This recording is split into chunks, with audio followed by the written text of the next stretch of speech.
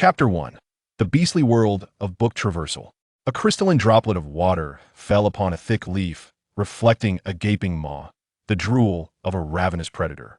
The wolf fixated intently on the food not far away, eager to rush forward and devour it whole. Suddenly, the person lying on the ground lifted a leg and kicked fiercely at the wolf's head. With a whimper, the wolf was sent sprawling. In that instant, Bai Mengmeng's face contorted in pain. Cursing inwardly, she thought, damn it, could a mere kick lead to a fracture? What a farce. Was this truly her, Bai Mengmeng, the formidable assassin who instilled fear in others?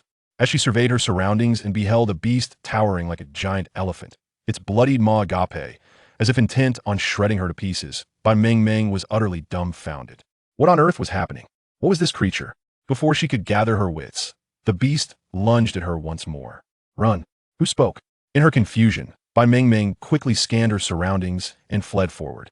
If she were uninjured, she would have the strength to fight back now. With her leg wounded, fleeing was her best option. Yet, injured as she was, how could she outrun such a beast? With a single leap, the creature blocked her path, its disdainful gaze seemingly mocking her foolish decision to flee. Watching the beast draw closer, Bai Mengmeng furrowed her brow. Her mind a blank, who could explain the situation to her? She distinctly remembered completing her mission and preparing to board a plane when a bomb had struck. Logically, she should be dead by now. Why was she confronted by such a colossal creature? Run to the left. Climb a tree laden with fruit. The fruit can save your life. The voice echoed again, and Bai Mengmeng looked around, still seeing no one. The beast, perceiving her scanning the area, assumed that there were other creatures nearby and began to look around as well. Seizing the moment when the beast's attention wavered, Bai Mengmeng darted to the left. Realizing it had been tricked, the beast pursued her relentlessly. Fortunately, the fruit-laden tree was not far. Bai Mengmeng gritted her teeth and climbed up, despite the pain. Following the instructions, she plucked fruits and hurled them at the beast. 1, 2 before long, the beast was driven into a frenzy and fled, while Bai Mengmeng stared at the fruits in her hands. Suddenly, information about the fruit flashed in her mind. The poisonous berry, its juice highly toxic and corrosive. Corrosive. Bai Mengmeng hurriedly discarded the berry, and just as she sighed in relief, a snake as thick as her arm slithered towards her, flicking its tongue. Ah! She fell to the ground in fright, her bones feeling as though they had shattered. Only a searing pain remained. Then, she completely blacked out. Meanwhile, the beast that had left moments ago returned, soaked and ready to pounce on Bai Mengmeng with its claws, seemingly seeking revenge. In an instant, Bai Mengmeng was marked by several bloody gashes, her blood flowing freely. Awoken by the pain, Bai Mengmeng found herself too weak to resist. Just as she believed she was destined to be devoured, a group of individuals clad in animal skins appeared. The hunting party, drawn by the noise, drove off the beast, only to discover that the unconscious figure was none other than the notorious rabbit Jiao Jiao. One of the beastmen, his face cold, exhibited unabashed hatred. Had I known it was her, I would have let the beast feast on her. Captain Xiong Lu was equally surprised, but according to the beast god's decree, no male could turn a blind eye to a female in peril. They had no choice but to take her back to the tribe. At that moment, Bai Mengmeng found herself in a realm brimming with magic, surrounded by grids that vanished upon contact. Before she could inquire further, the voice sounded again. Welcome to the system space, dear host. System? With Bai Mengmeng's intelligence, she quickly realized she had traversed into another world. System, which era have I traversed to? Congratulations, host. You have entered the beastly world titled, I become the Empress. What the hell? The Empress? Who bestowed such audacity upon her? Upon hearing the title, Bai Mengmeng couldn't help but scoff. She recalled that it was precisely the domineering title that had drawn her in initially. She had only skimmed through it, remembering a character named Rabbit Jiao Jiao, a vicious female antagonist who desired the male lead, Hu Meng, the bravest warrior of the Qinghe tribe, who did not reciprocate her affections. In her desperation, Rabbit Jiao Jiao set traps with aphrodisiac herbs, aiming to win over Hu Meng, but ultimately fell victim to a wandering beastman, who then captured her, only to be rescued by the male counterpart, Xiying. Rabbit Jiao Jiao accused Xiying of assault, leading to his ostracization from the tribe. Later, Rabbit Jiao Jiao became pregnant, and the tribe leader, Xiong Tian, instructed Xiying to care for her until she bore a child. As a rare female in the tribe, she could have multiple males as partners. Yet Rabbit Jiao Jiao still coveted Hu Meng, who had since rescued the female lead, Hu Ling, and their bond was blossoming. In a fit of jealousy, Rabbit Jiao Jiao urged Xiong Lu to claim Hu Ling, hoping to make Hu Meng disdain her. But just as she was about to succeed, Hu Meng appeared and saved Hu Ling. Upon learning of Rabbit Jiao's schemes, Hu Meng was consumed by rage and sought vengeance. But due to the beast god's law against harming females, he could only endure, risking becoming a ruthless wandering beastman himself. They had to bide their time until a year later, when Rabbit Jiao's child began to exhibit wolf-like traits. Realizing she could no longer hide the truth, she feared for her life should it be discovered. Rabbit Jiao once had a twin sister who had died from snake venom 6 months prior, yet she had secretly revived her using healing magic, hiding her in a place unknown to anyone. One day, Hu Ling inadvertently encountered Rabbit Jiao's child in wolf form, understanding the implications. The tribe had no wolves, and the only explanation was the wandering beastmen. Thus, in pursuit of revenge, Hu Ling revealed that Rabbit Jiao's child was a wolf. The wandering beastmen, who lived without a tribe and thus without companions, were overjoyed to discover they had a child and organized to reclaim their offspring. This brought calamity upon the Qinghe tribe, devastating half of it and resulting in numerous beastmen fatalities. In the wake of disaster, Rabbit Jiao sought to save herself by sacrificing her twin sister, by Meng, framing her for the deeds of the wandering beastmen, while she herself slipped away under the cover of night. Hu Ling anticipated this and attempted to stop Rabbit Jiao, but was saved by a wandering beast, successfully escaping. Meanwhile, Bai Meng was captured by the wandering beastmen, only to be rescued by Shi Ying. Though she survived, she became the vilified character loathed by the tribe. Hu Ling, aware that Bai Meng was not Rabbit Jiao, nevertheless chose to watch coldly, allowing Bai Meng to fend for herself. Having reached this point, Bai Meng felt a twinge of disappointment toward the female lead. Logically, Bai Meng was innocent, and the protagonist should have offered an explanation. Chapter 2. The Malevolent Female. Yet not only did she fail to clarify, but she also covertly targeted Bai Meng, leading Bai Meng to find the narrative tiresome. The female lead was excessively petty, lacking any magnanimity. Such a person could hardly be fit to be an empress. She wouldn't even inspire confidence as a general among her soldiers. System, what identity have I assumed in this traversal? Did the female lead perish, allowing me to take her place? Bai Meng believed herself to be an assassin with extraordinary abilities. Surely, she must be the female lead. However, the system's reply left her utterly aghast. You are Rabbit Jiao. Huh, Rabbit Jiao? That wicked character who thrust her misdeeds upon her sister? I refuse. I would rather die than become Rabbit Jiao. Though she had not read the entire book, the title alone indicated that this world would inevitably evolve into the realm of the female lead, Hu Ling. Even for the sake of reputation, Rabbit Jiao would meet an untimely end. What good was her ability against an entire beastly world? The collective disdain of the masses could easily overwhelm her. Thus, she resolutely rejected the notion. To be precise, your Rabbit Jiao's sister, Bai Meng. The system interjected once more. Bai Meng was at a loss for words. She bore the burden of the blame Rabbit Jiao had cast upon her. What was the difference between her becoming Bai Meng or Rabbit Jiao? There's a distinction, host. Think about it. Rabbit Jiao and Bai Meng are indeed different. You still have a significant chance to redeem yourself. Besides, didn't you find the female lead displeasing? We could eliminate her and ascend to the throne ourselves, the system urged. Clearly, Bai Meng was not inclined to heed such suggestions. System, may I choose death instead? If someone like Hu Ling could ascend to empress, it demonstrated the overwhelming power of the protagonist. Halo Shi, a mere footnote, would be rushing to her demise. Host, consider this from another perspective. The Fox Spirit has only recently traversed here, and the entire narrative consists of over 10,000 chapters. We are merely at the 50-chapter mark. There is still a vast journey ahead. The system continued to incite. Bai Meng's eyes sparkled with intrigue. System, are you familiar with the plot? Could you share the remaining chapters of the story with me? I may not be acquainted with the specific details of the narrative, yet I am aware of the protagonist's opportunities. We can certainly seize the advantage before her. Thus, the implications were clear, and Bai Meng understood well enough. However, she remained reluctant to engage. The system then disclosed a weighty revelation. Host, although you were a top-tier assassin in your past life, you have perished, and your body was reduced to mere fragments now. Only a faint consciousness lingers. Should you forfeit this opportunity, you may indeed vanish entirely. Yet, should you succeed in your counterattack, resurrection could be within reach. Is that truly the case? Bai Meng exclaimed, elated. Rest assured, the truth is undeniable. As long as you accomplish the counterattack, resurrection will be but a matter of moments.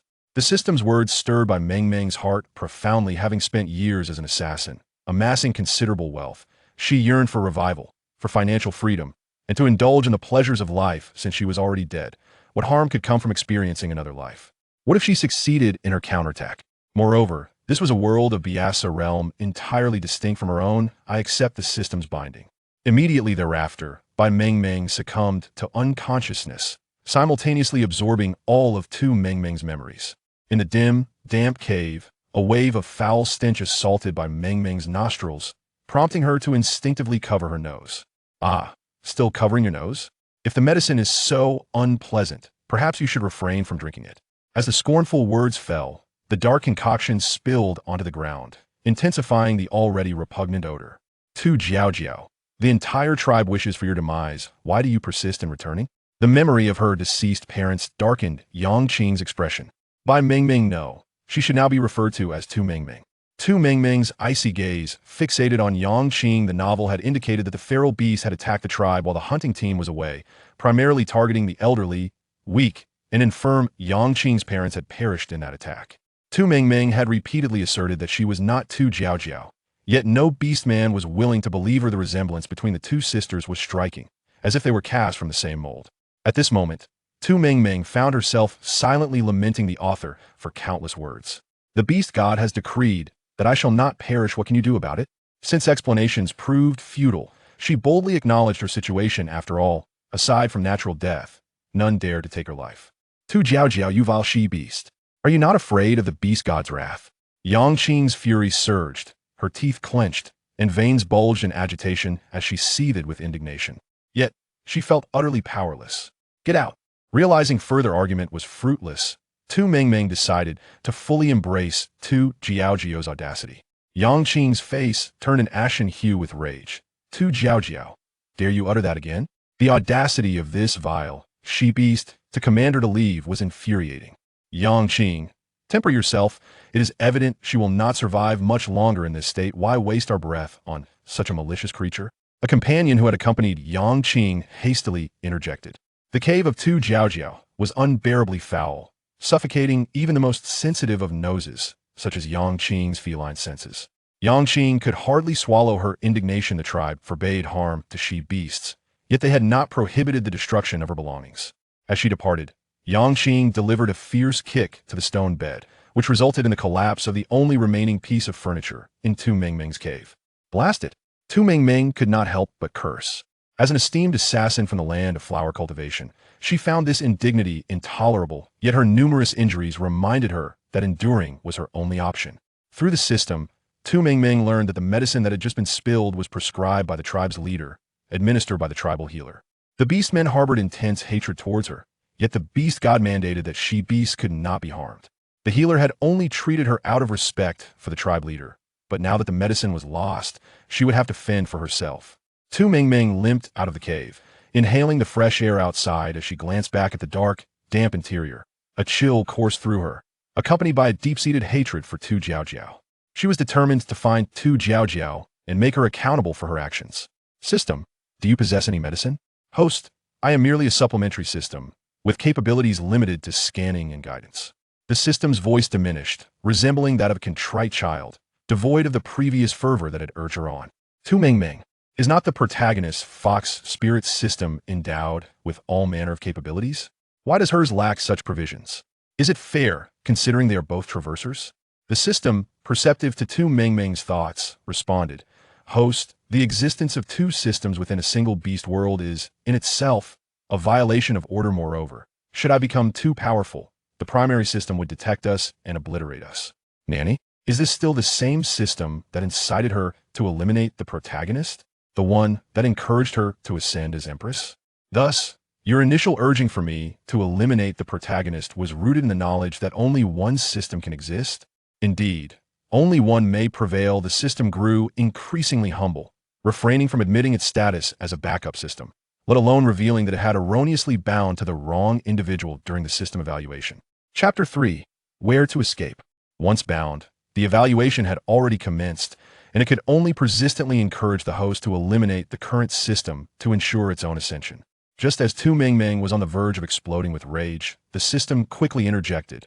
Host, do not be enraged in truth. I'm a growth-type system. As you acquire great opportunities and elevate yourself, the system will likewise enhance, granting you access to whatever you desire, with the possibility of acquiring an independent small world. Despite knowing the system was attempting to deceive her, Tu Mingming found herself with no alternative. As she walked, she inquired about the system's specific functions. Upon learning that it currently possessed only scanning capabilities, offered some encyclopedic knowledge, and provided a square meter of space, she found it woefully inadequate. Tu Mingming selected a location for the system to scan. Scanning successful, the usable medicinal herbs in this forest include Du, Qi Shi Ji, Bailon. Each herb was annotated with its uses and instructions for preparation and preservation, and Tu Mingming's gaze shifted as pale green arrows pointed towards various plants. Not only are there medicinal herbs, but also a variety of edible plants. However, this can be regarded as negligible. Before becoming an assassin, Tu Mingming was a genuine village girl. She may not have known every single edible item found in the mountains and fields, but she was certainly familiar with the majority. Swiftly gathering the medicinal herbs, she consumed all that were safe for ingestion and crushed the inedible ones to apply to her wounds. Having completed these tasks, Tu Mingming found herself utterly exhausted. Yet, she could not afford to rest. Darkness was soon to envelop the land, and she needed to hasten back to her cave. Possessing the memories of her former self, Tu Mingming calculated that it was presently autumn, a season when snakes, insects, rodents, and ants stockpile food for the winter. In her current state, even a tiny insect could potentially defeat her. In this beastly realm, a year comprises 24 months, equivalent to what would be 2 years in the present context, with each day extending beyond the standard 24 hours to a total of 36. The daylight lasts for 24 hours, while the night spans 12. Conversely, winter presents a stark contrast, with daylight reduced to merely 12 hours. Even though it is autumn now, should she fail to return to the cave during the night in this beastly world, she might face the peril of freezing to death. Upon returning to the cave, the overwhelming stench assaulted Tu Mingming once again, nearly sending her into oblivion. In her memories, Tu Mingming was a soft, gentle, and exceedingly clean rabbit. This cave had once been the dwelling of Tu Jiao. The foul odor was the result of the orcs from the tribe, who harbored a deep-seated hatred for the damage inflicted by Tu Jiao. They cast all manner of filth into her cave. Initially, Tu Mingming would venture out daily to explain herself, addressing each orc she encountered and diligently cleaning the cave. However, as time passed, the orcs began to bully Tu Mingming, even resorting to physical violence against her. They sought to torment her as long as she remained alive. The once vibrant Tu Mingming found herself devoid of the energy to cleanse the cave, and within mere days, it became a fetid pit. Today, she was deceived by an orc who feigned trust in her and expressed a desire to hear her explanation. Yet, she met her demise in the wilderness. Reflecting on that beast, she realized that had she not traversed to this realm, Tu Mingming likely would have left no trace behind. The innocent bunny Mingming, in her own plight, found herself engulfed in a melancholic reverie. Just as she was lost in thought, a sudden, jarring noise jolted her back to reality. A bloodied rabbit, grotesquely lifeless, was unceremoniously cast onto the ground.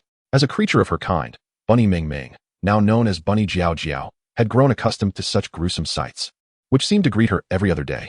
This was but a meager offering from the tribe, perhaps a manifestation of their own frustrations. As the bearer of this grim gift turned to leave, Bunny Mingming called out urgently, "Xiying." The individual paused, a frown creasing their brow, and with an icy demeanor, inquired, "What is it?" The venomous female seemed to harbor ulterior motives. "Could you assist me in finding a place to reside?" With great trepidation, Tu Mingming opened her mouth. It is true that she is innocent, yet the one who suffers the most is Xiying.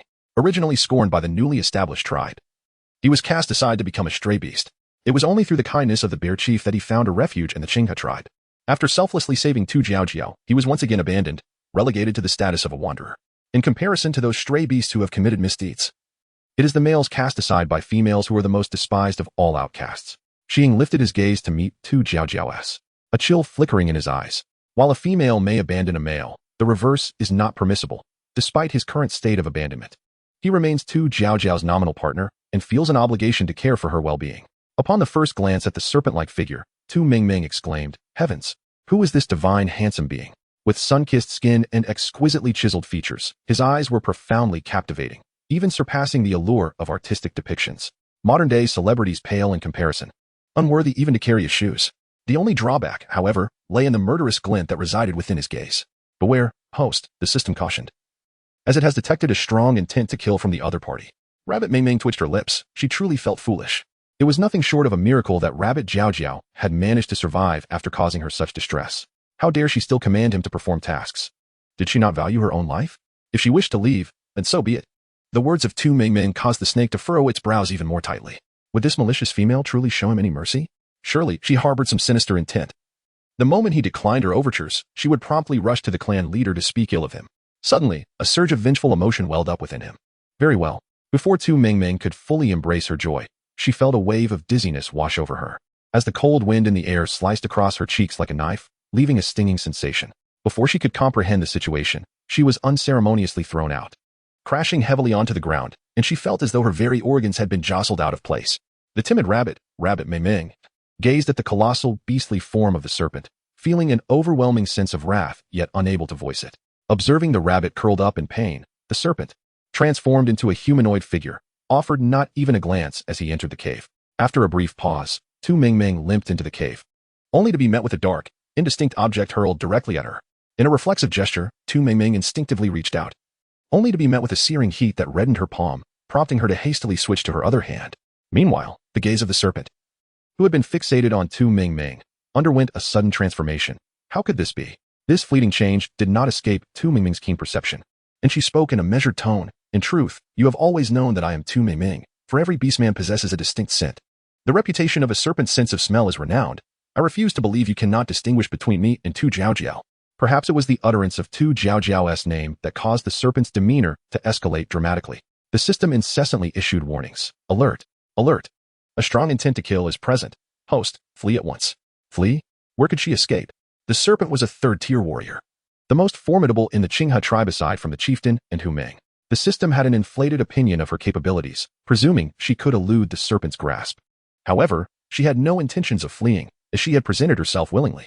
Chapter 4. The malicious female's conspiracy. In her current predicament, escape was not an option. Instead, she felt compelled to continue speaking. The entire tribe harbored a deep-seated animosity towards Tu Jiaojiao, and even if some beastmen acknowledged her as Tu Mingming, they would never concede it. They could not permit their object of disdain to vanish, save for the serpent, who stood apart. Perhaps a trial would reveal an opportunity. I know you harbor hatred for my sister. She wronged you, causing you to become a wandering beast man. I understand you are not at fault. But what of my own transgressions?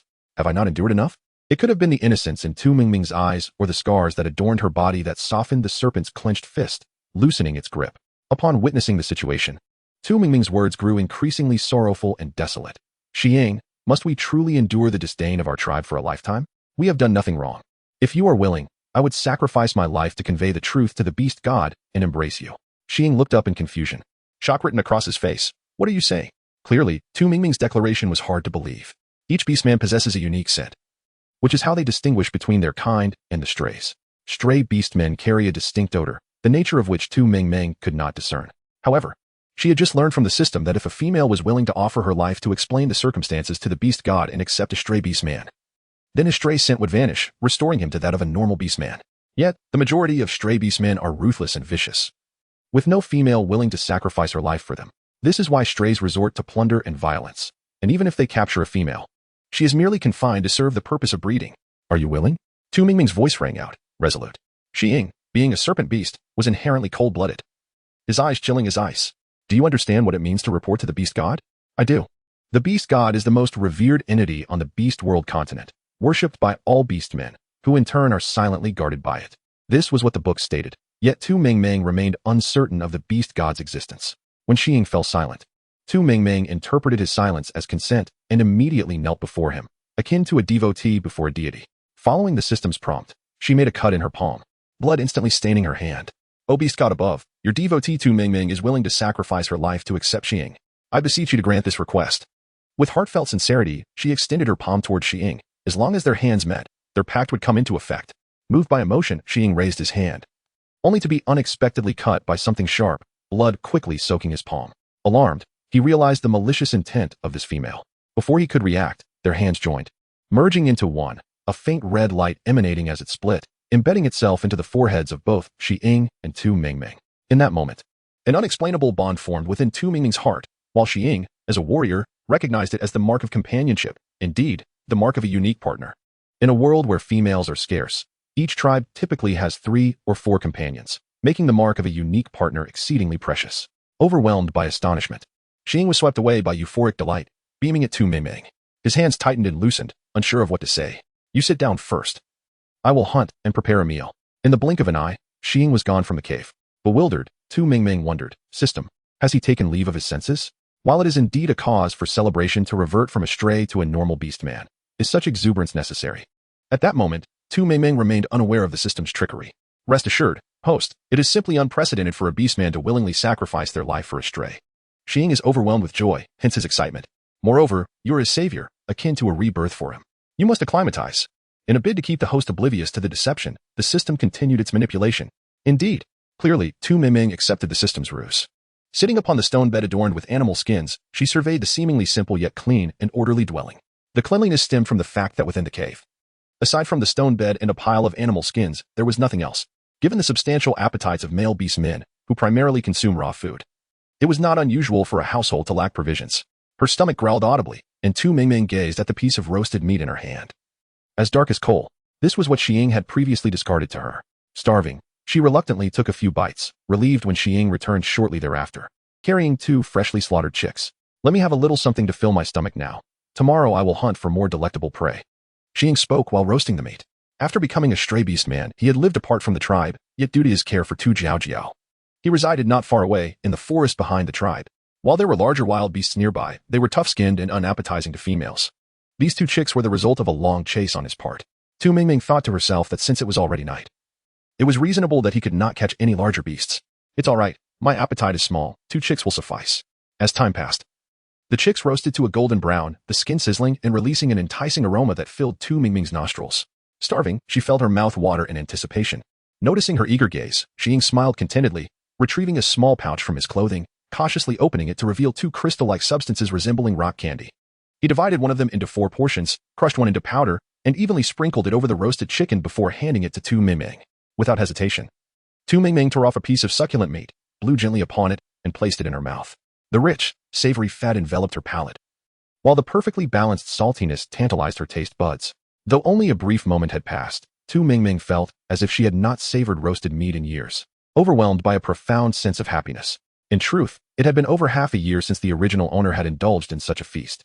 Despite her somewhat unrefined manner of eating, one could even say she devoured her meal with abandon. In the eyes of Xiying, she appeared utterly adorable and enchanting. Memories of the past flooded back, accompanied by a deep sense of guilt.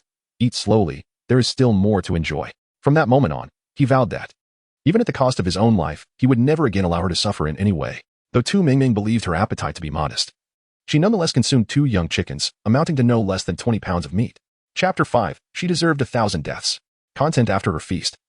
She returned to her cave, where the considerate Xiying promptly brought her water, fearing she might be parched. Thank you. When accepting the water, Tu Mingming chose to maintain a semblance of politeness. Although the system continually urged her to accept Xiying's kindness with confidence, especially during his euphoric phase, she felt that the transformation was too swift for her to fully embrace. Since becoming the scapegoat 3 months prior, every encounter with Xiying had been akin to a predatory gaze. To claim she was unafraid would be disingenuous. Having satiated her hunger and quenched her thirst, night deepened, and it was time to rest. However, with only 1 bed available, Tu Mingming chuckled lightly, suggesting, with so many animal skins here, I can simply make a bedroll. In truth, she longed for the comfort of the bed, yet her instinct for survival prevailed. Although Xiying was somewhat inept in his interactions with females, he understood that once partners were bonded, they were meant to share a bed. Is it something I did wrong? He suddenly inquired, appearing surprisingly earnest. Yet his question bore a sincere innocence. Rabbit Mingming was momentarily perplexed. What ailment has befallen her? No, you are doing splendidly, she remarked, all the while continuing to lay down the animal hide with her hands. Then why do you choose to sleep on the ground? The little rabbit, perplexed, glanced around the cave once more. There was only a single bed. Surely it was not intended for sleeping on the floor. Although she had saved him, she was still a guest, and could not presume to take charge. An awkward smile graced her lips as she declared, I prefer sleeping on the ground. It feels more spacious. The serpent, observing his single stone bed covered in animal hides, realized it was insufficient for 2, especially since other matters needed attending to. He silently resolved to procure a larger stone bed the following day. As the flames of the barbecue flickered out, the cave was enveloped in darkness, and the weary little rabbit succumbed to slumber. Carefully, the serpent lay down on the stone bed, draping a hide around the little rabbit to keep her warm. Fearing she might catch a chill, transforming into his beastly form, he enveloped her petite body in his embrace. Come dawn, as the little rabbit blinked her eyes open, she was confronted by a serpent's head larger than a dustpan. Although she had taken many lives, encountering such a massive python was a first. An instinctive fear radiated from her very core. The serpent, equally surprised that he had startled her, quickly reverted to his human form and embraced her gently, apologizing. I'm sorry for frightening you.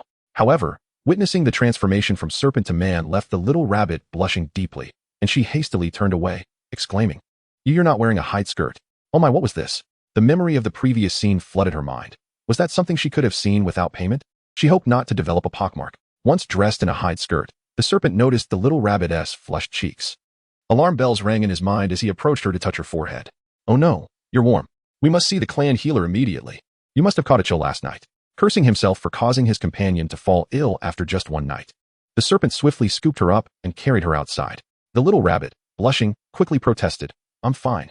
A drink of water will suffice. Please put me down. Only after she reassured him multiple times that she was indeed, well, did he reluctantly set her down, rushing off to fetch her some water. Blushing, Tu Mingming lowered her head to sip water. Possessing the memories of her predecessor, she found the reaction to the serpent unsurprising. In a world where medicinal resources are scarce, females are particularly frail and susceptible to ailments, with even minor illnesses posing a mortal threat. However, since the continuation of their kind relies on females, the beast god established a decree forbidding any harm to female beastmen. Otherwise, the actions of Tu Jiao would have been sufficient to end Tu Mingming's life countless times over. News of the daily disposal of refuse by tribe members at Tu Mingming's cave quickly spread, attracting numerous onlookers eager to witness the spectacle. Having been seen venturing into the forest yesterday, speculation arose. Could she have met her demise outside? As Tu Mingming ventured out in search of medicine, she was spotted by the orcs, who began to murmur amongst themselves. She consorts with stray beasts and has even borne their children. What good could she possibly be? She deserves to die. Her collusion with the strays warrants a fate far worse than death. Chief Xiang Tian listened to the whispers of the orcs, and though he shared their sentiments, he was bound by the decrees of the beast god. Before the chief could speak, a strikingly beautiful female interjected, Chief, it would be prudent to send an orc to search the vicinity. Though Tu Jiao has erred, she is still a young female, capable of bearing offspring for our tribe in the future. Chief Xiang regarded Hu Ling with approval, wishing that Tu Jiao possessed even half of Hu Ling's sensibility. The past transgressions had faded. Tu Jiao had indeed made many mistakes, yet we are all members of the same tribe, akin to one large family. Let us extend our forgiveness to her. For the strays, both I and Hu Ming shall exact vengeance on their behalf. Hu Ling, having been rescued by Hu Ming, was one of the few female warriors among the ranks. Her efforts during the recent assault by the strays had significantly mitigated the damage inflicted upon the tribe. She had ignited a spark of hope, her words stirring the hearts of the orcs. However, to Tu Mingming, these sentiments rang with bitter irony. Is this the esteemed heroine? Hu Ling?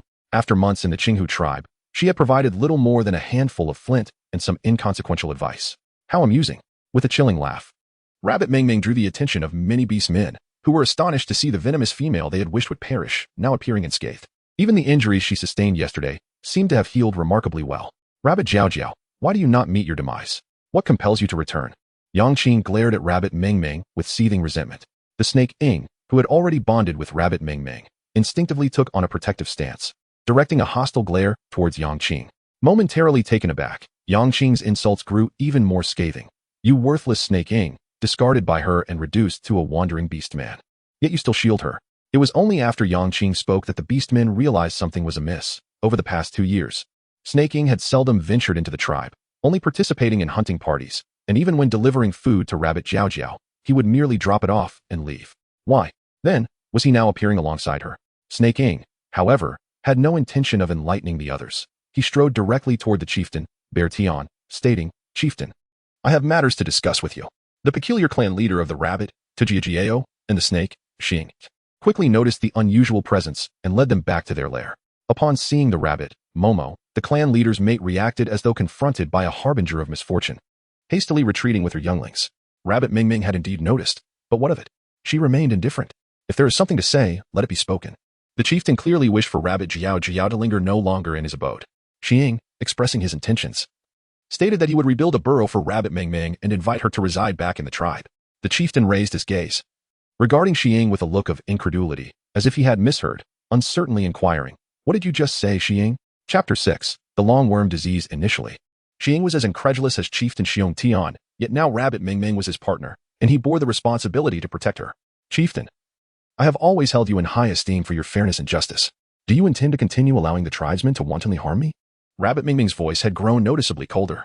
Xing, a third-tier warrior, could discern that she was not Rabbit Jiao, and as a fourth-tier beastman, Xiong Tian certainly could not fail to do so. Over the course of these 3 months, Rabbit Mingming had encountered Xiong Tian more than once or twice. Yet she had not received a single word of explanation until now. Xiang Tian felt a jolt in his heart under her unwavering gaze. Sensing that Rabbit Ming Ming was akin to a different person altogether, such a frigid demeanor evoked an inexplicable unease even in a fourth-tier warrior like himself. What use is it for only me to know? True, I am the chieftain, but Rabbit Jiao Jiao is your sister. Even if everyone were aware of these truths, it would not alter the situation. Was this Xiang Tian's way of evading responsibility? The temper of Tu Ming Ming was soaring uncontrollably. Calm down, host, the system urged. As a system, I feel compelled to give this bear a couple of sharp slaps, but for now, it is paramount to ensure a smooth passage through winter. Without the protection of a tribe and lacking material support, even if we manage to survive the winter, we must remain wary of sudden attacks from wandering orcs. For the sake of your little follower, let us temporarily adopt a more conciliatory stance. If necessary, we can offer him some incentives, much like the protagonist does, to win him over. Just when I thought the system was all talk and no action, several blueprints suddenly appeared in the system's space, one indicating the location of a nearby iron mine, another revealing the site of a gold mine. None of them were particularly useful, save for one that detailed the process of producing charcoal, which could indeed serve a purpose during the winter months. The chieftain, Tu Ming Ming, furrowed her brow. Xiang Tian, Xiang Tian. The urgent voice of Xiang Tian's partner, Qing Ke, interrupted Tu Ming Ming's thoughts, prompting Xiang Tian to hasten his exit. Rabbit Ming Ming and Snaking also followed closely behind. Not far from the cave, a foul odor wafted from the edge of the jungle. Qing Ke had already wept inconsolably. For this time, the young one not only expelled long worms but also blood. Xiang Tian's face turned ashen as he gazed at the frail cub, only able to tenderly stroke its head. In the tribe, there had always been a disease known as the long worm disease, which afflicted the young cubs. And Xiang Tian's little one was among its unfortunate victims. Long worm disease? Suddenly, Tu Ming Ming recalled something and, suppressing her disgust, approached to take a glance at the foul-smelling excrement. To her astonishment, she discovered a roundworm as thick as her finger. How much would one have to consume for it to grow to such a size? The thought of it residing within one's abdomen sent shivers down her spine. Instinctively, her gaze shifted to the frail little figure of Zai Zai. How could such an emaciated form withstand the torment of such a monstrous worm? Moreover, it was unlikely that there was only one. Beastmen, being among the first humans of the animal world, were oblivious to the importance of hygiene. The likelihood of the young one contracting roundworms was nearly absolute. If left untreated, allowing the parasites to thrive within the intestines, they would eventually devour the internal organs, bringing the person perilously close to death. In the land of flower cultivators, only the rural areas utilized manure to nourish their crops, leading to children becoming infected after consuming unclean vegetables.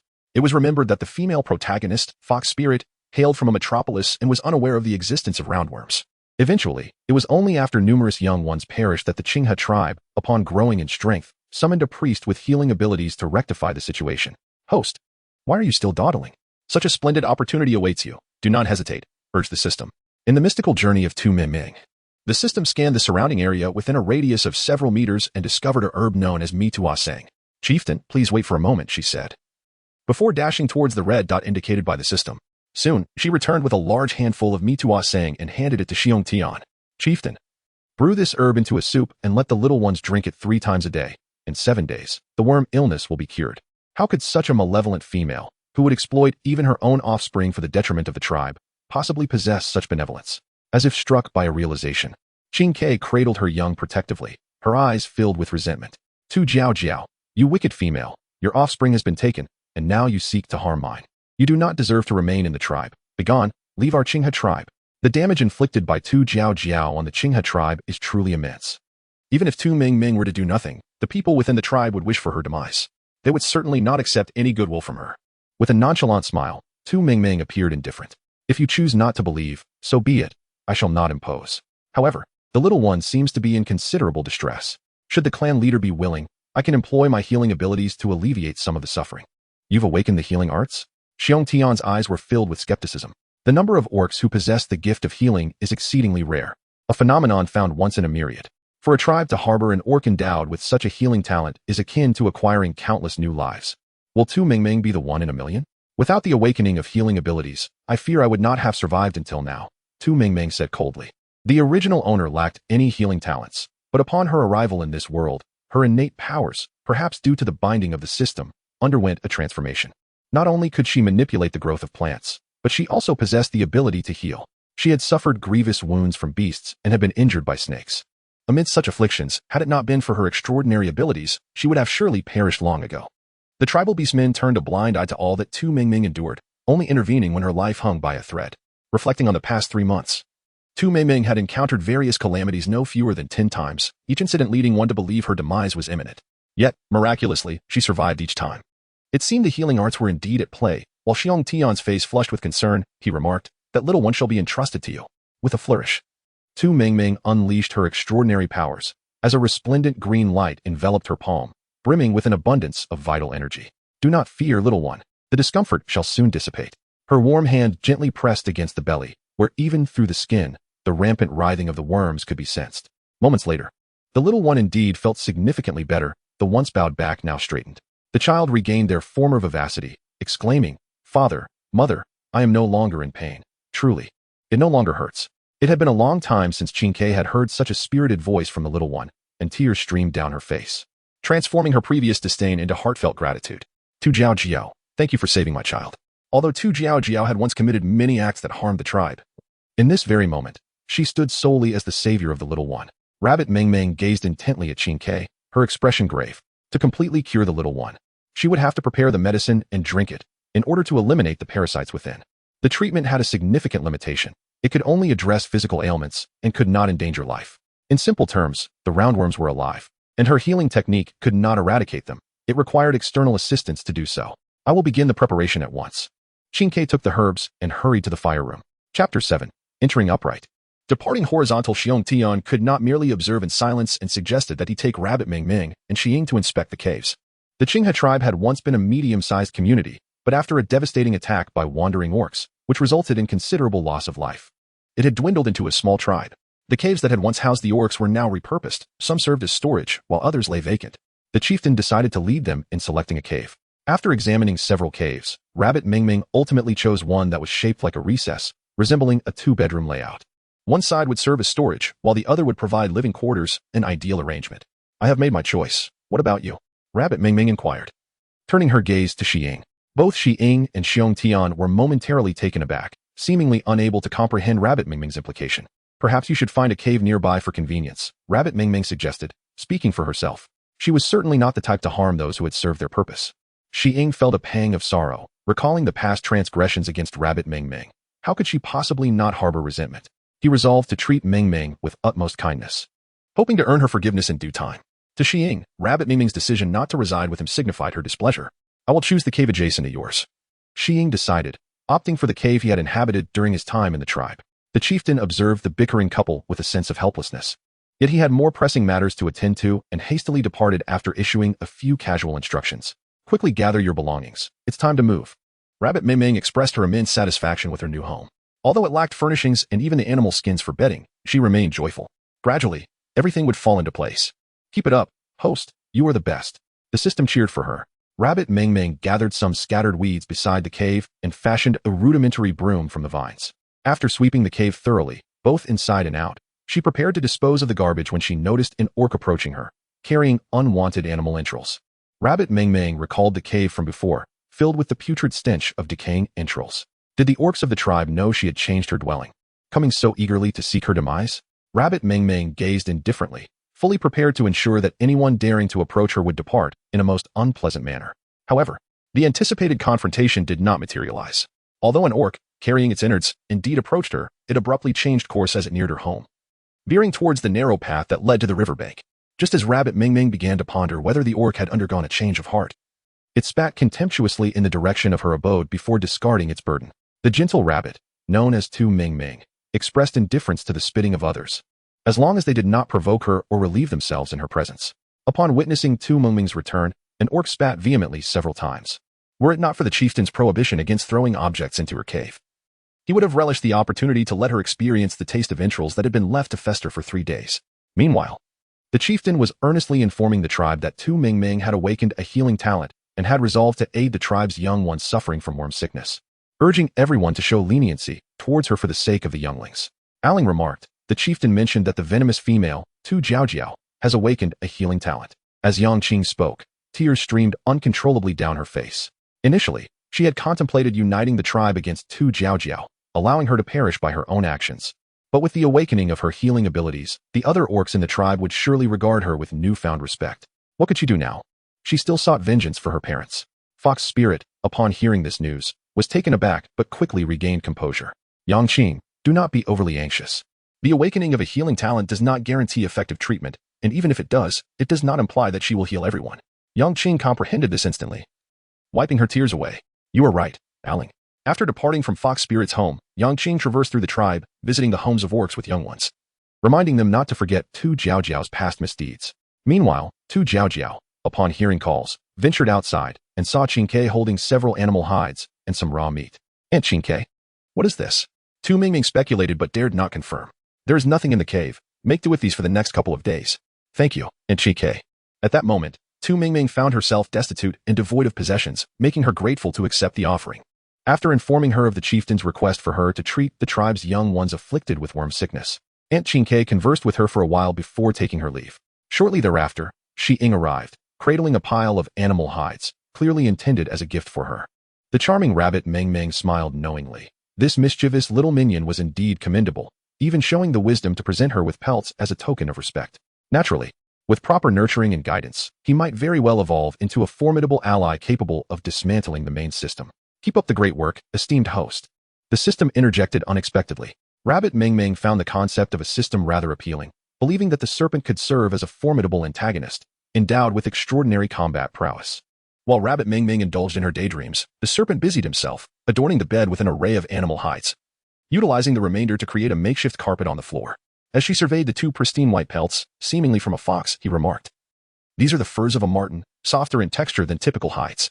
You should keep them for garments, and here is something else for you." The serpent produced a neatly folded stack of fabric-like material from a pouch, which, while not as fine as true fabric, was infinitely superior to a hide skirt in comfort and quality. The fur skirt adorning Tu Mingming was a remnant of Tu Jiaojiao's, crafted from thick pelts that retained warmth remarkably well. While it was bearable to wear during the night, the moment the sun emerged, it felt akin to traversing with a miniature furnace enveloping her. Thank you. Upon witnessing Tu Mingming's joyful acceptance of the twilight cloud gauze, a smile finally graced the face of Shi Ying. You take your time to tidy up. I shall venture out to hunt first. Very well. Although it felt as if a considerable time had elapsed, a glance skyward revealed that the sun had merely traversed 1/3 of its path, indicating that only a morning had passed, merely 8 hours. The remaining time was hers to properly attend to her own affairs. The beastly realm belonged to an era of beginnings, where a significant portion of civilization remained undiscovered. Crafting a fur skirt could be accomplished by threading together slender vines, rendering it functional. As Tu Mingming tidied up the cave, she stumbled upon a bone needle hanging on the wall, a fortunate discovery that would aid her in sewing garments. As for the thread, she could fashion some slender strips from the azure fabric. However, the task of cutting proved challenging for Tu Mingming, who lacked scissors. Surely, she could not resort to using the cumbersome stone knife meant for butchery to make her cuts. Dear host, you can transform into your beast form and utilize your claws to slice the Muyun gauze, the system reminded her. It was only then that Tu Mingming realized this fabric was called Muyuasha, a name that resonated quite beautifully.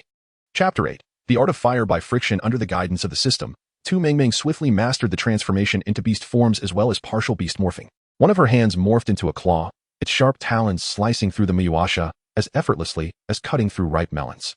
The remaining fabric was deftly cut into pieces for garments, resulting in the creation of 2 loose-fitting shorts. Initially intending to craft a t-shirt, she opted for 2 delicate camisoles instead to conserve material. To her surprise, upon completing her work, she found herself with some leftover fabric, which she decided to fashion into a pair of shorts for Snake Ing as a token of gratitude for his gift of the fabric. Once everything was completed, Tu Mingming kindled a fire and roasted the raw meat that Qingke had brought her, before taking her garments to the riverside for a refreshing bath. The weather was warm, and in the water, Tu Mingming frolicked like a little fish. The thick layers of mud were washed away by the flowing water. Revealing her fair skin, she felt at least 2 pounds lighter. The water was not only home to plump fish, but also to sizable river shrimp. Everything she encountered in this beastly world, from plants to animals, was significantly larger, by 3 to 5 times, than those found in her previous life. The adorable rabbit Ming inexplicably recalled the roundworm she encountered yesterday, causing her to shudder involuntarily. Fearful of being infected by something unclean, she quickly swam towards the riverbank. Beneath the moss-covered riverbed, a pair of lantern-sized eyes fixated on her tiny feet until they vanished from sight. Ming, a voice reminiscent of a serpent's call echoed. And upon turning, Rabbit Ming found the snake responding, his face flushed, staring at her intently. Startled, she hastily covered her most sensitive areas. The snake's face turned crimson, standing there in a state of bewilderment until a beast-skin skirt was hurled towards him. You're still looking. He belatedly turned away, stammering, I.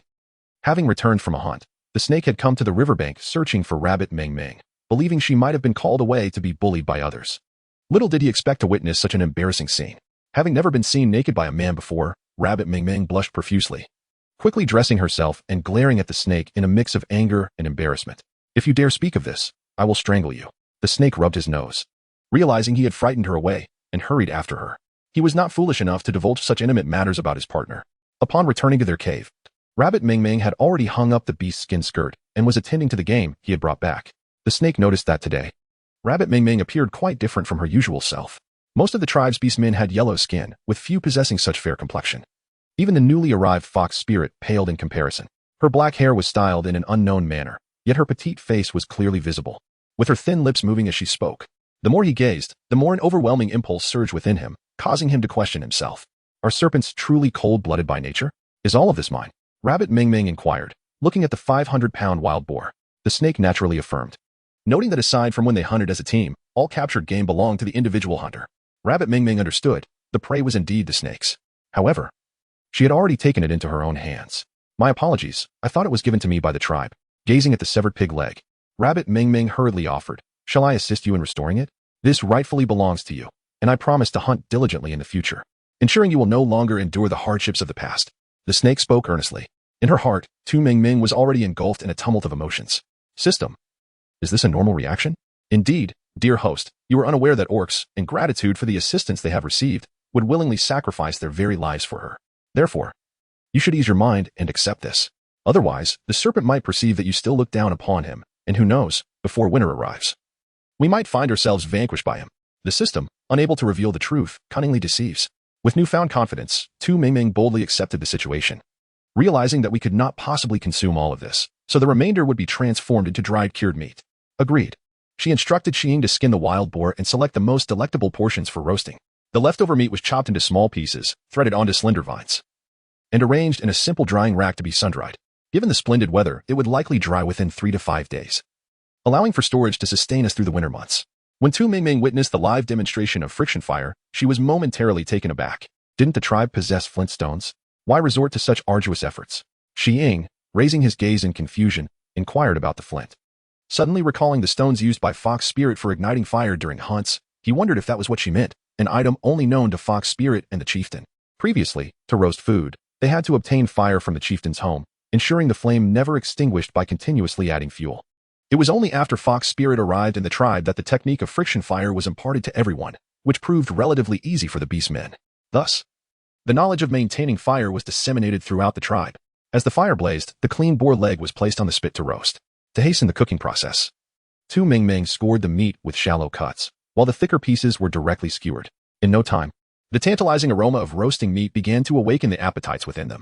Noticing that the meat was nearly done, Xiying took out salt and sprinkled it generously over the roast. In the memories of Tu Ming Ming, salt is regarded as the most precious commodity within the tribe. The females of the tribe possess frail and delicate bodies, unlike the males who can consume raw meat and drink the blood of beasts to replenish their salt levels. The females must partake in cooked food and salt, otherwise, they risk falling ill. In a world where medical knowledge is rudimentary, the likelihood of succumbing to illness is as high as 70%. Each tribe has its healer, yet their skills are mediocre, rendering them incapable of curing most ailments, leaving individuals to await their demise. The fate of ailing females in smaller tribes is grim, in contrast to larger tribes where priests reside. These priests possess formidable healing abilities, capable of reviving any individual who has not yet succumbed entirely. In smaller tribes devoid of priests, the only recourse is to rely on salt and cooked food to prevent illness among the females. Salt is a luxury only available in coastal tribes, and the Chinga tribe is situated a considerable distance from them, requiring at least a 6-month journey for a round trip, even in the absence of unforeseen events. The quantity of salt brought back would only suffice for a year's consumption.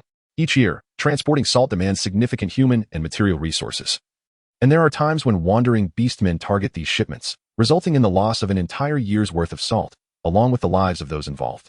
Some smaller tribes have devised strategies to station their members in coastal tribes, exchanging for a portion of salt each year, which is then escorted halfway back to their own tribe. This method greatly reduces time and increases the amount of salt brought back. Tu Ming Ming as parents and elder brother were among those dispatched to the coastal tribe. Gazing at the meager amount of salt in Xiying's hands, Tu Ming Ming could not help but inquire, "Is this enough for the two of us?" Chapter 9. With unspoken intentions within the tribe, Tu Ming Ming and Xiying are recognized as nominal partners. Rabbit Ming Ming recalled that there was no salt in the cave. Either the chieftain had given it all to the snakes or had not allocated any to her. Snaking paused for a moment, seemingly reminded of something, assuring her not to worry about the salt and to eat freely. Such a commanding tone was undeniably captivating. The following day, Rabbit Ming Ming initially intended to venture outside but was apprehensive about the possibility of beast men bringing their young to seek her healing services. Bored at home, she resorted to examining the cave's furnishings. Naturally adept, she found herself invigorated by her rabbit form. She first wove a fish trap from vines and placed it in the river to catch fish and shrimp. Then, she gathered some stones, skillfully shaping them with her claws until she was satisfied enough to carry them back home. The stone-made tables and benches, although somewhat cumbersome, added a semblance of decorum to the cave. She also excavated a stove in the center of the dwelling, crafting a winding chimney reminiscent of an earthworm. In the center of the stove, she fashioned a tripod from stones, upon which she placed a meticulously polished stone pot. Using wood, she fashioned a spatula, chopsticks, bowls, plates, and spoons. She crafted every item necessary for dining. Lacking a cabinet for her utensils, she directly carved one into the wall beside the stove, embedding a stone framework to prevent dirt from soiling her dishes. The small door concealing the cabinet was made of palm leaves, secured on one side to the cabinet while the other was tied with vines, allowing it to be opened and closed as needed. Content with her nearly perfect kitchen, Rabbit Ming Ming proceeded to arrange her room. The room, shaped like a recess on the right side, was heavily shadowed due to the thick mountain. The greatest necessity was light. And after considerable effort, she managed to carve a window on one side. Considering the risk of flooding during rain, she constructed a rectangular window. The stone bed was adorned with animal hides, while her clothing lay in disarray atop it. Undeterred, she replicated her earlier efforts to create a sizable wardrobe, yielding remarkably pleasing results. In just a couple of days, the room underwent a complete transformation. Snaking continued his relentless hunting, bringing home wild boars, deer, elk, and sheep, filling the house with 5 large barrels of meat, enough to last for months when combined with the dried provisions. Yet, human desire is insatiable when one is hungry. They yearn to be full, and once full, they crave variety. Currently, Rabbit Ming Ming longed for a change in flavor, feeling as though she might turn into roasted meat from consuming it daily. Before she could voice her thoughts, Snaking spoke first, announcing that the hunting party would be going out the next day. As a member of the hunting team, he would naturally accompany them. Dear Tu Ming Ming, as you venture outside, please exercise caution for your safety. I was just contemplating expressing my desire to join the tribe's gathering team. The thought of indulging in roasted meat daily makes me feel as though I might transform into one myself. The gathering team, akin to the hunting team, allocates 2/3 of the daily collected resources to the tribe, while the remaining third is shared among all members. Tu Jiao Jiao yearned to accompany the gathering team, eager to discover whether the beast world held any familiar delicacies. If fortune favored her, she aspired to embark upon a venture of her own. Let us be off, she declared, as Xiang abruptly rose to her feet. The bunny, bewildered, followed the snake for quite some time before finally arriving at the home of the clan leader. Upon seeing the bunny, both the clan leader and the azure bird beamed with joy, while the azure bird warmly invited her to take a seat and offered her a selection of sweet and tangy fruits. At that moment, Tu Ming Ming found herself somewhat unaccustomed to such fervent enthusiasm. Has the little one recovered from his ailment? Since the little one consumed that medicinal concoction, all the parasites have been expelled, and now he is lively and frolicking about. The mere mention of the expulsion of the parasites conjured vivid images in Tu Ming Ming's mind, extinguishing her appetite for the fruits she had just intended to savor. With a forced smile, she beckoned to the little one. Come here, dear, to your sister. As Tu Ming Ming activated her extraordinary abilities, she gently caressed the warm little belly of the cub, while the system swiftly scanned the beast's body, confirming that there were no parasites within, which brought her great relief. Xiong Tian and Qin Ke anxiously observed, only exhaling in relief once Tu Ming Ming announced that all was well. Chieftain, chieftain, urgent calls echoed into the cave. Xiong Tian hurried outside to investigate, and after a brief moment, he rushed back, declaring that Xiong Lu had been injured. Tu Ming Ming, you must come with me to see him. Xiong Lu, the captain of the hunting team, was also Xiong Tian's brother, and their homes were in close proximity, just a turn away. Upon arriving at Xiong Li's residence, they were met by a throng of people gathered outside, each displaying fierce expressions upon seeing Tu Ming Ming's approach. You wicked female, Tu Jiao Jiao, you are unwelcome here. Kindly take your leave. Cat Dong, emerging from the cave, could not restrain his vitriol. Chieftain, do you truly believe that Tu Jiaoji would possess the goodwill to come and rescue Captain Xiong Lu? With Cat Dong leading the charge, the tribal beast stepped forward, declaring, Tu Jiao Jiao, begone. Do not think that your pretentious display here can erase your past misdeeds. Do not presume that under the guise of awakening healing abilities, you can brazenly approach Xiong Lu. In their eyes, Tu Ming Ming's arrival to aid Xiong Tian was surely driven by ulterior motives.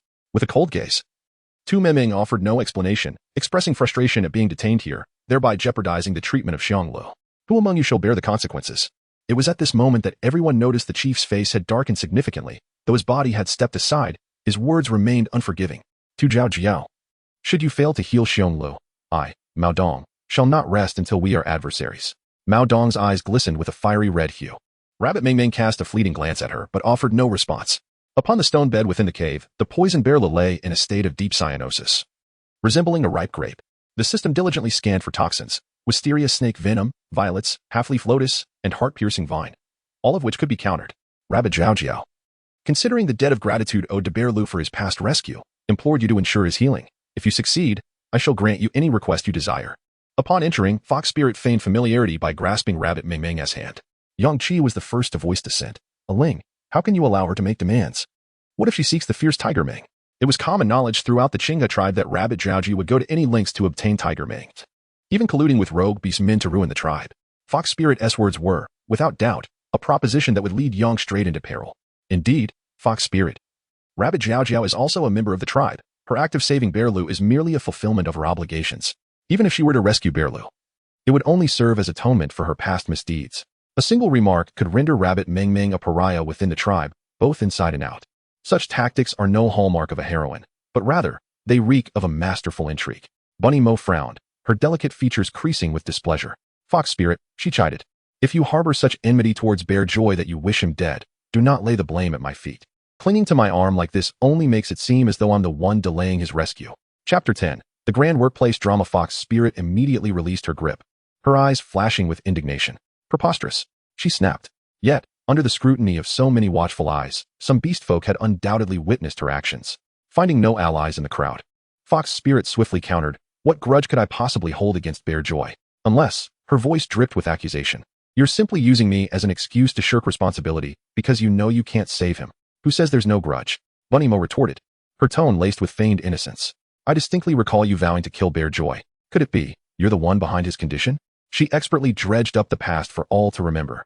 Half a year prior, in her scheme to turn Tiger fierce against Fox Spirit, Bunny Jiao Jiao had employed aphrodisiac herbs, forcing Bear Joy and Fox Spirit into a compromising situation within a secluded cave. It was then that Fox Spirit, in a fit of rage, had sworn vengeance upon Bear Joy. Though the truth of Bunny Jiao Jiao's deceit later came to light, and the two hunters eventually reconciled, the incident was now ripe for revival. Bunny Mo had no qualms about reopening old wounds. If Fox Spirit delighted in false accusations, then she would repay her in kind. Under the weight of the beast folk's suspicious gazes, Fox Spirit's temper flared. This is all you're doing, she seethed. If I sought anyone's death, it should be yours. You could have waited until after the treatment to speak, yet you insist on interrupting, again and again. Her face darkened with fury, but Fox Spirit dared not respond further. Any retort would only fuel Bunny Mo's claims that she was disrupting the healing process. In the depths of her heart, Tu Meng Meng scoffed, believing that silence would resolve all matters. How naive. You initiated the conversation, and now you deliberately withhold your response. Do you truly wish to see Xionglu perish? Within the cave, the presence of either the hunting team or the tribe loomed. Fox Spirit found herself in a predicament, caught between the dilemma of speaking or remaining silent. You, Fox Spirit, whatever you wish to convey, I implore you to wait until Tu Meng Meng has completed her treatment. To the onlookers, it appeared that Fox Spirit was intent on prolonging the treatment, and it was only the chieftain's voice that interrupted her. With her objective achieved, Tu Meng Meng wasted no time. Harnessing her healing abilities, a gentle green glow enveloped Xionglu. Subsequently, her other hand transformed into a rabbit's paw, making a small incision at the tip of Xionglu's finger. Tu Jiao Jiao, I knew you harbored ill intentions. Without hesitation, Mao Dong transformed into his beast form and swiped at Tu Meng Meng. Just as she prepared to defend herself, Shi Ying intervened, shielding her from Mao Dong's attack. With a resounding crash, Mao Dong was sent flying by Shi Ying's blow. Truly, the strength of a beast man is formidable, had this been a modern human. Such a strike would surely spell disaster. I have warned you, should you dare to harm him, I, Mao Dong, will risk my life to avenge Xionglu. In agony, Mao Dong struggled to rise. Yang Qing, who had been watching the spectacle, seized this fortuitous moment. Xionglu has saved your life more than once, yet you, Tu Jiao Jiao, are so malevolent as to repay kindness with malice. Chieftain, I initially believed Tu Jiao Jiao acted out of wildness, committing heinous acts. Yet now it seems she has utterly forsaken her humanity, showing no regard for the tribe. Such a venomous female deserves to be expelled from our midst. And Xiying, a third-tier beast man, openly harms other females for the sake of this wicked woman. Both of them should be banished from the tribe. Xiong Tian remained silent. He was not blind and understood that Xiying had acted out of necessity. Fox Spirit secretly laughed at Yang Qing's foolishness. Previously, Tu Jiao Jiao had colluded with rogue beast men to attack the tribe, stealing a significant portion of their supplies and causing the deaths of several. Yet, the tribe did not expel Tu Meng Meng, their scapegoat. Moreover, the awakening of Tu Meng Meng's healing talent and her successful treatment of the chieftain's offspring was well known among the tribe. Every beast man understood the significance of awakening a healing talent. To expel her from the tribe was akin to chasing shadows. Simultaneously, Fox Spirit sensed that something was amiss, though she could not pinpoint the source of her unease. Yang Qing, do not rush to conclusions. Perhaps this is merely a method of healing. Let us observe further. Having learned from past missteps, Fox Spirit was notably more cautious. Rabbit Ming Ming was disinclined to engage in a war of words with them. As the serpent prepared to intervene on her behalf, she summoned her healing magic to force all the toxic blood from Xiang Li's body to his arm, causing it to seep from his fingertips. The inky black toxic blood dripped onto the ground, bubbling like acid and scorching the earth to a charred black. Once again marveled at the formidable strength of the orc's physique. It was only when the blood turned a vivid crimson that she employed her healing magic to mend the wound at its fingertips. Most of the poison had been expelled with the blood, and the remaining traces could be eradicated with a medicinal concoction, if one found that too cumbersome. It could gradually be eliminated from the body over time. She had intended to mention metabolism but hastily corrected herself. Frightened at the prospect of being discovered, S' complexion had returned to normal, though slightly pale, confirming the truth of his words. Realized she had misjudged, and with a blush, she began to explain, "It was my fault. I do not blame for taking action against me." Acknowledging both enmity and gratitude, as well as admitting her mistakes, exhibited qualities that found rather endearing. Rabbit Ming Ming softly said, "Tribe leader, I shall return to gather the herbs needed to eliminate the residual toxins." After a brief period, Xiong Lu awoke, astonished to learn that Tu Ming Ming had rescued him. He was utterly bewildered by her unexpected kindness. Could it be that she had given up hope for Hu Ming and turned her attention to him instead? The more he pondered, the more a chill crept over him. This plant is known as Ban Bian Lian, renowned for its ability to clear heat and detoxify, effective against snake bites and skin ailments, serving to counteract snake venom. This one is called Zhonglu, valued for its properties of clearing heat, detoxifying, alleviating swelling and pain, and calming the liver. Should you ever find yourself bitten by a snake, simply gather this plant, crush it, and apply it to the wound. As Tu Ming Ming gazed at the medicinal herbs in her hands, her eyes shifted to the expressionless Xiying. "I am teaching a snake to use herbs to neutralize snake venom." What a scene of corporate drudgery. Oh heavens, who could rescue her from this folly? Unbeknownst to Tu Ming Ming, Xiying remained oblivious to her thoughts. The former's fair visage flushed a deep crimson, resembling a ripened fruit, evoking an irresistible urge to take a bite. She instinctively inquired, "Are you hungry?" "Yes, indeed, I am hungry." Tu Ming Ming felt mortified, nearly scratching her toes in embarrassment. Seizing the moment while Xiying was still processing her words, she swiftly diverted the conversation. "When I arrived earlier, I noticed a bamboo grove nearby. Let us see if there are any bamboo shoots." As they approached the grove, even the air was imbued with the fresh fragrance of bamboo. Upon closer inspection, the smallest bamboo stalks were as thick as a thigh. The newly sprouted bamboo shoots were as large as lanterns, and when she gently pinched one, it released a refreshing juice. Already, Tu Ming Ming envisioned dishes of cold marinated bamboo shoots and bamboo shoots stir-fried with meat. The system chimed in. The host must have consumed a fair share of these in her childhood. Chapter 11. A vivid memory. The bamboo shoots grew increasingly larger, and Tu Ming Ming, with hands transformed into rabbit paws, could not cease her digging until the sun began to set. Thankfully, Xiying lent a helping hand. Otherwise, she would have struggled to carry the mountain of shoots back. "Xiying, the clan leader is calling for you," announced a messenger bird from the tribe as it soared through the air. While handling the bamboo shoots, Tu Ming Ming urged, "Hurry back, I'll have dinner ready for you." "All right." Like a gust of wind, Xiying vanished from the cave entrance.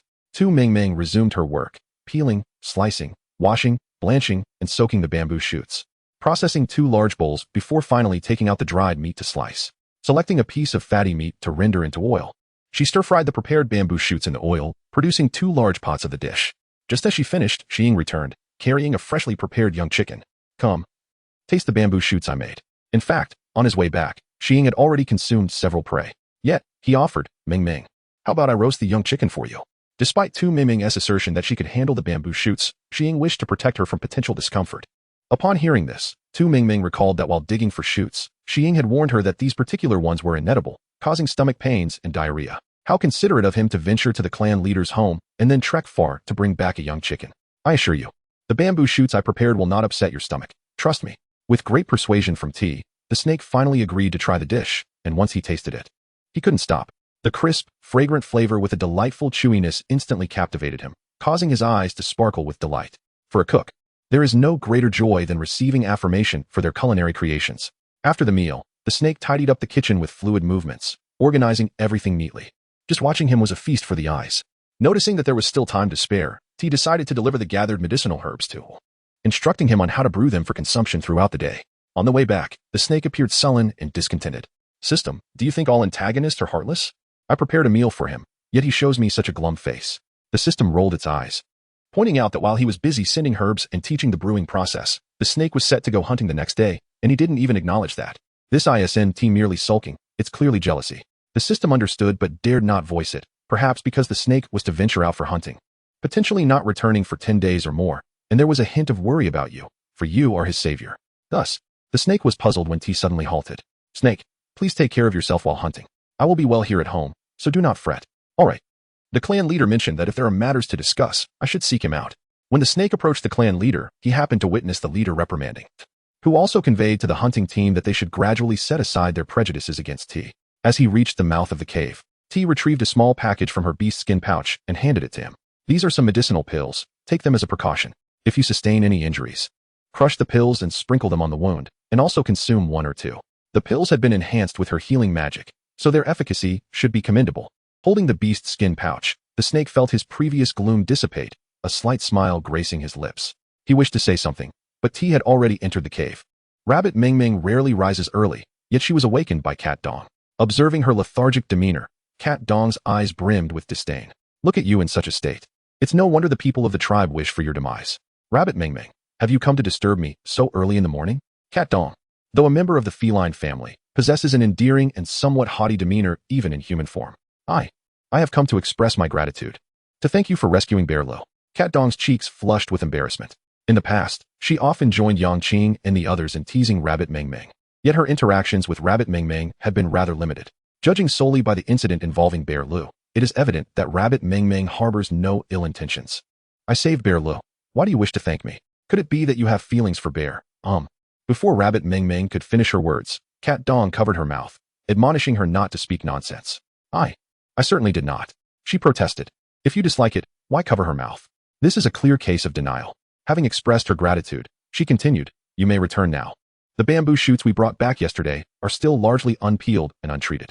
With the weather being so fine, we should take the opportunity to dry them, so that we can enjoy dried bamboo shoots stewed with meat in winter. Adding a couple of potatoes makes one salivate at the thought. However, Cat Dong stood her ground, showing no intention of leaving.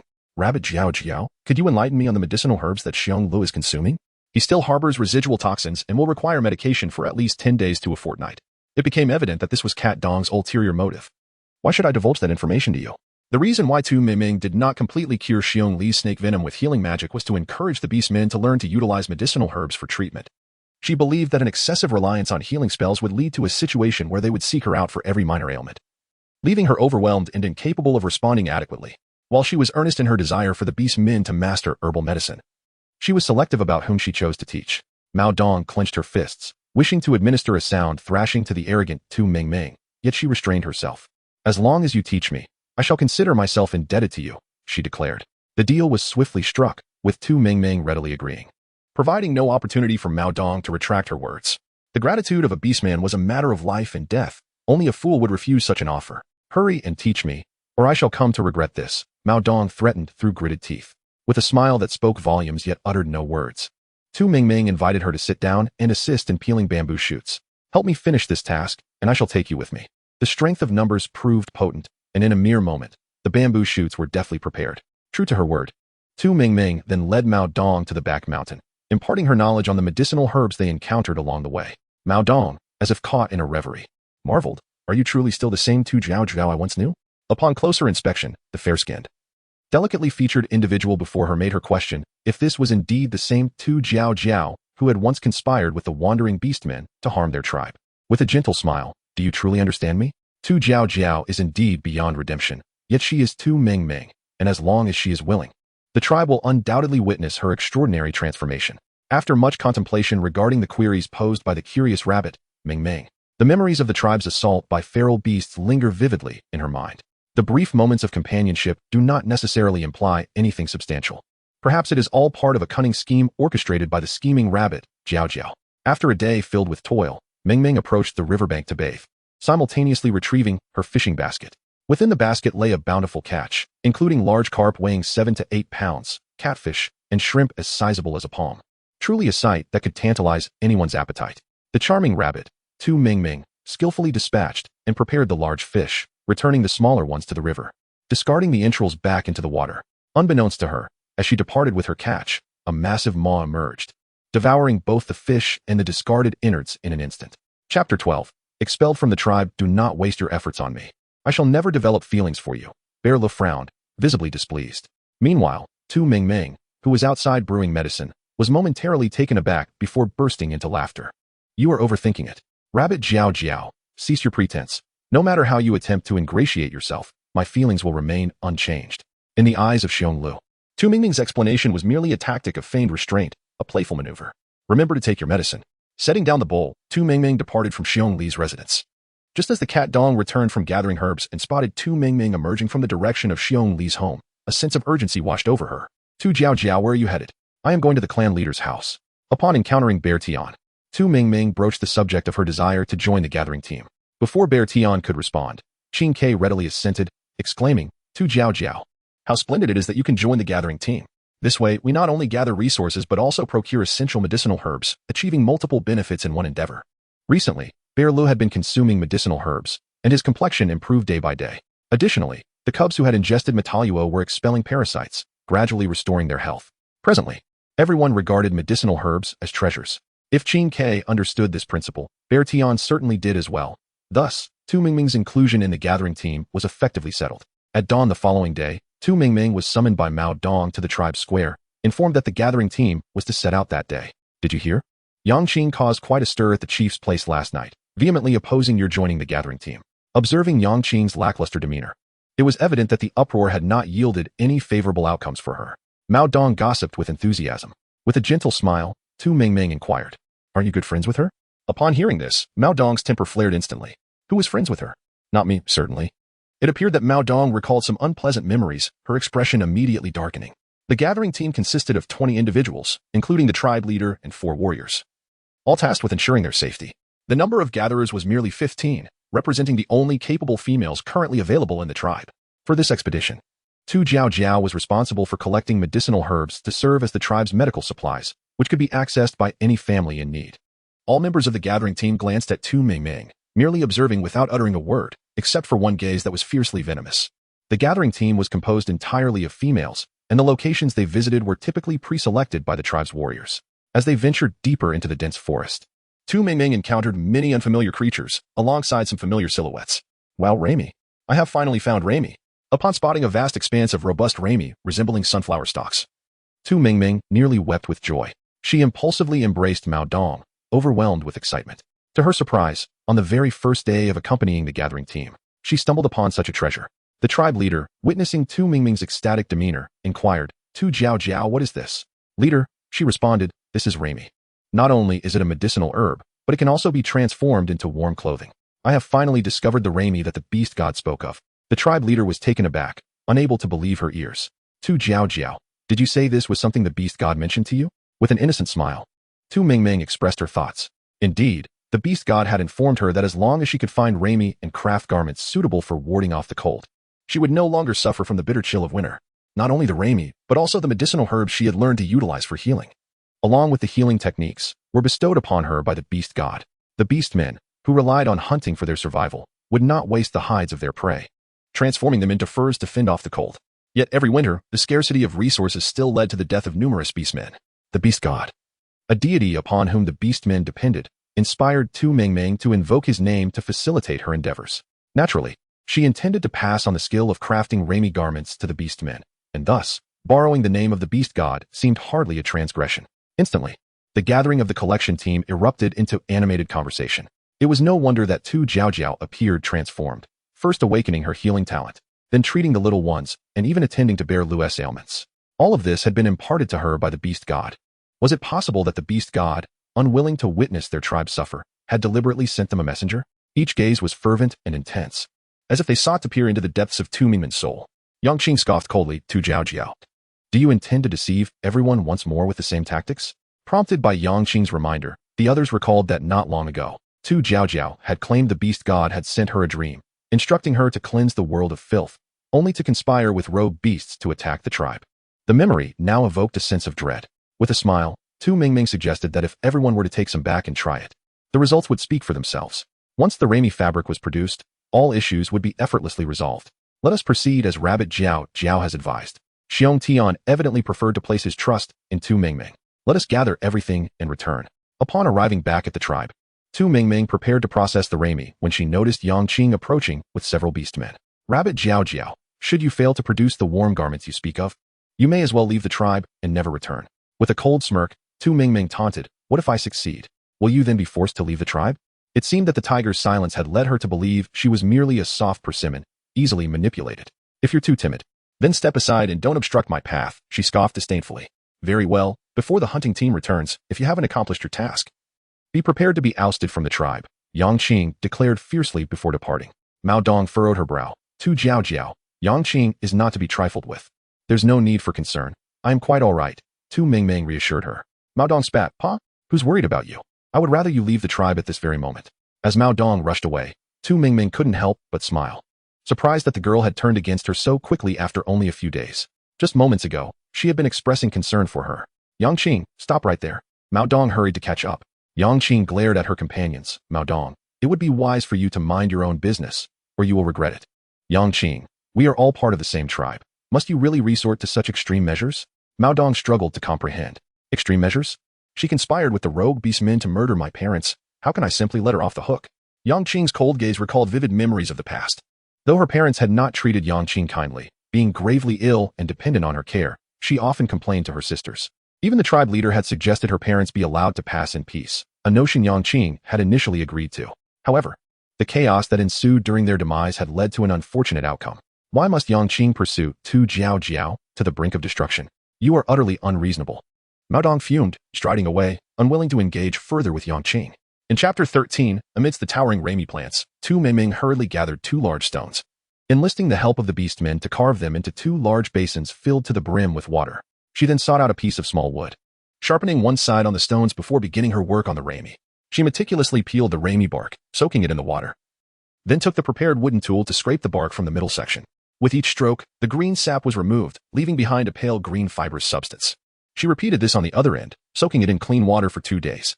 Following that, she boiled it in high-temperature water, then removed it to beat and clean it, continuing this process until the Rami fibers achieved a milky white hue, signaling completion. Once the Rami threads were dried, she meticulously separated them into fine strands, intricately connecting them, ultimately bundling them together within a bamboo tube to form large bundles of Rami thread. After Rabbit Mingming's instructive session, she entrusted the other matters to the tribe's orcs, armed with the blueprints for the weaving cart provided by the system. She approached the chieftain to discuss the fabrication of the components. Our tribe boasts an orc skilled in carpentry. Perhaps he could assist us. Xiong Tian guided Rabbit Mingming to a cave, surrounded by a fence, with some vines artfully arranged in the courtyard, exuding the charm of a master weaver. Monkey Qing, are you home? Asked Xiong Tian. I am, came the response. A middle-aged orc, limping as he emerged from the cave, upon seeing the chieftain, promptly invited the two inside and served them 2 cups of rather unpalatable water. After explaining their purpose, Monkey Qing scrutinized the blueprint, his expressions shifting between surprise and confusion. I can craft this, but what is it for? This is a weaving cart, used for producing fabric, Rabbit Mingming replied. Only then did Monkey Qing notice her, his gaze lingering on her fair complexion and delicate features. Are you Rabbit Jiao Jiao? Do you believe me if I say I am not? Rabbit Mingming jested. I do. Monkey Qing affirmed, his demeanor assessing. This unexpected response intrigued Rabbit Mingming, yet her years of experience in the world hinted that this orc named Monkey Qing was not ordinary. After awakening her healing powers, Rabbit Mingming had visited various orc households, encountering a spectrum of reactions, from disdain to aversion, from resignation to respect. However, Monkey Qing's gaze was markedly inquisitive, as if he recognized her from somewhere. As they departed, a melodious laugh echoed. Father, look what I brought back. A girl with mottled yellowed skin, her body wrapped in a tattered animal skin skirt, emerged. Upon seeing her face, Rabbit Mingming's heart sank. It was her. She recalled vividly her arrival in this world, lying in the wilderness, and the one responsible for the original owner's demise was this very girl. Despite enduring inhumane torment, the original owner had remained kind-hearted, explaining her plight to anyone who would listen. No one believed her until she met a female named Monkey Xiang, who offered an ear to her explanation, only to betray her by pushing her down a slope, leading to her death. This girl was the daughter of Monkey Qing, whose childhood fever had left her mind in a state of confusion. Xiang Tian's intentions were clear, and Rabbit Mingming resolved to observe the girl at an opportune moment. In just 2 days, Monkey Qing not only crafted all the necessary components for the weaving cart, but also assembled them per the blueprints. However, the purpose of this contraption remained a mystery. Once the weaving cart was ready, Rabbit Mingming located an appropriate spot, drove several stakes into the ground, and connected the loops to the cart. Dozens of threads twisted and turned, nearly overwhelming her, yet she persevered until everything was finally in place. A considerable number of orcs had gathered at the cave entrance, watching as Rabbit Meng Meng worked diligently, the pristine, soft fabric gradually lengthening with the passage of time. Rabbit Meng Meng was filled with excitement and joy as she lifted the fabric to showcase it to everyone. Come, feel it. Is it soft? The Rami yarn, while not inherently soft, had been meticulously processed, resulting in delicate fibers that, when woven, created a fabric far more pleasing to the touch than the thick and rigid leather skirts typically worn. It was truly comfortable, truly soft.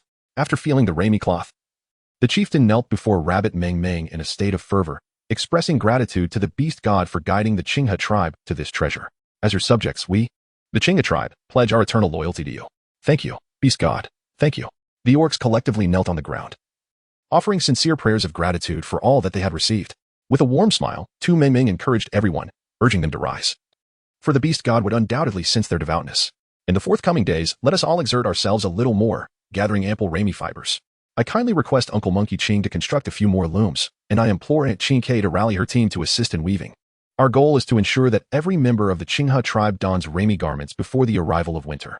Aunt Ching Chue's face flushed with surprise as she asked, "Am I truly allowed to do this?" She had not forgotten the past and the actions she had taken towards the priest. With a cheerful smile, Tu Meng Meng replied, "Of course, you can join me in weaving cloth alongside Yang Qing." Amidst the crowd, Yang Qing stood there, utterly astonished. Over the past few days, she had anticipated watching Tu Meng Meng bustling about, but to her surprise, the Rami fabric was indeed soft and lightweight, evoking a deep sense of envy within her. To her astonishment, Tu Meng Meng not only refrained from holding a grudge but also chose to include her in the weaving process. Did she not harbor any resentment towards herself? "Everyone, please continue with your tasks. I have matters to attend to." As Tu Meng Meng returned to the cave, she found that the previously unprocessed herbs had been meticulously cleaned by Mao Dong, nearly dried under the sun. "Mao Dong, how incredibly capable you are. My fondness for you grows ever deeper," Tu Meng Meng praised without reservation. Mao Dong's cheeks flushed with embarrassment. "Who said I liked you? I certainly do not," she retorted.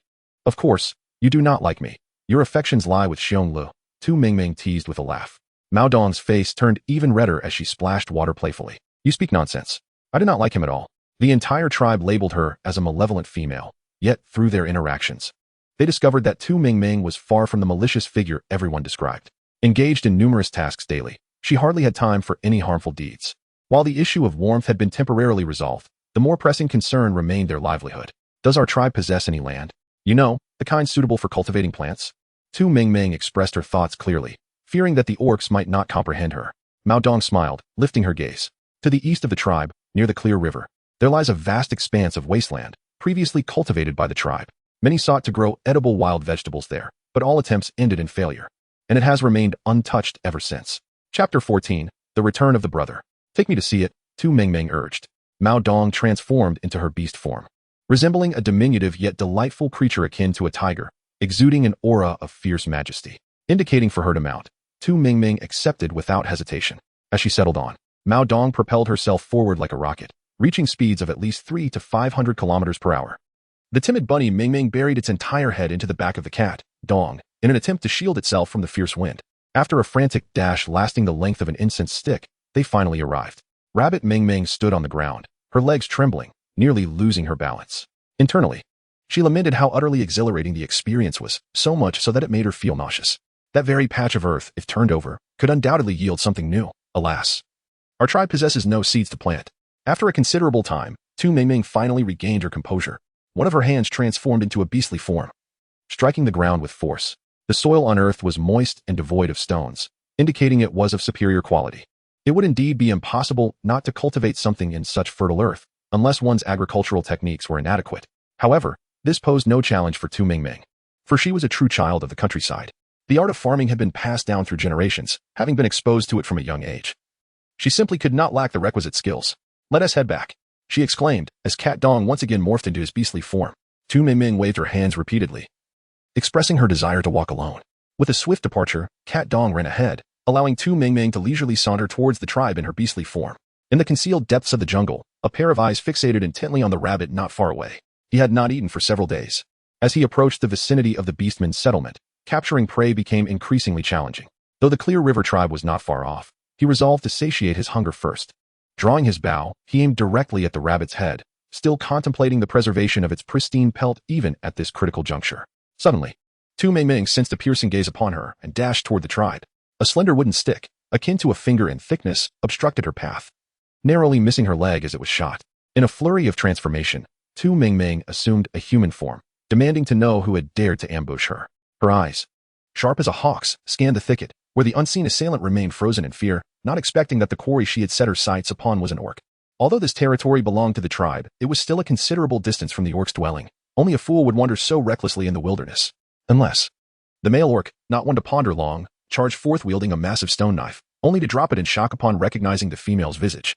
Ame. As the male orc lunged towards her, Tu Mingming brandished a wooden stick from the ground and thrust it forward, the sharp end piercing through his shoulder blade. Blood spilling forth in a vivid crimson. The male orc, incredulous, clutched his shoulder, exclaiming, "Ame, do you not recognize your brother?" "Brother?" Tu Mingming murmured to herself. Upon closer inspection, she realized that this male orc bore a striking resemblance to her, leading her to wonder if he could indeed be her brother, Tu Ji. Rabbit Mingming hastily withdrew the wooden stick, and immediately, Rabbit Ji's shoulder was left with a gaping wound, blood gushing forth like a miniature fountain, pulsating incessantly. The rabbit, Ji, collapsed onto the ground, prompting his sister, Mingming, to exclaim in alarm, "Brother." She hurriedly rushed to his side to administer aid. Ji grasped Mingming's hand, reassuring her. "Do not weep, dear sister. I am unscathed." Yet, it is often the case that bravado leads to a swift downfall. As if on cue, Ji fainted shortly after uttering those words. Mingming diligently tended to his wounds until they scabbed over, before hoisting him up and making her way towards their tribe. Upon learning of Ji's return, Xiong Tian abandoned his current tasks and hastily made his way to Mingming's home. Rabbit Ji had long awakened and learned of a sister who had brought calamity to the tribe, making another sister a scapegoat. Upon encountering the chieftain, Rabbit Ji lowered his head in shame and spoke, "Chief, I deeply apologize. It is our prolonged absence from the tribe that has allowed Jiao Jiao to become so arrogant and commit acts that harm our community." Upon hearing Rabbit Ji's words, the chieftain felt a burning sensation on his face, momentarily at a loss for words. The parents of Tu Mingming were selected to be stationed in a coastal tribe and departed 5 years ago, leaving behind their 2 young daughters. The couple could not bear the thought of their children suffering alongside them in perilous circumstances, so they requested the chieftain to care for them. This connection allowed Tu Jiao Jiao to act with impunity and arrogance, and it was also this bond that incited deep hatred among the tribe's members toward her, leaving them powerless to confront her.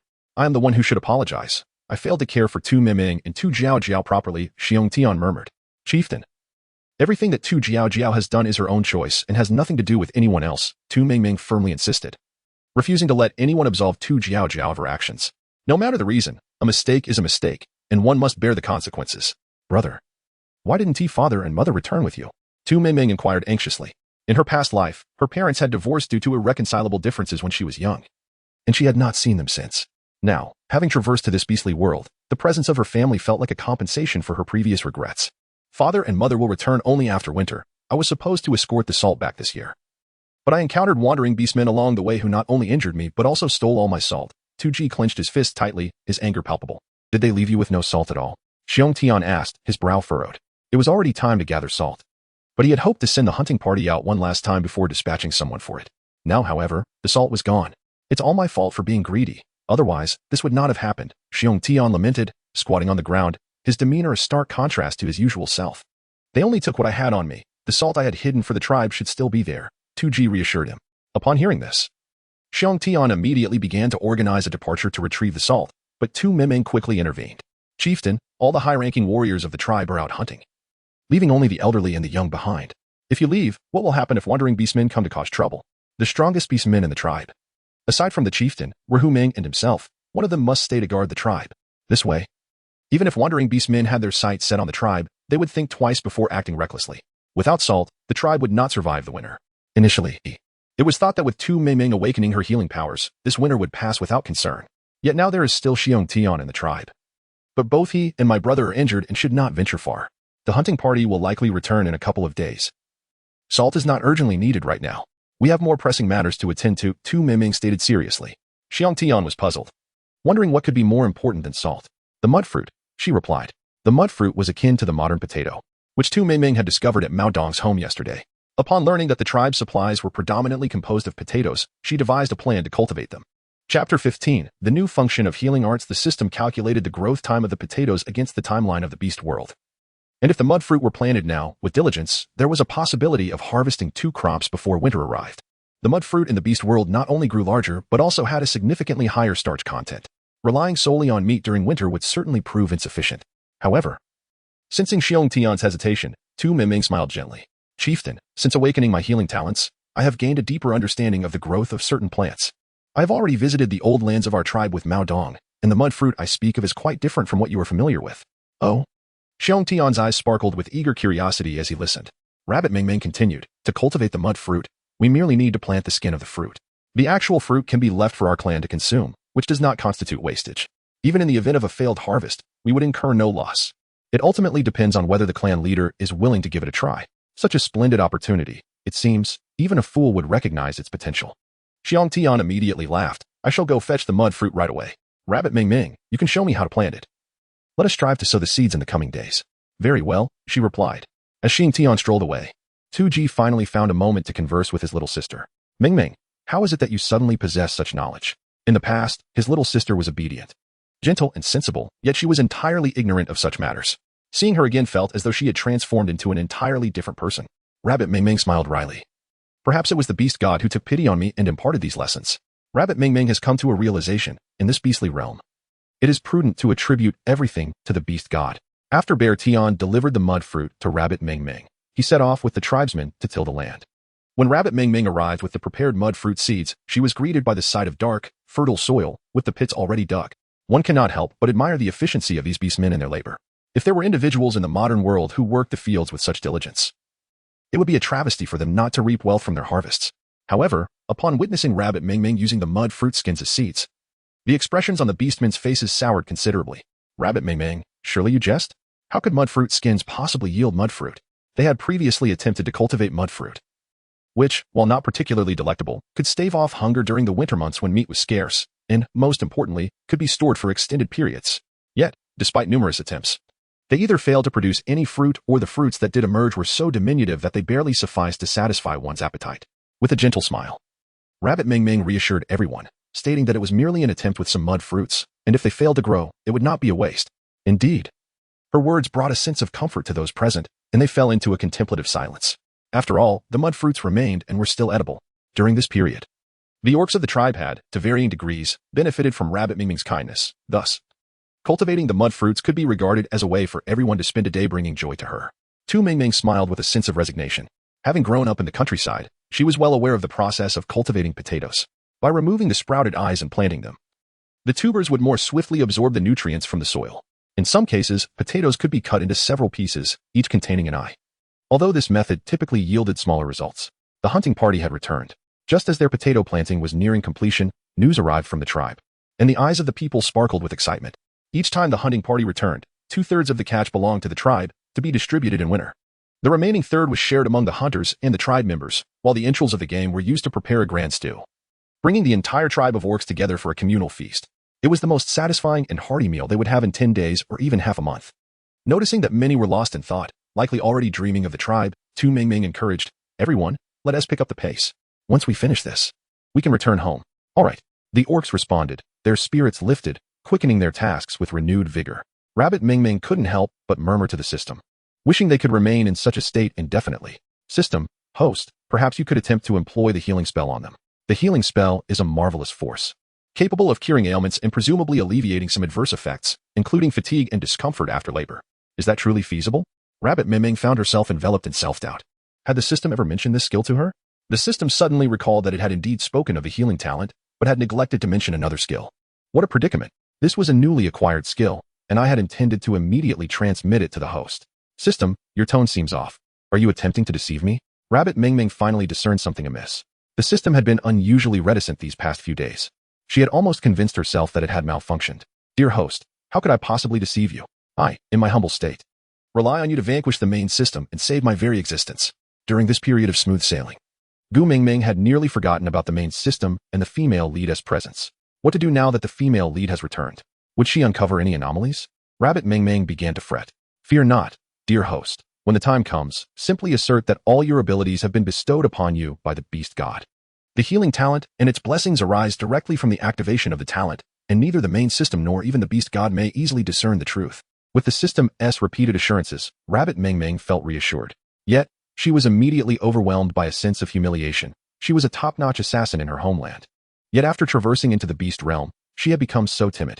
No, this was not timidity. It was a strategy of adapting to change with constancy. Host. In order to avoid detection by the main system, I can only provide scanning capabilities while it is present. I hope you can understand. After uttering these words, the system seemed to evaporate, leaving Rabbit Meng Meng calling in vain for a response. Timid fool. System, is this timidity? This is merely a strategy of concealment. After receiving the transmission from the Rabbit Meng Meng system, she felt as though she had been endowed with magical abilities, her form gradually becoming more ethereal. Various therapeutic methods swirled in her mind. To truly administer healing, one must ensure that the recipient can either hear or genuinely feel it. Presently, the only means that Rabbit Meng Meng could conceive were music and song. Asking a tone-deaf individual to sing? It was nearly a matter of life and death. However, as a farmer, who among them could not produce music from a leaf? With a gentle gesture, Tu Meng Meng plucked a leaf from a tree and placed it between her delicate lips, releasing a melodious and crystalline tune. It flowed like a mountain waterfall, reminiscent of summer rain, captivating every industrious orc in the vicinity. As the music ebbed and flowed, they closed their eyes, surrendering to a moment of pure bliss. When the melody concluded, all negative emotions and states vanished from those who had listened. They felt as if they had awakened from a deep slumber, rejuvenated and refreshed. Was this a blessing?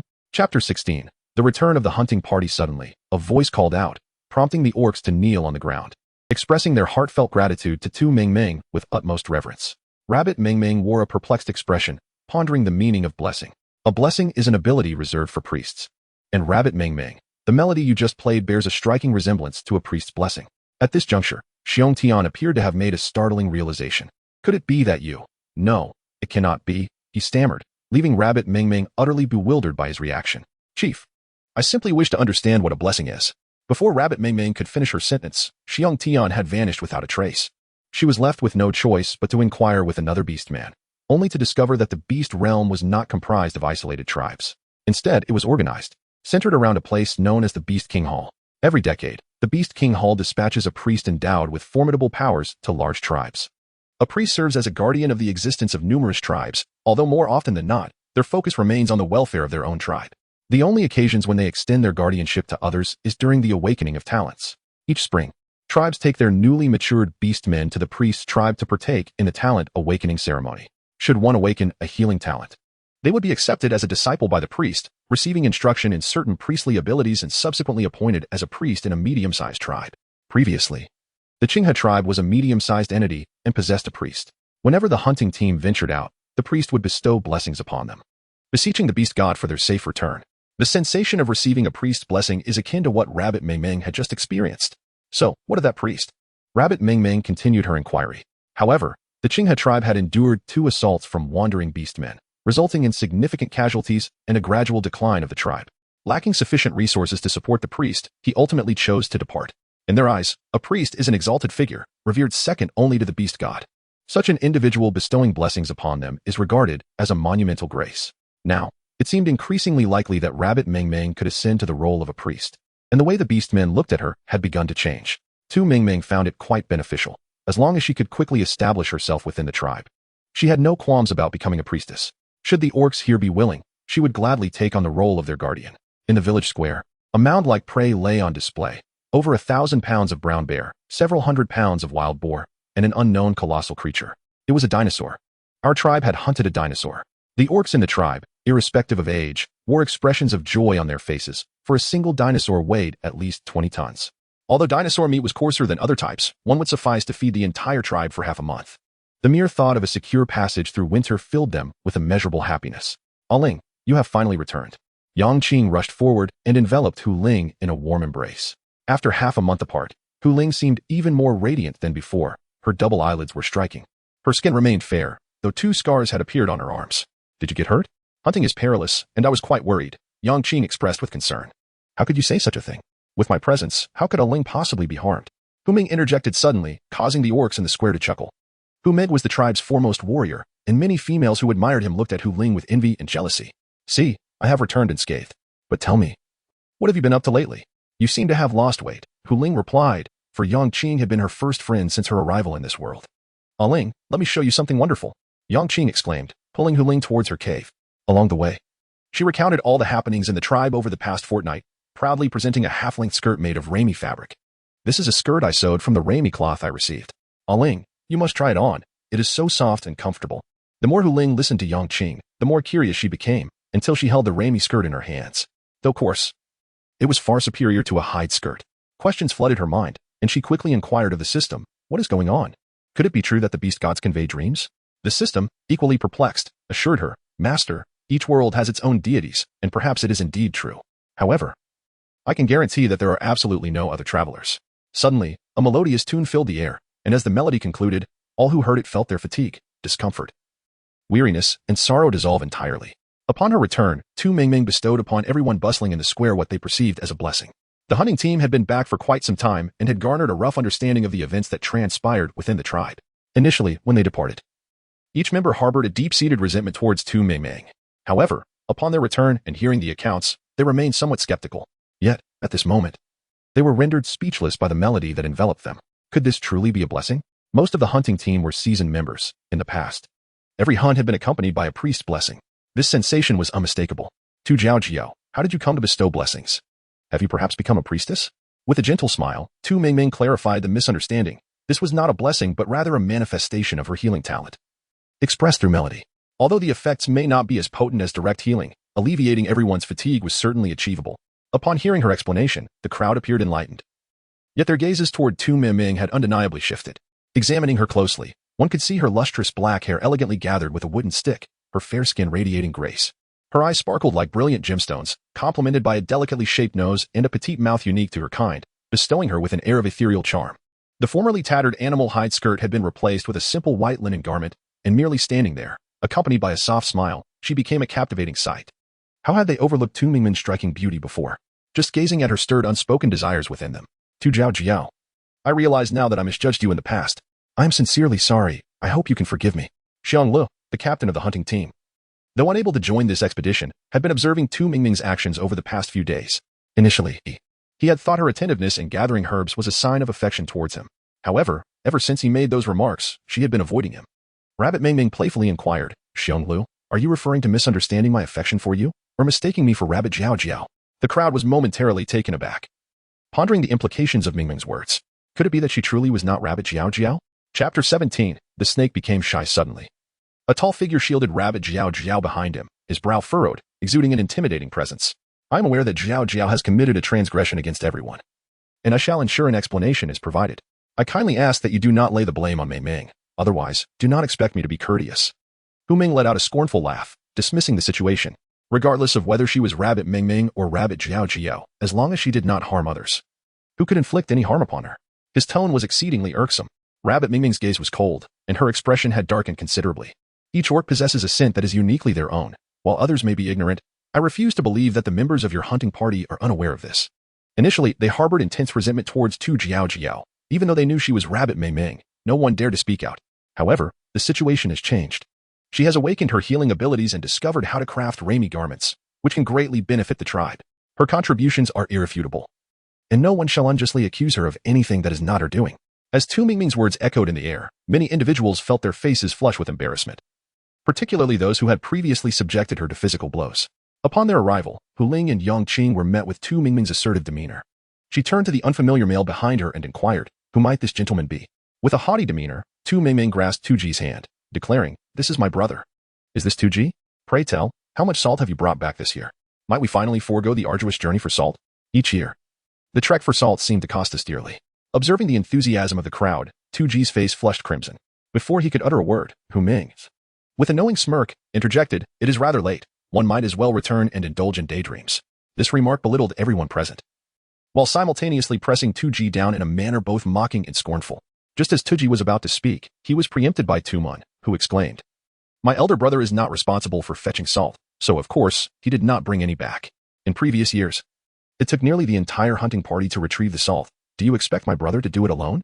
Some individuals simply cannot appreciate the situation. Enough. Everyone should refrain from speaking further. The Tuji family has been away for many years in search of salt for our tribe, and now that they have returned, what is the meaning of this? Let us not dishearten Tuji. With a sharp reprimand from Hu Ling, an immediate silence fell over the square. Rabbit Mingming instinctively glanced at Bear Lu. According to their respective strengths, this hunting team was led by Tiger Ming. However, it was Fox Ling who currently commanded the hunting party, and it was Bear Lu who would likely bear the brunt of this situation. Rabbit Mingming, I sincerely apologize. We had mistakenly blamed you in the past, confusing you with Rabbit Jiao Jiao. The latter's actions were truly excessive, as she not only slandered Snaking by claiming he sought to possess her, but also conspired with the wandering beast men to undermine our tribe. At that time, we were all consumed by anger, so please do not hold it against us. Rabbit Ming Ming couldn't help but chuckle, acknowledging the truth in her words. After all, it was only natural for her to bear some of the burdens on behalf of her sister, Rabbit Jiao Jiao, although the matters at hand seemed trivial. Rabbit Ming Ming could never quite suppress the simmering anger within her.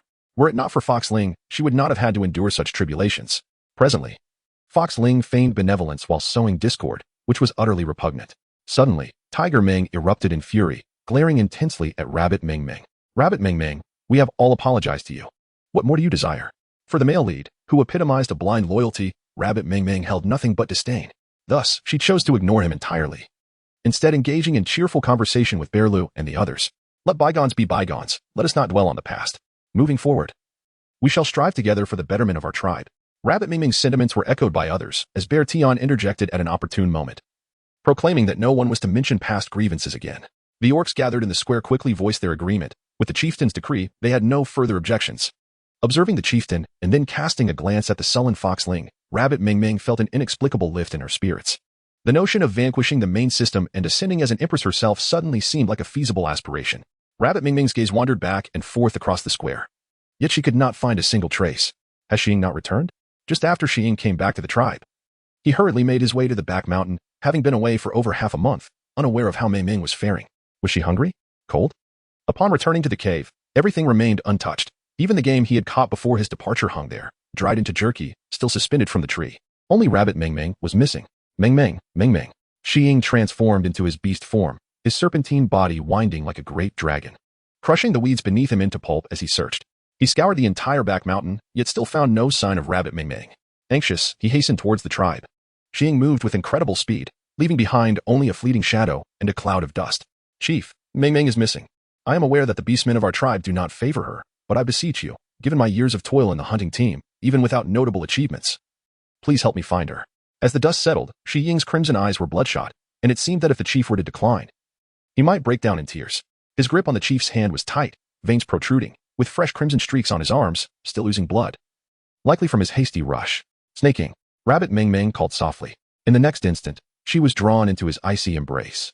Ming Ming, I'm relieved you are safe. The absence of her presence in the cave had left him deeply worried. The gentle embrace of Tu Ming Ming left her slightly breathless, rendering her momentarily bewildered. Was it not said that the serpent should remain solitary throughout its life, even as a formidable antagonist, facing death without a flicker of emotion? What had he just done? He had actually sought the chieftain on her behalf? This loyal henchman was indeed a worthy acquisition. Are you injured?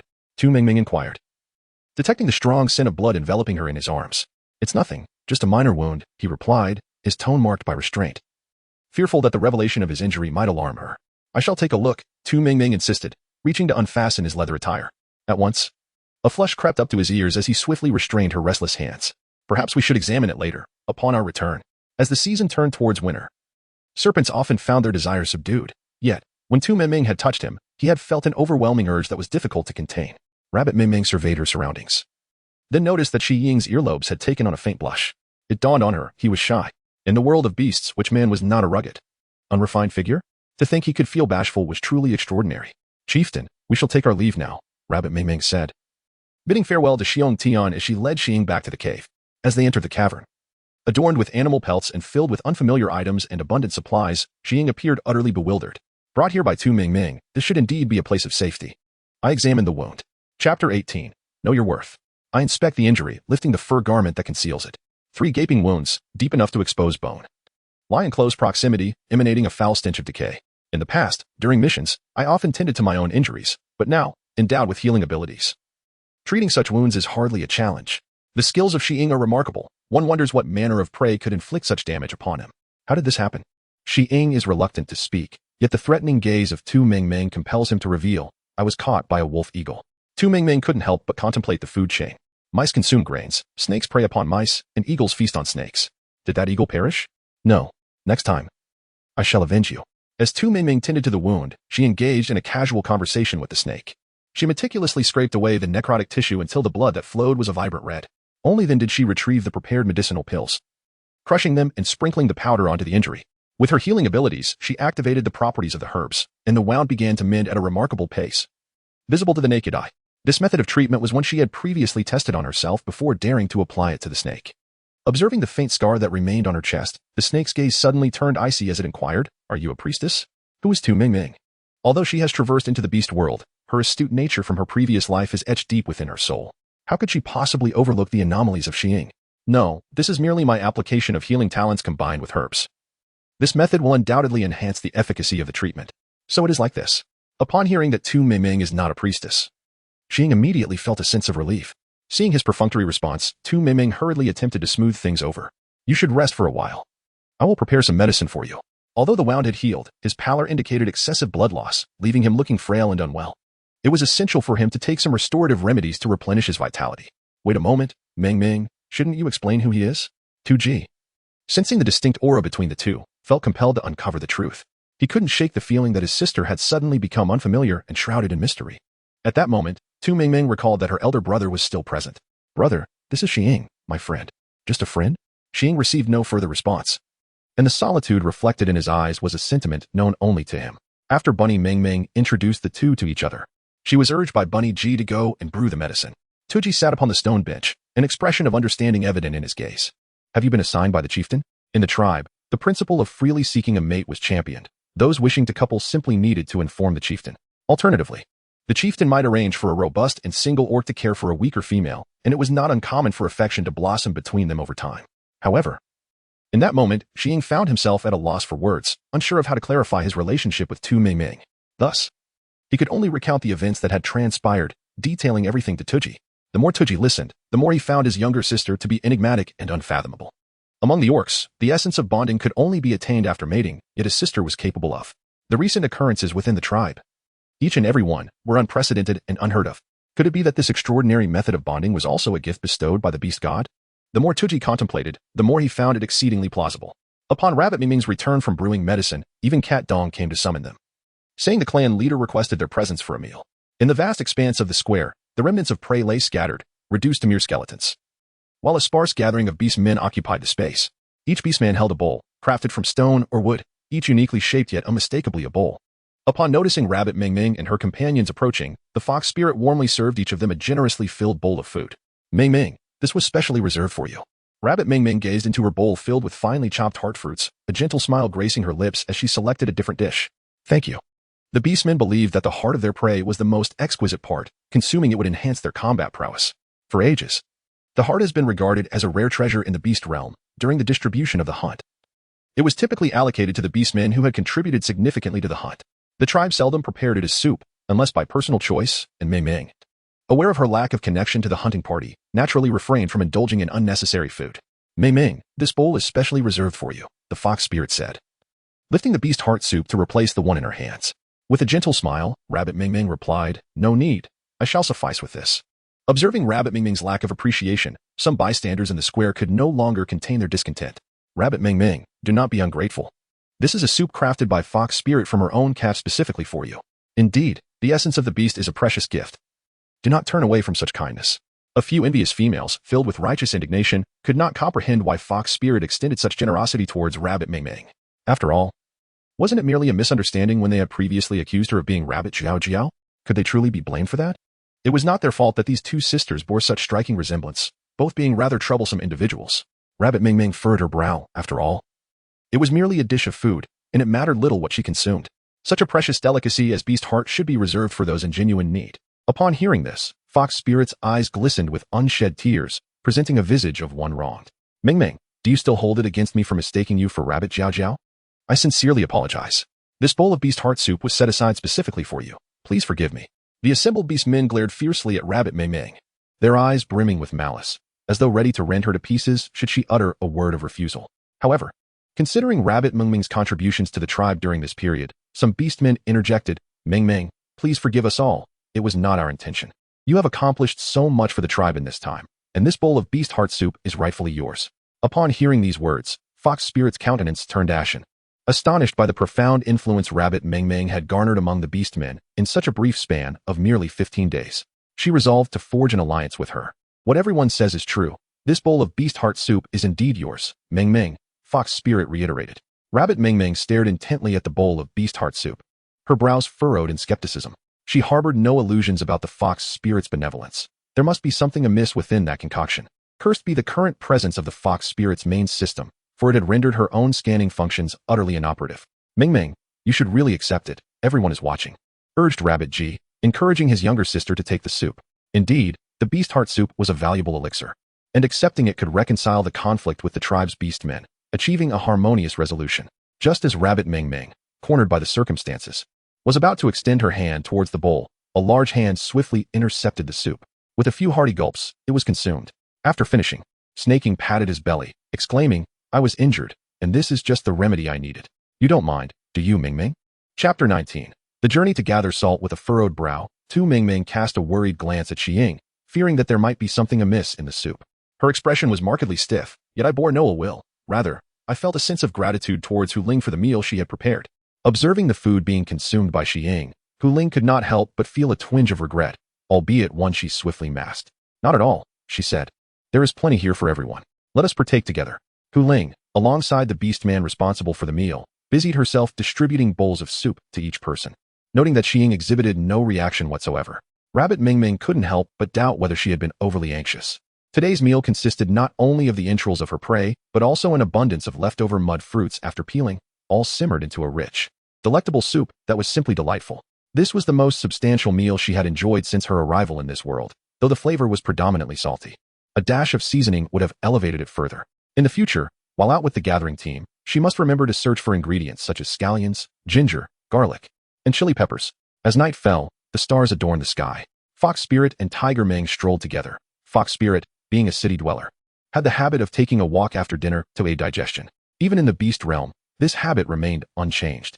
Upon reaching the riverside at the edge of the tribe, they settled on the ground. Tiger Ming furrowed his brow and asked A Ling, why do you treat that woman with such kindness? Even if she is not Rabbit Jiao Jiao, she is still her sister. How worthy is she of such a generous heart to be appeased? Fox Spirit smiled lightly, taking advantage of the moonlight to observe Tiger Ming's wheat-colored skin, his handsome yet resolute features, and his robust physique, all of which were undeniably perfect. Even his angry frown was strikingly attractive. Leaning gently against his shoulder, she said, Tiger Ming, I know you are standing up for me, but those matters concern Rabbit Jiao Jiao and have nothing to do with Rabbit Ming Ming. We should not continue to target her. With the starry sky as their backdrop, Fox Spirit's voice was like the whisper of a spirit in the darkness, soft and melodious, instantly dissolving Tiger Ming's anger. He took her hand, his eyes filled with affection, and replied, all right. Early the next morning, as dawn broke, Rabbit Ming Ming heard faint sounds and instinctively sprang into action. With a vigilant gaze, she scanned her surroundings, locking eyes with Snaking. Having awoken that morning to find all his wounds healed, Snaking had gone out hunting and returned with 2 young chicks. Upon entering the cave, he spotted Rabbit Ming Ming groggily rising, her pair of glossy eyes fixated on him, and upon noticing she was clad in a sheer twilight fabric, Snake Ying's face flushed deeply. Upon encountering Xiying, Tu Ming Ming felt her cheeks flush with embarrassment, promptly covering her body with a piece of animal hide. Why you turn around? She stammered. Obediently, Xiying turned away, allowing Tu Ming Ming to lower her gaze to her own attire, a delicate camisole and shorts crafted from Twilight Cloud's fabric, revealing no apparent flaws. Why then? Did Xiying react in such a manner? Could it be that he was not quite normal? It seemed imperative to find an opportunity to examine him more closely. Rabbit Ming Ming hastily changed out of her nightgown, donning a new garment fashioned from Rami fabric. These clothes were tailored in the simplest design of shirts and trousers. Although there were still many shortcomings, they at least addressed the pressing issue of modesty. The only inconvenience arose when she transformed into her beast form. However, she could manage herself and strive to prevent such a transformation from occurring. Here you go, Rabbit Ming Ming said, pulling a leather pouch from the nearby wardrobe and handing it to Xiying. This was an additional garment she had crafted for him while sewing her own clothes. As she was keen to avoid the sight of Xiying in a state of disarray, particularly with certain parts occasionally exposed, it was quite an eyesore and unbecoming. Xiying accepted the item, his joy evident as he opened it to reveal a tunic even larger than the last. The previous garment, made from twilight gauze, had only recently been understood in terms of how to wear it upon seeing Rabbit Ming Ming's appearance.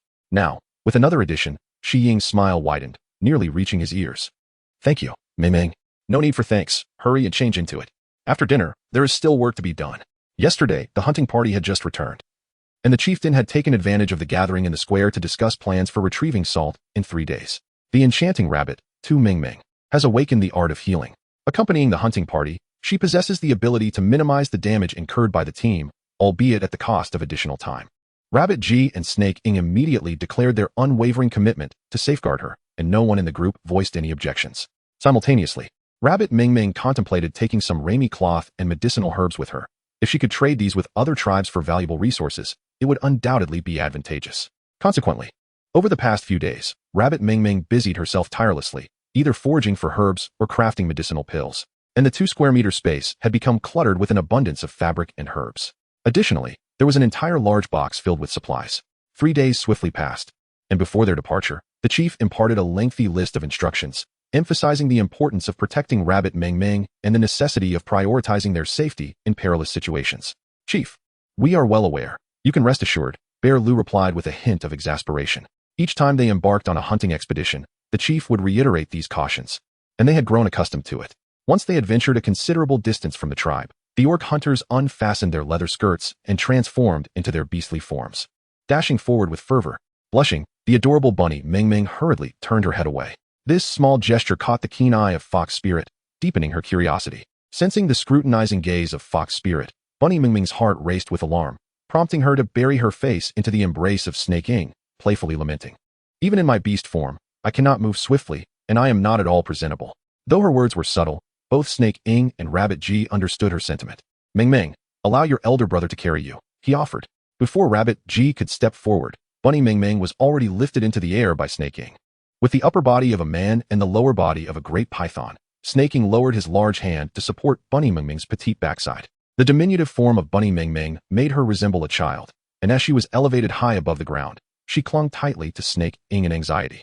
Observing this, Rabbit G refrained from further comment, simply shouldering a box of goods. Let us hasten, he urged. With a flick of his tail, Snake Ing darted forward, cradling Bunny Ming Ming with the swiftness of a gale, his speed rivaling that of a high-speed train. The gentle visage of Tu Ming Ming was stung by the wind, prompting Xi Ying to tenderly shield her with his other hand upon noticing her discomfort. Aside from Captain Xiong Lu and Hu Ming, who were both 4th-tier beastmen, only Xi Ying and Hu Ling ranked as 3rd-tier beastmen. Despite Xi Ying carrying Tu Ming Ming, the pair quickly caught up with the main group, which advanced rapidly towards the west. Every 2 hours, Tu Ming Ming would casually pluck a leaf, allowing the healing magic to drift along with the melody to each individual who could hear it, alleviating their fatigue. Although they had sprinted throughout the day, none felt weary. Xiong Lu led the group to a secluded valley, where they would rest for the night and set off again at dawn. Xiong Lu, Hu Ming, and Tu Ji ventured out to hunt, leaving Xi Ying and several 2nd-tier warriors at the camp to gather firewood and ensure the safety of the females. Tu Ming Ming, come walk with me over there, Hu Ling suddenly proposed. Chapter 20, A Change of Heart. In a state of perplexity, Tu Ming Ming acquiesced to Hu Ling's request.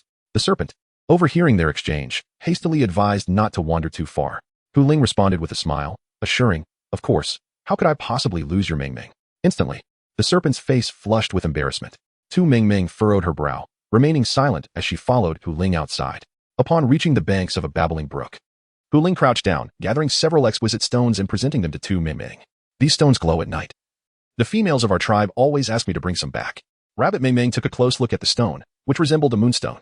When exposed to sunlight during the day, moonstones absorb warmth and emit it at night, hence their name. Fox Spirit, did you summon me merely to present a few stones?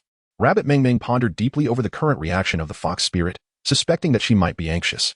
The Fox Spirit, with her alluring fox-like eyes slightly narrowed, observed that Rabbit Ming Ming was far more astute than anticipated.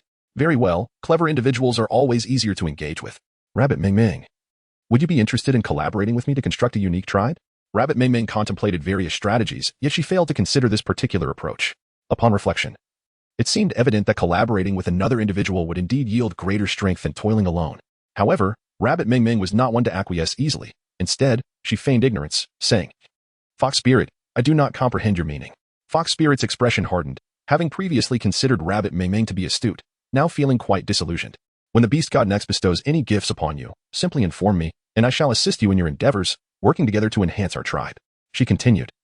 For instance, regarding the Rami garments, leave the sales to me. At that moment, Rabbit Ming Ming felt an overwhelming urge to express her frustration. How brazen. She was unwilling to labor yet sought to bask in the accolades of other tribes. Observing Rabbit Ming Ming's lack of response, Fox Spirit pressed on. Do you not have feelings for Hu Ming? If you agree to my proposal, I might consider facilitating a union between you and Hu Ming. With incredulity, Tu Ming Ming raised her gaze and asked, Fox Spirit, what are you saying?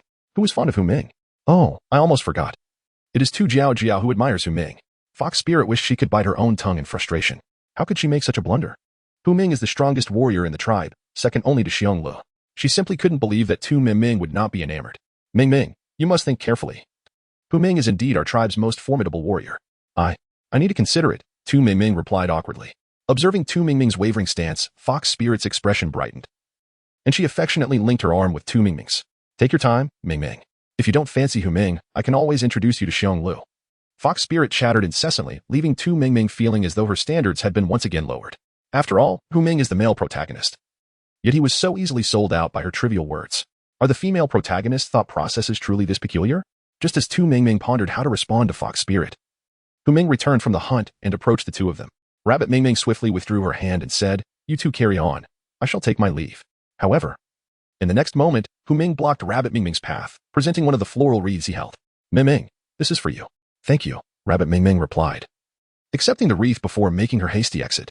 The various deeds of Hu Ming and Hu Ling lingered in her mind, impossible to erase or forget. Their sudden display of kindness only heightened her sense of caution. "Mingming." As Tu Mingming returned to the entrance of the cave, Tu Ji affectionately called out to her. Tu Mingming promptly handed him the floral crown. "Brother, is the meat ready? I'm famished." No sooner had she spoken than Xiying presented her with a roasted chick. After a day of hunger, Tu Mingming savored her meal with great delight. Not only was there meat, but also sweet and tangy fruits to cleanse the palate. "Thank you, brother. I shall take my leave to rest now."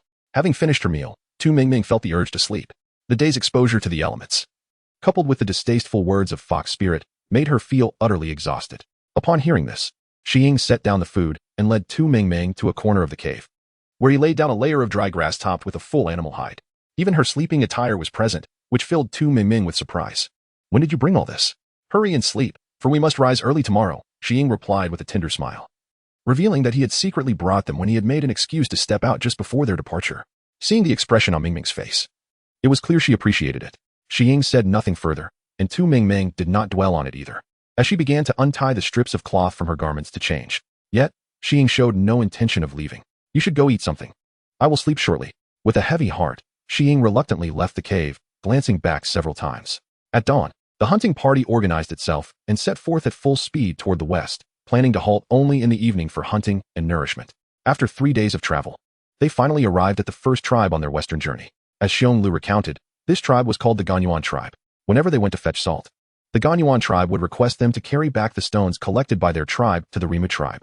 As was customary, Xiong Lu and his group approached the Ganyuan tribe, where several robust warriors clad in animal hides appeared, handing 2 bundles to Xiong Lu. "Brother Xiong, just as before," one of the warriors remarked.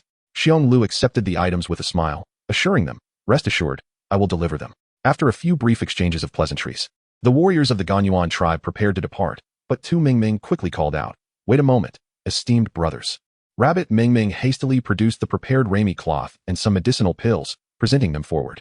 "This is the latest creation from our Qinghe tribe, winter clothing and healing remedies. Gentlemen, please see if these are of any use to you." It was then that the warriors of the Ganyuan tribe noticed 2 young and beautiful females among Xiong Li's group. Clad in the very Rami garments, they were a delight to behold. One warrior stepped forward and inquired, "We do not require the medicinal pills, but these winter garments are indeed splendid. How might they be exchanged?" In the beastly world, transactions primarily occurred through barter, as currency had yet to be invented. Little did Rabbit Mingming know how much she longed for coinage at that moment. Even silver would suffice. "I can offer these items to you free of charge, but I wish to meet your tribe's chieftain." Initially intending to barter for resources, Rabbit Mingming's thoughts had shifted. "Female, what are your intentions?" The warriors of the Ganyuan tribe remained puzzled, though they sensed a hint of wariness in Rabbit Mingming's demeanor.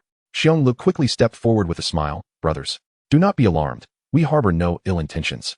Rabbit Mingming was also pulled by Fox Spirit, causing a slight ache in her arm. "Rabbit Mingming, what exactly do you intend to do?" Chapter 21. What devious scheme is afoot? This time, not only Fox Spirit but the entire team turned their gaze towards her. Rabbit Mingming, however, smiled enigmatically. "As long as I can meet the chieftain of the willing tribe, I assure you all, there will be unprecedented benefits." Bear Lu had been leading the salt expedition for several years, and throughout the journey, various tribes had entrusted them with items to deliver to the Twilight tribe. After the Ganyuan tribe came the Bai Air tribe, followed by the Shuangying tribe, the Luo Fan tribe, the Hongxia tribe, the Yanai Zhuang tribe, and finally, the Twilight tribe, where they were to procure salt. Including the Qinghe tribe, there were a total of 7 tribes, with distances between each tribe ranging from 3 to 5 days, and sometimes extending to 7 or 8 days of travel. For the Qinghe tribe, the round trip to the Twilight tribe would take over a month, with at least 2 months required for the entire journey, during which countless life-threatening situations could arise. A bold plan was conceived in Rabbit Mingming's mind. "Bear Lu, please trust me this once," Rabbit Mingming declared with a serious expression. In the past, everyone had treated Rabbit Ming Ming as Rabbit Jiao Jiao, heedlessly causing her harm. However, after the truth was revealed, they all felt immense shame, particularly Bear Lu, who had rescued Rabbit Ming Ming multiple times. He had always taken it for granted that he would save her until he realized that Rabbit Ming Ming was not Rabbit Jiao Jiao. Awakening to the foolishness of his actions, just for the sake of Rabbit Ming Ming having saved his life by detoxifying him, he chose to believe her. Bear Lu then turned to the warriors of the Gan Yuan tribe, stating, "We bear no ill will towards the Gan Yuan tribe." This warm clothing was developed by the female known as Rabbit Ming Ming, who was enlightened by the beast deity. Anything related to the beast deity was of utmost importance. And the previously tense warriors of the willing tribe suddenly appeared flustered. "You say she is a female blessed by the esteemed beast deity? Brother me, we have known each other for many years. When have I ever deceived you? Rabbit Ming Ming wishes to meet your chieftain, perhaps to teach you the method of crafting this Rami clothing." Upon hearing Bear Li's words, the warriors of the Gan Yuan tribe transformed in an instant, respectfully inviting the group into their tribe. The Gan Yuan tribe was nestled in a valley surrounded by mountains, with the entrance to the tribe being a naturally formed rock cave. What a splendid paradise it was. "You all wait here. Rabbit Ming Ming, come with me." The adorable Rabbit Ming Ming carried a leather pouch, followed closely by the snake, while the warriors of the Gan Yuan tribe cast cold glances at him. Bear Lu chuckled and clarified that this was Rabbit Ming Ming's companion. Rabbit Ming Ming widened her eyes in disbelief, questioning the absurdity of the statement. As far as she was aware, in the beast realm, those deemed as partners must have shared an intimate bond. The essence of the male would linger on the female, enabling other males to discern her status and preventing any potential chaos. Xiang Li's words echoed in her mind, raising concerns about the consequences of being discovered. Just as Rabbit Ming Ming drifted into her thoughts, she and Xi Ying had already been led into a vast cavern. This natural formation wasn't comparable to the caves excavated by the Chinga tribe. It rendered them mere refuse in comparison. "You are Rabbit Ming Ming? What brings you to seek my presence?" With a gentle lift of her gaze, Tu Ming Ming beheld an elderly gentleman, his hair a silvery hue, leaning upon a cane. His waxen skin was intricately etched with wrinkles, the testament of time's passage. Unhurriedly, she retrieved from her leather pouch a piece of Rami cloth along with a selection of medicinal pills, eloquently explaining their purposes. To demonstrate the efficacy of the healing remedy, she transformed her hand into a claw, deftly incising her other palm, as she crushed the medicinal pills and sprinkled them onto the wound. The blood swiftly coagulated and formed a scab, a sight witnessed by all within the cavern. Rabbit Ming Ming casually tore a strip of cloth to wrap around her wrist and playfully inquired, "What does the chieftain think of the value of these items?" Setting aside the warmth provided by the clothing, the mere presence of these medicinal pills left the people of the Gan Yuan tribe utterly astonished. The elder chieftain, filled with admiration, exclaimed repeatedly, "Indeed, these are remarkable treasures. With such pills in our possession, the chances of survival for our hunting team will significantly increase." The tribe annually suffers considerable losses during hunts, and given the slow reproduction rate of females, the chieftain pondered whether these items could be exchanged for salt. "Certainly," came the response. "While salt holds great importance for the tribe, it pales in comparison to the value of life itself." Having received the desired answer, Rabbit Ming Ming smiled gently. "Then, might the chieftain be inclined to engage in a transaction with me?" "What transaction?" Rabbit Ming Ming whispered into the chieftain's ear. After a lengthy pause, the chieftain's eyes sparkled with enthusiasm, eagerly agreeing, "Very well, this transaction shall be conducted by our Gan Yuan tribe." Thus, it was settled. "In a fortnight, I shall have the tribe's members deliver the items. Please leave behind Rami fabric and some healing medicinal pills."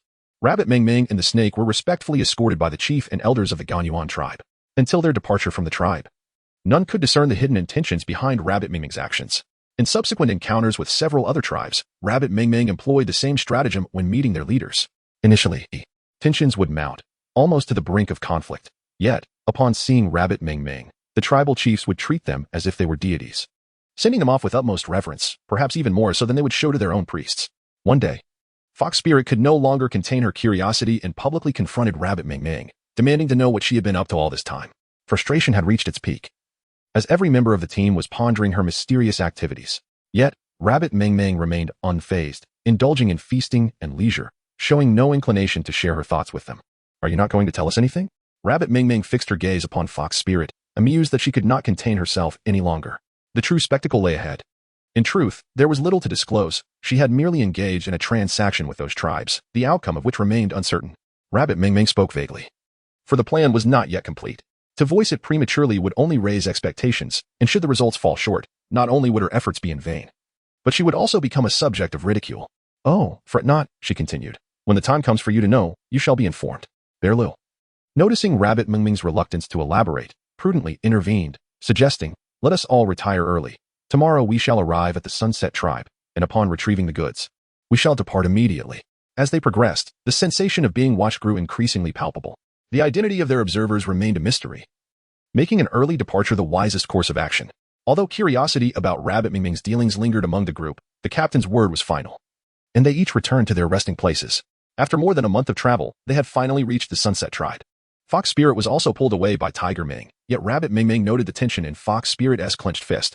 Let's take our time and watch how this unfolds, she mused. Mingming, the chieftain of the Sunset Tribe, is not to be underestimated, unlike the minor chieftains of other tribes. Perhaps it would be wise for you to refrain from meeting her.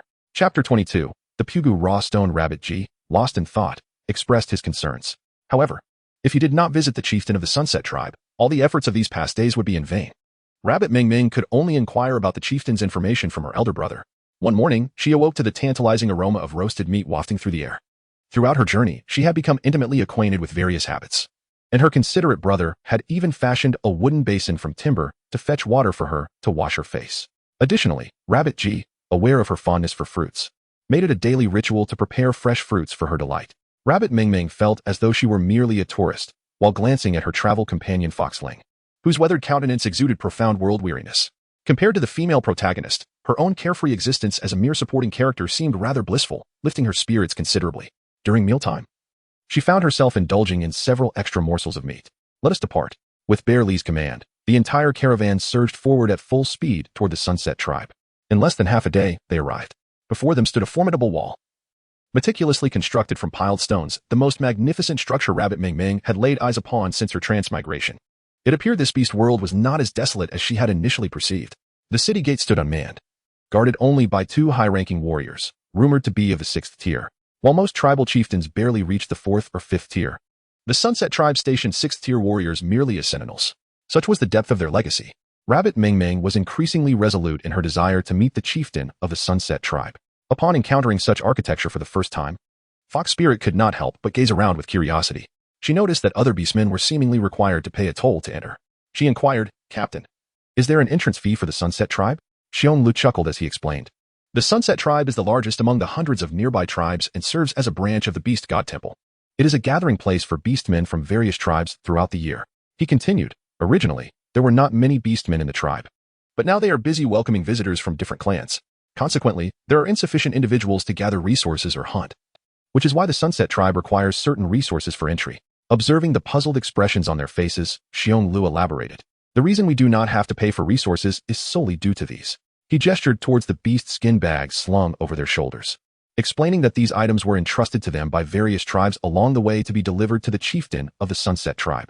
What exactly is inside these bags? Rabbit Mingming asked, her curiosity piqued. Although she had opened them during their journey, all she found were stones the size of pigeon eggs. Due to the suppression of Fox Spirit's main system, Rabbit Mingming's system could not emerge, but it did scan the items and identified them as Pugo origin stones, their purpose remaining a mystery. Yet, her intuition suggested they were indeed something valuable. I am not entirely sure either, but I do know that every year, some tribes send such stones to the Sunset Tribe, Xiong Lu replied, his explanation lacking clarity. Before long, Xiong Lu guided them through a maze of narrow alleys until they arrived at a stone house, where he knocked on the door.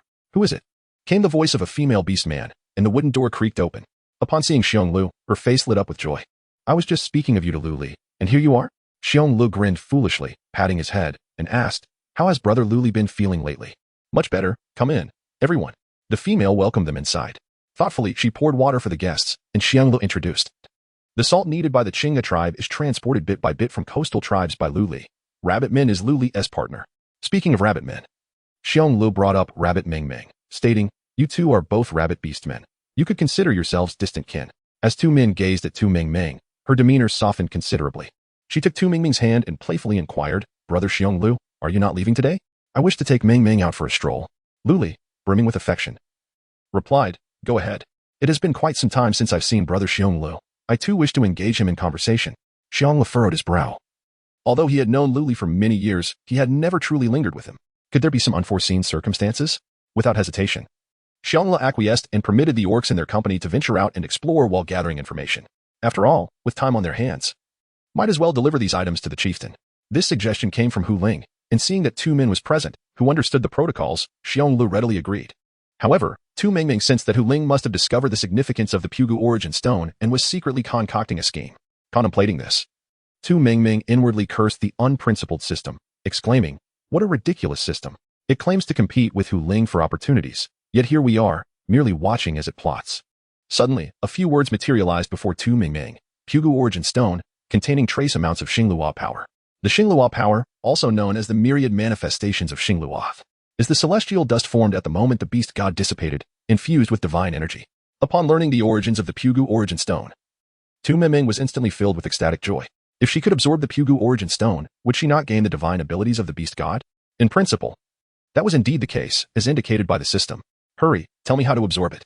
As they approached the stone dwelling of the chieftain at dusk, time was of the essence. Disregarding distractions, the system established a connection between the host and the Pugu Origin Stone, perhaps sensing Tu Mingming's urgency. The system not only displayed the subtitles at an accelerated pace but also succeeded in establishing the connection in mere moments. It was only then that Tu Mingming realized that, apart from being unable to extinguish life, healing magic was indeed all-powerful. She deftly guided her healing spell to subtly penetrate the beast hide pouch, and the stellar energy from the pug stone was silently absorbed by her. System, isn't this a bit amiss? Why do I feel nothing upon absorption? Was it said that after absorbing a certain power, one would experience noticeable changes in the body, such as excruciating pain or an overwhelming surge of combat prowess. Could it be that the tales within novels are nothing but fabrications? System, is there any way to dispose of this foolish host? Rabbit Mingming clearly had not yet grasped the situation. What are you all doing? A sharp reprimand jolted Rabbit Mingming's thoughts back to reality. Rabbit Min smiled and said, "These two are here to deliver stones from other tribes." "Very well, then follow me," one of the gatekeeper orcs declared, preparing to escort Rabbit Mingming and Fox Spirit. "Go ahead, I shall wait for you here." What appeared to be a modest stone house of merely 100 square meters surprisingly concealed a vast interior. As they traversed through the stone structure, Rabbit Mingming and Fox Spirit found themselves blindfolded. Yet, their awareness remained acute. They continued to walk in a straight line for nearly half an hour. Before Tu Mingming stood a striking stone statue, devoid of any discernible beastly form. Surrounding the statue were intricate patterns composed of convoluted lines. At each juncture where the lines converged, there was a recess, approximately the same size as these primordial stones. Could it be? Chapter 23, Absorbing the Power of the Primordial Stones. Embed these stones, then extract the ones within, spoke the beast man who had brought her here. Rabbit Mingming surveyed her surroundings and noticed that the edges of the patterns were littered with disordered raw stones, while the fox spirit had vanished. They had entered together. After all, system, can you discern the whereabouts of the fox spirit?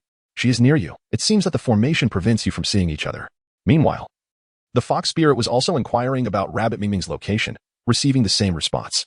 However, her system added, "Master, I sense an energy of detection. This formation is rather peculiar. We should exit at once." The fox spirit swiftly fitted the raw stones into the grooves, taking the original stones with her. Once accomplished, her vision was engulfed in infinite darkness. When she opened her eyes again, Rabbit Mingming stood beside her. They were brought before a vast stone pit, and the orc who had escorted them remained cold and unyielding, instructing them to pack all the stones into a leather pouch, stating that they could depart with them by nightfall. How long must this take? The fox spirit fumed at being ordered about. Yet, upon turning, there was no sign of the orc. The expansive stone pit contained only herself and Rabbit Mingming. The system detected that these discarded raw stones still harbored 80% of their power, and she was not inclined to squander her time on menial labor. She needed to absorb this energy to enhance her strength. Only by rapidly increasing her power could she secure her position in the beast realm. Mingming, I believe there is a peculiar force within these stones. It appears to be calling out to me. You continue to pack, while I investigate. If I succeed, I fear I will have to impart this knowledge to you. After gazing at Rabbit Mingming with envy, she spoke with great seriousness. The greater our strength, the more formidable our tribe will become. Thus we shall no longer be bullied by the wandering beastmen. Fox Spirit, you must go now. I can handle these matters on my own. She was eager to ensure that Fox Spirit would not touch any of the discarded raw stones, for they still contained a significant portion of the power of the starry realm. Mingming, thank you. Fox Spirit uttered her gratitude, yet inwardly berated Rabbit Mingming as a fool. The Na'vi and cheerful Rabbit Mingming continued to smile blissfully as she picked up a hide bag and incessantly filled it with stones. Unbeknownst to the fox spirit, each stone grasped in Rabbit Mingming's hands had its power drained, rendering them ordinary. Rabbit Mingming worked swiftly, fervently absorbing energy. Had it not been for the incessant warnings from the system, she likely would have never paused. As Tu Mingming raised her gaze, she was astonished to see a shimmering ethereal light emanating from Fox Spirit. Could it be the power of the starry veil? In an instant, Fox Spirit's aura transformed dramatically, becoming much more alluring, her skin even appearing more luminous. To her surprise, a mere raw stone had elevated her to the rank of a fourth-tier warrior. Have you advanced? Tu Mingming inquired. Filled with pride, Fox Spirit responded with a smile. I never anticipated that this stone would truly be effective. Allow me to share the method with you. You should give it a try as well. Upon reaching the stone pit, Fox Spirit realized that Tu Mingming had already filled a significant portion of it with stones, leaving only a quarter remaining. Quickly, go ahead and try, she urged, casually handing Tu Mingming a raw stone while explaining the absorption technique. Her suggestion to absorb it aside was, in truth, a subtle way to keep her distance from the remaining stones. With such kindness from Fox Spirit, Tu Mingming could hardly refuse. I shall give it a try, and could you kindly finish packing the rest of the stones? Absolutely, Fox Spirit assured, patting her chest with confidence. The adorable rabbit nestled to one side, appearing as though she had succumbed to slumber, only rousing from her repose once the Fox Spirit had meticulously gathered all the stones and had absorbed several more. Observing her lack of response, the Fox Spirit concealed a smirk beneath a facade of faint concern, inquiring with an air of insincerity. Rabbit Mingming also acted with indifference, claiming that her talent was lacking, yet she boasted extravagantly before Fox Spirit. To their astonishment, the male orc appeared out of thin air, startling both of them. Rabbit Mingming became increasingly certain that magic existed in this beastly world. May I inquire, dear brother, what purpose do these stones serve? Rabbit Mingming asked with great curiosity.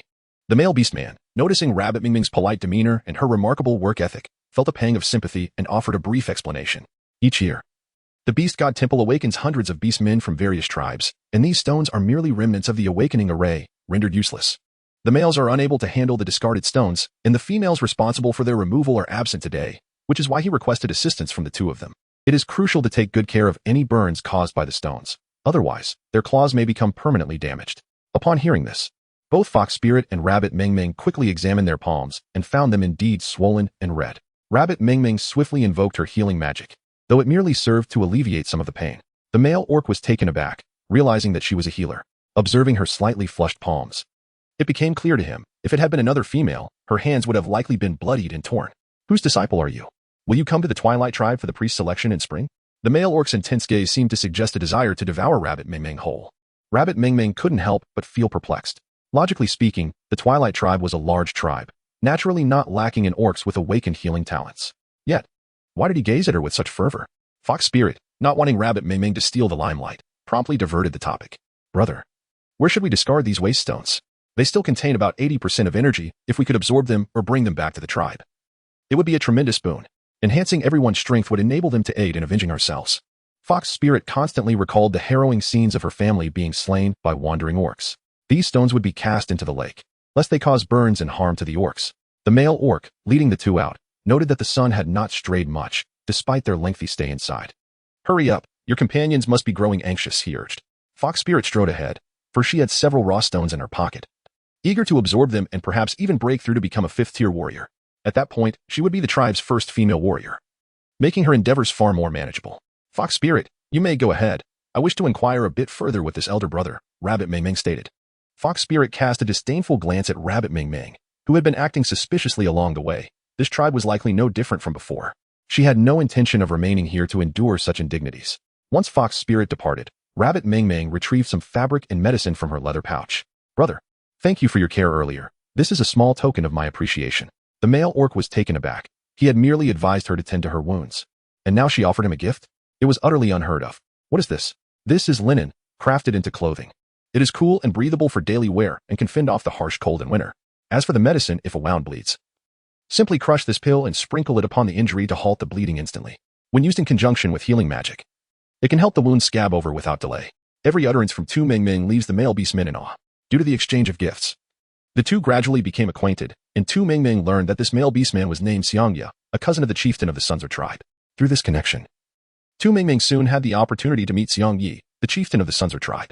Xiang Yi donned a skirt made of animal hides, his skin a rich shade of wheat, and his 8-pack abs glimmering subtly, revealing his formidable physique. The author cautions, do not misconstrue. He is not the type of man you might assume. Who are you? Xiang Ye's voice, commanding and overwhelming, resonated powerfully. Rabbit Mingming felt an inexplicable pressure as she introduced herself. I am Rabbit Mingming, an orc from the Chinga tribe. I have come to present a gift to Chief Xiang. Noticing her composed demeanor, Chief Xiang became intrigued as she produced a substantial bundle from her leather pouch, prompting his curiosity about the garment she adorned. From the moment Rabbit Mingming entered, Xiang Yi had observed her attire, which was unlike anything he had encountered before. Could it be crafted from this material? His deduction was indeed accurate. Her clothing was fashioned from this linen, which offered breathability and coolness in the summer, and warmth in the winter when layered beneath a fur coat. Xiang Ye's eyes narrowed slightly, revealing his keen interest in the linen. The Daybreak tribe, while large, still faced winter casualties among the elderly and young, with frail females often succumbing after the harsh season. If this linen truly possesses the ability to retain warmth, please share your terms. Born in the Daybreak tribe, Xiang Yi was accustomed to trade and well aware that no one receives rewards without offering something in return, especially as he now held the position of chief. The charming and clever Bunny Ming Ming, the chieftain, truly possesses remarkable clarity, unlike the chieftains encountered along the way, who required considerable effort to persuade. Rest assured, Chieftain Xiang, the endeavors I undertake will be beneficial rather than harmful to all of us beastmen. Observing the unwavering determination in Bunny Ming Ming's gaze further instilled a sense of innocence in her smile, while her tone grew bolder, prompting Xiang Yi to feel a spark of curiosity. Do enlighten me, he urged. It is likely that Chieftain Xiang is aware that our Qinghe tribe is situated a month and a half's journey from the Sunzer tribe, and even further from the coastal tribe, which lies 3 months away. Should it not inconvenience you, we wish to exchange some linen and medicinal supplies for salt, thus sparing our tribe the arduous travels. I have yet to present the medicinal supplies to Chieftain Xiang. As Bunny Ming Ming spoke, one hand transformed into its beast form, leaving 2 crimson streaks across her other fair and smooth arm. Blood quickly stained her arm, prompting Xiang Yi to rush forward, exclaiming, "Have you lost your mind?" Rabbit Ming Ming remained silent, taking out a healing powder, crushing it, and sprinkling it over her wound. Instantly, the blood coagulated, and she wiped away the corner stains with her garment, allowing Xiang Yi to see more clearly. Xiang Yi was greatly impressed by the efficacy of the healing powder, as well as Rabbit Ming Ming's dedication. As long as the wound was not fatal, the application of the powder would immediately halt the bleeding. When combined with a healing technique, its effectiveness would multiply manifold. Before Xiang Ye's eyes, Rabbit Ming Ming utilized the healing technique, allowing her arm to scab over swiftly, leaving only a faint trace of the injury. Xiang Yi was rendered speechless by the sight. Setting aside whether the cloth could provide warmth, he deemed this healing powder alone worthy of a trade with her. Soon, the two reached an agreement regarding the transaction, until Xiang Yi inquired how she would retrieve the salt. Rabbit Ming Ming smiled, assuring everyone that there would naturally be someone to collect it when the time came, putting the chieftain's mind at ease. After much discussion and settling various details, Rabbit Ming Ming was escorted back to Rabbit Min's home by evening. Upon her return, her beaming smile piqued the curiosity of the team, though they hesitated to inquire, knowing that asking would likely yield no answers. It was clear that they would no longer need to journey such great distances for salt. This revelation only deepened their confusion. Rabbit Ming Ming, what exactly are you referring to? Unlike her usual enigmatic demeanor, today Rabbit Ming Ming was unusually spirited, enthusiastically recounting her conversation with the chieftain of the Setting Sun tribe. I have arranged with the chieftain of the Setting Sun tribe that in the future, we shall merely provide cloth and medicinal supplies in exchange for salt. As soon as Tu Mengming's voice faded, the orc members of the team were initially taken aback, followed swiftly by an exuberant joy, with Tu Ji and Xiang Le being the most elated among them. Rabbit Ji was elated because the matter had been resolved, allowing his parents to return from the coastal tribe, thus reuniting the family. Meanwhile, Bear Lu was joyful as well, for with Rabbit Ji's parents back, his own family would not have to take up the posts at the coastal tribe. Now that the issue of salt had been settled, his family would be spared from that obligation. Tiger Ming, however, could hardly tolerate witnessing such lack of ambition among his peers. With a cold smile, he remarked lightly, "Indeed, our tribe is capable of producing hemp cloth, but if this information were to spread, wouldn't it place us in even greater peril by delivering hemp cloth?" Truly, he embodied the original male protagonist, speaking with such incisiveness and pinpointing the crux of the issue. Yet, who was Rabbit Ming Ming? Having conceived the idea of trading hemp cloth for salt, she undoubtedly had already devised a solution that would satisfy both parties. Everyone remembered the tribal leaders I had visited along the way. With Rabbit Ming Ming's reminder, anticipation filled the air as they awaited her response. Snake gazed at Rabbit Ming Ming, his eyes brimming with affection, as if to say that she must have been planning this since her arrival. Rabbit Ming Ming gave a big thumbs up to Snake, acknowledging the truth in their words. Indeed, throughout the journey, arrangements had been made with the leaders of various tribes. As long as we prepare the linen and medicinal supplies to be handed over to the Ganyuan tribe, they will then transport it to the Bayer tribe, and so forth, from one tribe to the next until it reaches the Rima tribe. Once the Rima tribe has confirmed receipt, they will return the salt in the same manner. Henceforth, we shall conduct trade with the Ganyuan tribe every 3 months. Rabbit Ming Ming's move is truly a remedy for future troubles, making a tremendous contribution to the tribe. Oh, Rabbit Ming Ming, you are simply remarkable. How did you ever conceive such a brilliant idea? Indeed, Rabbit Ming Ming, your brilliance is unparalleled. In no time, Rabbit Ming Ming found herself surrounded by a group of rugged men, all inquiring eagerly. To them, she had become an object of great desire, something everyone wished to be associated with. Snake stepped forward, pulling Rabbit Ming Ming into his embrace, casting a warning glare at the others, as if to say, "Dare to touch my woman, and you shall lose your claws. After such exertion, you must be weary. Take a moment to rest while we venture out to hunt and prepare a feast in your honor." Thus, Bearla led the group outside to hunt, intending to reward Rabbit Ming Ming handsomely. Rabbit Min brought Rabbit Ming Ming into the stone house. Through the walls, she could sense the energy permeating from the adjacent room, indicating that the fox spirit was still absorbing the power of the stars. Mei Ming, I have heard that you are a healer. Could you possibly assist me? Chapter 25. Absorbing the Power of the Stars. Rabbit Min knelt on the ground, tears cascading down like a string of broken pearls. In the life of a beast man. Apart from worshipping the beast god, one does not even kneel before their parents. This act of kneeling was something Rabbit Min could not endure. She hastily helped Rabbit Min to her feet, urging her to speak freely of anything within her power to assist, questioning the need for such humility. Should others witness this, not only would Rabbit Min suffer the consequences, but so would she, had they not only just met today. Rabbit Ming Ming would have surely suspected Rabbit Min of harboring ill intentions towards her. I implore you to save Luli. Luli was a beastman from the coastal tribe, who, while out on a journey, encountered Rabbit Min and took up residence with her in the Twilight tribe. Familiar with the coastal tribe, he took on the task of transporting salt from the Chinga tribe, which in turn provided additional supplies and salt to the couple each year. 3 years prior, while retrieving the delivered salt, Luli encountered a band of wandering beastmen. In his effort to protect the salt, he sustained injuries and returned home in a frenzy. Since then, his leg injury had never healed. They had long sought a healer, but the resources required were exceedingly burdensome, far beyond their means. Consequently, Luli's condition worsened. This year, after returning with the salt, he was unable to leave his bed. He had intended to inform Xiong Lu that he could not escort the salt next year. But unexpectedly, they had found a better solution. Similarly, the couple worried about their future. Previously, the Chinga tribe had provided assistance, but what lay ahead? The more they spoke, the more Rabbit Min wept uncontrollably. Rabbit Ming Ming began to grasp the situation. Take me to see him first, if there is a chance for healing. I shall do everything within my power. Over the years, the Qinghe tribe's ability to procure salt was largely thanks to Lu Li, although they no longer required their aid. One must not forget the kindness shown. In the room, Lu Li appeared healthy and vibrant, hardly resembling someone injured, were it not for the sight of his leg, which was rotting and emanating a foul odor. After a simple skim by the system, Rabbit Ming Ming learned that Lu Li's leg had not healed for years due to poisoning. I am poisoned? Lu Li exclaimed in astonishment. For the past 3 years, apart from his leg, he had been in good health. It had merely worsened recently. Can it be treated? Rabbit Min inquired, tears streaming down her face once more. Rabbit Ming Ming was truly frightened. She hurriedly urged her to cease weeping. For there was still time for treatment, albeit the method was rather gruesome.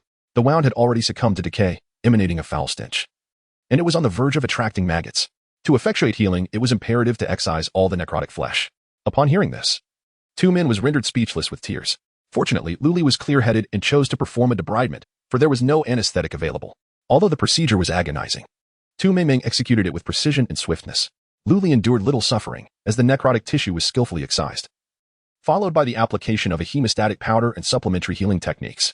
The wound visibly healed at an astonishing rate, though a portion of flesh was starkly absent from the calf, creating a somewhat unsettling sight. Thank you, Tu Min exclaimed, grasping Tu Ming's hand. Her tears flowing freely once more, though this time they were tears of overwhelming joy. Rabbit Ming Ming waved her hand and said, I shall return to my room to rest. The recent treatment had truly exhausted her, particularly the gruesome removal of the decomposed flesh from her calf, which had revealed maggots upon incision. Several times, she nearly succumbed to the urge to vomit, forcing herself to suppress it, and now, recalling that imagery stirred a tumultuous sensation in her stomach. As she settled down in her room, a soft exclamation from next door caught her attention, and the atmosphere felt markedly different. Had the fox spirit made another breakthrough in just one day? No, she too needed to swiftly absorb the power of the stars. Otherwise, she might end up being mercilessly defeated. System, I wish to absorb, she implored. The system, unable to respond vocally, displayed subtitles, guiding Rabbit Ming Ming to sit cross-legged as it transferred the temporarily stored star power to her. At first, she felt a pleasant warmth enveloping her, but it soon escalated to an unbearable heat, as if her very being were igniting. Every part of her body was subjected to a searing discomfort, her throat parched, leaving her with nothing but a sense of distress and thirst. As her condition deteriorated, Rabbit Ming Ming gritted her teeth, acutely aware of the changes within her. A faint luminescence flickered through her limbs, coursing painfully, yet she persevered through the torment. The fox spirit emerged from her room, having ascended to a 4th-tier warrior, and the air around her felt remarkably fresh. After absorbing 2 more star powers, she sensed that she was on the verge of breaking into the 5th tier. But she stifled the urge, knowing that another breakthrough would raise suspicions among her peers. The situation remained uncertain, and having exhausted her stones, revealing her progress would be futile. She decided to inform others only once she discovered the original stone. The fox spirit inquired of Rabbit Min regarding the direction of the hunting party and proceeded towards the outskirts of the tribe. In the valley, a massive python was tightly coiling around a wild boar, drawing closer with each constriction. The boar, not one to submit easily, charged at the python, crashing into trees with reckless abandon. With a resounding crack, the mighty trees splintered under the impact, causing the python to hiss in pain as it bit down hard on the boar's neck, injecting venom into its bloodstream. In mere breaths, the robust boar collapsed, and the python transformed into a human form. The fox spirit arrived just in time to witness this scene, her face flushing red as she glimpsed something she shouldn't have. The snake spirit furrowed its brow and hastily donned a beast hide skirt around its waist. Fox spirit, what brings you here? Everyone else has nearly finished hunting and is preparing to return. I just leveled up and thought to come find a beast to practice on. The advancement of any member was a cause for celebration as it bolstered the tribe's strength. I shall accompany you to find a beast to practice on. The fox spirit offered. The hunting team, initially ready to depart, delayed their plans upon her arrival, expressing a collective desire to join her in the hunt. Only the snake spirit maintained a detached demeanor, stating, I will take care of the prey by the river. The fox spirit frowned, displeased. Snake spirit, let us go together. Besides the captain and human, you are the strongest in the team, and I was hoping to compare skills with you. The fox spirit harbored ulterior motives, having observed the snake spirit's meticulous care for Rabbit Ming Ming throughout their journey. In contrast, while human was competent, he lacked the refinement exhibited by the snake spirit. Upon closer inspection, the snake spirit indeed seemed superior in every aspect, and she yearned to showcase her prowess before him, proving that she was far more capable than Rabbit Ming Ming. In the world of beasts, strength reigned supreme, and she believed that by demonstrating her absolute power, the snake spirit would inevitably take notice. Just as the fox spirit anticipated an enthusiastic agreement from the snake spirit, he merely replied, I am tired. Chapter 26. System Upgrade. The fox spirit felt as though she had been struck by an invisible slap, her face burning with indignation. Her gaze toward the snake spirit now brimmed with irritation. No, it was a blend of anger and humiliation. Bear Lu, sensing the tension, intervened, explaining that the snake spirit, being a third-tier beastman, was at a significant disadvantage compared to a fourth-tier beastman. Furthermore, he had sustained injuries while hunting the wild boar, and it was best to allow him some rest. Reluctantly, the fox spirit acquiesced and ventured into the dense forest. During the hunt, the fox spirit demonstrated abilities surpassing even Bear Lu, garnering admiration from the team. After showcasing her skills, she ultimately targeted and dispatched a larger brown bear. By the time she returned to the Daybreak tribe, the moon hung low over the treetops. Rabbit Ming Ming, having practiced diligently for a considerable time, stirred at the commotion. Slowly awakening, a foul stench assaulted her senses. Instinctively, she reached to cover her mouth and nose, but the odor intensified. Looking at her hands, she found them coated in a dark, grimy substance. The culprit was revealed. Was this the impurities expelled from her body after the cleansing process? The stench was overwhelming, and Rabbit Ming Ming thought little of it, hastily stepping outside to find water to wash herself. To her surprise, the courtyard was filled with people, all intently roasting meat. Upon seeing Rabbit Ming Ming covered in grime, they momentarily froze, before instinctively covering their noses as if they had encountered a ghost. Rabbit Ming Ming chuckled awkwardly a couple of times, stating that she had just developed a new pill, which unfortunately exploded. It exploded, leaving a charred mess. I shall go wash up. Two men directed her, indicating that there was a river not far to the west of the tribe. The adorable rabbit, in a frantic rush akin to fleeing for its life, hastily departed from the Luli residence, embodying the essence of a weary corporate worker. It was truly a matter of urgency. Feeling uneasy about his younger sister, Tuji was about to rise and follow her when he noticed Xing had already departed. Only then did he feel reassured enough to continue grilling the meat. Huling cast a lingering gaze at the spot where Xing had been sitting, her eyes flickering with a hint of chill. Upon reaching the riverbank, Tu Mingming plunged headfirst into the lake. Before long, she emerged significantly cleaner, while several fish floated around her, seemingly silent witnesses accusing her of being the ruthless fish slayer. Rabbit Mingming's face was etched with frustration. Fortunately, there was no one around. Otherwise, how could she possibly navigate the beastly realm in the future? It was utterly embarrassing. At this moment, all she wished for was to finish washing up quickly and make a hasty escape. Although the dirt had been removed, she was left with a sticky substance, reminiscent of grease, which was particularly revolting. At that instant, she longed for the luxurious shower gel and exfoliating scrub from her homeland. Or even the most inferior bar of soap would suffice. A voice resonated in her mind. Transaction successful. 2 pieces of dried meat deducted. Congratulations, host. You have obtained 1 bar of soap. Startled, Rabbit Mingming shivered but soon regained her composure. During her cultivation, she had vaguely heard the system upgrading. It turned out to be true. She hurried to check the system and discovered an astonishing revelation. The system had activated a trading mode. Previously, the system merely possessed a voice function and assisted with scanning. Now, the newly initiated trading mode allowed for exchanges among various traversers across different realms. The barter system enabled transactions where, as long as one possessed an item the other required, a trade could be completed, provided the quantities were appropriate. In addition to the trading system, there was a chat interface filled with an array of messages. User ID 45690, surviving in the apocalypse is incredibly challenging. One misstep can lead to being decimated by zombies, especially the kind that devours you alive. User ID 78990, how about the Jurassic? A single step from a dinosaur could obliterate an entire village. Could these IDs signify the number of individuals who had traversed? User ID 6570000. A mere cannon fodder in the beast realm, take note.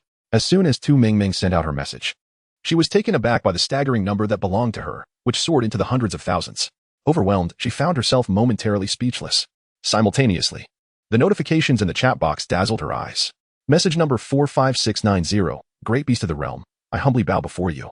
I beseech you. Please provide some resources for exchange, for I am on the brink of starvation. Anything edible will suffice.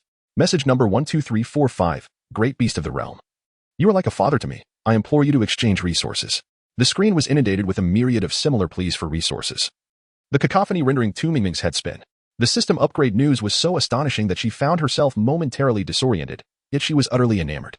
Suddenly, Tu Mingming felt as though she were ensnared, struggling to breathe, the weight of the situation constricting her chest. Upon opening her eyes, she realized, to her astonishment, that she had unknowingly sunk to the bottom of the lake. As she fought to swim to the surface, she caught sight of stones at the lake bed. And her eyes widened in recognition. Was that not the primordial ancient stone? The adorable bunny Mingming turned back to collect stones, utterly oblivious to the imminent danger that lurked nearby. The moment she grasped a stone, an electric jolt surged through her, rendering her entire body numb and devoid of sensation. As she finally discerned her surroundings, terror seized her, and the scant oxygen in her lungs bubbled away into nothingness. Before her loomed an electric eel, its girth surpassing that of her arm, adorned with a row of elongated fangs that seemed poised to swallow her whole. It was over, this time. She truly faced her end. The electric eel, brimming with latent energy, projected an aura of power that Bunny Mingming could sense even from a distance. The rabbit, feeling the futility of struggle, chose to simply close its eyes and await its demise. Instead of the anticipated pain, it found itself enveloped in a warm embrace. Rabbit Mingming opened her eyes, only to see the man's rosy lips descending towards her, bestowing upon her a breath of oxygen. Rabbit Mingming desired to refuse. Yet her instinct for survival compelled her to crave more. The formidable electric eel glared with eyes as large as fists, its crimson gaze instilling a sense of dread. It hurled a bolt of lightning towards the two, leaving the man with no choice but to endure the onslaught. The creature then transformed into a colossal python, casting Rabbit Mingming towards the lake's surface while its tail struck down fiercely upon the electric eel. The eel was pinned to the lake bed, the primordial stones resembling heated orbs, sizzling and crackling as they scorched the creature. In a short while, it succumbed to its fate. The python's tail made contact with the primordial stones, causing even its robust scales to emit wisps of smoke from the searing heat. As Rabbit Mingming emerged from the water, still rising, she let out a startled scream. Fortunately, just as she was about to plunge back into the depths, a figure caught her securely. As she landed on the riverbank, gasping for breath and grateful for her life, she suddenly felt a scorching gaze fixed upon her. Lifting her eyes, she noticed that the serpent's face had turned crimson to the roots of its ears. Time seemed to freeze at that moment.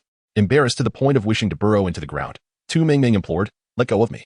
Upon hearing her plea, Xiying released his grip, and Tu Mingming swiftly maneuvered to his rear, retrieving a clean outfit from her spatial pocket to change into. Though her body remained unwashed and greasy, she dared not continue bathing in the lake. As she fastened the belt of her dress, she noticed the crimson hue staining Xiying's leg, reminiscent of a burn. "Damn it, it actually hurt you," Tu Mingming seethed with clenched teeth. That cursed electric eel. Once she tended to Xiying's wound, she instructed him to retrieve the carcass of the electric eel. After skinning and deboning it, she grilled it until it sizzled with oil before presenting it to Xiying, urging him to eat and regain his strength. Chapter 27. Lizard Beast. Anyone who dares to harm her little brother, Tu Mingming, must face a fate worse than death. A 3-meter-long electric eel, weighing over 200 pounds, would be more than sufficient to satisfy the hunger of two individuals. By the time they returned to the Luli residence, it was already well past midnight. In the stillness of the room, Tu Mingming lay restlessly upon the stone bed, tossing and turning, her body enveloped in an uncomfortable layer of grease. A sudden knock echoed through the quiet, sharp and clear. Tu Mingming opened the door to find Xiying, who was cradling a wooden basin, nearly half her height, filled to the brim with steaming water. His endearing smile filled her with an indescribable sense of gratitude. Oh my. This was no villain but rather an epitome of warmth and kindness. "Xiying, you are truly remarkable," she exclaimed. Flattered by her praise, Xiying beamed with satisfaction, convinced that as long as he attended to Mingming with meticulous care, she would eventually come to cherish him. After indulging in a bath infused with fragrant soap, exuding the enchanting scent of magical flowers, Tu Mingming finally surrendered to a contented slumber. In her dreams, she found herself engrossed in a book, savoring every word as she meticulously traversed the entire narrative. Only Rabbit Mingming is aware that after the system upgrade, due to the constraints imposed by the main system, it is still unable to freely provide her with prompts, which is why it has revealed to her the unfolding narrative. Rest assured, system, I shall resolve the main system issue promptly. Nevertheless, knowing the forthcoming plot has left Rabbit Mingming feeling overwhelmed. The promised pastoral life in the beast realm seems overshadowed by the existence of the demon race. The current state of the beast realm resembles a disarrayed collection of individuals living their own separate lives. When the demons inevitably attack, It appears that the only fate awaiting them is death. Well, I suppose I shall take it one step at a time. Upon awakening, the sky began to lighten, signaling the approach of dawn. Outside her room, Xionglu and the others had already shouldered their bags of salt. As Tu Mingming was about to step out, a notification from the system rang out, and upon opening it, she was bewildered by the content. ID 691788. The magnate's generosity is unparalleled. He exchanged 4 pieces of dried meat merely for 2 bars of soap. ID 957714. What you have is insignificant. The magnate traded 20 pieces of dried meat for a kitchen knife. ID 34567. You all are but amateurs, behold me, for with only a small umbrella, I have procured 30 pieces of dried meat. Rabbit Ming hurriedly opened her storage space, only to find that none of the jerky she had previously stored remained. Instead, a haphazard assortment of items lay scattered within. Upon closer inspection, the soap and kitchen knife could be deemed understandable and potentially useful. Yet what purpose could a small umbrella serve? She had no partner, and moreover, the males of this beastly realm were all of such imposing stature that this diminutive umbrella appeared utterly inconsequential. Rabbit Ming was eager to obliterate the little umbrella, yet she felt a pang of sorrow for the 30 yuan worth of dried meat. In a hurry, she inquired with the system to understand the situation. As the subtitles scrolled before her eyes, Rabbit Ming realized that the previous night, while attempting to capture the pugu ore from the riverbed, she had inadvertently collected a considerable amount into her space. The system had undergone an upgrade, doubling the capacity of her space. Unable to accommodate the ore, she had no choice but to exchange all the dried meat within. Upon witnessing the abundance of pugu ore filling her space, the cloud of gloom surrounding Rabbit Ming began to dissipate. Ming, let us set forth. Just as before, Xiying held Rabbit Ming tightly as they raced forward, with all the supplies intended for Xiying now resting in 2G's possession. Shortly after departing from the Dayu tribe, Rabbit Ming sensed several unusual presences surrounding them. The absorption of the power of the starry luo not only enhanced her system, but also fortified her very body. In Tu Mingming's mind, a series of data is displayed. Rabbit Ming, species, rabbit beast, strength, 5, agility, 2, stamina, 100. What is happening? Why does the upgraded system appear to be a tampered version, resembling a game system? The humble system, having made an error, continues to survive in silence, too timid to voice its mistakes or inform the host of the flawed upgrade. Remain vigilant, for there are large beasts prowling nearby. The bear, leading the group, halted and concealed them beneath a towering ancient tree. Within mere moments, a colossal creature approached, each step sending tremors through the ground. Quickly, take cover. With a startled exclamation, Tu Ming drew attention as the crowd scattered, and a towering ancient tree crashed to the ground. A lizard beast, entirely crimson in hue, emerged, its eyes larger than pumpkins, fixated on the onlookers as though they were delectable morsels. Saliva dripped from its maw, and even from 100 meters away, the stench of its breath, unclean for centuries, was palpable. A 5th-tier lizard beast. How could such a creature possibly exist here? While Xionglu was taken aback, fear eclipsed his astonishment. The boundary of the sunsetting tribe was a realm often traversed by the orcs, and logically, high-tier beasts should not roam these lands. Yet, this was not the moment for contemplation. The lizard beast was not only enormous but also possessed a tough hide and exceptional defensive capabilities, making it a true titan among its kind. Even a 5th-tier warrior might struggle against it, let alone their own ranks, which topped out at 4th tier. Charging in would only lead to certain demise. Drawing on his extensive combat experience, Xionglu promptly ordered his team to disperse and flee, with each of the dozen members scattering in different directions. However, the lizard beast seemed intent on pursuing them. With a furious exhalation, it swept its tail, sending several 2nd and 3rd-tier warriors crashing away, leaving them battered and bruised in its wake. Rabbit Ming's expression turned serious. How did this lizard end up here? According to the narrative, they were supposed to encounter the wandering beast men first, and only then would they come across this lizard. Could it be that her memory was failing her? That seemed unlikely, for she had paid particular attention to the storyline involving the return to the tribe to fetch salt. When they faced the wandering beast men, the two groups had clashed, and it was solely thanks to Huling that they managed to navigate through it safely. Later, when they encountered the lizard beast, Huling had fought fiercely and directly ascended to the 5th tier of beast men. After returning to the tribe safely, she thrived effortlessly in her new environment. Could it be that her own presence had altered the original plot? Engaging in battle with the lizard could lead to an upgrade. Such an opportunity must not be squandered by Huling. Xiying, go and defeat that lizard. Rabbit Ming urged, her eyes ablaze with determination. Presently, Xiying was competent, yet still lacking in combat prowess. She disdained Huling's arrogant demeanor. All right. Xiying set Rabbit Ming down and rushed toward the lizard. Not far off, Huling, forced to halt, refused to back down. She was on the verge of breaking through to the 5th tier. If she could achieve that during combat and subsequently slay the lizard beast, her reputation within the hunting team would soar to unprecedented heights. Huling advanced, her hands transforming into sharp claws, aimed at the lizard's abdomen for a strike. However, she merely grazed the lizard's skin, igniting her fury further. with Huling and Xing joining the fray. Hu Ming and Xiong Lu followed closely behind, unleashing a barrage of punches upon the lizard beast. Rabbit Ming Ming swiftly tended to the injured team members. Once healed, they rejoined the fray, while those of lesser strength transformed into their beast forms to engage in combat with the lizard beast. Chapter 28. Almost on the verge of tears initially, the lizard beast utterly disregarded this motley crew of minor warriors until the number of surrounding beastmen began to swell. Particularly, a few among them inflicted considerable pain, prompting the lizard beast to rampage through the area. In no time, a colossal battlefield emerged amidst the ancient, towering trees of the dense forest. Nearby trees toppled, and Snake Ing glanced anxiously at Rabbit Ming Ming, but the lizard beast seized the opportunity to deliver a crushing blow to him. Snake Ing was hurled violently against a tree, a trickle of blood surfacing at the corner of his mouth.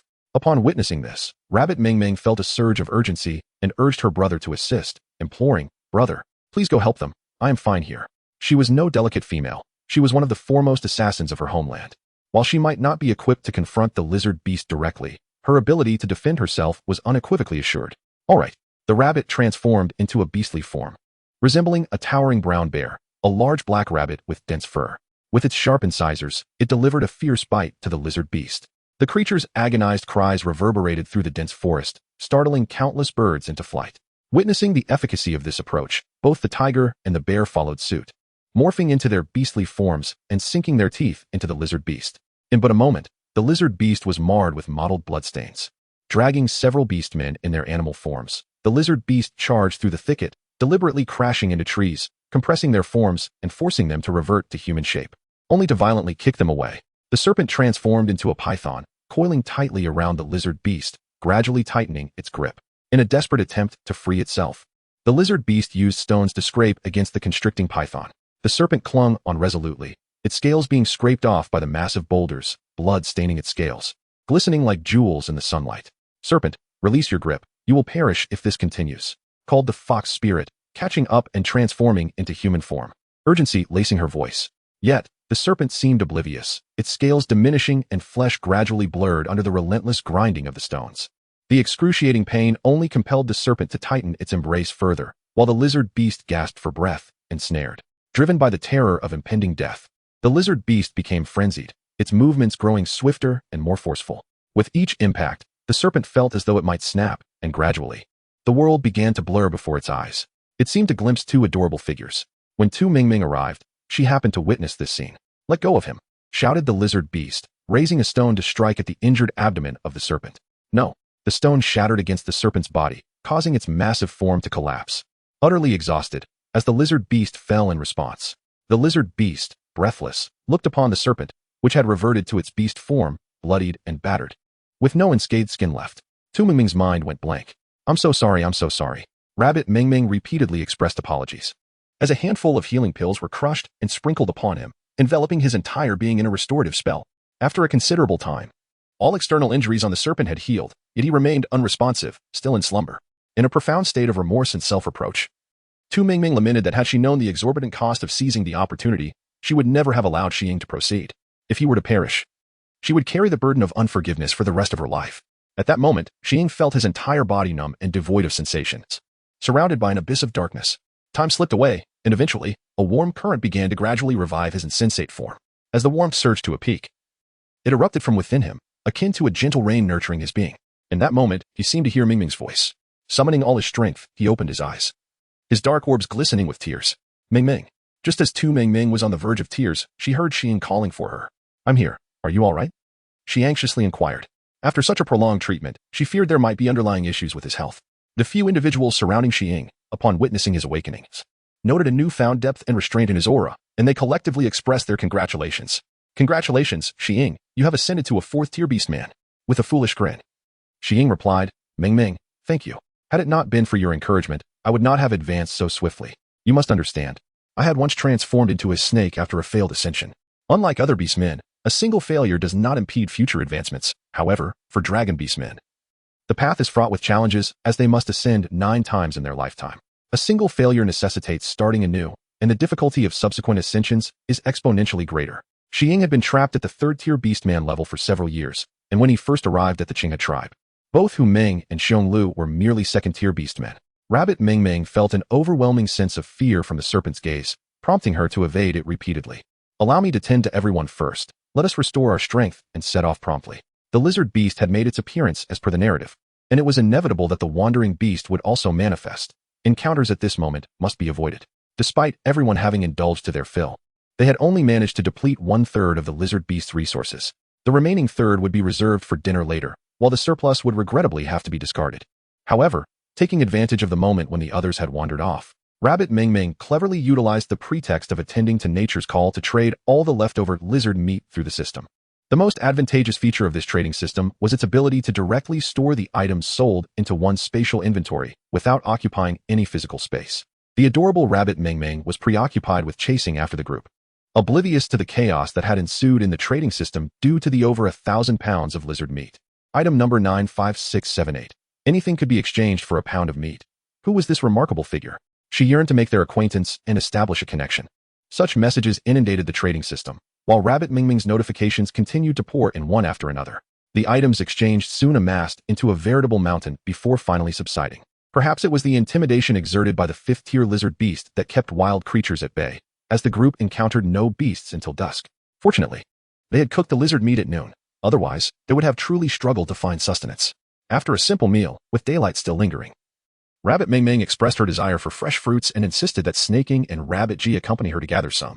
Rabbit Ming Ming has made tremendous contributions to the tribe, and her efforts in the midday battle provided them with the finest healing. How could Xiong Lu possibly refuse her modest request? He promptly instructed the two to accompany Rabbit Ming Ming to gather fruits. Once they had ventured far enough from the camp, Rabbit Ming Ming signaled for them to halt. Are you tired, Ming Ming? You and Xing should rest here while I go and collect fruits for you, Rabbit G said before preparing to leave. Fortunately, Rabbit Ming Ming acted swiftly. Otherwise, Rabbit G would have already vanished from sight. Despite being a rabbit, he could run exceedingly fast. The perception that rabbits are slow stems from the fable of the tortoise and the hare. Brother, take a look at this, Rabbit Ming Ming said, presenting Rabbit G with a Pugu original stone. At a glance, Tuji recognized that this was the stone from the Ganyuan tribe that had been presented to us, intended to lead us to the Rimu tribe. Chapter 29, Newlyweds. Before Rabbit Ming Ming had the opportunity to elucidate its purpose, Rabbit G had already begun his incessant diatribe. Ming Ming, even if you are fond of this stone, I will retrieve one for you when I return. How can you possibly take what belongs to others? All of these must be submitted to the Sunsetting tribe. What if it is discovered that something is missing?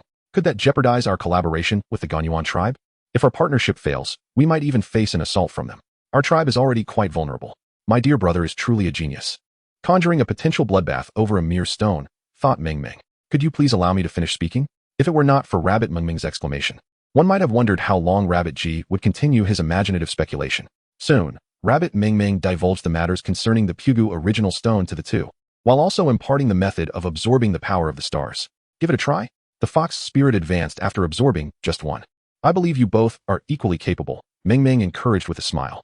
She remained vigilant, however, aware of the surrounding sounds, despite her desire to absorb the original stone herself.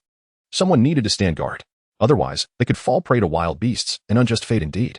Not far behind the trio, a pristine white fox was intently observing the original stone, lingering for quite a while before departing. For several consecutive days, Rabbit Ming Ming provided the original stones for Rabbit G and Snaking to cultivate. Originally at the 4th tier, Rabbit G was now striving to reach the 6th tier, while Snaking showed no signs of progress whatsoever. One night, while absorbing the original stone, Rabbit Ming Ming sensed a sudden surge of murderous intent and opened her eyes abruptly, only to find a glimmering dagger poised against her throat. The fox spirit, with a glint of malice in her eyes, inquired, "Who exactly are you?" In the past few days, the fox spirit had secretly investigated the belongings of Rabbit Ming Ming and Snaking, discovering no original stones among their possessions. However, the source of the stones they had been cultivating remained a mystery. The stones were unusually hot to the touch and could not possibly be carried around casually. Thus, there was only one conclusion. She and Rabbit Ming Ming were both traversers, each possessing their own spatial realms. With this realization, a fierce glint crossed the fox spirit's gaze. Rabbit Ming Ming was taken aback, and then, filled with trepidation, she said, "I am Rabbit Ming Ming. Fox Spirit, do you not recognize me?" Upon realizing that the other party indeed recognized the dagger, Fox Spirit sneered coldly, "If you insist on feigning ignorance, do not blame me for being merciless." At the moment the dagger was about to plunge, Rabbit Ming Ming hurriedly evaded, but a long crimson gash was etched upon her collarbone. Blood gushed forth, staining her garments in a vivid red. With a swift turn, Tu Ming Ming pressed a Type 92 pistol against the head of Fox Spirit, who, caught off guard, instantly succumbed to fear. "Ming Ming, please, do not act rashly. I merely wish to ascertain whether you are friend or foe. I do not truly intend to harm you." The power of the firearm was not lost on the fox spirit, a denizen of the flower kingdom. In her moment of capitulation, jealousy surged within her. Why? In this realm of transmigration, did others possess such devastating weapons, while she was left with a dull dagger, barely capable of slaying a pig? As an assassin, one might question her skills, yet her judgment remained beyond reproach. Had she not evaded that strike, she would have surely met her demise at the hands of the fox spirit. With a light chuckle, Tu Mingming remarked, "Doesn't it seem a tad late to explain now? After all, she would eventually eliminate the main system. Why not seize this opportunity to bring her down?" Just as Tu Mingming was poised to pull the trigger, an incessant warning flooded her mind.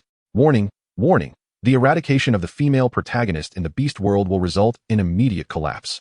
Rabbit Mingming was furious, exclaiming, "Are you jesting with me?"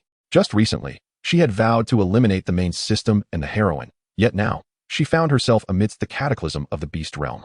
Unyielding in her disbelief, as she pulled the trigger, the ground trembled violently, making her realize this was no mere jest.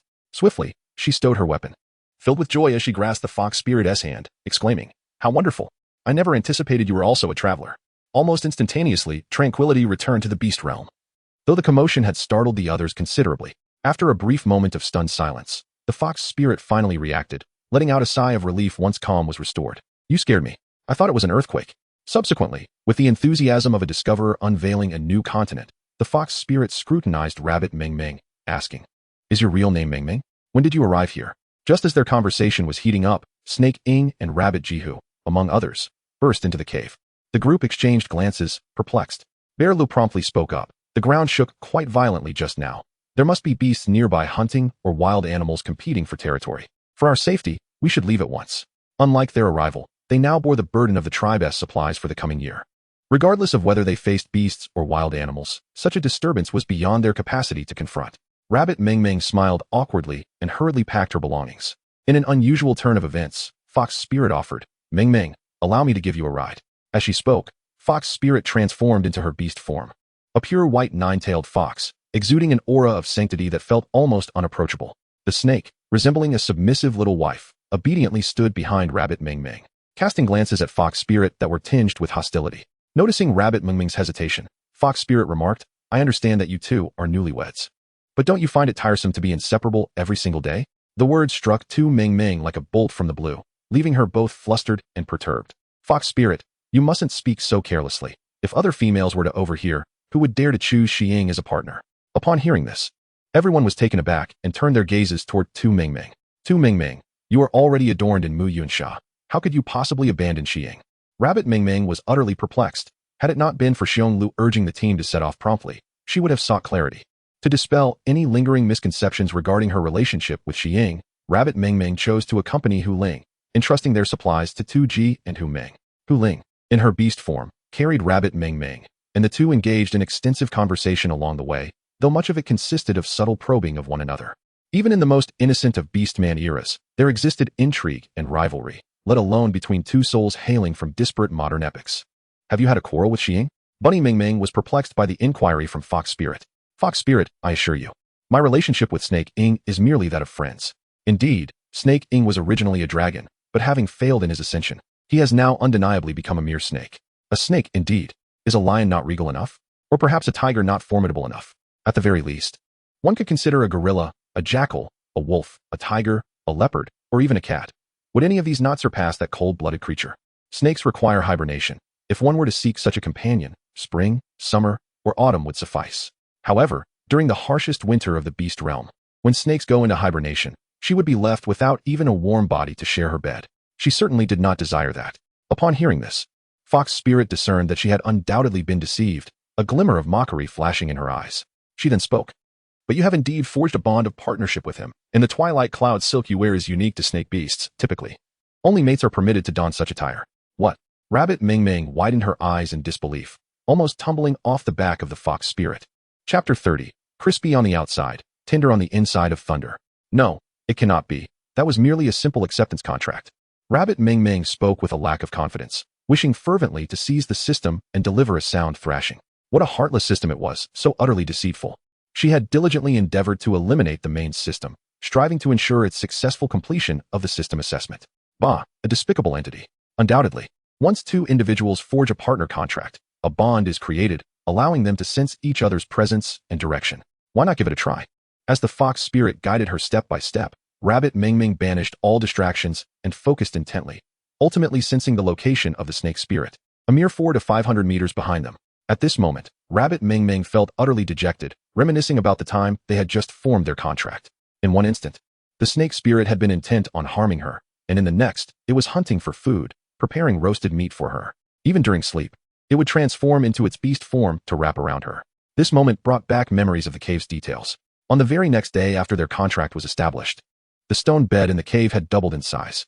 Even in the new cave she had later occupied, the bed had been crafted by the snake spirit. Reflecting on these memories, Rabbit Ming Ming's face flushed ever deeper, resembling a ripe red apple, so enticing that one could hardly resist taking a bite. Rabbit Ming Ming continued to inquire of Mu Yunsa, and upon hearing the response, her face flushed with embarrassment. When the group finally found a resting spot, Rabbit Ming Ming hastily removed the garment of Mu Yunsa from her body. Not only did she cast it into her spatial storage, but she also concealed it in the farthest corner. Upon emerging from the spatial realm, she was confronted by Shi Ying, causing her to retreat several steps in alarm. Shi Ying, believing he had startled her with his sudden voice, reached out to comfort her, but Rabbit Ming Ming nimbly evaded his grasp. We haven't even mentioned dissolving the contract yet, Rabbit Ming Ming began, but was abruptly interrupted by the system. Host, Shi Ying has already been a wandering beastman twice. Should he be abandoned once more, he may succumb to darkness. Previously, Rabbit Ming Ming was unaware of the unfolding plot, but having now grasped the narrative's progression, she realized that Shi Ying was one of the principal antagonists. Originally, after being forsaken by Tu Jiao Jiao, he remained loyal to Rabbit Ming Ming until her demise. Harboring a deep-seated hatred for beastmen and tribes due to his own abandonment by both family and clan. After joining the ranks of the wandering beastmen, he ascended to leadership. During a heist, he encountered Fox Spirit, whose attentiveness and kindness softened him. However, he ultimately became a mere stepping stone on Fox Spirit's path to success. Following this, he completely succumbed to darkness, uniting the wandering beastmen and allying with several exiled beasts to wage war against the beastmen. If she were to propose the dissolution of their contract now, Rabbit Ming Ming could hardly fathom the potential consequences. Let us indulge in some barbecue. I am quite famished, she said, rubbing her belly. Her stomach audibly echoed its agreement with a few rumbling sounds. Upon hearing this, the shadow in Shi Ying's eyes dissipated slightly, yet he still sensed that since last night, Ming Ming seemed to drift further away from him. For several consecutive days, Rabbit Ming Ming was either with Fox Spirit or Rabbit G. Wherever Shi Ying was present, Rabbit Ming Ming resolutely avoided stepping foot, even choosing to consume only the meat grilled by Rabbit G. Shi Ying's expression grew increasingly grim, and the atmosphere within the group became distinctly peculiar. Many males, noticing Rabbit Ming Ming's disregard for Shi Ying, began to vie for her attention. She was wary of Shi Ying's intimidating gaze. Her desire to survive deterred her from accepting the advances of others. To the onlookers, it appeared that Shi Ying and Rabbit Ming Ming were embroiled in a conflict.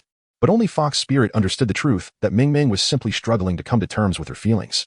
Ming Ming, do keep in mind that Shi Ying is now a 4th-tier beastman. At the current rate of his cultivation, transcending to the 5th tier is merely a matter of time. If you do not wish to take action, I may have to intervene, Fox Spirit jested. She was eager for someone to take on the burden of this troublesome hot potato. She urged action without hesitation. Suddenly, Fox Spirit leaned closer to Rabbit Ming Ming's ear. The adorable rabbit, with its exterior crisped by the lightning, had its already rosy cheeks turn an even deeper shade of crimson, reaching to the very roots of its ears. Blushing with a hint of indignation, it questioned, "Do you truly wish to proceed?" The Fox Spirit remained silent, gazing intently at the entrance of the cave, while the serpent, having appeared seemingly out of nowhere, lingered in the shadows. Rabbit Ming Ming sensed that something was amiss. As the orc's rank ascended, they naturally became more aware of their surroundings. Although their conversation was hushed, it was sufficiently quiet for it to be overheard. It was over. She could almost perceive the seething murderous intent in the serpent's gaze. Rabbit Ming Ming quickly signaled the Fox Spirit for assistance. Whether Fox Spirit was deliberately ignoring her or simply oblivious, she replied, "You carry on. I shall take my leave for a moment." Rabbit Ming Ming called out, pleading not to be left alone, yet Fox Spirit had already vanished into thin air. Ming Ming. Snaking began to speak, but was interrupted by Rabbit Ming Ming. "I was merely joking with Fox Spirit. Why are you still awake at this late hour?" Snaking remained silent, merely lowering his gaze to the wooden basin in his hands. Tu Ming Ming awkwardly twitched her lips. Today, she decided to forego her morning routine. Everyone had been traveling all day and was quite fatigued. "You should hurry back and rest." Rabbit Ming Ming dared not look at the serpent. After speaking, she curled up amidst the hay in the cave. She could hardly accept the notion of the serpent becoming her companion. "System, I await your explanation." Ever since the Fox Spirit discovered her identity as a traveler, it had been cautious around her, harboring no immediate intent to end her life. Thus, the system was able to resume its speech. However, in recent days, Rabbit Ming Ming had been in a fit of anger, and the system dared not show its face. Now, it had no choice but to muster the courage to respond.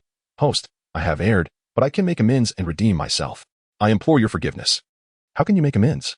The contract can be dissolved, but only when the host possesses the abilities of a priest. The priest can aid the newly matured young in awakening their powers and assist affectionate males and females in forming bonds, naturally also facilitating the dissolution of bonds among beast men. Most beast men are reluctant to sever their bonds. Even if it means serving a single female alongside 5 or 6 males, they do so willingly.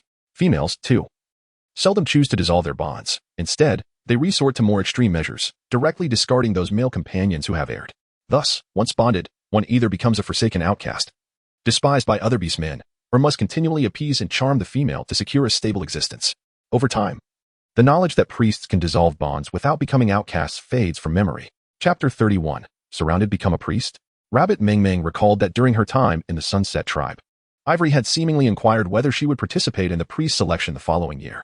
It was said that priests are the messengers of the beast god, guardians of the beast realm.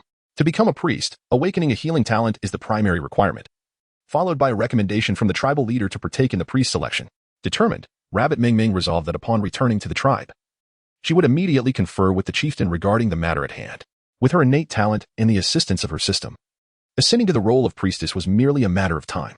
As for her relationship with Snake Ing, it would remain unchanged for the time being. With a solution in mind, Rabbit Ming Ming was finally able to find peace in slumber. In contrast, Foxling found herself in the rare predicament of insomnia. System. Do you perceive Rabbit Ming Ming's arrival as a boon or a bane? This question lingered in her thoughts, leaving her in a state of confusion. Her system could provide various everyday necessities, yet most of these items were of dubious origin. The most advantageous aspect was the ample space for storage. Yet Rabbit Ming Ming was different. She possessed formidable weaponry, such as firearms, which compelled Foxling to remain vigilant. The system swiftly analyzed the pros and cons, presenting the most favorable conclusion. Mistress, having multiple allies opens numerous pathways. If you were to collaborate, you could undoubtedly carve out a significant place in the beast realm. Let me ponder this further. Foxling sighed deeply. Unable to sleep, she decided to stand watch for the team outside. Upon returning from the river with water, Hu Ming noticed Foxling smiling. Aling, why aren't you resting? Knowing you're on watch, I'll keep you company. Hu Ming was the first beastman she encountered upon arriving in the beast realm, and the system had indicated that he would achieve the highest accomplishments in the future. She could feel the kindness he bestowed upon her. Hu Ming, with his robust physique, now wore a grin reminiscent of an endearing fool, simply because Foxling was accompanying him during the vigil. Here, take this. Foxling retrieved a Pugu original stone from her space and offered it to Hu Ming. While Rabbit Ming Ming absorbed the original stone, she had gathered quite a few from the quarry, no less than several hundred, initially intending to use them solely for herself. Rabbit Ming Ming had taught her the value of not only becoming strong individually but also ensuring those around her were empowered. Following Foxling's guidance, Hu Ming began to absorb the energy from the original stone. Before long, he broke free from long-standing shackles. Hu Ming, congratulations on becoming the second fifth-tier beastman of our tribe. The first was Rabbit G, who recently achieved her breakthrough. Foxling felt that she was on the brink of a breakthrough herself, but had yet to find the right opportunity. Hu Ming gently brushed Foxling's cheek, acknowledging her contribution. Were it not for her gift of the small stone, his breakthrough would not have been so smooth. Foxling's face flushed instantly. Suddenly, Hu Ming's expression shifted dramatically. It's bad. We are surrounded. Soon, Foxling too heard the faint rustling sounds emanating from their surroundings. Quickly, summoned the captain and the others. The hunting team, accustomed to the perils of the wilderness, had honed their senses to guard against nocturnal beast attacks. And nearly everyone awakened simultaneously. Gathering their equipment, Xiongli spoke with gravity. Everyone, prepare to break free from the encirclement. Snake King, Rabbit G. You two protect the supplies and the females. Hu Ming and I will cover the rear. With their roles clearly defined, the team members transformed into their beast forms and darted off in all directions. In a moment of peril, Tu Ming Ming found herself cradled in the embrace of the serpent. As they made their hasty retreat, a resounding crash echoed through the air, sending the leading members of their team hurtling through the sky. The beast collided violently with trees and stones, producing an even greater cacophony. At that moment, two enormous shadows emerged in the sky, their vast eyes gleaming with an eerie green luminescence. A sense of dread washed over them. It was the two-headed rainbow serpent beast. Merely the mention of its name was enough to instill terror within the hearts of the hunting party. As the familiar scene unfolded before her, the sight of her sworn enemy ignited an inferno of rage within the fox spirit, her eyes blazing red as she charged towards the two-headed rainbow serpent beast. Xiongli. Hu Ming quickly restrained the fox spirit. The two-headed beast is a seventh-tier beastman. We stand no chance against it, shouted Xiongli in desperation. The two-headed rainbow serpent beast, known as the Two-Headed, was a seventh-tier marauding beastman, a nightmare for all the small tribes. They were ruthless in their pillaging, capturing females and either coercing males to join their ranks or slaying them on the spot. Any tribe that fell under the leadership of the Two-Headed beastman was left in utter ruin, desolate and devoid of life. It was a group of the Two-Headed subordinates that had once sacked the Chinga tribe, resulting in devastating losses. "Let me go. I must avenge my mother and father," cried the fox spirit, tears streaming down her face. Although she had traversed through time, her parents had treated her with utmost kindness, sacrificing themselves to delay the marauding beastmen so she could escape. Each night, she was haunted by dreams of her parents, awakening in tears, her desire for vengeance growing ever more intense.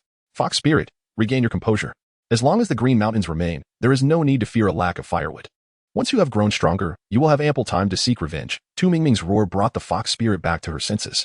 However, they soon found themselves encircled by the marauding beastmen. Upon spotting the females, the marauders leered with malicious intent, their eyes glinting with depravity. "Look, two exquisite females. This should entertain us for quite some time," one of them sneered. "We've had a streak of bad luck, robbing several tribes without encountering any young females. The old ones are dull, and the young ones can't endure the games we play."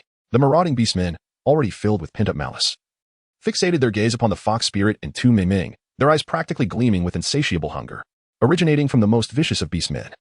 The marauding beastmen had descended into utter depravity, making any attempt to reason with them an exercise in futility. "We must fight with all our might and break through," Tu Mingming declared, her indignation flaring as she was subjected to the lewd stares of the marauders. "What chance do you think we have of breaking free with so many of us?"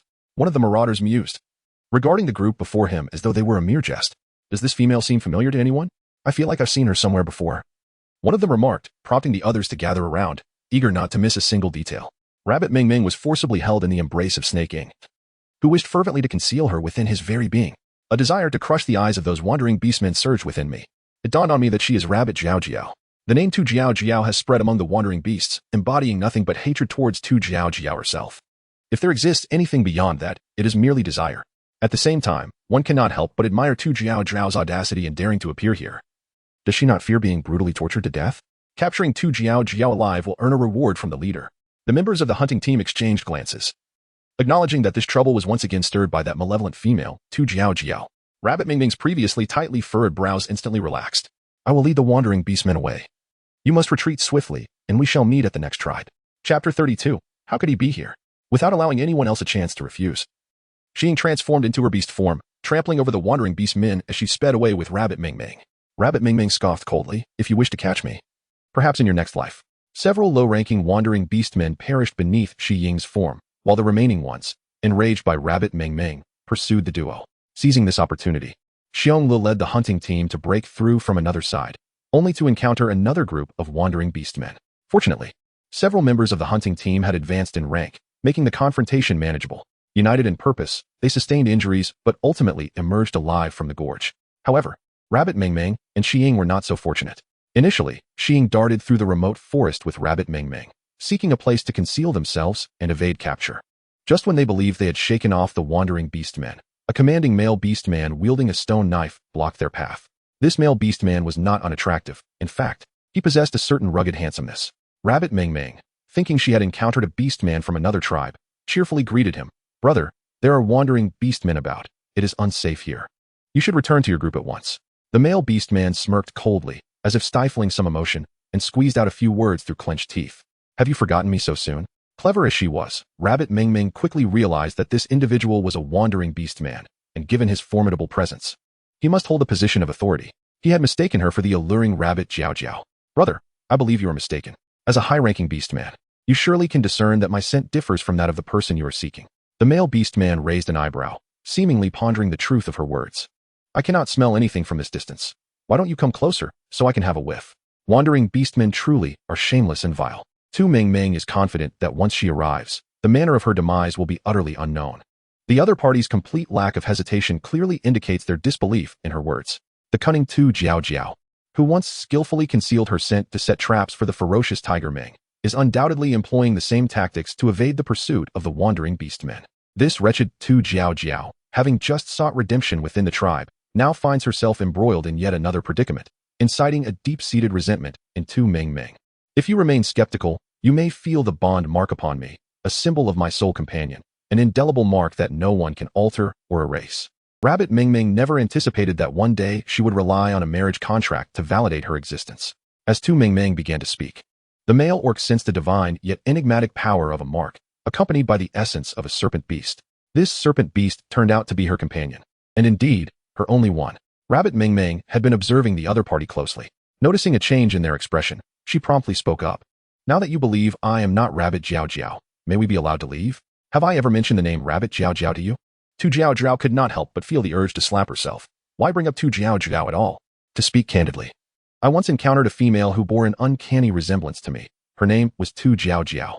She engaged in numerous acts that caused great harm to our tribe, and she inflicted pain upon me as well.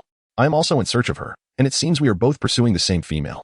May I inquire if this detestable Tu Jiao Jiao has also inflicted harm upon your tribe?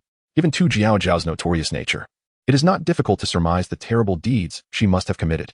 Suddenly, Tu Mingming felt a surge of curiosity about the nature of the grudge that would compel so many wandering beast men to pursue her relentlessly. She had stolen the totem stone of this tribe. If I were to capture her, I would ensure her dismemberment. The male beastman clenched his fists tightly, veins bulging with rage. The turn this seat left Tu Mingming, who was well versed in the storyline, utterly astonished, for among the beastmen, only the griffin referred to himself in such a manner. While the beastmen were aware of the malicious and ruthless nature of the two-headed wandering beastman, they remained oblivious to the fact that the griffin was, in truth, the leader of the wandering beastmen. What was he doing here? According to the narrative, he was supposed to be within the territory of the Falling Petal tribe. Could it be that she and Xing had already ventured into the domain of the Falling Petal tribe? Wait, if the griffin was present, could it be that Tu Jiao Jiao had stolen the griffin's blue crystal? The blue crystal was an artifact the griffin had acquired by chance, which he utilized to cultivate his powers, swiftly rising above the other wandering beastmen and eventually becoming their leader. Later, when the griffin encountered the fox spirit, he sacrificed the blue crystal to save her life. However, upon regaining her strength, the fox spirit sought to eliminate the griffin to solidify her position, leading to her rescue by the darkened Xing, who became one of the antagonists. After comprehending the entire narrative, Tu Mingming realized that the fox spirit had a penchant for formidable beings, and every step of her success was built upon the corpses of the powerful. As for the griffin's fate, she felt little inclination to intervene. Her sole desire was to acquire the blue crystal and seize all opportunities from the fox spirit.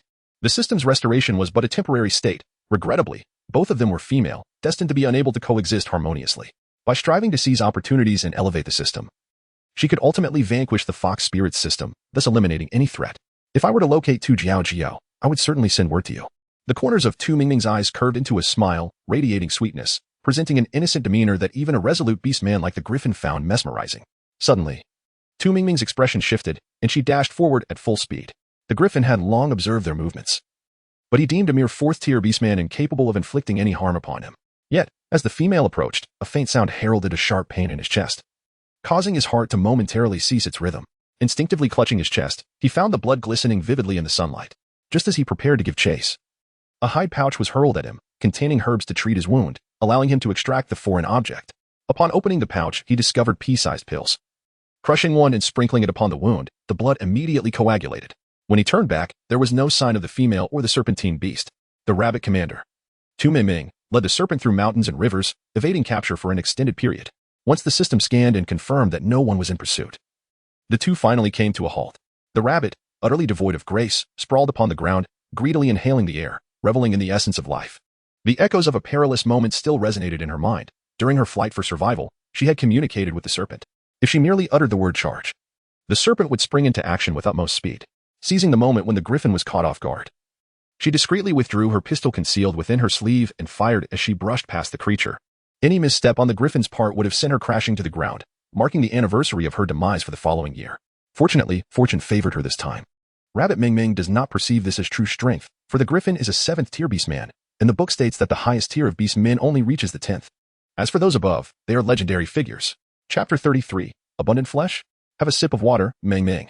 During a brief moment of rest, the snake unexpectedly procured some water and offered it to her. As Tu Mingming reached out to grasp, the serpent showed no intention of relinquishing its hold, compelling her to drink while maintaining contact with its hand. Although she was merely sipping water, an involuntary blush crept onto Tu Mingming's cheeks. This was due to her gaze resting upon the creature's hide skirt, while her mind replayed the words of Fox Spirit, who had mentioned that serpent beings possessed 2 of those particular attributes. Rabbit Mingming found herself feeling utterly shameless, just having escaped a dire situation. Her mind wandered to frivolous thoughts. She needed to find a place to spend the night. As dusk approached, the dense forest concealed deadly dangers. Traveling by moonlight was simply out of the question. It was not until nightfall that she discovered a cave barely suitable for habitation, which contained firewood and dry grass. Once the fire was lit, Snaking ventured out to hunt. In truth, Rabbit Mingming's space was stocked with an ample supply of food, primarily modern convenience items such as canned goods, pasta, and boxed meals. Following a system upgrade, even her food had become gourmet, ready to be consumed straight away. However, if she were to produce steaming hot meals, how could she justify it to Snaking? Once they parted ways, there was no guarantee he wouldn't reveal her secret. To avoid complications, she decided against taking anything out. After all, food stored would not spoil and could be traded with other travelers for essential supplies. In this world of beasts, the direst need was for various seeds. With seeds in hand, a life of abundance would surely follow. Thus, Rabbit Ming Ming promptly listed her tempting boxed meals and pasta on the trading system. Item number 657000. Food is now available for trade, seeking various grain seeds or seasonings. Those with seeds may privately message me, stating their desired items. The moment she sent the message, the channels erupted with activity. Number 38447. Big Boss Duo, I seek meat. Any kind of meat I haven't tried. Number 789434. Big Boss Duo, look at me. I have every seed you could desire. What on earth was Big Boss Duo? After messaging someone privately, she learned that due to her previous dealings in dried meat and lizard flesh, she had become known as the meat vendor in the system. Meat vendor had an unappealing ring to it, so they affectionately nicknamed her Duo of meat, which somehow evolved into Big Boss Duo. Numerous trades were successful, resulting in Rabbit Ming Ming acquiring garlic and pumpkin seeds. Although the exchanges were plentiful, they primarily yielded vegetable seeds, with grains being scarce. It seemed that, like her, others had also traversed into this resource-scarce world. On the bright side, she possessed not only ginger, scallions, and garlic, but also a bag of barbecue seasoning. While it wasn't her favorite spicy blend, the 5-spice seasoning was quite satisfactory. Suddenly, a noise from outside the cave caught Rabbit Ming Ming's attention. Assuming Snake Ing had returned, she prepared to assist him. Peering out, she was met with the hungry gaze of a wolf beast, causing her to shiver. The creature seemed unsurprised to see her, indicating it had been watching her for some time. The earlier commotion was undoubtedly its attempt to enter the cave, and she was fortunate to have noticed. Today, I'm in a good mood. Let us play, Rabbit Ming Ming declared, twisting her body to loosen her muscles. Ever since her first encounter in this beastly world, which had resulted in a broken leg, she had not had the chance to fight again. With Snake Ing absent, today was her moment to shine. The wolf beast appeared to comprehend her words, baring its sharp fangs and lunging at her before she could react. Despite its swift speed, to Rabbit Ming Ming, it felt as if time had slowed down. With a precise kick to the creature's soft underbelly, a resounding thud echoed as the wolf was sent flying into a nearby tree. The fierce wolf quickly regained its footing, raising its claws to strike again. But before it could, a steaming wolf head rolled to her feet. Ah, help! As Tu Ming Ming was about to sheath her dagger, she heard a cry for help not far away. Upon her arrival, she witnessed a pack of wolf beasts toying with a female orc, her leather skirt in tatters. The wolf beasts displayed lewd grins, their mouths dripping with repulsive saliva. Orcs hunt wild beasts, yet the wild beasts likewise prey upon orcs, harboring a twisted notion of harmonious coexistence. Consequently, every orc that falls into the clutches of these beasts meets a gruesome demise. Help, help! The female orc's voice had grown hoarse, yet she was unwilling to relinquish any semblance of hope, despite knowing the odds of encountering another orc in this dense forest were slim. Just as the wolf beasts prepared to launch their attack, a series of loud thuds echoed, and several of the wolves near the female orc suddenly fell lifeless. A solitary wolf is not fearsome. Rather, it is the pack mentality that poses a threat, with the Wolf King exhibiting remarkable cunning. Upon detecting Tu Ming Ming, the Wolf King lunged toward her with a speed that had more than doubled. The Rabbit Maiden, with a swift motion, squeezed the trigger, yet the bullet merely grazed the Wolf King. Bang, bang, bang. The compact and lightweight 92 pistol held merely 20 rounds. And despite the Rabbit Maiden's remarkable accuracy, she only managed to strike the Wolf King once. This was not an absurdity. Rather, it underscored the vast chasm between her and the Wolf King. Initially taken aback by the unfamiliar weapon, the Wolf King soon rallied, unleashing his pack in a ferocious counterattack. With ammunition depleted, the Rabbit Maiden had no choice but to stow away her pistol and draw forth a pristine watermelon knife. The silvery moonlight glinted off the blade, emanating a chilling radiance. Overwhelmed by the sheer number of wolves and burdened with the protection of an injured female beastman, she soon found herself at a breaking point.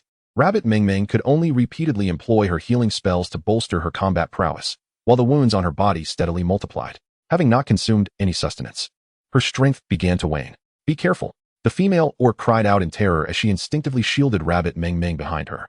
The Wolf King struck down with a powerful blow, and the female orc collapsed, her body drenched in blood. The vivid and shocking crimson liquid thoroughly stimulated Rabbit Ming Ming, prompting her to retrieve a bomb from her spatial pouch and hurl it towards the pack of wolves.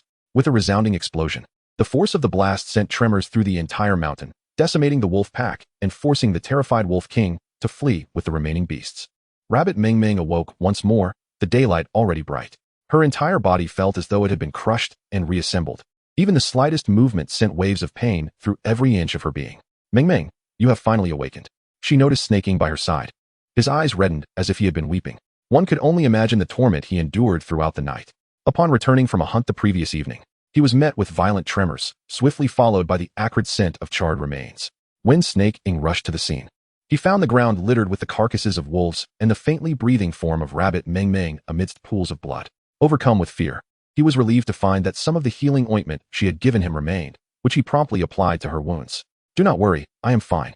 After casting a healing spell, the pain gradually subsided, and her injuries began to mend. Chapter 34. Why did you not perish? The adorable rabbit, Tunmingming, appeared to recollect something as she searched frantically within the cave, ultimately discovering the gravely injured female in a secluded corner. She hurried over to administer aid. Noticing the confusion in Shi Ying's eyes, Tunmingming recounted the events of the previous day, after stating her intention to prepare food. Tunmingming proceeded to tend to the female's wounds once Shi Ying had departed. The injuries inflicted by the claws of the Wolf King were severe, with even several bones fractured. In a moment of sheer disbelief, Tu Meming could scarcely fathom the dire consequences had that forceful strike landed upon her back. Given her exhaustion from the previous day, it would have undoubtedly meant her demise. Even that female, before losing consciousness, had used her last vestige of strength to crush the healing ointment and apply it to her wounds, thus preserving her life. After a considerable time, the pale-faced female beastman finally opened her eyes, unable to comprehend her continued existence. Remarkably, her injuries had healed significantly. First, I must eat something, Tu Mingming thought, as she served the prepared bone broth alongside several roasted tender chicks. The female beastman, upon seeing the food, began to devour it ravenously while recounting her own tale. My name is Zihua, a homeless and abandoned beastman. I was once a member of the Luoying tribe, but after being captured by marauding beastmen, I managed to escape to the Hongxia tribe. There, I formed a bond with one of their beastmen, only to be rejected due to my past. His sister went to great lengths to rid herself of me, even casting me into this vast mountainous jungle. As she spoke, tears streamed down Zihua's face. Tu Mingming sensed the bond mark between Zihua and her partner had vanished, signifying one of two grim possibilities. Either the partner had perished or had taken another mate. To Tu Mingming, this merely echoed the tale of a cat who sins by trampling upon a woman. In a world where flowers bloom abundantly, it was disheartening to discover that such treachery also existed in the realm of beasts. Indeed, wherever humanity resides, conflict inevitably follows. Do not weep. It is better to recognize his true nature sooner rather than later, she advised. Why cling to such a scoundrel? It would be foolish to keep him around. To be candid, Zihua possessed a striking beauty, her delicate and fair skin, along with her refined features, rendering her more attractive than many females of the Qinghe tribe. A truly exquisite little hedgehog. However, Zihua's face bore a frown as she lamented, what am I to do now? The Luoying tribe was once my home. Yet it is now devoid of familiar faces. If I return, the shameless beastmen will surely come for me. Suddenly, Zihua turned to Tu Mingming. May I join your tribe? I am willing to do anything and promise to remain within the tribe, never to venture elsewhere. The decision to join the tribe rested with the chieftain. So Tu Mingming replied, you shall accompany us back to the tribe. She felt a deep sense of responsibility to ensure Zihua's safety after the life-threatening rescue she had received. After their meal, Tu Mingming inquired about any secluded and safe places within the Luoying tribe.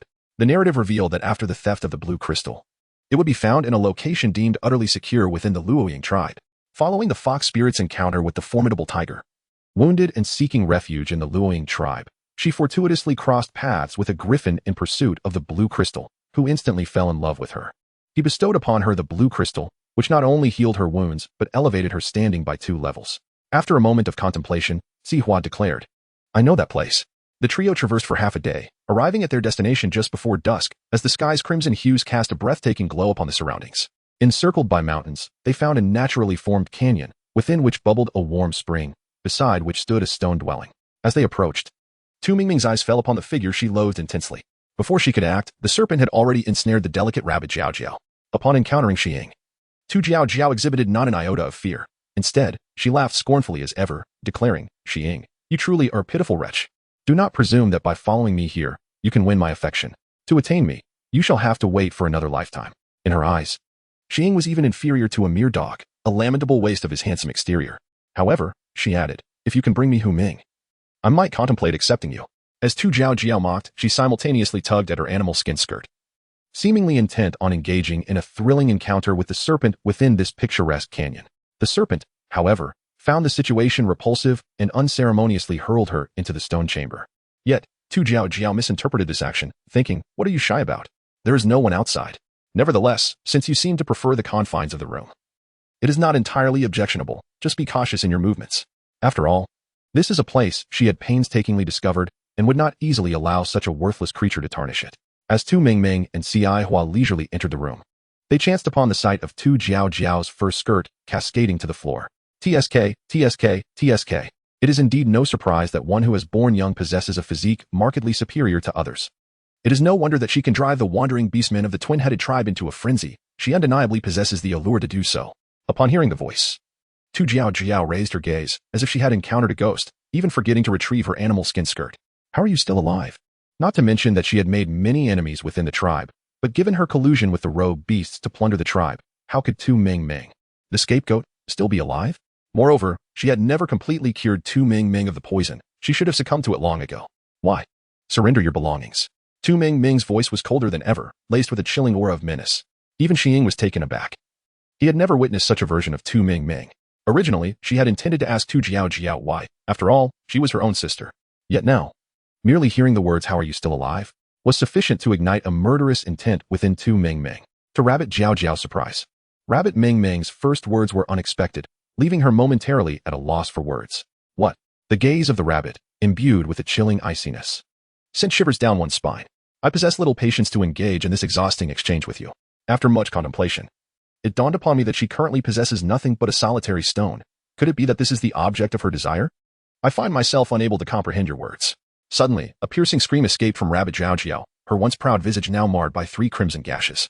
Blood trickling down her cheek and cascading toward her neck, a sight most unsettling in the dimly lit room. Where is it? Rabbit Mingming inquired coldly once more. Rabbit Jiao was indeed acting as if possessed, breathing heavily with anger. Rabbit Mingming, you vile creature, how dare you strike me? I am your elder sister. Snaking, you spineless coward, is this how you allow others to bully your companion? Noticing that Snaking remained unmoved, Rabbit Jiao intensified her persuasion. If you assist me in avenging this wrong, I shall become your partner right now. Even if the fierce Tiger Ming arrives, he cannot replace your position in my heart. Upon hearing this, Snaking remained indifferent, as if she had not heard a word. To Rabbit Jiao, it seemed that her offer was insufficiently compelling. Chapter 35, To move her, one must first tread over my corpse. Meanwhile, the onlooker Cihua grew increasingly anxious. Ming, you must take Snaking away. She feared that Snaking might succumb to temptation, just like her former partner, ultimately abandoning Ming, which would be disastrous. It was commonplace for females to abandon males. But the reverse was exceedingly rare, a profound disgrace. She did not wish for Rabbit Ming to experience such humiliation. Rabbit Ming cast a reassuring gaze. Just as she was about to speak, a commotion erupted from outside. The clattering sound suggested that it was no small affair. As if having found a lifeline, Tu Jiao swiftly seized the animal skin skirt from the ground and dashed outside. Beyond the stone dwelling stood several fierce-looking beasts, which, upon sighting Tu Jiao, immediately transformed into human form. Tu Jiao, where do you think you're going? As the delicate Rabbit Jiao caught sight of the orc in the distance, it was too late for her to flee. Instead, she flung herself into his embrace, weeping profusely like a flower drenched in rain. Twin-headed brother, you have finally arrived. Just moments ago, it seemed you would never see me again. Possessing a modicum of healing magic, Rabbit Jiao had already staunched the blood flowing from her face. She had always taken great care in her appearance, adorning herself with fragrant herbs. Initially brimming with fury, the twin-headed being found his rage tempered upon encountering the softness in his arms and inhaling her distinct fragrance. This wretched Rabbit Jiao, who could incite both ire and attachment, despite her myriad transgressions, still drew countless orcs to her side. Fear not, for I am here. Let us see who dares to lay a finger on you. The twin-headed creature's commanding presence reverberated through the entire valley. Witnessing this scene, Rabbit Ming finally understood the meaning of a small blade piercing the rear. Her eyes were opened. System, Skin Rabbit Jiao. Skin successful, long-term wearing of wuxia incense, commonly known in ancient times as wuxia powder. If worn daily, it would ensnare those who come into contact with her, leaving them irritable in her absence, akin to 1,000 claws scratching at their hearts. While encountering her would feel like a long-awaited rain after a drought. The twin-headed being, once filled with hatred towards her, now wished to meld her into his very bones. It was astonishing how a mere orc like Rabbit Jiao could possess such profound cunning, orchestrating such a spectacle. She even scarred my face. And that serpent beast sought to force a union with me. Had you not arrived in time, I fear I would have been left in tears. Yet, the sight of her distress broke the twin-headed being's heart. He held her close, soothing her with tender reassurances. Do not worry, when my brother arrives, he will surely tear them apart and feast upon them. You may not be aware, but that wretched female has injured my brother.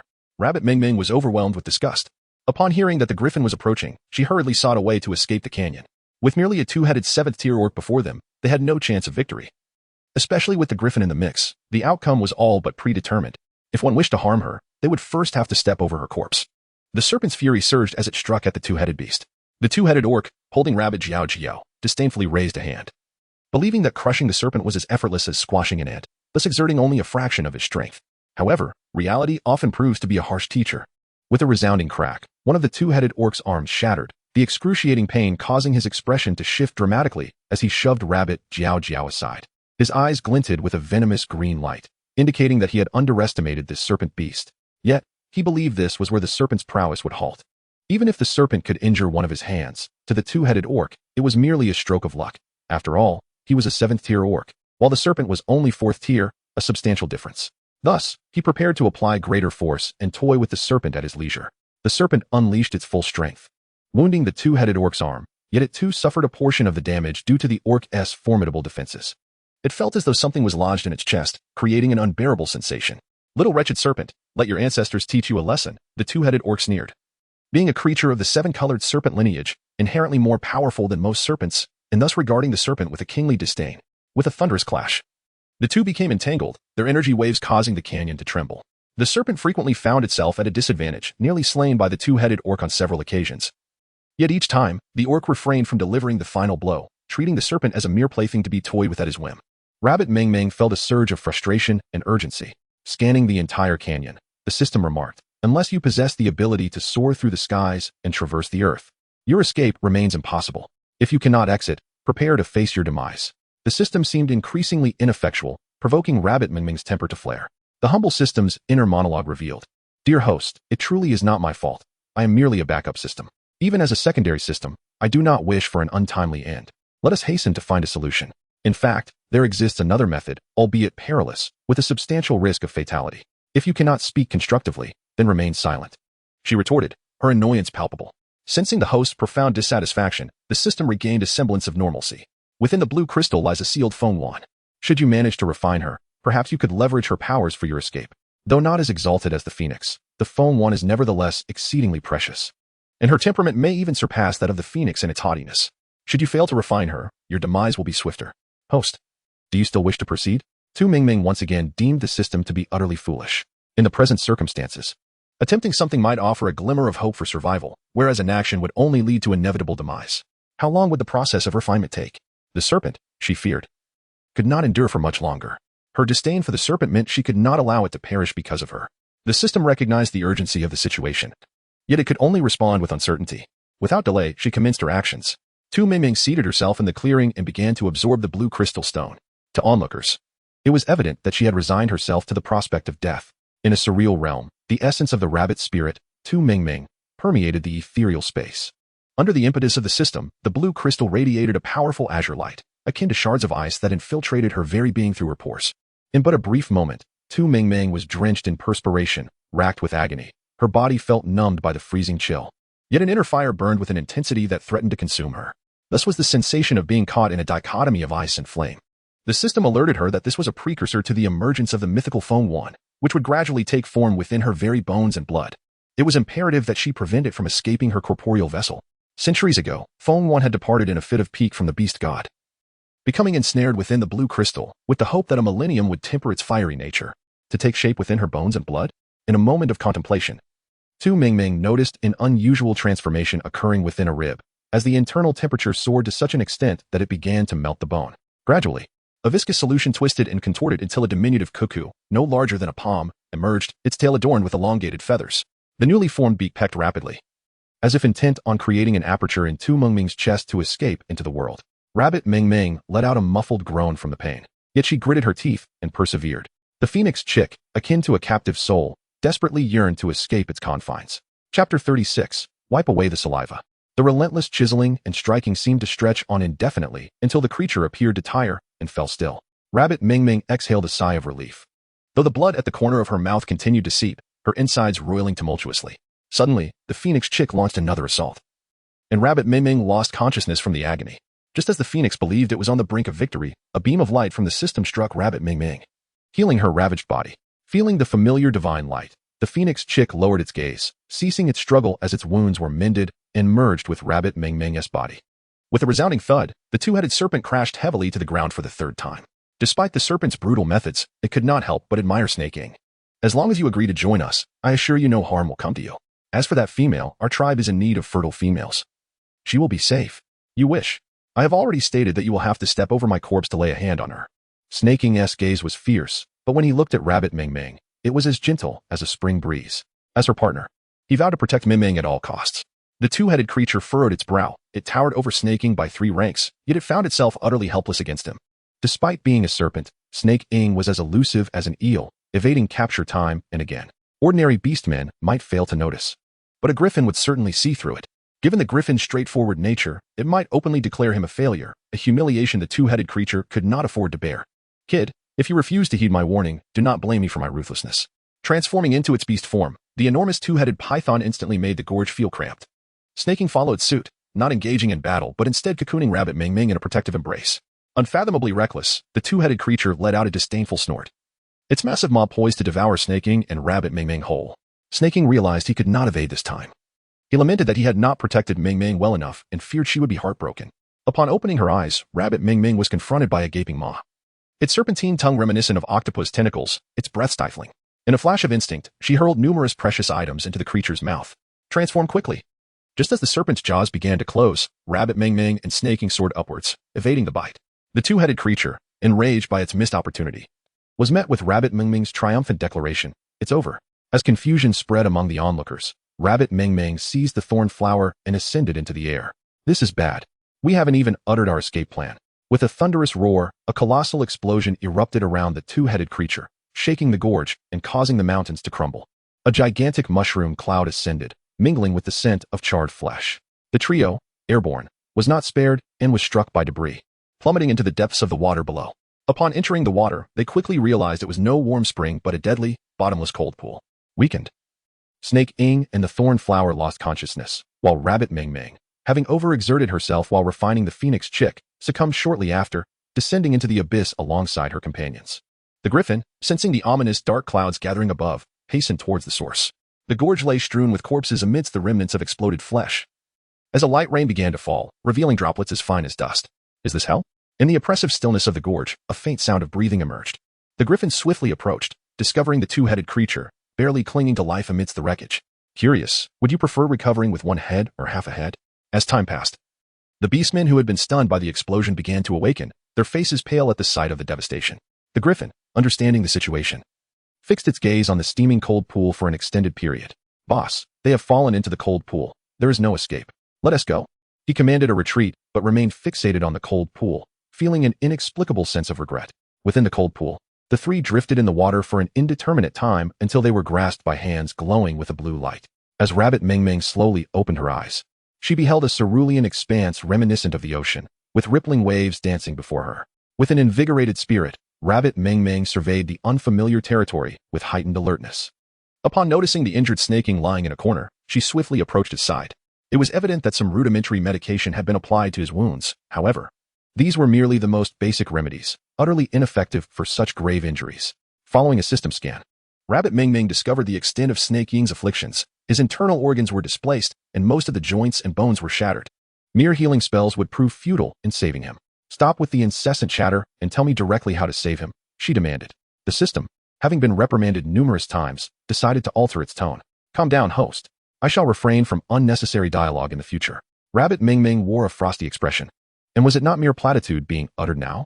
The system hastily explained, "Such damage is irreparable for the beastmen. To restore themselves to their former glory, they must ascend, drawing upon the power granted by the beast god for their elevation. However, the serpent beasts must shed their skin after each ascension in order to proceed to the next elevation." After observing for quite some time, Tu Ming Ming realized that the snake had not advanced to the 5th tier, and now she understood the reason.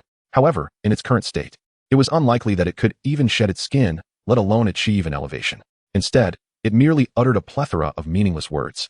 Tu Ming Ming felt that her patience had reached its limit. "Host, have you perhaps developed feelings for Xiying?" The system posed a question that pierced the soul. Rabbit Ming Ming was momentarily taken aback. "What nonsense are you spouting? I simply do not wish for him to perish for my sake." "Wow, there are so many fish today. You truly are remarkable," Yuchi, Sihua praised sincerely. Yuchi, with a bashful grin, rubbed the back of his head, feeling a bit shy. "Let us return quickly." Upon entering the cave, Sihua noticed that Rabbit Ming Ming had awakened, and her joy was boundless. "Ming Ming, allow me to introduce you. This is Yuchi, the one who saved us." Yuchi was a merman who had strayed from his hunting party and unexpectedly rescued the 3 of them. This cave was his dwelling, with vast expanses of seawater within. Tall and slender, Yuchi bore no difference from ordinary beastmen, save for his slightly paler skin, which imparted a somewhat delicate and ethereal beauty, complemented by his finely chiseled features. As if he had stepped forth from a painting. With a single glance, Tu Mingming was utterly captivated. The system quickly cleared its throat, prompting, "Host, wipe your drool." "Drool? What drool?" Tu Mingming snapped back to reality, her face flushing with embarrassment. Chapter 37. This is my first kiss. As night fell, the cave grew exceedingly cold. With fine shards of ice clinging to Shi Ying's face, Xi Hua stood anxiously by, fervently hoping for the swift return of Tu Mingming and Yu Qi. Meanwhile, Tu Mingming was fleeing for her life alongside Yu Qi, pursued relentlessly by the blazing beast that had stolen the Qiyang grass from them. After several arduous hills, they finally managed to halt their escape, with Tu Mingming soaring erratically through the air. "I'm not quite adept at this, but fear not. I shall not let you fall," she said with a forced smile. This was her second experience of flight, despite having refined the Feng Wan. She had yet to master the art of flying entirely. At present, she was merely enduring. Upon returning to the cave, Shi Ying was already encrusted in frost. Only as the Qiyang grass drew near did the ice begin to recede somewhat. "I must treat Shi Ying now. You two wait outside," she instructed. As Yu Qi and Xi Hua stepped out to guard the entrance, Tu Mingming retrieved the blue crystal. Previously, she had expended half of its energy to refine the Feng Wan. Now, with the remaining half, she intended to meld it with the Qiyang grass and, through its guidance, transfer energy to Shi Ying, enabling him to awaken and shed his skin, thus achieving his ascension. However, the blue crystal was of the water element, while the Qiyang grass belonged to fire. Merging them within her body was a sensation Tu Mingming loathed to endure, yet she had no alternative. Suppressing the excruciating pain of the fusion, a more tempestuous force surged within her. Struggling to speak, Tu Mingming called out, "System, how do I transfer it?" "I shall assist you," came the system's reply just as the words left its interface. The enchanting rabbit Mingming leapt directly onto the body of Shi Ying, their lips aligning perfectly in an exquisite embrace. Her eyes widened in disbelief. "You unscrupulous system, I shall not let this go." This was her first kiss. A familiar warmth surged from her mouth, flowing unreservedly into Shi Ying's body, their skin pressed closely together, allowing Rabbit Mingming to distinctly sense his body undergoing a miraculous healing process. In her heart, she fervently prayed for him not to awaken, fearing the embarrassment that would ensue if he were to witness them in such a compromising position, especially when the time came to sever their bond. Yet, fate proved unyielding. Shi Ying not only opened his eyes to behold this scene, but also wrapped his arms around her, deepening this kiss that was anything but a mere kiss. The man exhibited an innate proficiency in this realm, and Rabbit Mingming soon found herself dazed by the fervor of his affection. The remnants of her rationality compelled her to speak, urging him to shed his skin and ascend, lest his injuries remain unhealed. With a soft hum of acknowledgement, Shi Ying held her close for what felt like an eternity before reluctantly releasing her, realizing just how sweet and tender his Mingming truly was. The adorable rabbit panted heavily, its little face radiating warmth. "We must hasten, for we need to return before winter descends. The shedding of the serpent's skin, akin to hibernation, necessitates finding a clandestine and secure location. Thus, we can only proceed to the dense forest along the coast." Rabbit Mingming and Xihua were not idle either.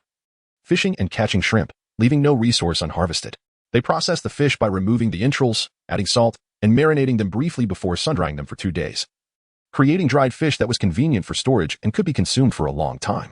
Xihua looked on with envy. "Mingming, you possess such vast knowledge." Being by Rabbit Mingming's side, Xihua felt it was the best decision she had ever made. Even Yusher, a fish who had lived by the shore for years, became increasingly curious about Rabbit Mingming. Logically, land-dwelling beastmen should not know more about consuming sea creatures than he did.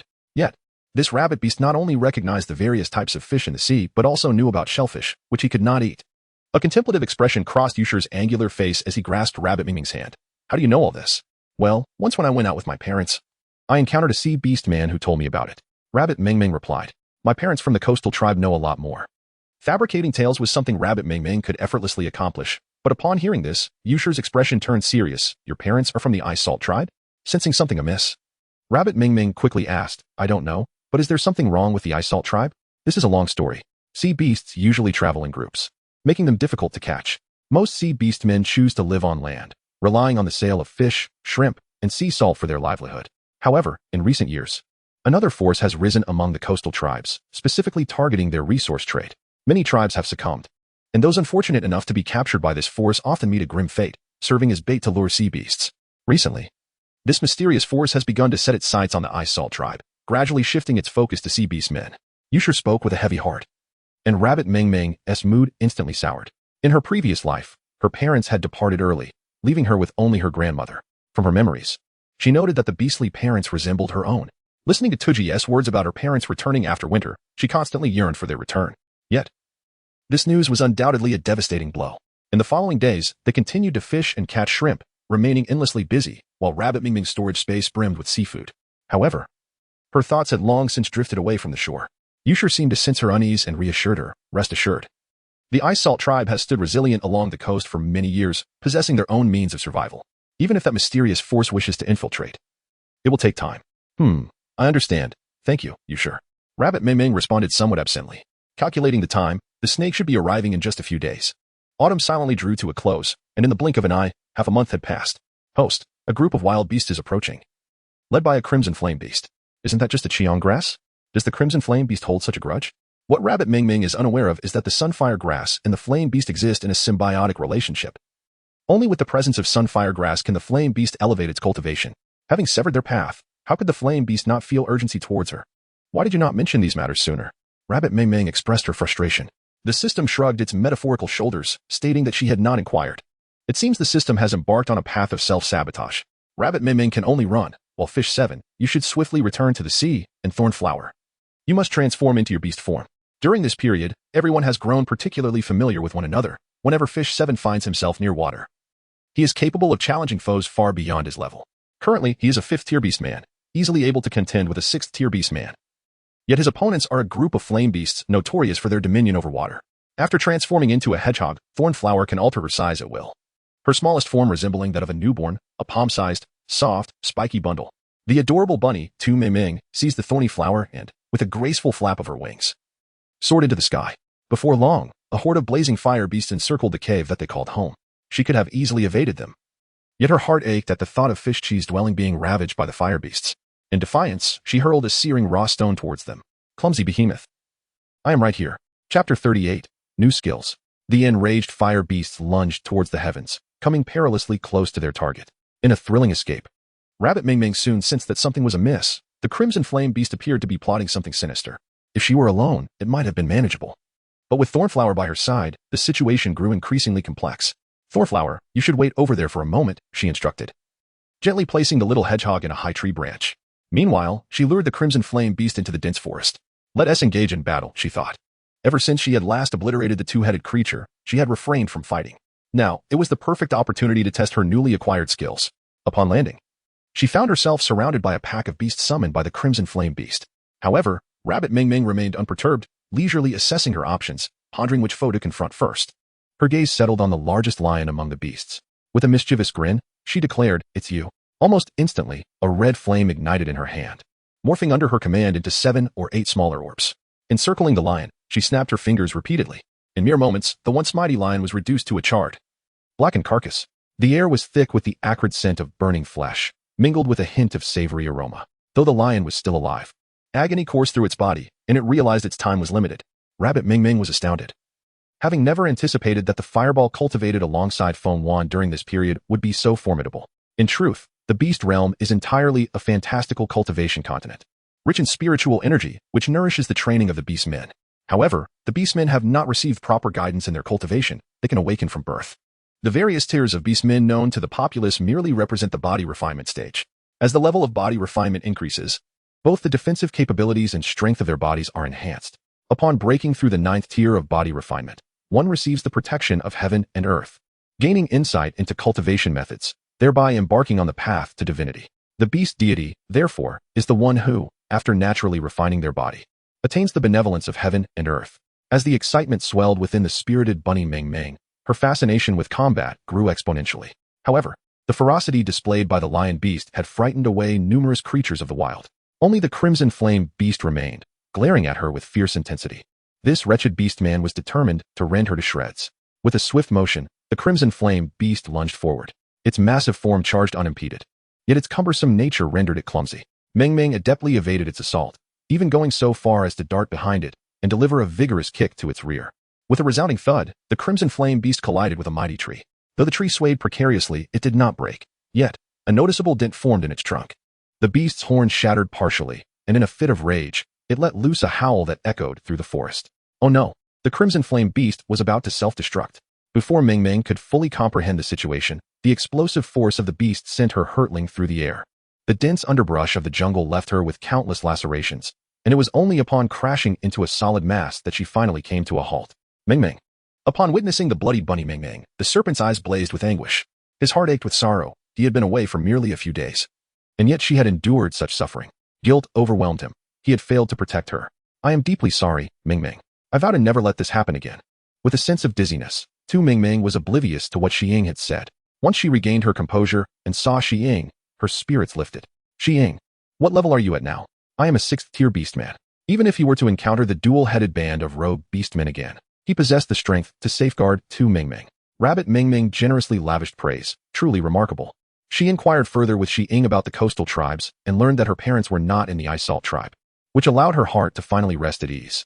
Together, they ventured into the dense forest, felling several trees to craft large wooden planks, which they then assembled into substantial chests to store the seafood. Utilizing space to store the marine bounty would be imprudent when it came time to present it to the tribe. Seeing that they had filled 2 large chests, Xi Ying was filled with confusion. Rabbit Ming Ming clarified that Yu Qi intended to seek out the tribe and could offer them a ride along the way. As fellow male beastmen, Xi Ying understood all too well how enticing Rabbit Ming Ming appeared at that moment. He regarded Yu Qi with a gaze heavy with menace, as if to say that any ill-intentioned thoughts would be met with dire consequences. Yu Qi met his glare defiantly, unyielding, for the outcome of their confrontation remained uncertain. As the sun rose in the east, the 2 of them, one human and one beast, each stood their ground, shouldering the large chests as they continued on their journey. The charming bunny Ming Ming soars through the skies, guided by the system's map, facilitating her exploration of the terrain. This has allowed her to significantly shorten what would have been a month-long journey by a remarkable 20 days. The primary factor for this advancement lies in the enhancement of their abilities. After merging with Feng Wan, not only did Bunny Ming Ming acquire the gift of flight, but she also gained an exceptional talent for reconnaissance. Feng Wan did not vanish. Instead, she exists in a harmonious symbiosis with Bunny Ming Ming. Provided she grants permission, Bunny Ming Ming could traverse the entirety of the beast realm unaccompanied. However, Bunny Ming Ming has refrained from granting such permission, as Feng Wan possesses a volatile temperament. Should she feel the slightest displeasure, she is prone to unleashing her wrath. An illustration of this occurred by the seaside, where a mere fright from a fish led her to heat an entire section of the ocean, resulting in the tragic demise of numerous fish and shrimp. In a dense forest on the outskirts of the Falling Leaves tribe, Tu Ming Ming effortlessly acquired an abundance of seafood. Bang! A fist struck heavily against the tree trunk. Ming Ming, where on earth are you? Seeing Tu Ji in sorrow, Xianglu also felt disheartened. Tu Ji, they must be fine. Let's continue our search. Pu Ming wore a face of impatience. How many days have we searched? I fear there is little hope left. In a fit of rage, Tuji unleashed a powerful punch towards Human, who adeptly evaded the assault and retaliated by throwing Tuji to the ground. Am I wrong? He bellowed indignantly. Ever since that fateful night when Tu Ming Ming and Xi Ying separated from the hunting party to divert the attention of the feral beasts, the hunting team, having narrowly escaped and found refuge, dispatched members to scour the area in search of them. The skies above the back mountain of the Luoying tribe were engulfed in ominous black clouds, and upon their arrival, they were met with a scene reminiscent of hell on earth. In such a place, despite the absence of their bodies, it was inconceivable for a defenseless female and a mere Tier 4 serpent beast to have escaped the clutches of a Tier 7 two-headed beast. This was a well-known impossibility. Yet, Tuji remained unconvinced and insisted on continuing the search for Tu Ming Ming and Xi Ying. Xionglu had no choice but to enlist the company of Hu Ling and Human to accompany him. After Xionglu and the other members transported supplies back to the tribe, they regrouped with the trio, but, after several more days of searching, still found no trace of them. Human, refrain from speaking too much, Xionglu admonished Human before earnestly conferring with Tuji. They ultimately resolved to search for one more day. Should they find nothing, they would have to return to the tribe. Chapter 39. Return to the tribe, however, this was the last day, with Zhao Zhao gone. If they failed to locate Ming Ming, Xionglu truly did not know how he would explain it to his parents. While the sun is still shining, let us establish our camp by Luoying Lake. As long as we are alive, we must drink water, and perhaps we might encounter her yet, Xionglu proposed. No sooner had he spoken than Tuji dashed towards the lakeside. The desolate shore revealed no sign of the figure he longed to see, and in his despair, Tuji fell ill that very night. Under the serene night sky, punctuated by a scattering of stars, a faint red light emerged. Upon closer inspection, it revealed a pair of wings adorned with crimson patterns. As they lingered by Luoying Lake, a large chest was found abandoned on the shore, creating a resounding crash. Yu Qi emerged, his upper body breaking the water's surface, expressing his deep regret. I can only guide you thus far. Having known each other for over a month, the assistance Yu Qi provided could hardly be encapsulated by mere words of gratitude. T retrieved some healing ointments from her space, which she carried with her as a precautionary measure. If they still couldn't locate the team, they could come to the Chinga tribe to find them. Nodding to the 3 individuals, Yu Qi then submerged into the water, vanishing from sight. It felt as though Tu Mingming's heart followed him into the depths. A hint of melancholy flickered in her eyes. Shi Ying observed this, a strange sensation stirring within him, compelling him to envelop Tu Mingming in a comforting embrace. Rest assured, he would undoubtedly find the team. In truth, Shi Ying was eager for Yu Qi to succeed in locating them, for that would mean he would no longer have to cling to Mingming. With a soft sound, the system notified Rabbit Mingming of an approaching orc. Mingming. A familiar voice resonated, and soon, Rabbit Mingming found herself enveloped in the warm embrace of Rabbit Ji. Overcome with joy, tears that she had long suppressed now streamed down her cheeks. Mingming, is it truly you? To her astonishment, Tu Mingming discovered that her elder brother, Tu Ji, was such a sentimental figure. Of course, he was referring to himself. Initially, they had been drawn by a sound, a thud that echoed through the air, prompting them to investigate. Despite being too ill to rise, Tu Ji insisted on accompanying them, adamant that it must be Mingming in peril. I must save her, he resolved. To the others, it appeared as though Tu Ji had lost his sanity in his quest for his sister. Yet they were taken aback to find it was indeed Tu Mingming and Shi Ying. Mingming, at last, I have found you. Had you delayed your arrival by another day? I fear I would have never seen Tu Ji again. Hu Ling hastily recounted the events that had transpired during this time, as Rabbit Mingming gently caressed Rabbit Gigi's forehead. It felt as though it could be used to brew soup. At that moment, Rabbit Gigi was still weeping, but the fever had rendered him somewhat dazed. He merely murmured, Mingming, it's good that you're back, good that you're back. After more than 2 decades, to once again experience the concern and care of family, Rabbit Mingming seemed to find a glimmer of belonging in this beastly realm. Fearing that her elder brother might become further disoriented, Rabbit Mingming hastily employed her healing skills, allowing Rabbit Gigi to drift into a peaceful slumber. Shi Shiying took Rabbit Gigi from her hands, declaring, I shall carry my elder brother with me here. How could we let Mingming undertake such laborious tasks? The following day, Rabbit Gigi was fully revived and on their way back to the tribe. He diligently cared for his sister. Had he not been outpaced by Shi Shiying, he would have personally cradled his sister, who was now regarded as a great benefactor of the tribe. As they stepped into the territory of the Qinghe tribe, the keen-eyed beast men had already reported back to the chieftain. Upon their arrival at the residential area, they could see from afar that the chieftain, accompanied by the tribe members, was waiting at the entrance to welcome their return. Rabbit Mingming was elated as a melodious and enchanting tune filled the air, refreshing the spirits of all who heard it. The entire tribe erupted in cheers. The chieftain, particularly enthusiastic, grasped her hand and inquired about the experiences surrounding this event, sharing that the fruits of their labor were soon to ripen. Rabbit Mingming was filled with joy as winter finally brought the opportunity to indulge in potato stew. Tomorrow, we shall gather to collect the earthy fruits, and I have also discovered a few other seeds that we shall sow along the way. Chief, during my travels, I encountered a friend who wishes to join our tribe. May I extend an invitation? Without a moment's hesitation, Xiang Tian readily agreed. Tuji, take Zihua to find a cave to settle in.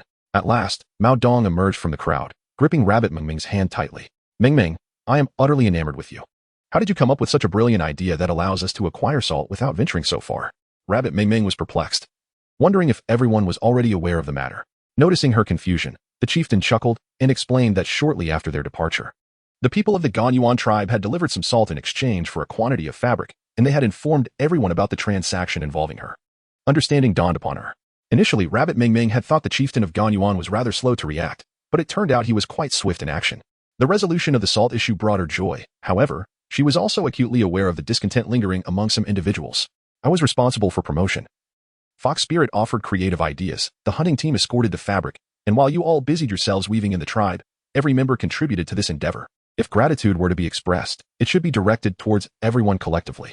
As Tu Mingming spoke, the cheers from the tribe grew even more fervent. Seizing the moment, she announced that the dried fish she had brought back would be shared with everyone. It is important to note that this hunting expedition was primarily for salt, and the spoils belonged to individuals. There was no obligation to contribute, and above all, seafood was a rarity, especially the salted variety that could be consumed directly as seasoning. The orcs of the tribe elevated their praise for Tu Mingming to new heights. One morning, Tu Mingming awoke to the enticing aroma of food. After a brief wash, both Tu Ji and Xiying simultaneously offered her a sizzling, juicy chicken leg. Mingming, you should eat mine. Brother, you should eat it yourself. With that, Tu Mingming accepted the chicken leg from Xiying. He knew her meticulous nature. The chicken leg had already been sliced into small pieces with a stone knife, making it easy to consume. If sprinkled with barbecue seasoning, the flavor would be exquisite. In pursuit of better barbecued meats in the future, Tu Mingming resolved to take decisive action. She set down the chicken leg and retrieved a bulging animal skin pouch, a plan she had devised while Xiying was shedding his skin. She began to sell the fish and shrimp in the trading system, exchanging them for a plethora of organic seasonings. In the presence of Xiying and Tu Ji, she rummaged through the pouch, producing Sichuan pepper, star anise, cinnamon, bay leaves, garlic, chili, cumin, and other spices. After extracting all the seeds, she took out a stone pot and sauteed the spices until they became crispy. Transforming her hands into beast form, she ground the spices into a fine powder, blending them together and sprinkling in salt. During the mixing process, she did not forget to add the barbecue seasoning from the system, allowing them to unite harmoniously. When she finished, Tu Mingming sprinkled the barbecue seasoning from her hands onto the roasted meat. An unprecedented aroma wafted through her home, captivating everyone around. Chapter 40. A bountiful harvest of mud fruits. The actions of Tu Mingming left both Shi Ying and Tu Ji utterly astonished, until Tu Mingming urged them to take a taste. Cautiously, the two of them took a bite, and a faint spiciness lingered on their tongues, followed by a delightful array of flavors that stimulated their taste buds, flooding their minds with the blissful rush of dopamine. The exterior was crisp while the interior was tender. The young chicken paired perfectly with the barbecue seasoning. It was not just the orcs who found it irresistible. Even modern individuals would struggle to resist such temptation. It was exquisite, beyond compare, and Tu Ji exclaimed that he had never tasted such delectable grilled meat before. Most male orcs had astonishing appetites, and if they were to consume it cooked, it would not only require effort but also leave them unsatisfied. To simplify matters, they decided to indulge in it raw, discovering that cooked food could indeed be this delicious. Rabbit G immediately resolved that he would henceforth consume cooked food. No, wait, I have eaten roasted meat before. Why did it not taste like this? With a gentle smile, Tu Mingming reflected on her discovery, a delightful find from the coastal thickets. At that time, the serpentine creature was shedding its skin, and the daily consumption of fish had nearly overwhelmed her appetite. Quite by chance, she unearthed the secret that grilled fish was utterly delectable. She mused that grilled meat would surely be just as exquisite, as evidenced by her brother's reaction. The serpent lowered its head, lost in thought, and unexpectedly offered her a chicken leg, saying, "Ming Ming, you should eat this. There's more here." Tu Mingming picked up the leg she had previously enjoyed, generously sprinkling it with a thick layer of barbecue seasoning before taking a hearty bite. There is no greater joy than savoring meat, except perhaps when accompanied by a cold beer, though there was plenty available in their surroundings. She found herself unable to retrieve it. Life in the beastly realm was indeed challenging. Despite the abundance of resources, one had to justify their retrieval with a valid reason. Upon witnessing the contentment of the rabbit G as he savored his meal, the rabbit Mingming felt a desire to partake more, only to find that before he could grasp it, the snaking swiftly concealed it away. "Really, Ing, must you be so stingy?" G muttered. "It's not even yours. It was prepared by my sister." Yet, he could only grumble. "Save it for Ming, Ing remarked, which was indeed a reasonable suggestion, and G concurred. Their banter left Ming both amused and exasperated. "I have plenty of barbecue seasoning in my space, so feel free to indulge. There's more than enough. Once we finish, we can plant these seeds, ensuring we have something to eat during winter."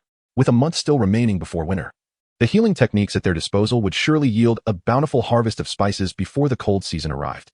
Upon hearing this, Ing generously offered Ji a portion, albeit a mere fifth of the total. Faced with Ying's frugality, Ming could only seek a private opportunity to provide her brother with another share. "Ming, go dig for the mud fruits," called out the cat Dong, who was carrying a wooden basket on his back. Upon encountering the scene, Tu Ming raised her thumb in approval, for with guidance, the orcs could indeed harness their intellect to create numerous useful inventions. This backpack was a commendable innovation. It would not be long before they devised wooden barrels and basins as well. Just at the right moment, she requested assistance in packing these seeds. Tu Ming never forgot the principle that one should honor their mentors.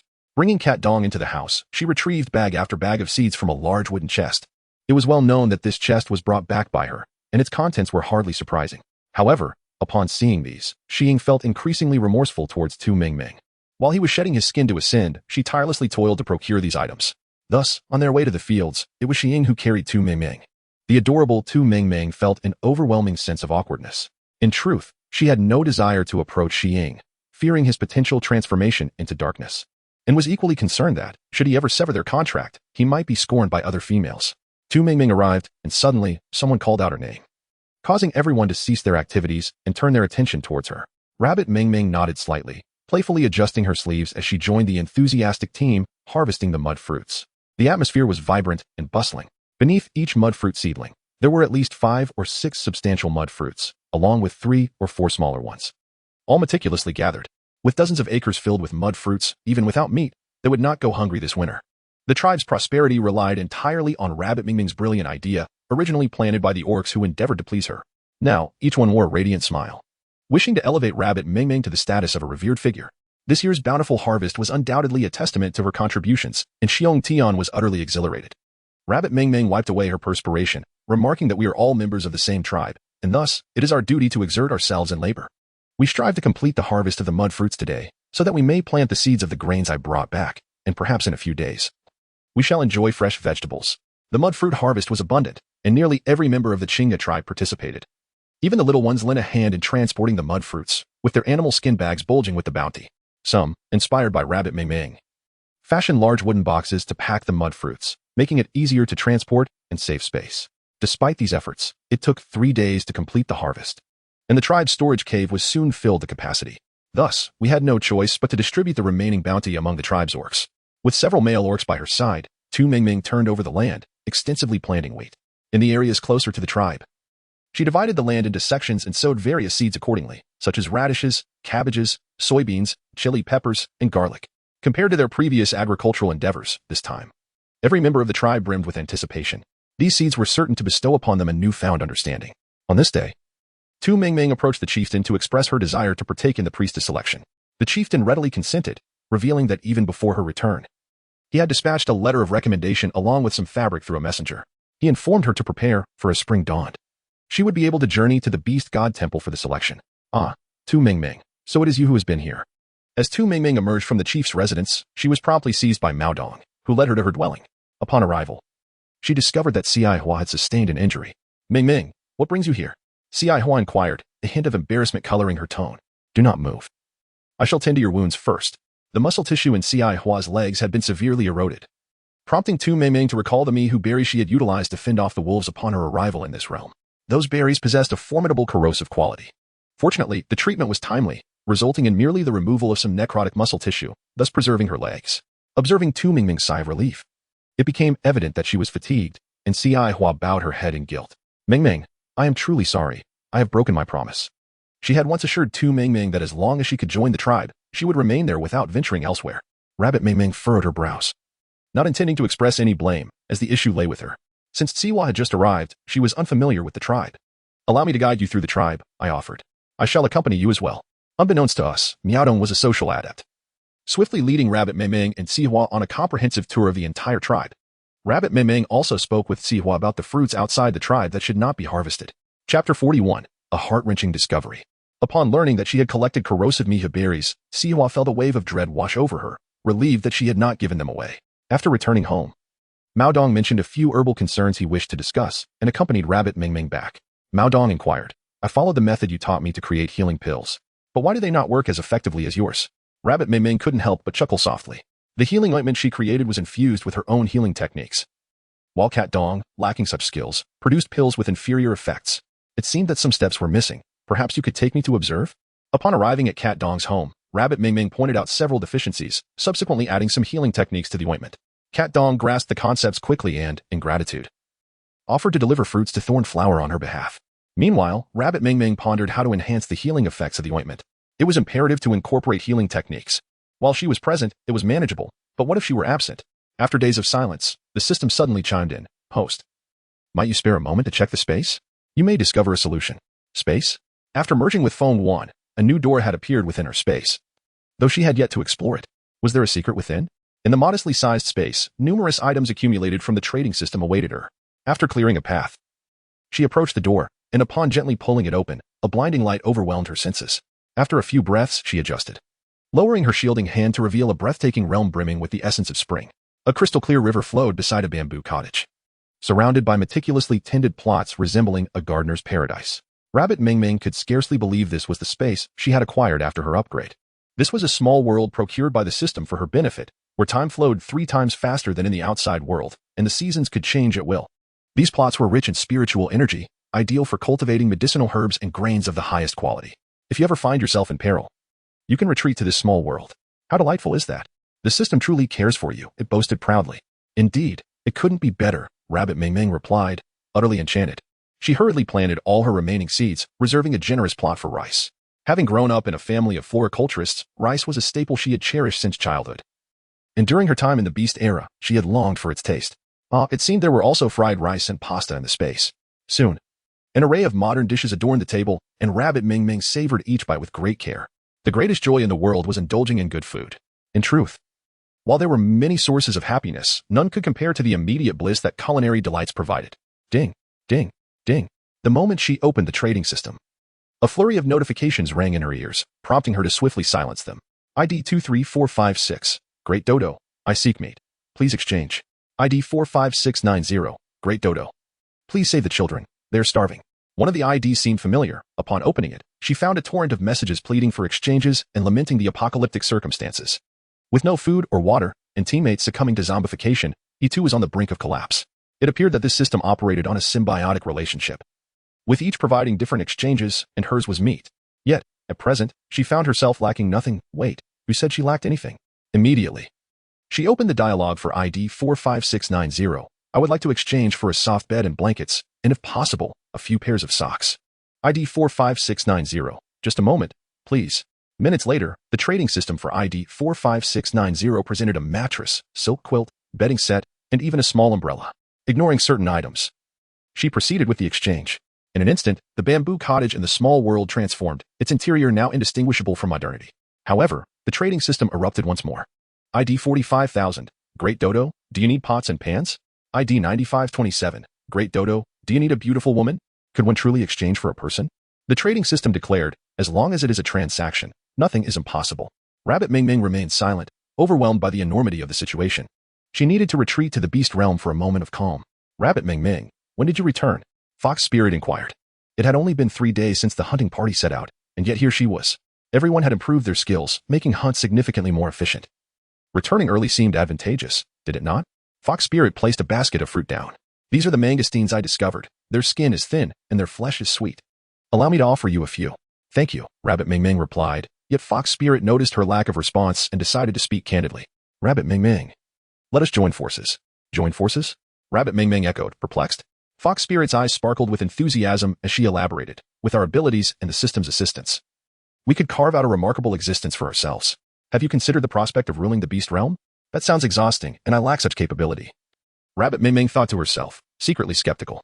9 out of 10 individuals who partner with Fox Spirit end up as mere stepping stones, and one is directly crushed beneath her foot.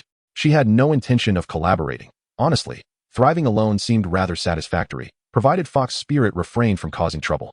However, Fox Spirit interpreted her hesitance differently. No worries, take your time to think it over, she said, turning to depart. Yet, she paused, her expression brightening as she added. By the way, Xiying has brought back a beautiful female. You should see her quickly, lest someone else snatches her away, and you find yourself lamenting. With that, Fox Spirit strode away with an air of confidence. With a furrowed brow, Tu Ming Ming pondered the situation. What could be the matter? Wasn't he at the original storyline that the female was brought back by Hu Ming? It was precisely this female's cunning that had instigated misunderstandings between Hu Ling and Hu Ming, ultimately leading to Hu Ling's exposure and her subsequent abandonment of Hu Ming in search of a new master. Yet now, how had it transformed into the Serpenting? Regardless, she decided to investigate further. However, before Tu Ming Ming could reach the square, she caught sight of Xiying and Tu Ji approaching her, accompanied by a strikingly attractive female beast man with fair skin. The trio appeared to be engrossed in a lively conversation, exchanging words with evident delight. Kuei Xiang. This is my younger sister, Tu Ji introduced the two briefly. Kuei Xiang's true form was a palm-sized Kuei beast, adept at flight. When the system provided Tu Ming Ming with information and images of the Kuei beast, she was taken aback, even with her seasoned experience. Ant, what an unsightly creature. Its bulbous eyes protruded like light bulbs, its skin resembling that of a toad, riddled with fleshly bumps and venomous. Sister Ming Ming, may I address you thus? Kuei Xiang, with a familiar demeanor, stepped forward, eager to link arms with Tu Ming Ming. Rabbit Ming Ming chuckled softly, retreating a few steps discreetly. Chapter 42, an obvious villain. Despite Kuei Xiang now taking on a human form, her skin, marred by bumpy growths, was indelibly etched in Rabbit Ming Ming's mind. She felt a strong aversion to any physical contact with Kuei Xiang. Kuei Xiang, how old are you this year? She inquired, addressing her as sister right off the bat. It was clear she was no virtuous character. I am 18 this year. And you, dear sister? Kuei Xiang replied with an innocent smile. The young rabbit, with a slight pout, remarked, I am not yet 18. Orcs age differently, maturing 1 year for every year that passes. In contrast, ordinary humans typically live until their 50s or 60s. However, once an orc awakens as a warrior, even at the first tier, their average lifespan extends by an additional decade compared to a common orc. The higher the tier of the orc, the longer their life expectancy. Yet it rarely surpasses 150 years. It is said that upon becoming a priest, one's lifespan can reach an astounding 300 years. Thus, being in one's teens is still quite youthful. Ah, I didn't realize you were so young, Ming Ming. What do you mean by so young? Rabbit Ming Ming was instantly enraged. Do I appear so aged? Her eyes glimmered with a chilling light, as if she were poised to devour someone. Kuei Xiang was so frightened that she shivered, promptly seeking refuge behind Brother Xing. Brother Xing, I was merely joking with Ming Ming. Rabbit Ming Ming, twitching her lips, found it hard to believe that even in the beastly realm, there existed a white lotus. The rabbit, with a fierce glare directed at the serpent, observed his rather despicable demeanor. It seemed that his facade of innocence was quite effective. Without allowing the serpent a chance to speak, the rabbit swiftly seized her brother and led him home. Brother, she admonished, not everything is meant to coexist. This was merely their first encounter, and it was evident that this individual named Kuei Xiong was certainly not to be trusted. While she could not dictate the associations of others, her own brother must remain untainted. Rabbit G appeared bewildered, oblivious to any discrepancies. I found her quite delightful. It seems that the inability of men to discern quality has been a phenomenon since ancient times. Fine, if you think she is admirable. Why not assume the role of her brother? Rabbit Ming Ming, exasperated, spoke with fervor and promptly expelled the individual from the cave. The wooden doors slammed shut with a sharp thud. Rabbit G gazed thoughtfully at Kuei Xiong, pondering whether his sister held any disdain for the female creature. In an instant, he seemed to uncover an alarming realization and hastily excused himself, eager to flee. His sister was his utmost priority. He could not allow anyone to upset her. And thus he resolved to devise a means to cheer her up. Kuei Xiong timidly looked at Snaking and inquired, Brother Snaking, have I done something wrong? Shall I guide you to the clan leader? In comparison to ordinary beasts, the intelligence of the serpent was evidently far superior. Although he did not comprehend Kuei Xiong's supposed misstep, it was clear that Ming Ming had grown increasingly irritable since her encounter with her.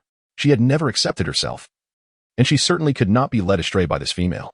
After escorting Kuei Xiong to the clan leader's abode, Snaking departed as if fleeing for his life, returning only after hunting down a couple of young chicks. Yet, Rabbit Ming Ming was already seething with rage, her fury palpable. To her, it seemed as if Snaking was frolicking with that wretched frog, Kuei Xiong. Upon seeing Snaking, her words dripped with sarcasm. Oh, has Kuei Xiong settled in already? It has been quite some time since you entrusted her to the clan leader. Surely she must be well accommodated by now. Consequently, Snaking merely nodded in acknowledgement. The adorable Tu Ming Ming has truly exploded with emotion, taking it upon herself to settle matters personally. How splendid, indeed.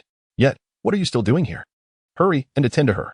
Ideally, make sure she is well taken care of, even to the point of taking her to bed, so that her plethora of fleshly bumps might frighten you to your core. For reasons unknown, Tu Mingming's irritation grew with each passing moment, especially upon witnessing the expression of Xiying, whose face bore no comprehension of its own faults. You should hasten to care for her, and spare me your presence. Which is quite bothersome. Suddenly rising from the grill, Xiying caused Tu Mingming's heart to leap into her throat. Indeed, not a single man can be trusted. Bunny Ming Ming darted to the riverbank and plunged into the lake, where the cool waters enveloped her like a gentle embrace, soothing away her vexations. Once fully awakened, she swung her legs to the shore. Beneath the surface, a pair of dark eyes gazed longingly at her delicate little feet, unwilling to blink. System.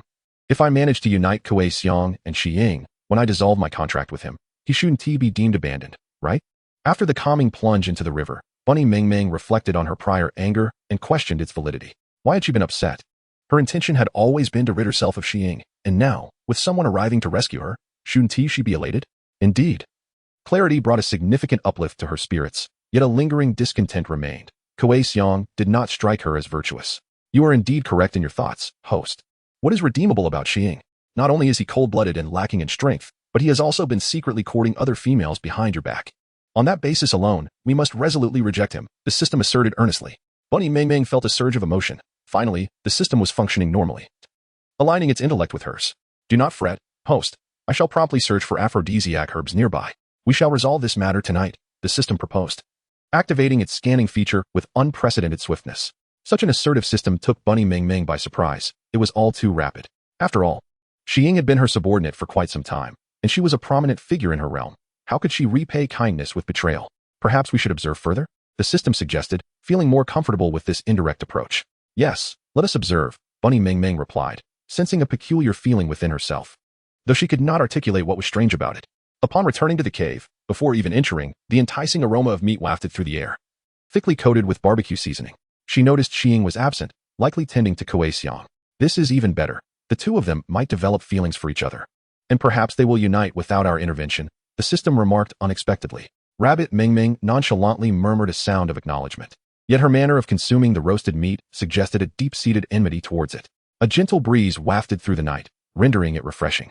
A glossy black python slithered through the dense forest, parting the flora and fauna in its wake.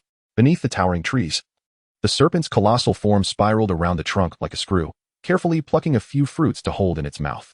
Upon reaching the riverbank, it transformed into human form. The fruits were cleansed in the river, then gently placed into a wooden bucket and delivered to Rabbit Ming Ming's doorstep, lingering momentarily before departing with a reluctant glance back, hoping that Ming Ming would find joy in the fruits it had brought her.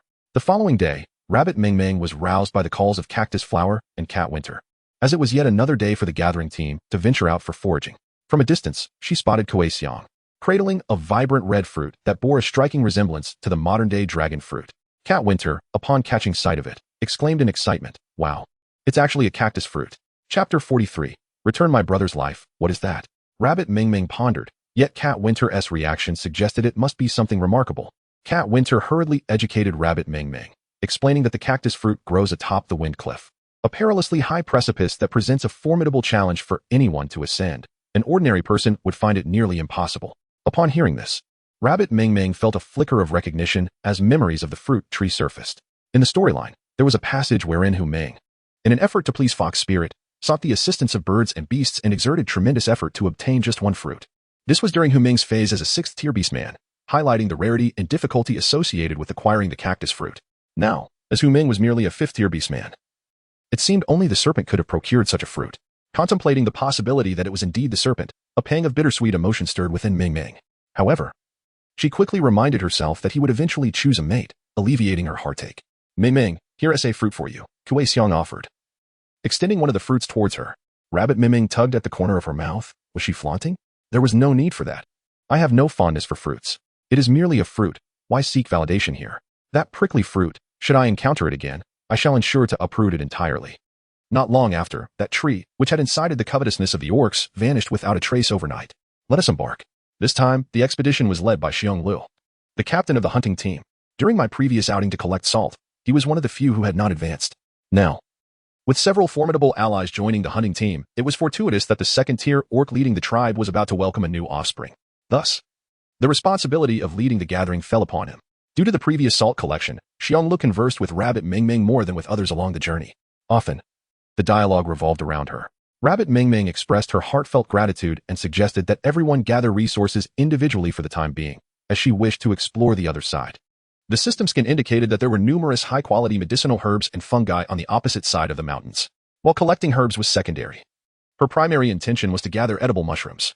With favorable weather conditions, she could dry them and, during winter, enjoy a comforting mushroom soup at home.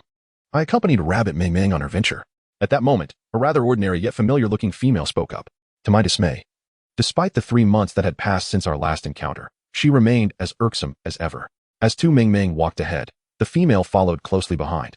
Not too far from the main group, yet not too near either. It was only then that the female revealed a fierce expression and exclaimed, "Tu Ming Ming, have you forgotten me?" The corners of Tu Ming Ming's mouth curled slightly in a disdainful smile. "Should I remember you?" This female, known as Monkey Fragrance, was the very perpetrator responsible for the demise of the original host. How could she possibly forget? However, the edicts of the beast god forbade any harm to come to females. 3 months prior, Monkey Fragrance's laughter had chimed like silver bells, vibrant and charming. Yet now, her countenance was haggard and emaciated, a testament to the dire consequences faced by those who dared to harm female beast men. The host's conjecture was indeed accurate. This was the severe retribution for inflicting harm upon a female. Rabbit Ming Ming anxiously inquired, "Do all male orcs inflict harm upon female orcs in such a manner?" "Indeed," came the response. "But why was I exempt from such fate? Is it possible that Rabbit Jiao Jiao survived that tremendous explosion?" As these thoughts coursed through her mind, a fresh wave of dread washed over Rabbit Ming Ming. "You are perpetually this way. Regardless of the actions of others, you must always elevate yourself to an exalted status. Yet that does nothing to alter the fact that you are a malevolent female." Monkey Xiong, being a monkey beast, possessed naturally blood-red eyes. Presently, those round, glistening orbs were fixated upon Rabbit Ming Ming, exuding an unsettling aura. "You must return my brother's life to me." "Rabbit Ming Ming, what does this mean?" In a state of bewilderment, Tu Ming Ming was suddenly enveloped by a melodious yet fiercely assertive tune that resonated in her ears. To her astonishment, she discovered that the beastly realm possessed such music. Accompanied by the melody, a multitude of small serpents slithered and swarmed towards her from all directions. Rabbit Ming Ming grew alert, sensing something amiss. "Was it you who orchestrated the serpent attack against me back then?" At that time, Rabbit Ming Ming was still the original host, merely foraging for edible wild vegetables. Yet, inexplicably, she found herself besieged by a horde of snakes, nearly succumbing to their venomous bites. Everyone, including her reincarnated self, believed it to be a mere accident. But who could fathom the hidden truths that lay beneath? "You should have perished then. Why do you persist in living?" The state of Monkey Fragrance teetered on the brink of madness, her eyes reflecting a palpable hatred towards Rabbit Ming Ming. As more serpents closed in from all directions, a shiver coursed through Rabbit Ming Ming, uncertain whether she would soon be overwhelmed by the slithering mass. Yet, she bravely suppressed her fear. "Monkey Fragrance, why must you seek to bring about my demise?" Observing Rabbit Ming Ming's demeanor, Monkey Fragrance was reminded of her elder brother, a wave of sorrow washing over her. Brother, do you see this? This is the female you have long yearned for. She has forgotten everything, even you. 3 years ago, Monkey Fragrance's brother, Monkey Peach, had just come of age and awakened as a warrior. Elated, he confided in his sister that he intended to approach the clan leader to seek a union with Rabbit Ming Ming. From that moment on, Monkey Peach dedicated himself tirelessly to work and hunt, leaving no room for idleness, all for the promise of a bright future with Rabbit Ming Ming. Yet, Rabbit Ming Ming, devoid of shame, was found entwined in affection with another beastman in the very cave Monkey Peach had prepared for their union. Unable to bear the betrayal, Monkey Peach confronted the beastman, leading to a fatal confrontation that claimed his life. Since then, Monkey Fragrance has harbored thoughts of bringing about Rabbit Ming Ming's end, culminating in the incident with the serpents. It was never her intention for Rabbit Ming Ming to perish so easily. Fate, however, intervened, casting Rabbit Ming Ming as the scapegoat in a divine play. The actions of Tu Jiao Jiao have rendered her the object of disdain among the tribe, and she brazenly inflicts harm upon Tu Ming Ming without a hint of remorse. Yet, Tu Ming Ming has managed to reverse her fortunes and is now gaining significant prestige within the tribe, a development that Monkey Fragrance finds intolerable. This has led to the current predicament. As Monkey Fragrance recounts her tale, Tu Ming Ming is drawn back into a haunting memory. On that fateful day, she had ascended the mountain to gather aphrodisiac herbs, as instructed by her sister. Upon her return, she learned of the death of Monkey Peach, a loss that had grieved her for an extended period, but it now appears to have been orchestrated by Tu Jiao Jiao. However, why does Monkey Fragrance insist that it was she who was responsible? The entire tribe is aware that Tu Jiao Jiao bears a striking resemblance to me. Why then is she so adamant that I am the culprit? It is because there is a red mark upon your arm, as my brother informed me. And I witnessed it with my own eyes. The one who caused my brother's demise is you. At this revelation, Tu Ming Ming is taken aback. Does she indeed have a red mark on her arm? She sheds her outer garments, and to her astonishment, a red mole lies quietly in the crook of her arm. How could this be? She distinctly remembers it not being there before. Let us see how you can deny it now, Monkey Fragrance sneers. Regarding Tu Ming Ming with a gaze akin to that of observing a lifeless body, her eyes icy, just as she prepares to unleash her serpents upon Tu Ming Ming. A piercing, shrill voice cuts through the air, proclaiming, "Today is indeed fortunate. I have stumbled upon two lovely females." With a ripping sound, the garment draped over Tu Ming Ming's shoulders is torn asunder, her fair skin instantly flushed crimson. This sight is nothing short of blinding. The gray wolf stands transfixed, yearning to seize this female immediately, wishing to sire a brood of wolf cubs with her. The beastman before her wears a lascivious expression, his gaze lingering on her, betraying his nauseating intentions. Even the air around them is tainted by a foul odor, one that strikes a familiar chord within Tu Ming Ming. Realization dawns upon her, and she gasps in horror. It is the sin of wandering beastmen. She must flee. Upon hearing that wandering beastmen are near, Monkey Fragrance pales in fear, dropping the whistle she had used to control the serpents in her panic. Run, Tu Ming Ming urges, seizing Monkey Fragrance's arm. As they dash ahead, the serpents that had previously encircled Tu Ming Ming swiftly part, granting them an escape route. Rabbit Ming Ming, unsuspecting of any ulterior motives, believed it to be merely the result of the monkey's whistle having fallen. The strength of females is inherently lesser than that of males, not to mention these wandering beastmen, who were once the awakened warriors of their tribe. In the blink of an eye, Rabbit Ming Ming and the monkey were intercepted by the drifter beastman, the gray wolf. Rabbit Ming Ming urged Monkey Xiang to flee first, expressing her remorse as a former stray beastman, hoping she could swiftly locate the captain. Monkey Xiang was momentarily taken aback, questioning why she would save her. Shouldn't she harbor deep-seated resentment? Why? Go find the captain. As Rabbit Ming Ming's voice resonated, Monkey Xiang felt a newfound sense of determination. Shouting her name, she dashed towards the direction of the team. The stray beastmen were not limited to the gray wolf. That female had bestowed her favor upon you. The gray wolf, like a sovereign surveying his realm, believed he could dictate the course of others' lives with a mere utterance. The rabbit, with an air of disdain, let out a cold laugh, declaring that their adversaries were present. However, it was evident that the two stray beastmen exchanged glances, dismissing her presence entirely. One of them had already transformed into a ferret and darted towards the direction of the monkey's fragrance. In an instant, a fireball, roughly the size of a fist, detonated as it neared the ferret. With a resounding boom, the ferret's pristine white fur was singed black, marred by several grievous wounds. The ferret lay on the ground, barely clinging to life. The gray wolf, suddenly alert, eyed the female before it warily, questioning her tactics. With a playful smile, Tu Ming Ming said, "Promise me, and I shall reveal it to you." Immediately thereafter, a barrage of fireballs rained down upon the wandering beastman. The gray wolf, having witnessed the formidable power of the fireballs, naturally proceeded with caution. Nevertheless, the residual force from the explosions of the smaller fireballs still managed to intimidate him. After a few exchanges, the gray wolf grew significantly more confident. Although the female's fireballs were indeed powerful, they posed no real threat to him. The next fireball struck him directly, nearly singeing some of his fur. Rabbit Ming Ming widened her eyes in disbelief. How could this be? The gray wolf scoffed derisively, declaring, "I am a fifth-tier beast man. Such trivial antics cannot harm me." "Oh, is that so? Rabbit Ming Ming wore a playful expression, as if a new idea had sparked in her mind. Then let us see how you fare against this. As her words fell, she raised her sleeve towards the gray wolf, who recoiled in fright, evading her with haste. This female was truly peculiar, and that fireball was unlike anything he had ever encountered. Who knew what other bizarre things she might unleash? Suddenly, the gray wolf recalled an incident from not long ago, when it was rumored that the second-in-command had lost his head. Could it have been the doing of this fireball? A shadow of malice flickered in the depths of the gray wolf's eyes, and a slight smirk graced his lips. In an instant, he moved with such blinding speed that only an afterimage remained. As the danger drew near, Tu Mingming sensed an ominous presence. Suddenly, a wisp of white smoke enveloped her. And despite her instinct to evade, it was already too late. She found herself ensnared in the embrace of a rogue beastman, who had no intention of indulging in a game of cat and mouse. As the white mist was inhaled, Tu Mingming became increasingly disoriented. Her once clear eyes now clouded and unfocused. What have you done to me? What is the substance that renders me utterly powerless? Even the strength to cast a healing spell eluded her. Her entire body felt as if it were devoid of bones, utterly limp. The gray wolf chuckled smugly, his lecherous gaze fixated on Tu Mingming's form. This is specifically designed to subdue defiant females like you. Do you not find it rather pleasurable? A burning heat enveloped her, an unbearable discomfort that could only be likened to the effects of refined aphrodisiac herbs, which could easily be dispelled with a mere healing spell. Yet, she was now rendered incapacitated, unable to muster any resistance. You beast, should you lay a finger on me, I will ensure the annihilation of your entire kind. All rogue beastmen shall meet a wretched fate. The gray wolf, however, remained unfazed, for in his eyes, females merely spoke fierce words.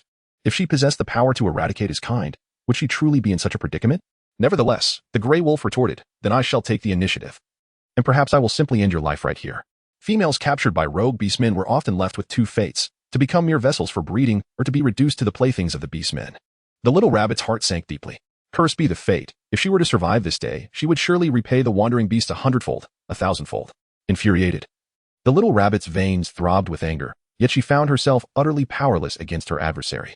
In the eyes of the gray wolf, this female had seemingly become all the more intriguing. The wolf's claws reached out towards her, causing the little rabbit to fearfully shut her eyes. However, instead of the anticipated loathsome sensation, all she heard was the relentless cries of her opponent. Upon opening her eyes, she had no time to comprehend what had transpired before she was forcefully thrown onto the grass, the impact leaving her seeing stars. She lacked the strength to support herself, and, after struggling for what felt like an eternity, it was Bearloo who came to her aid. Are you all right, Rabbit Ming Ming? Concern filled Bearloo's eyes. Fortunately, he had rushed over with the escort team upon hearing the commotion and encountered Monkey Xiang, who informed him that Rabbit Ming Ming was single-handedly facing the wandering beasts, a revelation that had greatly alarmed him. Rabbit Ming Ming is now the most cherished treasure of the entire tribe. Should anything happen to her, he cannot guarantee what might ensue. I am fine. Her voice is soft and delicate, reminiscent of a female orc in heat, yearning for affection, and Rabbit Ming Ming wishes she could bite off her own tongue. Upon hearing such words, Xiong Li's face turned crimson, his hands supporting Rabbit Ming Ming feeling as if they had been electrified. He longed to withdraw, but Rabbit Ming Ming's body resembled a willow swaying in the wind, lacking any solid support. Xiong Lu had no choice but to seat her beneath a large tree before advancing to join the other team members in confronting the feral orcs. The adversaries were 5th-tier orcs. Although the gathering team's escort consisted of 6 members, aside from Xiong Lu, the rest were merely 2nd and 3rd-tier orcs. The battle with the feral orcs was fiercely contested, and they were subtly beginning to falter. The gray wolf became ensnared by several opponents, its strength gradually waning. And should these orcs prevail, its life would be in jeopardy. Consequently, it unleashed its most formidable attack, sending the strongest bear flying. Rabbit Ming Ming immediately perceived the intentions of the wandering beastman. He must not be allowed to escape. Chapter 45, The Arrangement of Charcoal.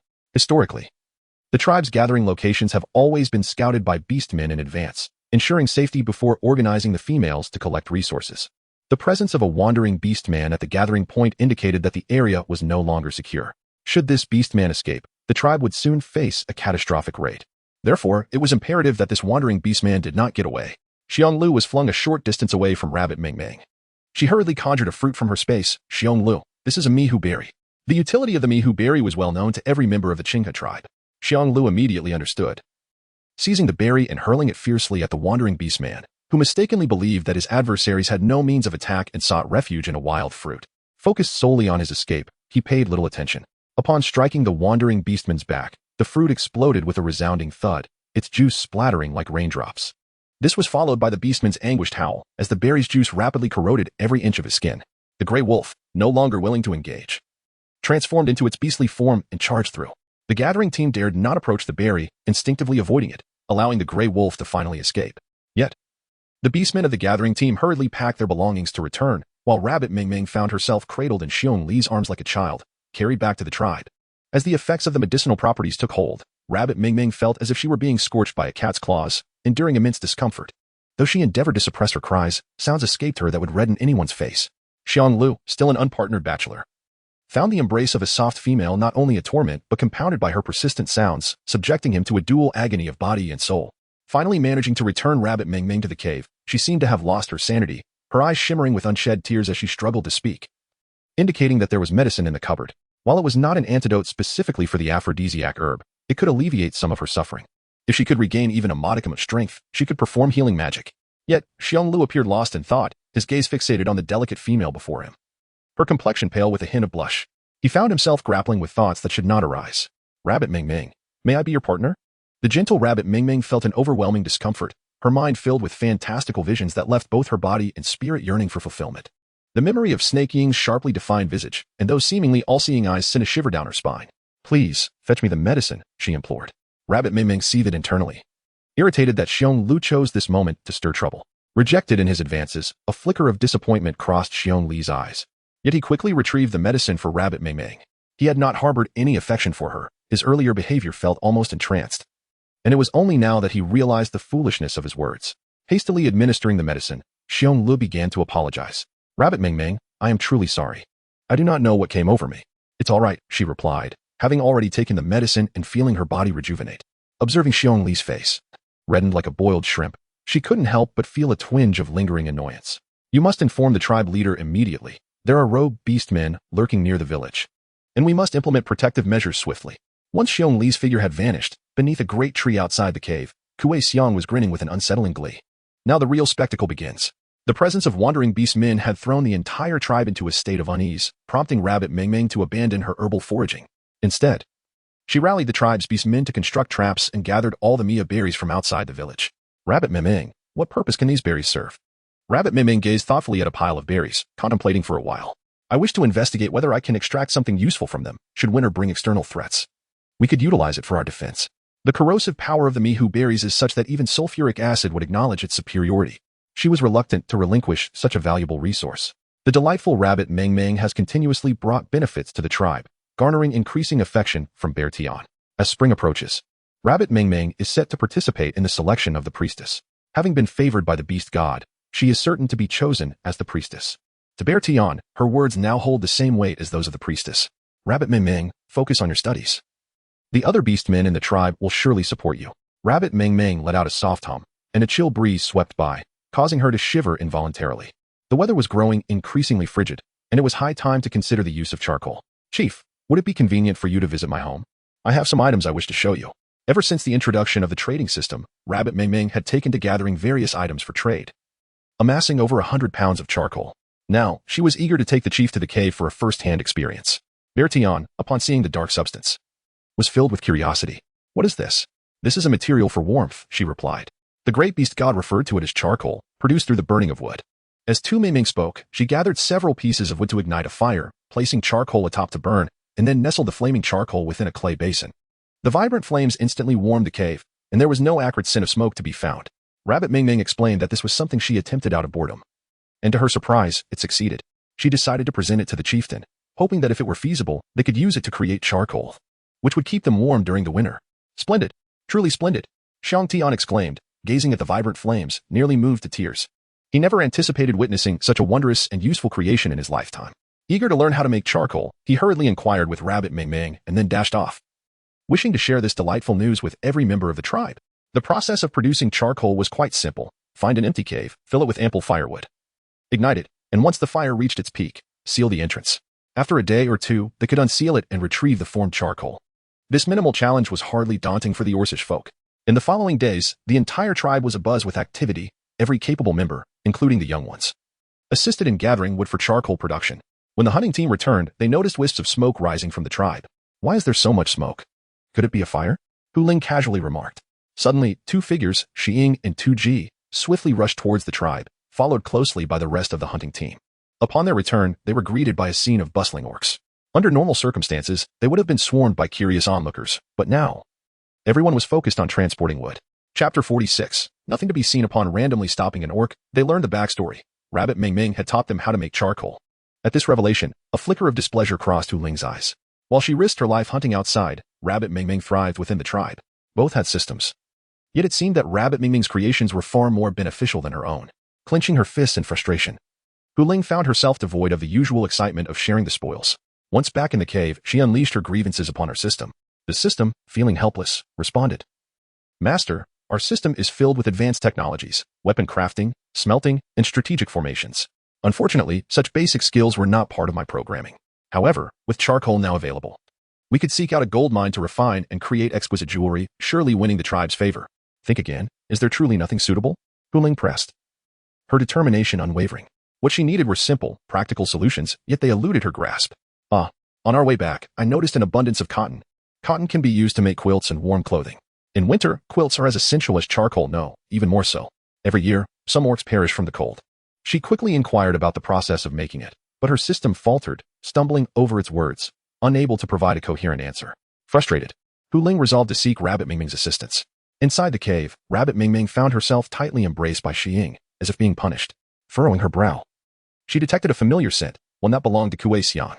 This indicated that Xi Ying had visited Kuei Xiang before coming to her, yet now he feigned deep affection. Let me go, Rabbit Ming Ming shouted angrily. Xi Ying loosened his grip slightly, his expression dark as he fixed his gaze upon her, seemingly awaiting an explanation. Why are you treating me this way? His voice trembled, as if he had suffered a great injustice. What do you mean? Did you not receive favorable treatment from Kuei Xiang and now seek to vent your frustrations here? Rabbit Ming Ming immediately felt that he was unwell. With this thought in mind, she acted accordingly. She pushed the snake aside with a palm, insisting, do not go mad before me. As Tu Ming Ming turned to leave, she heard the serpent's voice. Low and subdued, as if it were desperately suppressing something. The tone was chillingly melancholic, infused with deep sorrow. Why? Rabbit Ming Ming was utterly perplexed, her mind filled with questions. How could I possibly know the reason? It was truly infuriating. Just then, a series of alarms blared through the system, warning, warning. Warning, the antagonist was on the verge of becoming malevolent. Rabbit Ming Ming, what in the world is happening? Clearly, this is not her fault. So why must she bear the brunt of his darkening mood? The system, with its usual irreverence, chimed in. Host, what are you waiting for? Kiss him. What nonsense is this? If a kiss could quell Xi Ying's anger, her lips would have been worn out long ago. Give it a try, it might actually work. As she observed Xi Ying's fury escalating to its peak, the system, disregarding everything else, seized control of Rabbit Ming Ming's body. With a swift turn, she lunged towards the scowling Xi Ying, and they found themselves locked in a kiss. In that moment, Xi Ying's mind went blank. As if a gust of wind had scattered his anger, leaving no trace behind. The rabbit, with wide-open eyes, exclaimed, You wretched system, we cannot coexist. The last time they shared a kiss was by the seaside, in an effort to bestow strength upon the serpent. This time, in a hurried attempt to rise, Tu Ming Ming found herself under the substantial palm of Xi Ying, who pressed her head down, deepening the sense of intimacy. Previously, Xi Ying had been left yearning for more. And in the days that followed, he dedicated himself to treating Tu Ming Ming with utmost kindness, hoping to experience her affections once again. This time, he was determined not to allow her to escape so easily. Just as the kisses began to cloud her senses, Tu Ming Ming suddenly let out a shriek. Her head buried entirely in Xi Ying's embrace. As Xi Ying remained momentarily bewildered, the voice of Hu Ling broke the silence, apologizing, I did not witness anything. Please, continue. Although Hu Ling departed in haste, Tu Ming Ming could not bring herself to continue, her cheeks flushed with embarrassment, unable to meet Xi Ying's gaze. Hu Ling must have something to discuss with me, she thought, hastily departing the cave, truly feeling embarrassed. Upon noticing Tu Ming Ming's swift exit, Hu Ling teased. Given Xi Ying's prowess, this shouldn't have concluded so quickly, should it? If you have something to say it. If not, I shall take my leave. She had no desire to indulge in Hu Ling's trivial banter. Thus, Hu Ling shared the discovery of cotton with her, which piqued Tu Ming Ming's interest. She immediately urged Hu Ling to guide her to the site. Upon encountering a vast expanse of cotton trees, it became evident that the cotton had matured. Scattered by the autumn winds, each handful of cotton Tu Ming Ming collected brought a deeper smile to her face. This is indeed cotton. Now, we can have warm blankets for winter. Hu Ling, you are truly remarkable. Her praise was heartfelt. You stay here and gather the cotton. I will return to the tribe to fetch help, Hu Ling declared before racing off toward the village. Tu Ming Ming joined in the collection of cotton, aware that they needed to act swiftly. Before long, Tu Ming Ming had gathered a substantial amount of cotton. Although she often indulged in the comfort of her mattress in her space, she spent most nights in the cave. Over time, her bones began to ache. Contemplating this, she reclined upon the cotton, basking in the sunlight, only to awaken when dusk was approaching. Yet, an eerie silence enveloped her. Not a single beastman was in sight. Had Hu Ling failed to notify the beastmen of the tribe? The little rabbit, with a face as dark as night, gathered the cotton strewn upon the ground, and prepared to return to her tribe, flapping her delicate wings. Suddenly, a pair of sharp claws lunged towards her back, an excruciating pain enveloping her entire being, as if every bone in her body were being shattered. To her astonishment, her small wings were brutally wrenched from her back. As they detached from her form, they transformed into brilliant specks of red, vanishing into the air. It was a ravenous red-eyed vulture. Had it come unnoticed? Or had it been lurking all along? A surge of blood raced through her veins, the phoenix within her clamoring for release, as if it were on the verge of bursting forth from her very core. The rabbit, eager and playful, swiftly released its companion. The phoenix and the vulture clashed ferociously, the two avian creatures quickly engaging in a fierce struggle. The vulture, where it was touched by the phoenix, ignited in an instant, only to be extinguished just as rapidly, leaving its wings marred with charred black patches. The phoenix, too, suffered greatly, losing numerous feathers. However, they transformed into radiant crimson light, ultimately returning to adorn its form once more. Rabbit Meng Meng winced in pain, hastily casting a healing spell upon herself. Strangely, the wound not only failed to improve, but also intensified, bleeding profusely until she applied some medicinal powder to staunch the flow. As night fell, the tribe gathered for their evening meal, yet Snaking searched the entire village for Rabbit Meng Meng, to no avail. Chapter 47. A fate worse than death. Upon learning of Rabbit Meng Meng's disappearance, the chieftain summoned all the orcs in the tribe to the square. Upon hearing the news, the villagers began to recall the last time they had seen her. Fox Spirit was roused from her slumber by Yang Qing, who groggily rubbed her eyes and expressed surprise at their swift return from cotton picking. Yang Qing, confused by her words, urgently informed her that Rabbit Meng Meng was missing and might have been captured by the wandering beasts. Alarmed, Fox Spirit leaped from her bed, inquiring about when this had occurred. Yang Qing stammered, unable to articulate the details, prompting Fox Spirit to seek the chieftain for answers. How could she have been taken by the wandering beasts? Where had the abduction occurred? This question left the tribe's orcs in a state of bewilderment. The mere thought of the wandering beasts ignited deep-seated resentment among the villagers, and their loathing for Rabbit Meng Meng flared anew, akin to a festering sore. If not for her sister, Rabbit Jiao Jiao, the tribe would not have fallen to such despair. The chieftain declared his intention to send out a search party for Rabbit Meng Meng. However, many in the tribe expressed discontent. Hadn't Rabbit Jiao Jiao already brought enough misfortune upon them? Now, with another Rabbit Jiao Jiao added to the mix, would they all perish? Amidst this tumult, few remembered any of Rabbit Meng Meng's virtues, save for Xiong Lu and Mao Dong. Mao Dong, particularly incensed, pointed out how much Rabbit Meng Meng had contributed to their tribe. The clothing they wore, the mud fruits they consumed, the charcoal they burned, all of it was thanks to her ingenuity. It was shocking to witness such ingratitude. Indeed, it was Rabbit Meng Meng's inventions, yet the orcs were not oblivious. They began to play clever games of blame. It was the beast god who guided her, who taught her, who protected us. What does Rabbit Meng Meng have to do with it? Mao Dong, nearly laughing in exasperation, retorted, "Fine, if you refuse to rescue Rabbit Meng Meng, then we shall go. Once we bring her back, do not expect her to teach you anything further. Precisely, you do not deserve her kindness. After all, it was she and I who thought of you all, gathering cotton far and wide, so you would not freeze this winter. Perhaps you won't need her help after all." Fox Spirit was taken aback by the blatant ingratitude of the orcs. Snaking, sensing something amiss in Fox Spirit's words, inquired, "Where did you go to gather cotton?" "I was unaware." Fox Spirit, momentarily surprised, quickly realized the truth. They had not gone to gather cotton at all. The majority of the tribe was congregated in the square. She glanced towards Kuei Xiong, remembering how excitedly she had returned to the village, how Kuei Xiong had stopped her to inquire and then volunteered to inform the chieftain, even offering her a fruit and mentioning that Hu Meng was searching for her. After waiting at home for quite some time, without seeing Hu Meng, Fox Spirit felt drowsy, reasoning that the chieftain would take a while to assemble a search party, so she decided to rest for a moment. Upon reflection, could it be that she had been used as a pawn?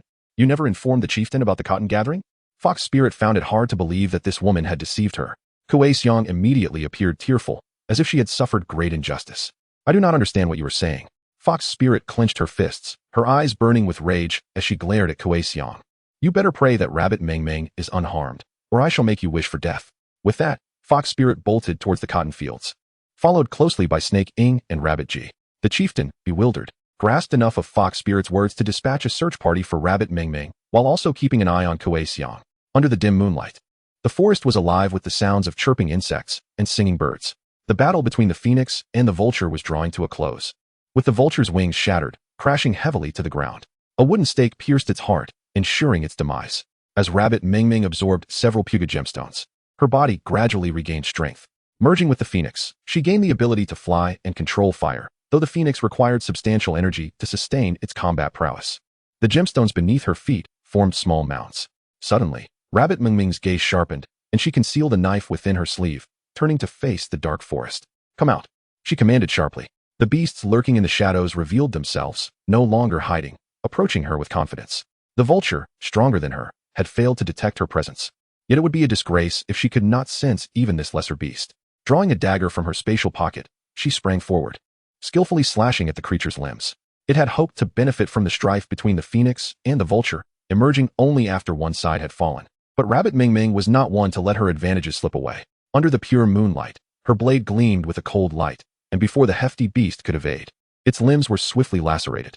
Blood poured forth, eliciting tremors of pain, but more so, fear of the weapon that radiated a chilling brilliance. It had presumed her to be an easy target, but now the beast sought only to flee. Seeing the beast's intent to retreat, Rabbit Mingming smirked slyly. Too late to run. In an instant, her knife struck true, piercing the creature's neck to the bone. Blood gushed forth, and the beast's eyes widened in horror as it witnessed its own demise. As the creature breathed its last, Rabbit Mingming allowed a faint smile to grace her lips, twirling the dagger in her hand. It was indeed a fine weapon. The difficulty of hunting in the beast realm stemmed largely from the tough hides and thick flesh of the beasts. Yet, with a dagger so sharp, such challenges seemed trivial. No matter how skilled one might be, one could never underestimate the might of a blade. "Rabbit Mingming! Rabbit Mingming!" A familiar voice called out. Once they discovered her ability to hunt alone, they would undoubtedly seek to enlist her in the hunting party. Such labor under the sun and wind was better suited for the rugged men of the tribe. Rabbit Mingming hurriedly stored the tiger and the vulture in her space, placing them on the trading system for sale. Almost instantaneously, the trading system erupted once more, with the listing numbered 9527. Duo is back to sell meat. Brothers, charge forth. In the midst of her chaotic thoughts, Tu Mingming could hardly pay attention to the trivialities around her. She hastily mentioned that anything useful could be exchanged, before swiftly returning to the present. Within mere breaths, Xiying had arrived and enveloped her in a tight embrace. As if 1,000 unspoken words were conveyed through that singular gesture. "It is a relief to see you unharmed," he murmured. The arriving fox spirit panted heavily, and Xiying's dark expression resembled that of a predator ready to devour, which was quite terrifying indeed. With the increasing presence of beastmen, Tu Mingming felt her cheeks flush under Xiying's hold, and, feeling bashful, urged him to release her. "Why were you gone for so long?" she questioned the fox spirit, her tone laced with reproach. Chapter 48. Teaching the beastmen to make cotton clothing. The fox spirit, visibly distressed, did not respond, prompting Tu Mingming to refrain from further questioning. Instead, she greeted everyone, suggesting they gather some cotton to take back with them. Once the beastmen dispersed, the fox spirit approached Tu Mingming to share what had transpired. "I apologize, Tu Mingming. I had no idea Kuei Xiong was so malicious."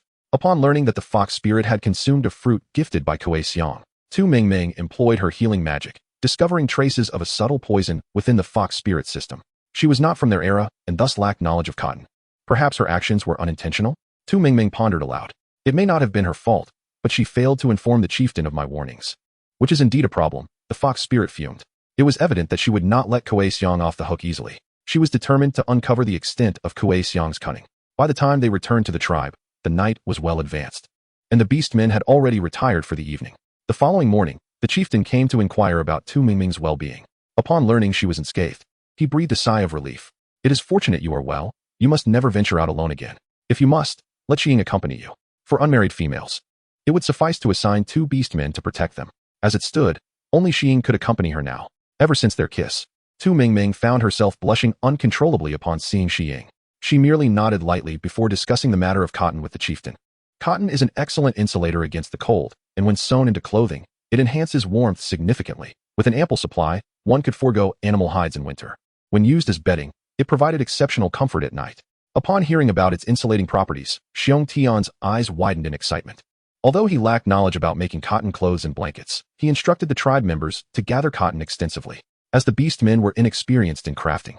The responsibility of making these items fell upon Tu Mingming. "Do not worry, chieftain, I will swiftly produce cotton clothing and blankets, and I will also instruct the tribe's females to assist me." Clearly, it was unfeasible for her to single-handedly create garments and blankets for the entire tribe. Only by teaching others could she free herself from this burden. The chieftain was reliable in his duties, and by afternoon, not only had the cotton arrived, but even his wife was sent to learn how to make the clothing and blankets. Before commencing the lessons, Tu Mingming gathered everyone and solemnly declared, "There is one thing I implore you to remember. These skills must not be shared with any beastmen outside our tribe." The Qinghe tribe was a mixed community, with members from various regions. As the tribe expanded, there would inevitably be connections with their original tribes. Should this knowledge spread, its uniqueness would be lost. Therefore, Tu Mingming added, Even if they are your kin from primitive tribes, you must not disclose this information. If you do, I shall no longer teach you anything. Many females had initially intended to learn this skill to trade with others for resources. Hearing Tu Mingming's warning darkened their expressions. Some, however, smiled in agreement, asserting, "These are treasures of our tribe. If other tribes learn them, it would be a loss for us. We are not foolish enough to allow that." Human nature is inherently selfish. One may thrive, but never more than others. To avoid unnecessary complications, Tu Mingming outlined her future plans, stating, "Our burlap and medicinal herbs will trade for the salt we need, ensuring we no longer have to worry about lacking it. Additionally, we can exchange clay fruits, charcoal, cotton clothing, blankets, and more for superior goods. However, if these techniques become known to other tribes, can we still obtain resources?" Though the beastmen had not received formal education, they were capable of understanding the underlying logic. As comprehension dawned upon them, their faces blossomed with smiles. "Rest assured, Tu Mingming, we will not disclose this to anyone, not even to our partners." "Neither will I," came the chorus of agreement, eliciting laughter and elevating the atmosphere significantly. Rabbit Mingming then took out the tools she had prepared. An object resembling a bow, albeit with a far sturdier wooden frame. The string in the middle was acquired through the trading system. Noticing that Rabbit Mingming struggled a bit to lift it, Yangqing stepped forward with a stride, offering her assistance. Ever since she had aided Yangqing with her healing, she had joined the weaving team, and her bond with Rabbit Mingming had grown increasingly warm. Rabbit Mingming is not one to be pretentious. The towering Yangqing is indeed more suited for the task of cotton beating. With the tools slung over his shoulder, Yangqing prepared to assist. Rabbit Mingming produced a hefty mallet, instructing everyone to pay close attention. With a powerful strike, she brought the mallet down upon the cotton line, sending the cotton below soaring into the air. The once dense fibers transformed into a light and fluffy mass. After several more blows, the cotton had completely morphed into a cloud-like fluff, which Rabbit Mingming then plucked down for everyone to feel. It was incredibly soft, akin to caressing a cloud. She directed Yangqing to continue beating the cotton while she retrieved a small fabric cover she had prepared earlier, filled with a similar amount of cotton. After gently patting it into an even layer, she took out a bone needle to sew, dividing the small cushion into 9 little squares. Thus, a soft cushion was born. "Everyone, give it a try and see how comfortable it is to sit on," she encouraged. To test the cushion, Rabbit Mingming proudly brought over a stone stool from her home. The once chilly stone surface became cozy with the cushion atop it, offering a soft seat that warmed slightly beneath them. The beastmen, filled with curiosity, each took a turn and expressed their desire to make one as well. However, Rabbit Mingming instructed them to first focus on crafting quilts and garments, assuring them that the method she shared would lead to success in due time. "Rabbit Mingming, the chieftain requests your presence at his home." Rabbit Mingming was diligently crafting her own cotton clothing when she heard from the orcs that the chieftain was seeking her presence, prompting her to hastily set aside her work and head out. Upon her arrival, she found the chieftain's home sparsely filled with people, who promptly made space for her. Anxious that she might hold a grudge against them for not rescuing her before, potentially leaving her without warm garments for the winter. "What is the matter, chieftain?" one of the orcs inquired impatiently, eager to gather cotton so that their partners and young ones could have clothing to endure the cold season. Xiang Tian, his expression grave, sighed deeply and remarked, "In half a month, we will fully enter winter. I had intended to organize one last hunt, but we have received news from the Ganyuan tribe regarding a large number of wandering orcs wreaking havoc. Several tribes have already had their resources completely plundered, and they are inquiring if we would be willing to collaborate with them to combat these marauding orcs." Chapter 49. The cotton clothing and quilts by back. Xiang Tian found himself at an impasse and sought counsel from the assembly. They deliberated on whether to pursue hunting or to join forces with the Ganyuan tribe to eradicate the wandering orcs. No sooner had he spoken than Yangqing stepped forward, declaring the necessity of eliminating the wandering orcs. "If we do not act now, will we wait until they have pillaged other tribes before they turn their sights on us?" Yangqing's parents had perished at the hands of the wandering orcs, fueling her profound hatred towards them. Consequently, her words resonated deeply with the others, instilling a sense of gravity in their discourse. Yangqing is correct. While we still have the support of other tribes, we can catch the wandering orcs off guard. If we wait until winter is fully upon us, travel will be arduous, and facing the wandering orcs then will leave us with scant chances of victory. Despite many of the tribe's warriors having advanced in rank, they were still outnumbered by the throng of wandering orcs. When the topic of the wandering orcs arose, Shi Ying's eyes gleamed with a venomous intensity. Setting aside the harrowing escape from their clutches previously, upon returning from the hunt, he had learned that Rabbit Mingming had nearly fallen victim to them as well. The extent of his fury was immeasurable. He dreamt of slaying those marauding orcs. Thus, with a darkened countenance, he declared, "For us to survive the winter, the wandering orcs must perish, and I must avenge my wife." Fox Spirit's eyes glistened with tears as she added, "Wherever they go, no orc survives. I too advocate for the extermination of the wandering orcs." Seeing the fervor in Fox Spirit's eyes, Hu Ming could not remain seated any longer. He immediately stood and proclaimed, "Chieftain, I can lead a team to eradicate the wandering orcs, ensuring our tribe can pass the winter in peace. Observing the spirited determination among his people, Xiang Tian felt a swell of pride. Yet, for reasons unknown, he still wished to hear Rabbit Mingming's thoughts on the matter. Rabbit Mingming sensed a gaze directed towards her and cleared her throat, preparing to speak. Suddenly, voices from outside rang out in alarm. Oh no, oh no. The cotton clothing and blankets are biting. What? Rabbit Mingming hurriedly stepped outside. To her astonishment, she beheld a tearful female holding a young one, whose tiny body was covered in a multitude of minuscule wounds. Upon closer inspection, she noticed the unmistakable signs of small insects scuttling about. What could have happened? As Tu Mingming approached to inquire, she was forcefully shoved aside by the female, nearly losing her balance and falling. Fortunately, the serpent, with swift reflexes, caught her, preventing a tumble. It's all your fault, you wretched creature. If it weren't for your cotton clothing and blankets, my little one wouldn't be in this state. The female wailed, breathless, yet unleashed her vitriol without an ounce of mercy. Tu Mingming, you vile female. Ever since my child donned your cotton garments, this is how they've ended up. Chief, you must take a stand for us. Another female, cradling her offspring, wept inconsolably, collapsing helplessly to the ground. Within mere minutes, 7 or 8 females arrived at the chief's residence, each accompanied by their young. The situation had escalated dramatically, yet Tu Mingming remained unperturbed, firmly believing there was nothing amiss with the cotton clothing and blankets. Even if there was, she was convinced it was not her fault. Let me examine the children first. Just as Tu Mingming began to cast her healing spell, she was abruptly pushed aside by Ho Xiang. Tu Mingming, you've caused this suffering for the little ones. Do you truly believe you have the heart to save them? In that moment, Tu Mingming felt as though she had returned to the days of being a scapegoat. The chorus of insults rendering her a mere jest. After all I have done during this time, do you truly harbor not even a shred of trust in me? Yes. I was the one who proposed the cotton clothing and blankets, and it was I who taught you how to make them. So because of this, you are quick to blame me when something goes awry. Fine, I accept that. But is it truly my fault that you won't allow me to treat the children, letting them endure suffering? In the words of Tu Mingming lies a profound desolation and an overwhelming sense of disappointment, the depths of which only she truly comprehends. She could have easily embraced her own simple life. Why concern herself with the fates of others? Ultimately, it is a consequence of her own actions. In her heart, Tu Mingming incessantly engages in self-mockery, wishing fervently to return to the past when she did nothing, thus evading all blame. Each individual is utterly absurd, failing to seek the root of the matter, and instead recklessly entangling others in their folly. The endeavors undertaken by Tu Mingming for our tribe were not solely for our benefit. Does it not blatantly wound her heart when such remarks are made? Xiang Tian is a person of understanding who would never tolerate the unruly behavior of the beast men that could distress Tu Mingming. After a few stern words, the females finally ceased their lamentations, allowing Tu Mingming to promptly attend to the injuries of the young ones. She could disregard the concerns of others. That was a matter for the future. At present, she could not bear the weight of such unjust blame and depart in disgrace. System, initiate scanning. The gentle rabbit, Mingming, employed a healing spell, and the system swiftly scanned the results. The host's young one was afflicted with tick-borne disease. Ticks are parasitic creatures found in the wild, unlike mosquitoes, which flee after biting. Ticks burrow deeply into the skin after their initial bite. Symptoms may include nausea, vomiting, loss of appetite, diarrhea, rapid breathing, dizziness, headaches, and localized swelling. In the realm of the flower kingdom, tick-borne disease typically manifests in cats and dogs. Well, one could argue that beastmen are also akin to these creatures. In the flower kingdom, these ticks would grow and gradually erode the bodies of animals. However, it appears that these ticks have mutated, becoming exceptionally fierce, gnawing away at the young one's skin until not a patch of healthy flesh remains, and they are progressively burrowing into the body. While tick-borne disease is not life-threatening at present, there is no cause for alarm. However, the ticks within the young one's body must be extracted. Upon hearing this, the fox spirit was the first to roll up her sleeves and step forward, declaring, I shall assist you.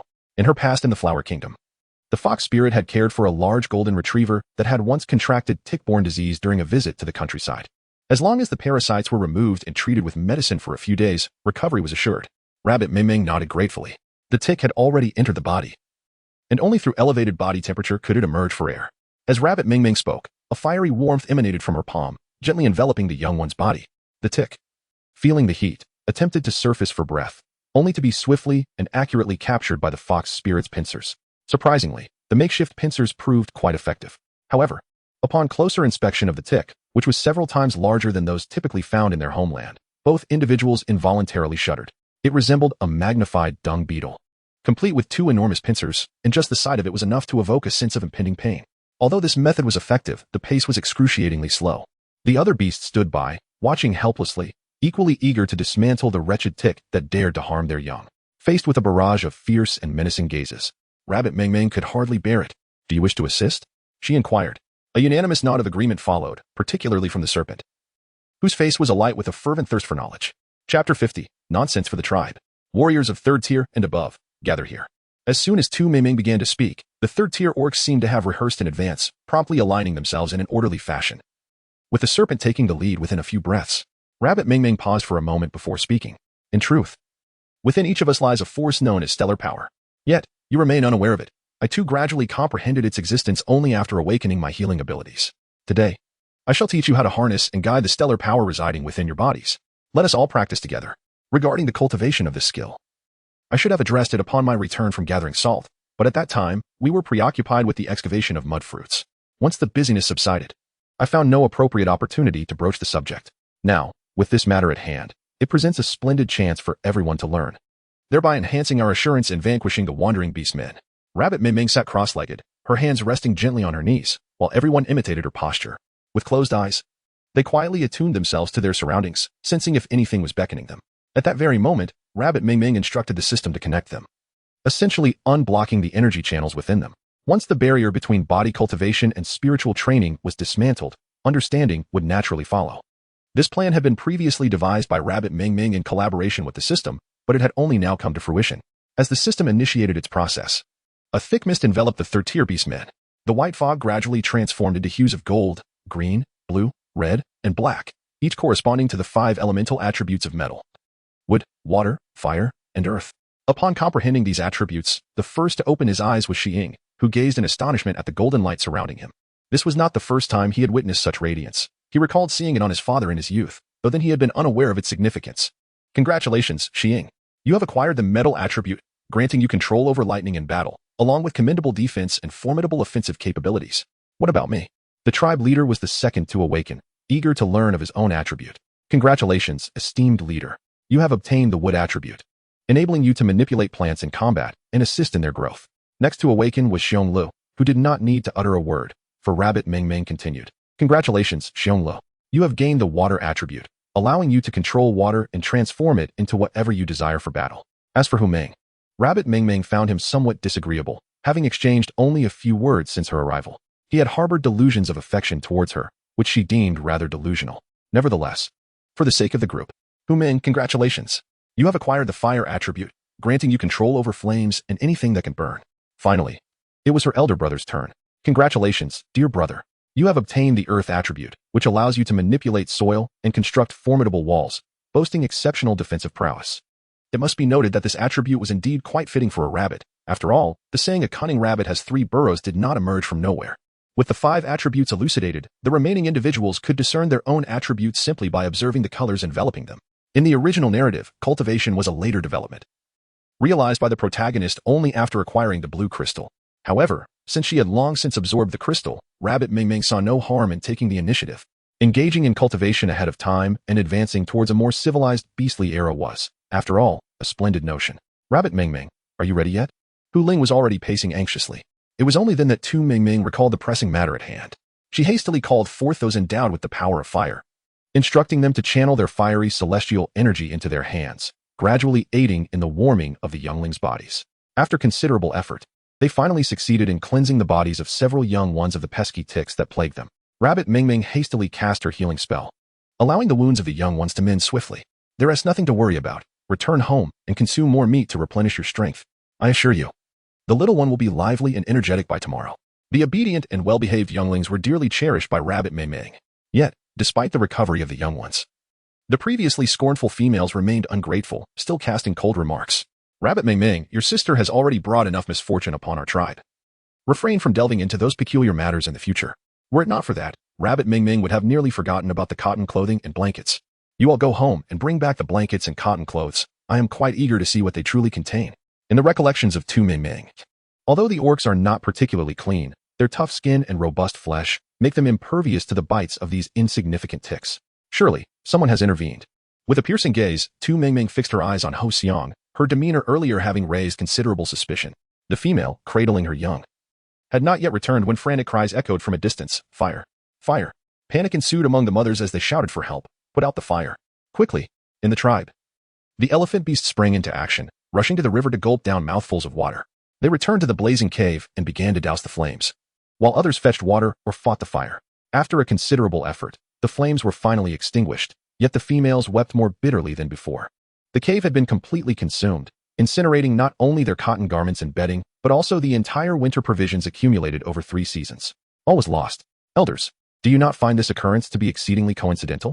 Initially, Tu Mingming gathered everyone to craft cotton clothing and bedding, and shortly thereafter, the incident of the young being bitten by insects transpired. Upon hearing that she sought cotton clothing and blankets, it became apparent that those who possessed such items were consumed by a devastating fire, leaving no evidence behind. Despite our shared identity as members of the same tribe, Rabbit Mingming, how could your heart be so cruel? Monkey Fragrance presented a compelling argument. The females who lost their homes were relentless, firmly accusing Rabbit Mingming of being the perpetrator. Rabbit Mingming, what offense have I committed to warrant such devastation upon my family? My parents are still at home and nearly perished in the flames. You wretched creature, I shall take your life. One female, filled with fervor, brandished a stone knife, ready to strike Rabbit Mingming, while Snake, with his broad chest, shielded her protectively. Rabbit Mingming remained silent, yet Kuei Xiong unexpectedly emerged, questioning, Monkey Xiong. Could it be that you are mistaken? Rabbit Mingming is making cotton clothes for the benefit of our tribe. Nonsense. It is plainly for her own gain, Monkey Xiong retorted. She deliberately has everyone don cotton garments and cover themselves with quilts, only to allow insects to gnaw at their skin, after which they seek her treatment. This way, she becomes the savior of the entire tribe. Why else would she be the only one knowledgeable about the cure and aware that the insect is called a tick? It is evident that this is all part of her scheme. She intends to exploit the tribe's younglings, manipulating us step by step to trust and obey her. In light of Monkey Xiong's indignation, Kuei Xiong posed another question, but Rabbit Mingming was just tending to the little ones. How could she possibly have time to start a fire? That is a trivial matter, Monkey Xiong replied. Did you not see?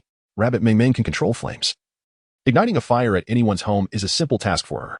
The interplay between Monkey Xiong and Kuei Xiong seemed flawlessly orchestrated, almost convincing enough for Rabbit Mingming herself to believe it. Rabbit Mingming, the evidence lies before you. What further explanations can you provide? The Rabbit Mingming shrugged indifferently, her expression one of nonchalance. So, what do you intend to do? As she spoke, she walked outside the burning cave, initiating a thorough scan with the system. She was determined to uncover who orchestrated this scene. Seeing that Mingming did not refute the accusation, the Monkey Xiong felt a flicker of delight. Did you all hear that? Mingming has admitted to setting fire to someone else's cave. According to tribal law, she should be imprisoned. What do you think, Chief? Xiong Tian, however, did not believe that Mingming was capable of such an act. Xiong, I suspect there has been a misunderstanding. It is getting late. We should focus on resolving this matter. Those with any sense would have discerned the chief's unspoken implications. Yet, Xiong remained relentless. Today, Mingming dared to burn the homes of our tribe's warriors. Who knows, by tomorrow, she might ally with the wandering beasts to attack us, just as her sister did. Before Xiong could finish, she received a sharp slap across the face, leaving her in disbelief, eyes wide as she stared at Xiang. You actually dared to strike me. Even Xiang himself was taken aback. He had merely felt an uncontrollable surge of anger. After striking Xiong, he felt a sudden sense of clarity and relief. However, it was universally understood that males were not to harm females. This was a strict rule adhered to by every tribe. To inflict harm on a female would result in expulsion from the tribe. How could Xiang dare? Chief, you were turning a blind eye to Mingming's arson while you planned to overlook Xiying's assault on a female? Either Mingming or Xiying must be expelled from the tribe today. Until that moment, Mingming had remained silent, allowing others to speak. Finally, she interjected. Are you missing an arm or a leg?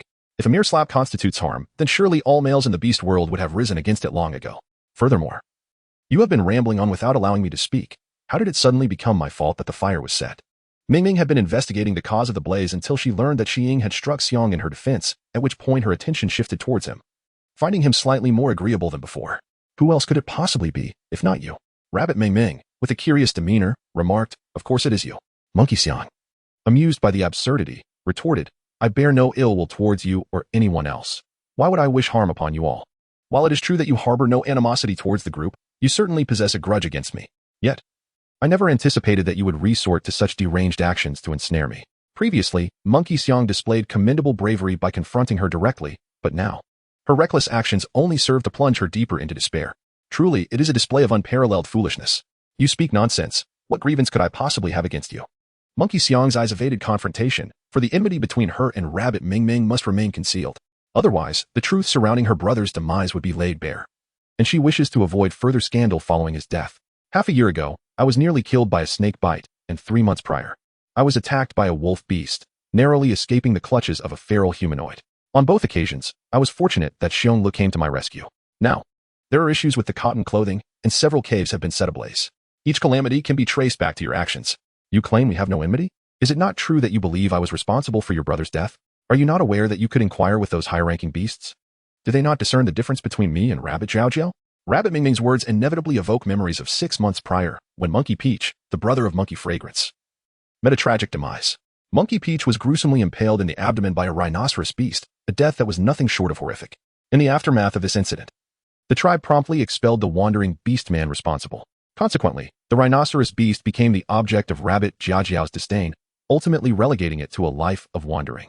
With a cold snicker, Tu Mingming declared, "Did you hear that?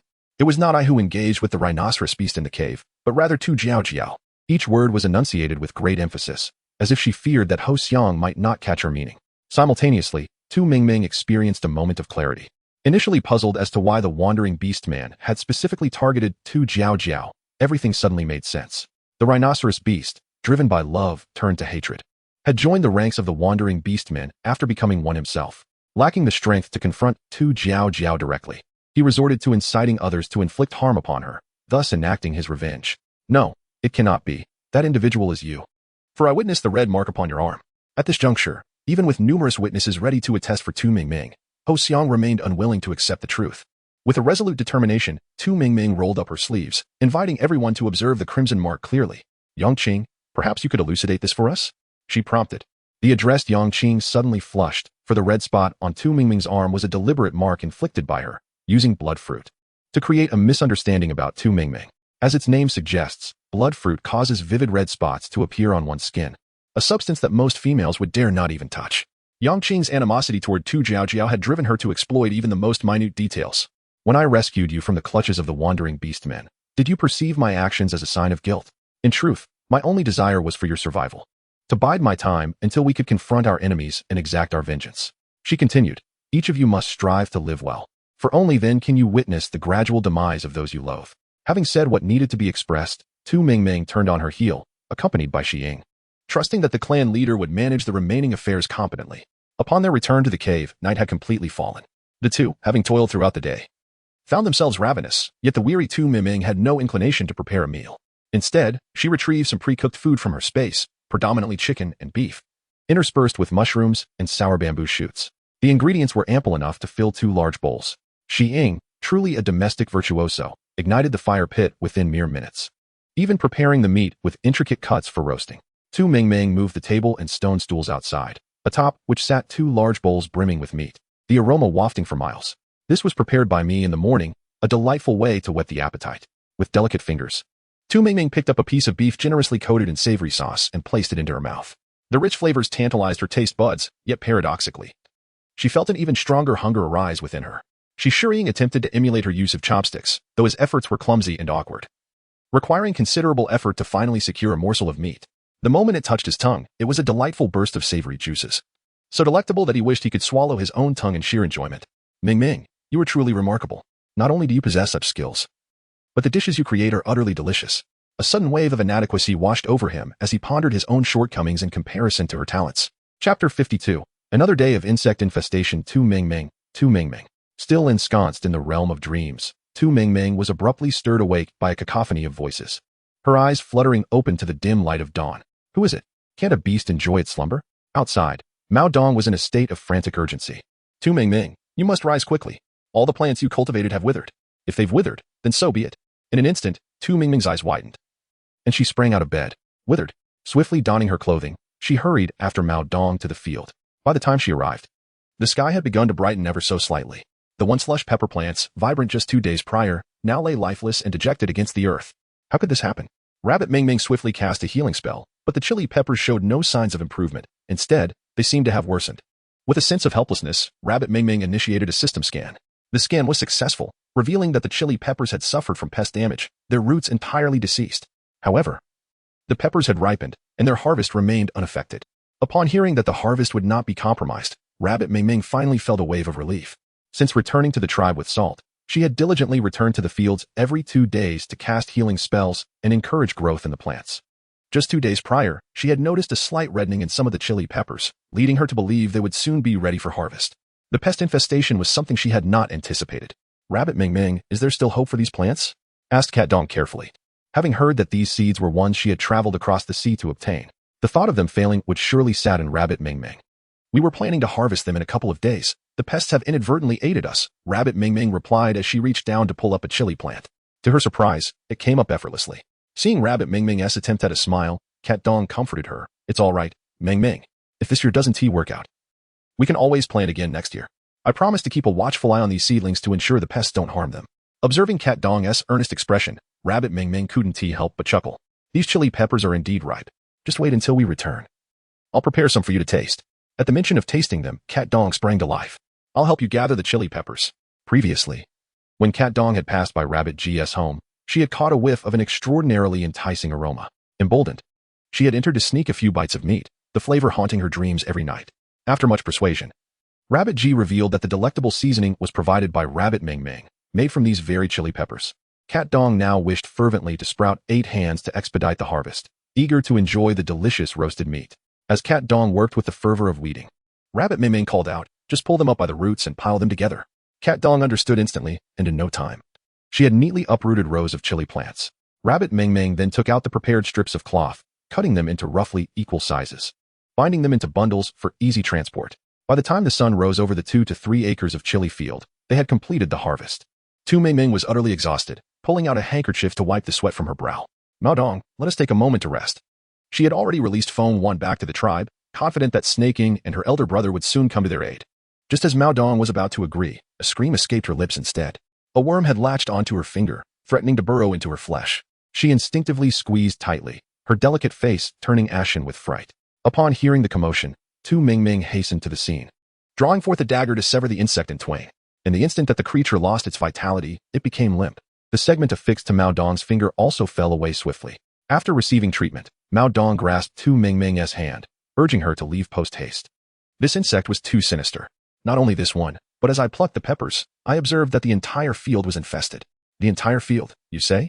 Rabbit Ming Ming sensed that something was amiss. Fortunately, when she had severed the insect moments ago, the system had initiated a scan. The results should be available shortly. The scan was successful. The golden needle bug is commonly referred to as the larva of the click beetle, belonging to the family Elateridae within the order Coleoptera. These pests are widely distributed across the globe and pose a threat to various crops such as wheat and corn, as well as to timber, medicinal herbs, and forage plants. They primarily feed on the underground parts of plants, making them one of the most formidable underground pests. Only glimpse the conclusion, the exceedingly formidable subterranean pests, alas. Can such wheat and corn endure against them? The system promptly identified a plethora of remedies. Firstly, one could harness the insecticidal properties of certain plants to combat these underground invaders, such as infusions of the leaves of the tongue tree, castor bean, and various medicinal herbs. The powdered stems and roots of plants like lindera, euphorbia, toxicodendron, and the like have also shown considerable efficacy in pest control. Secondly, for those adult golden needle beetles that have already emerged from the soil, one might attract and incinerate them using piles of plant matter. Should these methods prove ineffective, a third alternative remains. The adorable rabbit expressed a desire to strike someone, remarking, "System, you're becoming increasingly mischievous, aren't you?" Her tone carried an unmistakable undercurrent of threat. Thirdly, chemical control. Before the system could finish, the little rabbit promptly chose to shut it down. This was the beast world. Physical control methods still had some traceable logic. But chemical control? That was nothing short of a pipe dream. As Rabbit Ming Ming had just instructed the system to scan for nearby insect-repelling plants, she overheard Cat Dong panting heavily, expressing concern that these insects might bite humans, which would deter the beast men from sowing seeds in the future. The fact that the golden thread worm could bite humans was something Rabbit Ming Ming had overlooked. However, the system quickly provided a solution. Early in the morning, as the tribe's beastmen were rising, they saw Rabbit Ming Ming, Cat Dong, Snake Ing, and Rabbit G, each carrying an enormous bundle of chili saplings.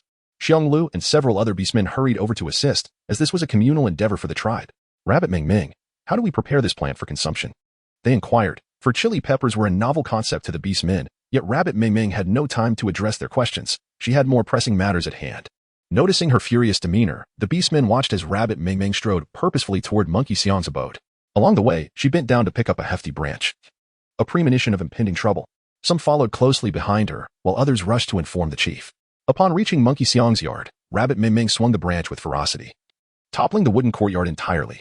Hearing the commotion, Monkey Xiang emerged from the cave and, without hesitation, lunged at Rabbit Ming Ming. "You wretched creature! How dare you destroy my yard?" Yet, Rabbit Ming Ming offered her no opportunity for retaliation, raising the branch to strike at Monkey Xiang's hands. The sound of bones snapping resonated, accompanied by Monkey Xiang's agonizing scream, echoing through the entire tribe like a one-of-a-kind horn. My hand! Monkey Xiang exclaimed, her eyes wide in disbelief. Yet the waves of excruciating pain coursing through her body forced her to accept the harsh reality. Chapter 53, The Defiance of 90 Pounds. The gruesome scene, with blood splattering everywhere, left the arriving beastmen in shock. At that moment, Rabbit Ming Ming appeared to them as a merciless demon, a villain emerging from the depths of hell. The rabbit beast inherently possesses crimson eyes, yet at this moment, the eyes of the adorable rabbit appear bloodthirsty and red, as if it genuinely craves human flesh. You madcap rabbit, you are nothing but a demon. I shall inform the clan leader and ensure your exile from our tribe. Monkey Fragrance, in agony and drenched in cold sweat, resolved to not let Rabbit Ming Ming off so easily. Before Rabbit Ming Ming could utter a word, Kuei Fragrance stepped forward from the crowd to defend Monkey Fragrance. Indeed, the previous incident was Monkey Fragrance's fault, but the clan leader has already punished her. Must you sever her hands today? How can she survive thereafter? How could you be so cruel? The last time, due to Rabbit Ming Ming's false accusation regarding the winter coat, the clan leader had severely punished Monkey Fragrance, forcing her to clean the tribe's waste for 3 months, a punishment that, for someone of her esteemed status, was a profound humiliation. Consequently, as soon as Kuei Fragrance finished speaking, numerous voices arose in support of Monkey Fragrance. Though Monkey Fragrance had erred, who among us can traverse life without mistakes? If she sincerely repents, we can all accept her. In our household, not only the cubs, but even the adults donned winter coats, and at night, they were covered with quilts. Monkey Fragrance had been diligently working to tidy up the tribe's waste these past few days. Her genuine remorse is evident. So perhaps we should let this matter rest. Success and failure often hinge on the same factors. While orcs do possess compassion, relying solely on goodwill to resolve every issue could lead to dire consequences. Very well, if you believe she deserves forgiveness, then what more can I say?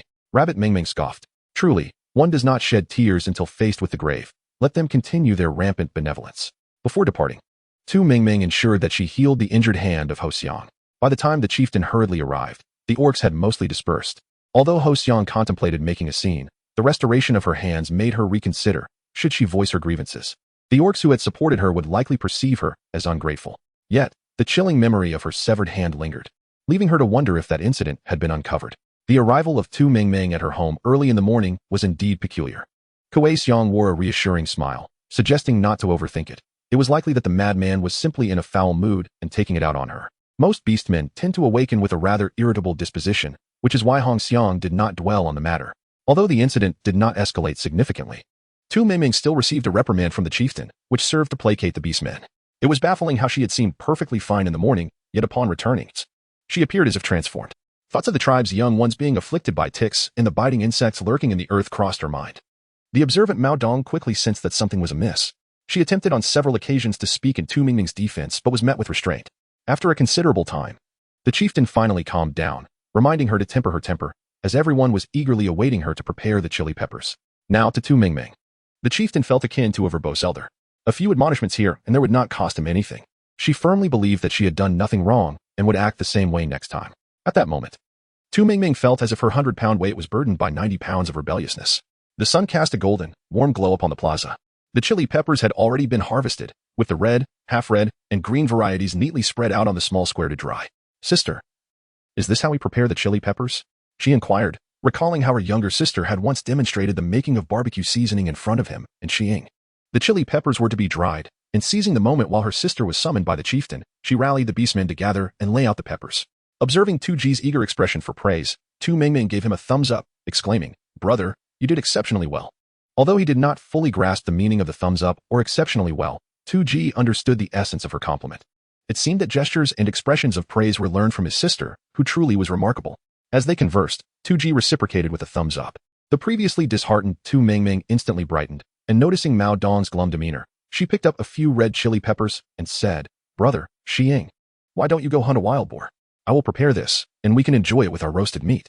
Having traversed this world for quite some time, Tu Ming Ming had savored plenty of wild meat, yet she found that wild boar and chicken were the most delectable.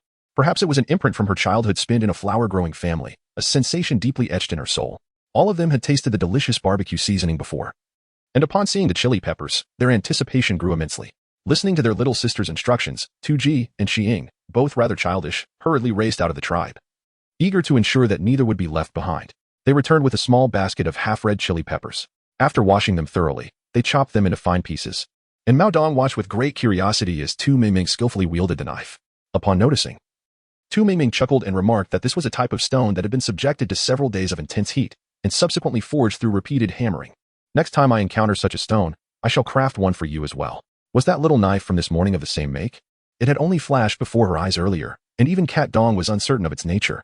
However, now, upon seeing the kitchen knife, she was certain that it too was indeed a blade. Rabbit Ming Ming retrieved a dagger from her sleeve, a weapon crafted from stone. As she spoke, she abruptly set down the kitchen knife and dashed into the room, rummaging through the wardrobe. In truth, she was selecting a few of the most inferior daggers from her collection, deliberately damaging the handles to render them even less appealing. What remained were merely the glistening blades and the rusted remnants of the grips. I acquired 4 of these, now only 3 remain. 2 are destined for my brother and the serpent, and I shall present this one to you. Rabbit Ming Ming directly handed all 3 knives to her, stating that they were not present, so she could choose first. In Rabbit Ming Ming's eyes, the daggers were utterly worthless, yet Cat Dong gazed at them with rapt attention. Despite having them in her grasp, she could hardly believe it.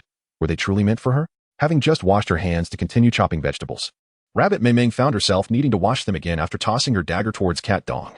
You can use mine as a reference, it will be much more convenient. Rabbit Ming Ming's dagger featured an additional hilt compared to the others. It was still crafted from 2 small pieces of wood she had hastily found. As modern craftsmanship demands both aesthetics and functionality, practicality was one thing, but beauty did not align with the beastly realm. Each little knife was exquisitely designed, and Cat Dong deliberated for quite some time before finally selecting one, improvising a hilt from available materials. Binding it with strips of burlap, it indeed appeared significantly more refined. Just as Cat Dong held the dagger, seeking Rabbit Ming Ming's praise, a tantalizing aroma wafted from the cave. Ming Ming, have you finished? Upon entering the cave, Cat Dong was greeted by a bowl brimming with food that exuded a rich fragrance. Simultaneously, the air was tinged with a pungent spiciness that initially overwhelmed but soon faded to reveal only the enticing scent. The rabbit, Ming Ming, handed her a wooden spoon, urging her to taste and see if it was delectable. Chapter 54, The Exquisite Celestial Fruit. Upon entry, it was slightly warm, followed by a savory essence, accompanied by a fiery tingling sensation that was bearable. After the peculiar flavor lingered in her mouth for a while, the only words that could aptly describe it were delicious. Noticing the spark of delight in Cat Dong's eyes, Ming Ming realized her success. It's incredibly delicious. Ming Ming, please teach me. I wish to learn how to prepare it as well. Rabbit Ming Ming anticipated this outcome. Fortunately, the chili peppers she brought back were not used up, and she began teaching Cat Dong how to prepare the dish once again. The fatty meat was sliced into evenly thick pieces and placed into the stone pot to render its fat. First, she sauteed the chili powder before adding the barbecue seasoning, as soy sauce and oyster sauce were not suitable for the animal realm. To avoid unnecessary complications, Rabbit Ming Ming had to substitute with a more robust barbecue seasoning. The flavor was undeniably exquisite. Although the recipe was identical to the barbecue seasoning, the taste was distinctly different. To ensure Cat Dong could replicate the chili sauce, Rabbit Ming Ming even provided her with a packet of barbecue seasoning. Just as they finished preparing the chili sauce, a commotion arose outside the cave. The two stepped out to see Rabbit G running with abandon, chasing after a young chick. Upon noticing, Snake explained that brother intended to bind the chick's wings and eventually dig a hole to raise it, so they could enjoy fresh chick meat in winter. The plan was to cultivate grains first, ensuring everyone had enough to eat, before suggesting the domestication of poultry. Never did they expect their older brother to be so resourceful. Tuji had just brought back the young chicks when he was met with his little sister's enthusiastic praise and admiration. What an ingenious method for raising chickens. Brother, you are truly remarkable. The rabbit, beaming with delight, seemed to have its tail nearly soaring to the heavens, proudly showcasing its triumph before the snake, as if silently proclaiming, "My sister has praised me." Indeed, the snake appeared to wilt slightly, lacking the commendation of a spouse, and thus felt disheartened. In the next moment, an exclamation from the rabbit echoed, "Oh my, there are 2 wild boars, still alive." It was evident that they were indeed the fruits of the snake's hunting prowess. Well done, Snake. The snake, basking in the glow of its partner's admiration, felt as giddy as a fool, dragging the boars towards the riverbank for a dispatch. However, it was Rabbit who promptly intervened, insisting that if they were to return with a dead boar, it would be acceptable.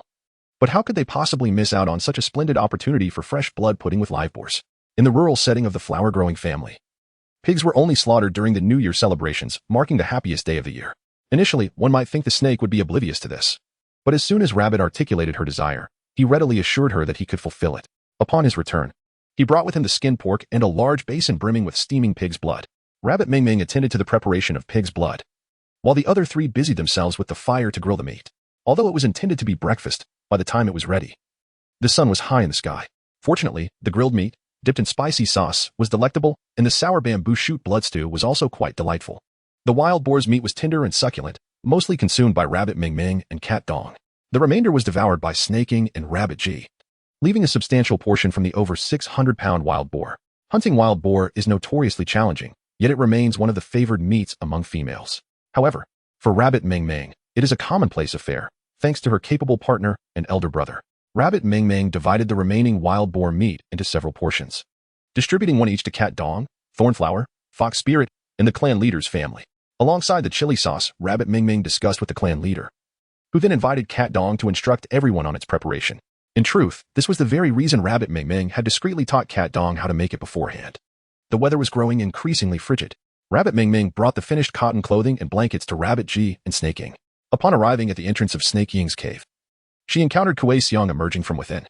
Upon seeing Rabbit Ming Ming, Kuei Xiang smiled warmly and said, "Ming Ming, you have arrived. Please hand these items to me. Snake Ying is not here, but I will place them inside the cave for him." The once cheerful face of Tu Ming Ming suddenly drooped, her disdainful sneer evident. Who claimed this was meant for Xing? If you care so much for him, why not make it yourself? Tu Ming Ming never concealed her displeasure. Such was her nature.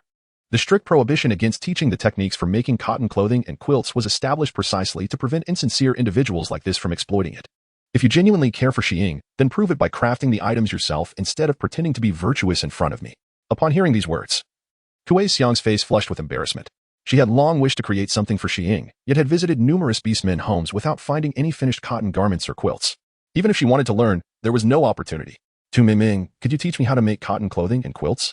Last time, Xing gifted me prickly fruits, and I wish to do something in return for him, Kuei Xiang stated matter-of-factly, believing there was nothing amiss in her request. The mention of Xing's gift of prickly fruits, however, irked Tu Ming Ming. Ignoring Kuei Xiang, she rushed to Rabbit Ji's home. "Brother, take me to find prickly fruits." Observing his younger sister's flushed face, Rabbit Ji quickly inquired about the situation, and upon learning that Xing had picked prickly fruits for another female, he was instantly enraged. More furious than Tu Ming Ming herself, eager to confront Xing and teach that ungrateful scoundrel a lesson. Yet, there was a more pressing matter at hand, to cheer up his sister. "It's just prickly fruits. Brother will take you to pick as many as you desire." Rabbit transformed into his beast form, carrying his little sister as they journeyed towards the dense forest behind the tribe. Along the way, they encountered Cat Winter, who upon hearing their intention to gather the prickly fruits, unreservedly joined their expedition. In the past, Tuji accompanied his father to gather the prickly fruit. Although many years have elapsed, he still vaguely remembers the route. After traversing several swamps and a few miasmic forests, the trio finally beheld the towering prickly fruit tree, its majestic presence reaching towards the heavens. Even from a distance, they could discern the palm-sized fruits that emitted a faint green luminescence. Following a system scan, an excited exclamation erupted. "Host, this is a superior celestial spirit fruit. Consuming it can cleanse the body and enhance one's spiritual energy, making it far purer than that of others." Tuji, fully aware that the purer the spiritual energy, the stronger the resultant abilities, felt an inexplicable surge of anger at the thought of such a precious item being gifted to Kuei Xiang. The notion that beastmen are exceedingly devoted and loyal to their partners seemed utterly absurd to him. The system, intending to defend Xing, hesitated upon witnessing Tuji's fierce demeanor and decided against it, acknowledging that the formidable antagonist could withstand a great deal. How many spirit beasts must be guarding this fruit tree? Given its value, it would certainly be protected by countless high-tier wild beasts. When searching for the Qiang grass, they had encountered a fiery beast. It was reasonable to presume that the guardians of this celestial spirit fruit tree would be even more formidable. "Ming Ming, Cat Dong, you two stay here. It's far too perilous above. If I ascend, I can manage to protect myself, but with Cat Dong there, I cannot guarantee safety." Yet, leaving Cat Dong behind was also unfeasible. For the sake of security, it seemed prudent to keep both of them on the ground. Just as Tuji was about to depart, he was intercepted by Timo, who urged, "Brother, take the cat and swiftly leave this place. I shall go gather fruits." Without waiting for Tuji to respond, Timo unfurled her wings and soared into the sky, insisting, "Hurry, we shall reunite at the first marsh." Witnessing Timo take flight left Tuji astonished. When had his little sister become so formidable? In that moment, he resolved to diligently cultivate his skills so that he might possess the strength to safeguard her. Let us proceed. In an enchanting transformation, Tuji assumed his beastly form and beckoned for Mao Dong to ascend. A flush crept onto her cheeks, apart from her father's back. She had never been carried by another male. For a moment, she stood in stunned silence, yet Tuji paid her no mind. With a swift gust, he hoisted her upon his back and strode forth. Mao Dong, still reeling from the sudden turn of events, pondered whether Ming Ming might be in peril, urging Tuji to remain and safeguard her. A woman must learn to be obedient, she mused, though Tuji was tempted to cast aside this rather petulant remark. Ming Ming was no longer the helpless female she once was. He held unwavering faith in his younger sister. Thus, they departed, with Tuji carrying Mao Dong away. With determination, Tu Ming Ming soared towards the celestial spirit fruit tree. She had conspired with the system, as long as she could ascend the tree. The system would devise a method to gather all the fruits into her space. Thus, she planned to fly higher, diving directly towards the tree. However, before she could approach the celestial spirit fruit tree, a vulture, several times larger than her own form, took to the skies. Its fierce gaze bore down upon her, as if it yearned to rend her to pieces. The heart of Tu Mingming fluttered inexplicably as memories of the vulture recently slain by Feng Wan resurfaced. Could this be the offspring of that very creature? The vulture's talons resembled the scythe of death, and as it drew near, an unsettling premonition of mortality enveloped her. With a deft somersault, she narrowly evaded the lethal claws.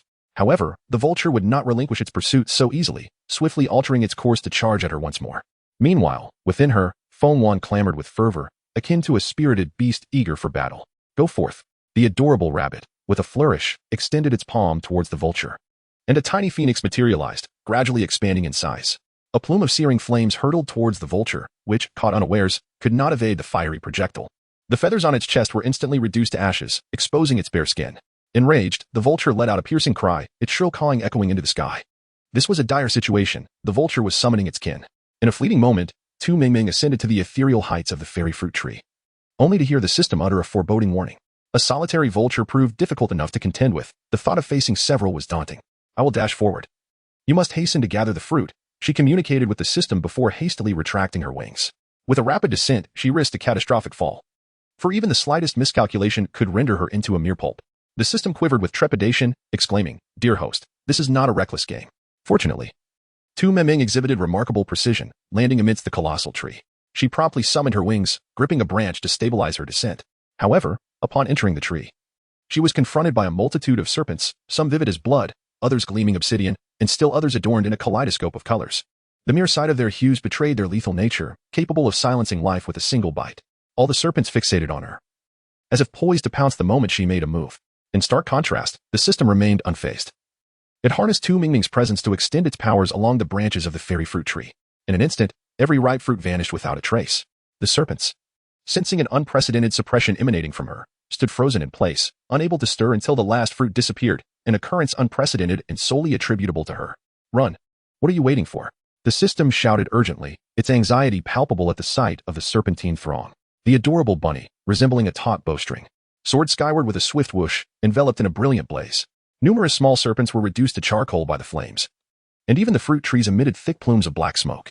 The vulture, engaged in a fierce battle with the phoenix, noticed the plight of the fruit trees. Despite enduring the phoenix's attacks, it charged towards them. Sensing each other's intentions, the phoenix caught the bunny as it leaped into the air.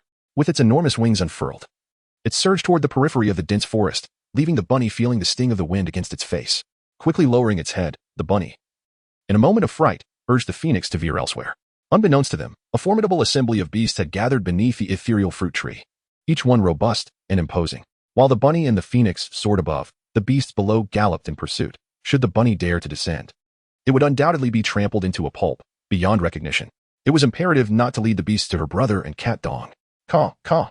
Trouble loomed as the vulture closed in, not just one but several. At that moment, the bunny understood the true meaning of being trapped with no avenues of escape. If this continued, death was certain. Host, quickly enter the space, the system urgently prompted, aware of its host's lack of awareness. The system lamented, having chosen this host. It was determined to protect her, even with tears. Can I physically enter the space? Before the bunny could finish her question, the system forcibly pulled her into the space. In the instant the bunny vanished, several massive fireballs struck the ground, their explosive sounds reverberating through the heavens, as dark clouds billowed into the sky. The busy beastmen hastened their tasks, urging one another to work swiftly, for rain was imminent. Before winter's arrival, a heavy downpour was certain, followed by frost covering all, leading into a protracted snow season lasting 3 months. Once inside the space, the bunny stood in stunned silence for a considerable while, contemplating the branch clutched in her hand and the fruit resembling a small mountain. When could her true form enter this space? The bunny distinctly recalled that it had not been possible before. Only her consciousness could traverse within, retrieving items from the space. You were able to enter after the last upgrade. I noticed you even planted vegetables and arranged a room. I assumed you were aware, the system retorted, unimpressed with its own predicament. The little hands of Tu Mingming made a delightful sound as they squeezed, pondering why the system lacked a physical form. She felt an overwhelming urge to strike someone. Had she known, would she have endured such torment from the wandering beastmen? And the embarrassing confession from that foolish bear. It made her cringe just to think about it. If only she had entered the space at that moment, the monkey fragrance would have been eliminated by the wandering beasts, thus preventing all the subsequent chaos. However, she soon shifted her thoughts to the events that were about to unfold. Rabbit Mingming was in high spirits and decided not to quarrel with the system any longer. However, she still insisted that the system must inform her immediately about any new features in the next update. The system readily agreed, and thus the matter was settled. The adorable bunny Mingming grasped a plump fruit, reminiscent of a green apple, and washed it by the riverside of her miniature world before taking a bite. The fragrance of the fruit wafted through the air, leaving a delightful aftertaste on her lips. As she chewed the succulent flesh, a transformation began to unfold within her. Her body felt as though it were enveloped in a steamy sauna, radiating an unbearable heat. Gradually, her form became sticky, a sensation that was all too familiar to her. She recalled the first time she purified her body of impurities in the dust tribe, when she had been as dark as coal, exuding an unpleasant odor. Compared to that time, she realized, she was not so different even now.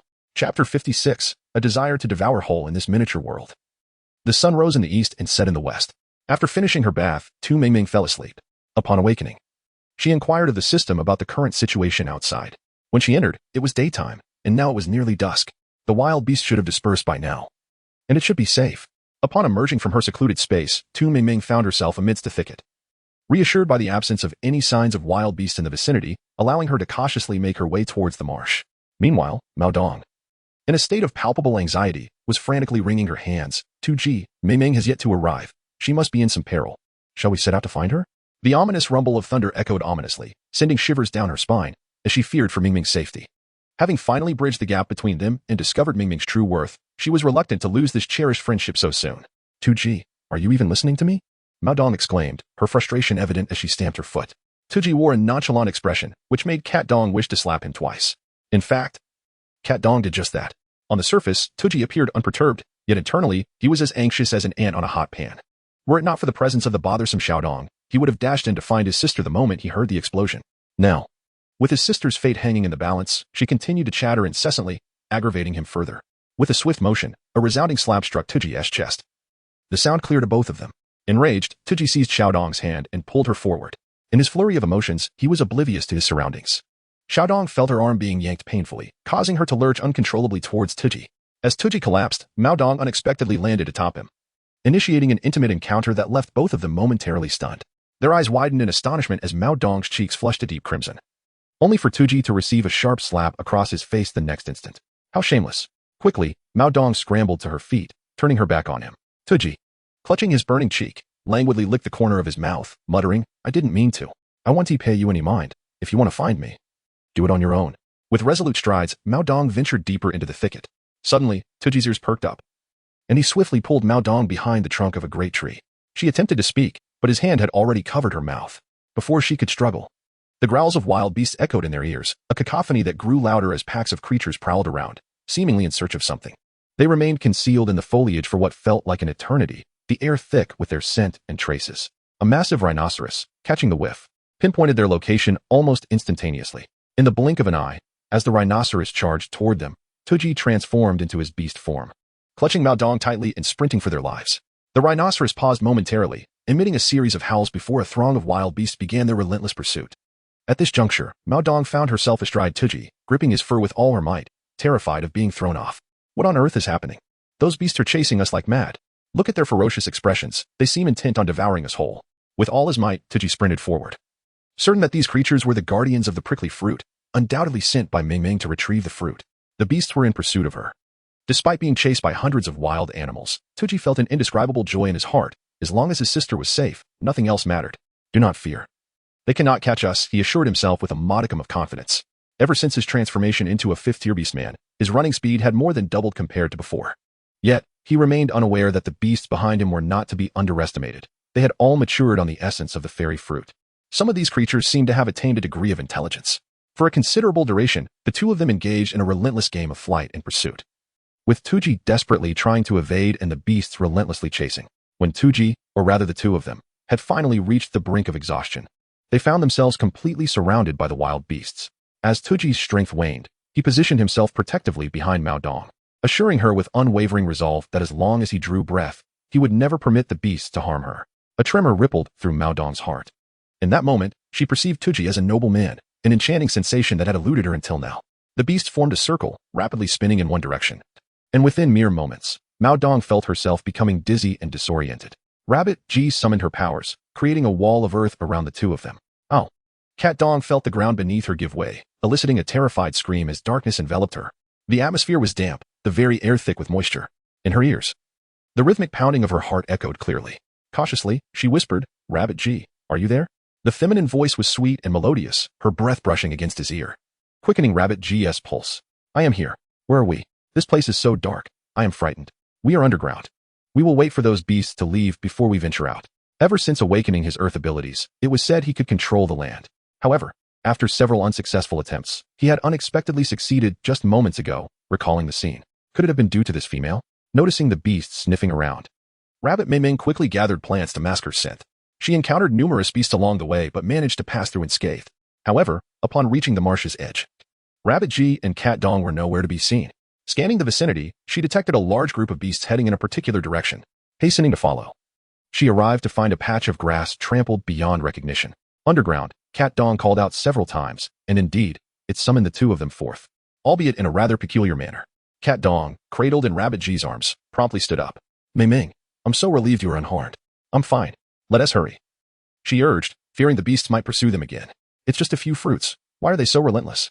Besides, that celestial spirit fruit tree is a natural creation of heaven and earth, accessible to all. Why should it be monopolized by those beasts? Rabbit Ming silently plotted when she might uproot that tree. Let us take a moment to rest. I'm exhausted. Cat Dong, being carried by Rabbit G, felt their pace noticeably slow. Finding a place that was undeniably safe and had water, Rabbit Ming finally retrieved two large, sweet fruits from her leather pouch and offered them to them. Quickly, try these. They are both large and delicious. Though, the manner in which we obtained them was rather arduous. The more challenging the acquisition, the more incensed Rabbit Ming became. Rabbit G was completely absorbed in thoughts of his sister, even insisting he wasn't thirsty, until Rabbit Ming mentioned she had already eaten and still had plenty in her bag, prompting him to finally partake. Observing the two of them consuming the celestial fruits, Rabbit Ming wisely decided to make a swift exit.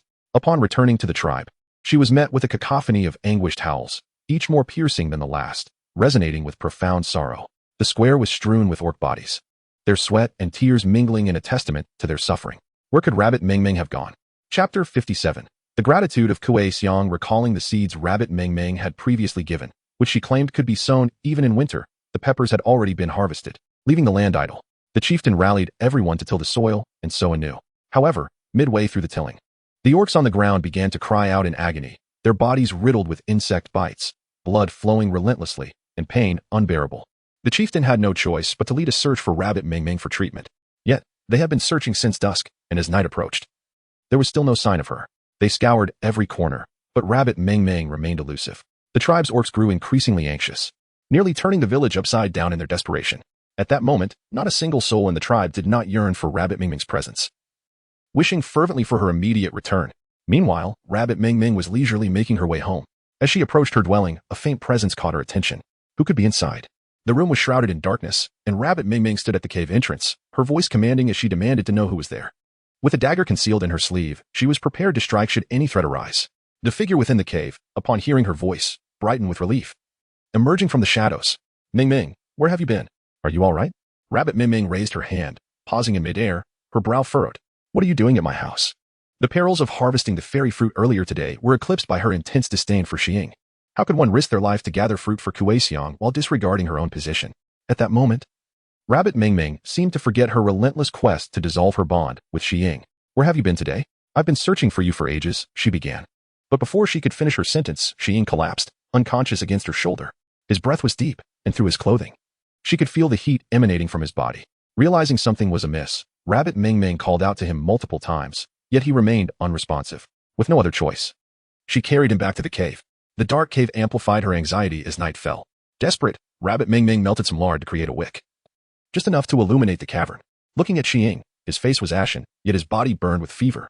As she performed her healing arts, she instructed the system to conduct a full body scan, discovering that he had been bitten by a golden threadworm. In her homeland, golden threadworms were mere agricultural pests. But in the beast realm, they were far more dangerous, capable of biting and carrying neurotoxins. The healing magic, glowing with a gentle green light, flowed into his body, extracting the toxins. Rabbit Ming. Just as she hoped for Xiying to awaken, the sounds of beastmen calling outside reached her ears, and she began to grasp the situation. Following the beastmen to the square, she arrived at the roasting chicken square, a veritable hell on earth, filled with their anguished cries. Rabbit Ming has found us, someone shouted, and the entire gathering of beastmen rushed toward her, some crawling in desperation. Rabbit Ming, please save us. Help us.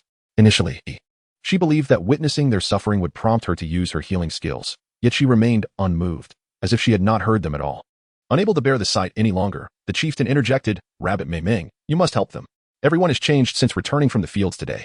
With a cold smile, Tu Mingming inquired, Chief, do you recall what they said when I broke the monkey's arm a few days ago? Although you were not present at that time. I believe you have heard the general account from the orcs while you were deep in thought. Once again, Tu Mingming spoke, questioning why they did not even inquire about the reasons and merely urged her to forgive Monkey Fragrance. How is it that you can hardly endure such minimal suffering? These tribulations have been bestowed upon you as a gesture of gratitude from the very Monkey Fragrance you chose to protect. Are you truly content with this? The beastmen are benevolent, yet they are not foolish. With Rabbit Mingming's words, what is there left to misunderstand? That wretched Monkey Xiang has unleashed ticks upon my beloved young, scorched my cave, and now has rendered my existence a living torment. I shall not rest until she is brought to justice. Monkey Xiang, I vow to end your life. As the orcs see with hatred, they do not forget to implore Rabbit Mingming for salvation. The Rabbit Mingming initially intended to teach everyone a lesson, to make them aware that relentless kindness could eventually lead to their detriment. Now that her objective had been achieved, she no longer felt restrained and swiftly employed her healing arts. After the improvement, without the need for Mingming to utter a word, the bound Monkey Fragrance was brought to the square. Monkey Fragrance was fully aware of the reasoning behind this, but she had already devised an excuse for her escape. Chief, I have been diligently cleaning within the tribe these past few days, leaving no time for other endeavors. Moreover, even if I wish to engage in such activities, I can only find a tick for the insects. I certainly lack the skill to handle the ones in the ground. Every day, Monkey Fragrance rose early and greeted everyone with a smile, all for the sake of today. Indeed, her actions bore fruit, as some individuals had begun to believe in her. Aunt Chike, you have seen me cleaning these days. You must testify on my behalf. Monkey Fragrance had grown increasingly clever, immediately calling upon the chief's partner for her testimony. If Chinke were to deny having seen her, the other orcs who had encountered Monkey Fragrance would undoubtedly look down upon her. Conversely, should she testify for Monkey Fragrance, and it were discovered that the recent infestation was indeed orchestrated by her, Monkey Fragrance would become the tribe's pariah. Regardless of Qingque's choice, she was destined to offend many. This was yet another of Monkey Fragrance's cunning tactics. Just as Qingque found herself at a loss for words, Mingming's voice resounded like a beacon of salvation. You lack the ability, however, your backers do. Upon hearing this, the square erupted with confusion. What did this mean? Was it as I interpreted? Was someone indeed manipulating Monkey Fragrance? Who could it be, and why would they act in such a manner? Who dares step forward? I shall tear you apart. Those with fiery tempers began to resort to verbal intimidation. Monkey Fragrance's gaze flitted, not daring to meet Mingming's eyes, fearing that she might see through her facade. You speak nonsense. I had no part in this, nor was I directed by anyone. In truth, Monkey Fragrance's voice lacked conviction, as she remained oblivious to the true influence guiding her actions. The countenance of Tu Mingming remained cold, and in her unwavering defense of Kue Xiang. Did she truly believe that gratitude would be bestowed upon her, or would Kue Xiang abandon her and flee? Upon the mere mention of Kue Xiang's name, the crowd began to search fervently. Where had she gone? Uncertain, for she had been present just moments ago. Could it be that she had fled in fear of impending consequences? The beastmen hastily dispersed, scouring every direction in search of Kue Xiang. Meanwhile, Kue Xiang stealthily approached Tu Mingming's cave, where a faint flicker of candlelight beckoned from within, igniting a sense of joy within her. She had brought a potent powder, fully equipped to incapacitate Xiang, who, having been bitten by a creature today, might already be in a dazed state. Would she not succeed in subduing Xiang? Xiang, are you in there? Kue Xiang called tentatively, stepping further into the cave. In the distance, she discerned a broad silhouette. As chapter 58 unfolds, the voice stirred Xiang from his slumber. Upon opening his eyes, he was met with a cloud of green powder thrown in his direction. Instinctively, he attempted to cover his mouth and nose, yet inhaled a considerable amount regardless. As the dust settled, Kue Xiang's form came into view, and Xiang, with a cold glare and furrowed brow, commanded her to leave. Taken aback, Kue Xiang, who had anticipated a warmer reception, felt momentarily embarrassed. However, Xiang seemed to underestimate her audacity. With a radiant smile, Kue Xiang began to loosen her garment's ties, proclaiming, Xiang, I have feelings for you. Might you consider being my partner? Xiang's expression remained impassive, devoid of any response, as he drew closer and delivered a powerful punch, sending Kue Xiang tumbling out of the cave. At that moment, the tribe's beastmen, having located the vicinity of the cave, heard the commotion and shouted, over there. Upon their arrival, they beheld Kue Xiang, disheveled and ragged, and it was clear to them what had transpired. Upon their return to the tribe, Tuji and Mao Dong resolved to have a stern word with the little girl, Ming Ming, for not forewarning them about the foul odor that would ensue after consuming the fruit. While bathing by the river, they inadvertently caused the death of several fish with the stench, leaving them feeling quite embarrassed at the thought. Why are there so many people at Mingming's doorstep? Mao Dong inquired with curiosity. Rabbit Ji hurriedly rushed forward. Upon seeing Kue Xiang lying on the ground, her clothing inadequate for modesty, he furrowed his brows in concern. What could have transpired? At that moment, Xiang trembled as he emerged from the cave, appearing as if he had indulged too deeply in drink. Kue Xiang had initially intended to engage with Xiang through the use of herbal concoctions, but never anticipated such an outcome. To avoid ostracization from the tribe, she was compelled to alter her strategy. Her already endearing visage was now etched with terror, tears blurring her vision as she softly pleaded, "No, please, don't do this, Xiang, I implore you." No one understood what she was rejecting, yet the orcs, based on their observations, hastily concluded that Xiang intended to forcefully mate with Kuei Xiang. "What did you say?" Xiang was taken aback, not expecting Kuei Xiang to turn the tables on him. For a moment, he doubted his own hearing. Kuei Xiang wept, her delicate features reminiscent of rain-soaked pear blossoms, evoking sympathy. "You are already the partner of Rabbit Ming Ming. We cannot proceed in this manner." This statement left no room for doubt. Rabbit G was overwhelmed with fury, an uncontrollable rage that compelled him to charge forward and deliver a powerful blow to Xiang. "How could such a beast treat my sister in this manner? I had yet to settle the score regarding the prickly fruit incident, and now this turmoil arises. Truly, this is beyond what one can endure." Xiang, having taken the blow, realized that Rabbit G had misunderstood the situation and attempted to clarify. "Brother, please allow me to explain. It is not as it seems." Rabbit G was nearly beside himself with rage, unable to listen to his excuses any longer. "In the past, I regarded you as a person of admirable stature, entrusting my sister to your care. Yet, what are you doing now? It is evident that you would disregard your own life to procure the thorny fruit for this female. Such behavior comes as no surprise. However, let me make it abundantly clear, my sister, Rabbit G, is not someone to be trifled with." At this moment, Snake Ying's mind was an absolute muddle. When had he ever gathered thorny fruit for this female? Before he could gather his thoughts, Rabbit G conjured a sturdy earthen club that materialized in his hand. With all his might, he swung the club towards Snake Ying's face, eager to discern whether his brain was filled with pulp or excrement.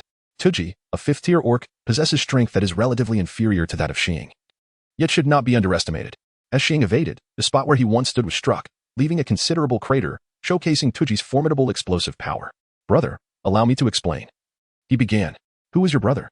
Do not overstep your boundaries," Tuji retorted before he could finish. In the past, Xiang had referred to him as brother out of respect for his sister, but now he deemed Xiang unworthy of such a title. Both individuals are among the most skilled warriors of their tribe, and their exchanges of blows are nothing short of earth-shattering. There was no need for the other orcs to shout. The chieftain had already led Tumun and the others to confront the situation. Seeing her brother and Xiang about to fight, Tu Mingming hurried to mediate, but was swiftly pulled back by Mao Dong. "Mingming, do not intervene. A male like Xiang, who is so disloyal and unprincipled, deserves to be taught a proper lesson." In a moment of silence, Tu Mingming found herself at a loss for words. Reflecting on the recent actions of Xiang, she truly struggled to find any rationale to defend him. Aware of Tu Ji's misconceptions, Xiang was understandably irate, yet he would not genuinely retaliate against him. Time and again, he was rendered incapable of striking back. Tu Ji, interpreting Xiang's restraint as a sign of guilt, only intensified his assault. The earthen club suddenly magnified tenfold, should that blow land. It would surely result in a catastrophic explosion of brain matter. To her surprise, Tumanming did not anticipate that her elder brother would truly come. She hurriedly shouted, "Brother, please don't." As Tuji gazed at his younger sister, just as the club was about to descend upon Xiang's face, a mass of vines ensnared her tightly, enveloping her like a silkworm in its cocoon. The club instantly shattered into countless grains of sand, cascading down like a torrential rain of earth. Rabbit Ming Ming gazed gratefully at the clan leader. Rabbit G, however, was not pleased. "Ming Ming, you are unaware of the outrageous actions the scoundrel has committed. He dares to conspire with other females behind your back. For centuries, our tribe has upheld the tradition that only females may seek multiple partners. If a female chooses to be the sole companion of a male, that male ought to be eternally grateful. Yet, snaking, as Ming Ming's exclusive partner, harbors thoughts of other females. This is a grave offense, akin to inflicting harm upon the female, and is utterly intolerable within our tribe." Not only Rabbit G, but every orc present was filled with unrest. Some had even begun to approach Ming Ming, urging her to abandon snaking. Such treacherous orcs deserve to be cast out as wanderers, regardless of their strength. Indeed, he does not deserve to remain in our tribe. The orcs exchanged heated words. Had their words possessed the power to slay, snaking would surely have been reduced to naught but bones. As Tu Mingming lifted her gaze to meet Xiang's, she discovered that Xiang was gazing at her intently, his eyes reflecting a sense of helplessness, yet predominantly, a profound sense of grievance. Indeed, it was quite unjust. From the very beginning, Xiang had been deceived into forming a contract with her, just as she had been misled by the system. Neither of them had ever anticipated that they would become companions. He must feel wronged. He possesses the right to choose the female he desires. Rabbit Ming Ming seemed to have made a firm decision. Her frosty demeanor suddenly transformed into a smile. "Have we all forgotten the important matter for which we sought Kuei Xiang?" Indeed, their purpose in finding Kuei Xiang was of utmost significance. We nearly let this minor incident derail the major affair at hand. Lying on the ground, the innocent and feeble Kuei Xiang, unbeknownst to anyone, had already donned her attire, though her eyes were swollen and red from crying. "Kuei Xiang, we took you in with good intentions, yet why do you repay kindness with malice?" The clan leader questioned sternly. The pressure emanating from the fourth-tier beastman was overwhelming, causing Kuei Xiang to tremble in fear. Clan leader, I do not comprehend what you are saying. Has something transpired within the tribe? Chapter 59, Crying Like a Flower Cat. What a poignant question. She had managed to reduce so many to the status of fools, crushing their intelligence beneath her own.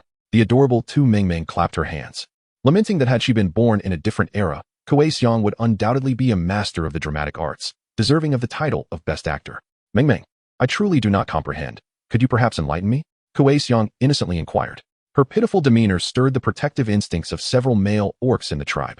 Yet, the physical pain they endured swiftly pulled their focus back to reality. Tu Mingming was taken aback to encounter such a skilled individual. She was particularly curious about the excruciating sensations one might experience if both a tick and a small golden threadworm invaded a single body. I believe you share this curiosity. Kuei Xiang. As Tu Mingming spoke, she produced two small insects. The tick was reduced to a mere cocoon resembling a silkworm's pupa.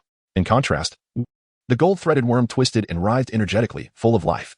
Just as Tu Mingming tossed the insects towards her, Kuei Xiang instinctively scattered a handful of mysterious powder. The insects were rendered utterly lifeless in an instant. Before the chieftain could utter a word, several male beastmen bound Kuei Xiang tightly, yet she remained unflinching. What are you doing? Release me. I have done nothing wrong. Why must you treat me this way? What does it matter to me if you were harmed by the tick or the gold-threaded worm? I had no power to deal with those.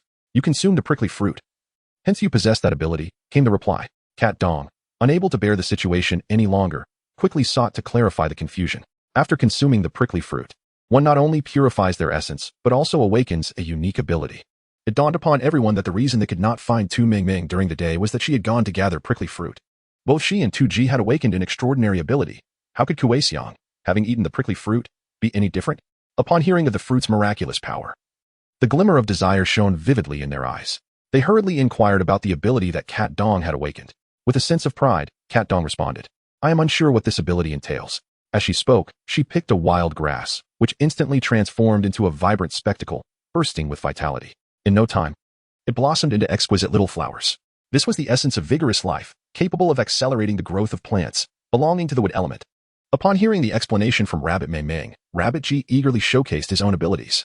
But what, I wonder, are my own capabilities? With a flick of his hand, Tuji transformed the earth into solid forms, capable of altering their shapes. The additional skills of the earth attribute suggested that, in the future, these creations could be shaped into swords and blades, becoming formidable weapons. What is your ability, Mingming? Tuji inquired, genuinely curious about the powers his younger sister had awakened. In truth, Tu Mingming had yet to examine her newfound skills, yet this did not hinder her playful banter. My new skill involves mastering the art of preparing a myriad of dishes and composing various cultivation techniques. Since the orcs of the tribe had already tested their innate attributes, it was only fitting that they possessed corresponding manuals for cultivation. She recalled the cultivation techniques from the original storyline, intending to craft several tomes based on each attribute. The remainder would rely on her own comprehension to create. The orcs erupted in admiration, for during this period, no orc had failed to appreciate all that Tu Mingming had invented and cultivated. They eagerly inquired about her creations, but she wished to keep the conversation on track. Kuei Xiang, having awakened her power after consuming the prickly fruit, likely had the ability to command certain insects. Even if I possess evolutionary abilities, what of it? The matter concerning the ticks was instigated by Ho Xiang, who sought to ensnare you. The gold-threaded worms were also her doing. I had given her the prickly fruit, and she too has the power of evolution. As the truth began to surface, Kuei Xiang could only drag Ho Xiang down with her, for they were two peas in a pod. It must be said that Kuei Xiang was indeed clever, having refrained from taking action herself from the start, and now distancing herself entirely. However, she had provoked individuals she ought not to have. Regardless of who committed the act, your repeated transgressions against our tribe cannot be overlooked. We can no longer harbor you. You must depart. The chieftain sighed deeply as he made his way back to his cave. That solitary figure gradually faded into the cold wind, likely filled with disappointment and heartache over Ho Xiang and Kuei Xiang. Upon learning of her expulsion from the tribe, Ho Xiang wept and pleaded for forgiveness, yet no orc was willing to acknowledge her. Ultimately, it was her father, Ho Jiang, who took her away. As she watched the father and daughter depart, Tu Mingming recalled that several weaving looms had been crafted by Ho Jiang's skilled hands. It was indeed difficult to part with such a talented artisan. Once Tuji grasped the situation and escorted Ho Jiang and Ho Xiang away, Tu Mingming felt a sense of relief to attend to her own affairs. At that moment, many orcs gathered outside her cave, eager to witness the departure of the malicious Kuei Xiang. Yet, Kuei Xiang showed no intention of leaving. Tu Mingming understood she was waiting for Xiang. As darkness fell, she declared, everyone should disperse. I shall handle the remaining matters. In the realm of the adorable Rabbit Mingming, The orcs were obliged to show her respect.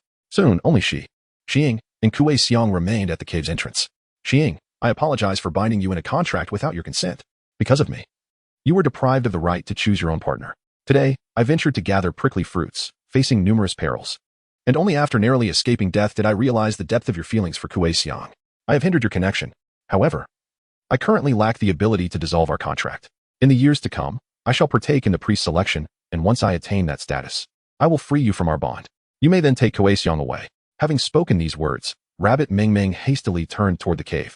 Yet it felt as though her strength had been completely drained, rendering each step excruciatingly difficult. The memories of the moments shared with Xiying over the past few months replayed in her mind like a film. When they first became partners, he was as joyful as a simpleton. During their outings for salt, he was attentive and meticulous. Whenever he was near, even the water for washing his face was always warm. The memory of him rescuing her from the jaws of an electric eel, their first kiss in the seaside cave, and the last kiss amidst her fears of his darkening heart. A suffocating sensation surged within her as she recalled their past. Tears streamed down her face. As a bittersweet ache enveloped her heart. The villain should be rejoicing as his true love departs. Why was she crying? It must be tears of overwhelming joy.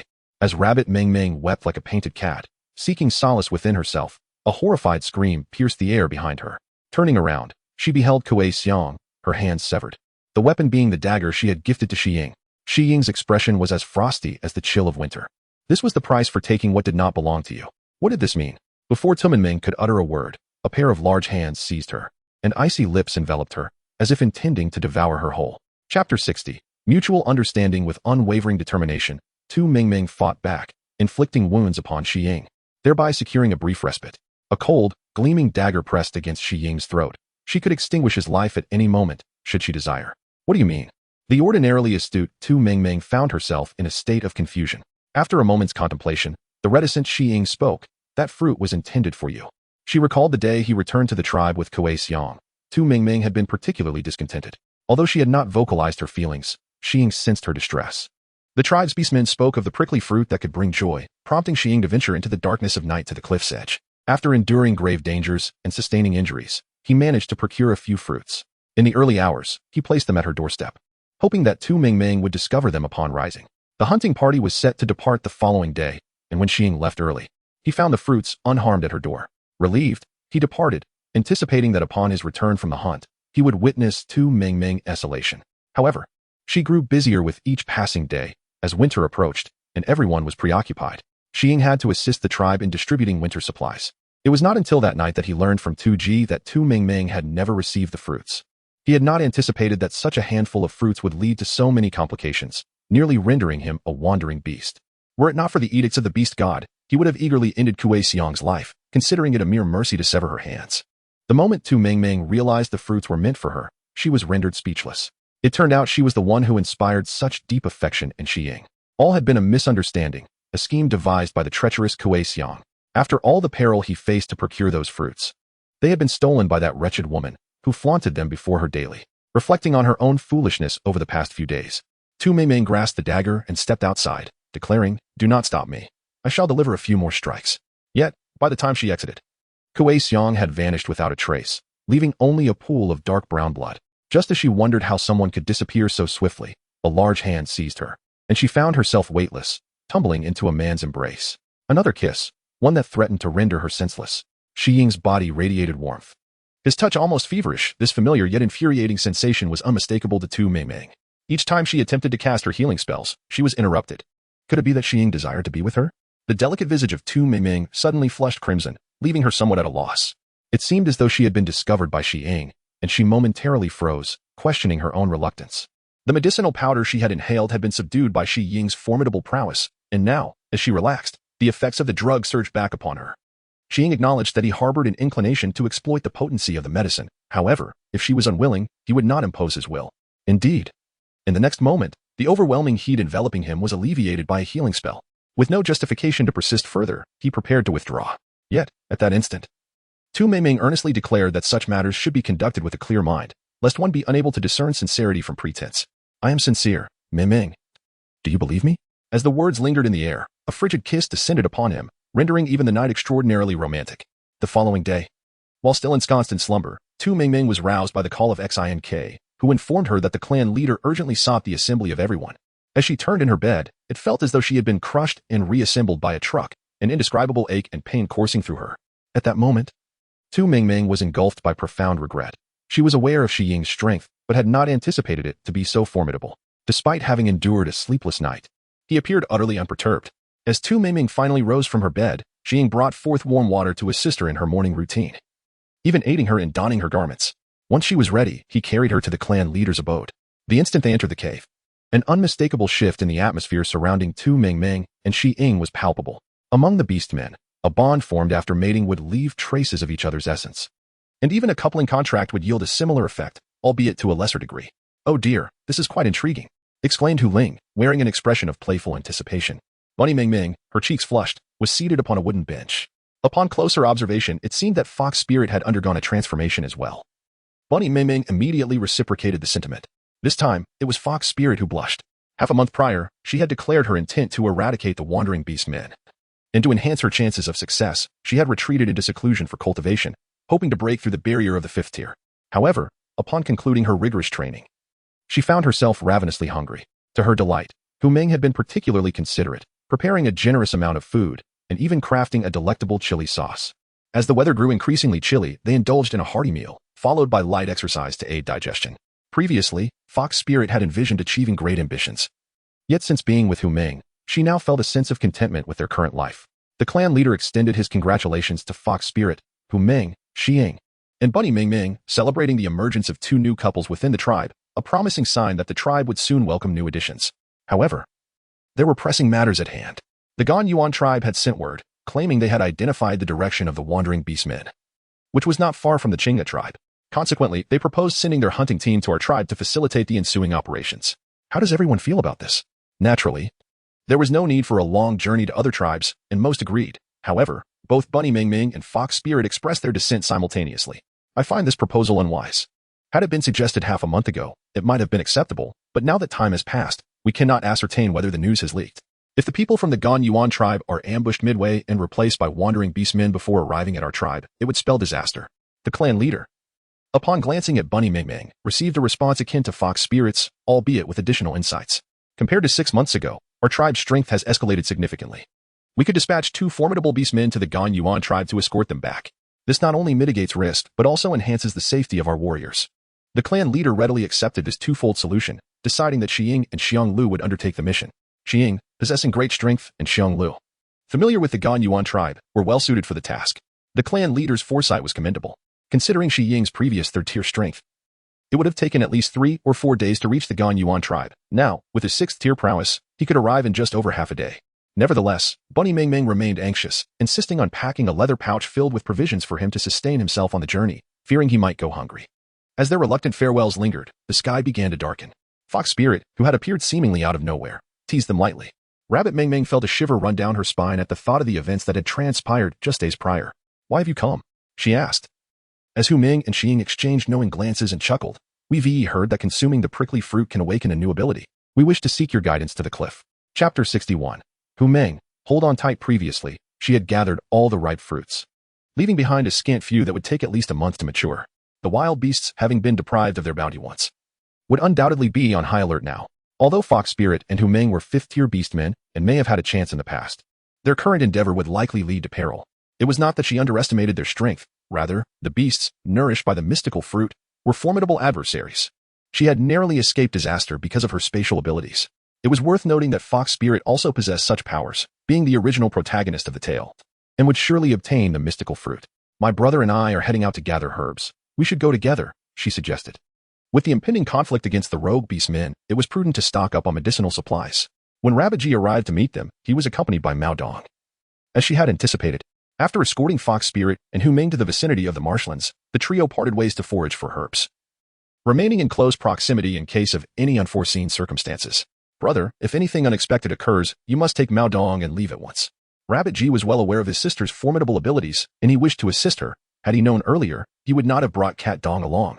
"It's all right, Ming, I can now manipulate certain vines, so safeguarding myself is entirely feasible."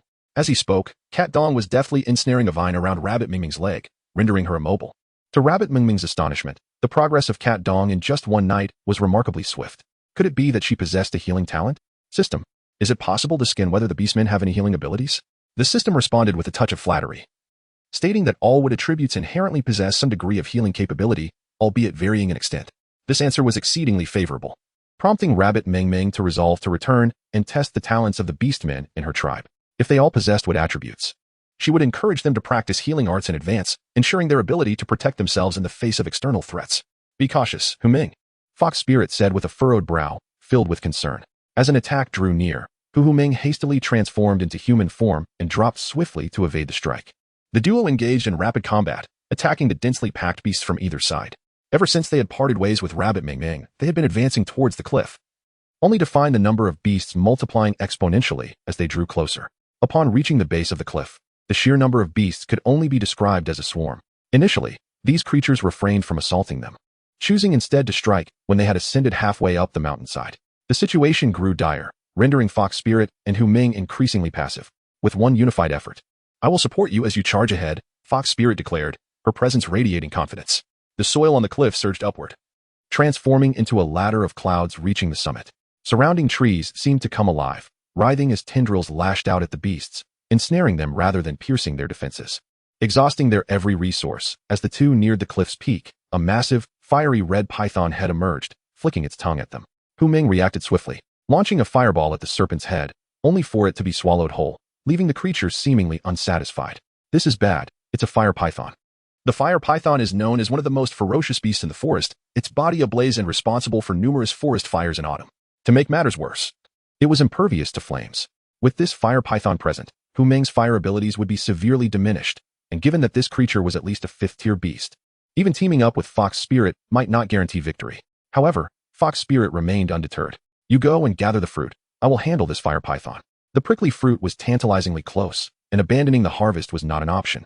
After reminding Fox Spirit to stay safe, Hu Ming leapt to the cliff's peak. The fire python attempted to obstruct him, but was ensnared by countless vines, only to break free in an instant. Fox Spirit's heart raced. She could not allow the creature to approach Hu Ming, or he would be in grave danger. Clods of earth flew into the air, transforming into swords and maces. Yet upon striking the fire python, they barely made a dent in its defenses. To the fire python, Fox Spirit's efforts were akin to mere tickling, and it cast her a disdainful gaze. Enraged, Fox Spirit's eyes glinted coldly as she summoned a dagger infused with stellar energy from her space. She leapt into the air, aiming for the fire python's vital spot. Yet while the dagger pierced its flesh, its short length rendered her efforts futile. Even drawing a trickle of blood was a concession.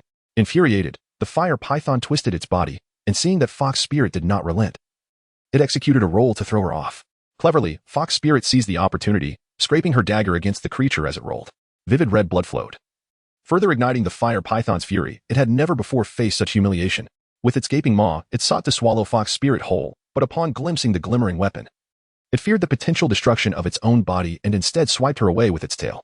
As Fox Spirit was hurled aside, she caught sight of Hu Ming, now besieged by a multitude of vividly colored venomous snakes. Be careful, she shouted. In that moment, Hu Ming was also watching her, when suddenly a massive tail came crashing toward her. With a resounding thud, Fox Spirit collapsed to the ground, her fate uncertain, as Hu Ming's warning echoed in her ears. Within mere moments, Hu Ming fell heavily to the ground, his body covered in bruises from the assault of the snakes. Various toxins coursed through him, causing excruciating pain, yet he cared not for his own suffering. He crawled desperately toward Fox Spirit. "Aling, please wake up." They had only just become partners. She could not die. She must not die. An inexplicable resolve surged within him as Hu Ming leaned over Fox Spirit, channeling all the spirit energy he had painstakingly accumulated into her. Seeing her complexion improve slightly, he felt a semblance of relief. Fox Spirit opened her eyes, only to find the fire python's gaping maw dangerously close. No longer concerned about the fruit, she swiftly pulled the unconscious Hu Ming up, waving her hand to conjure the earthen ladder once more. Dragging him, she nearly tumbled down the cliff. The fire python, eager to pursue, had nearly ascended the ladder when it vanished in an instant. A colossal crimson serpent plummeted from the sky, smashing into the ground and creating a vast pit.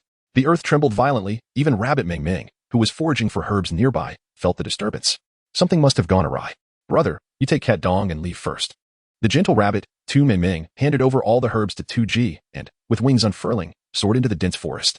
She too longed to fly among the heavens, for from great heights one could behold far and wide. However, she deemed her own life more precious. Should she encounter a vulture again, it would spell trouble. "Hu Ming, hold on," she urged. As she landed, Hu Ling deftly manipulated the vines, swinging both herself and Hu Meng as though on a pendulum, terrified to touch the ground. Behind them loomed a throng of ferocious beasts. Should they descend, they would surely be trampled to death. Chapter 62. A terrifying thought despite the cacophony. Hu Ming showed no signs of waking, leaving Hu Ling in a state of acute distress. Her anxiety almost caused her to tumble to the ground on several occasions, narrowly avoiding disaster. Hu Ling, Tu Mingming called, her speed of flight remarkable. Familiar with the terrain, she quickly located the two. Without hesitation, Hu Ling tossed Hu Ming into Tu Mingming's care, gravely instructing, "Take him away first. I will cover your retreat." Cover my retreat? What a ridiculous notion. There are at least 80 beasts on the ground. As a mere 5th-tier beast man, I would be no match for them, she protested. Stop wasting time. We must leave together. Tu Mingming insisted. After tossing a handful of objects at her, Tu Mingming seized her and swiftly soared forward. The fox spirit, not one to be underestimated, understood the application of the medicinal herbs and promptly extracted their essence, applying it to both herself and Hu Ming. Initially, all seemed well, however. They were rapidly approaching the precipice when Tu Mingming appeared to hear the shrill cries of a vulture. The system confirmed her suspicion. The vulture was indeed in pursuit. What should she do? She truly felt incapable of contending with that vulture, the events of the past few days vividly etched in her memory. System. Let us resort to our usual strategy. With no other choice, Tu Mingming summoned all her strength to fly, while the system quickly scanned for a relatively safe haven, prompting her to hastily set Hu Ming down. Not long after they had taken flight, the vulture caught up with them, just as the attack was about to land.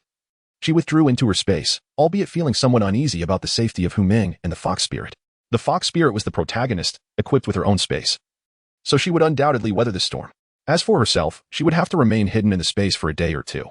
Oh, what kind of tree is this? A sapling, standing a little over her height, shimmered vibrantly before her modest abode. The leaves bore a certain familiarity.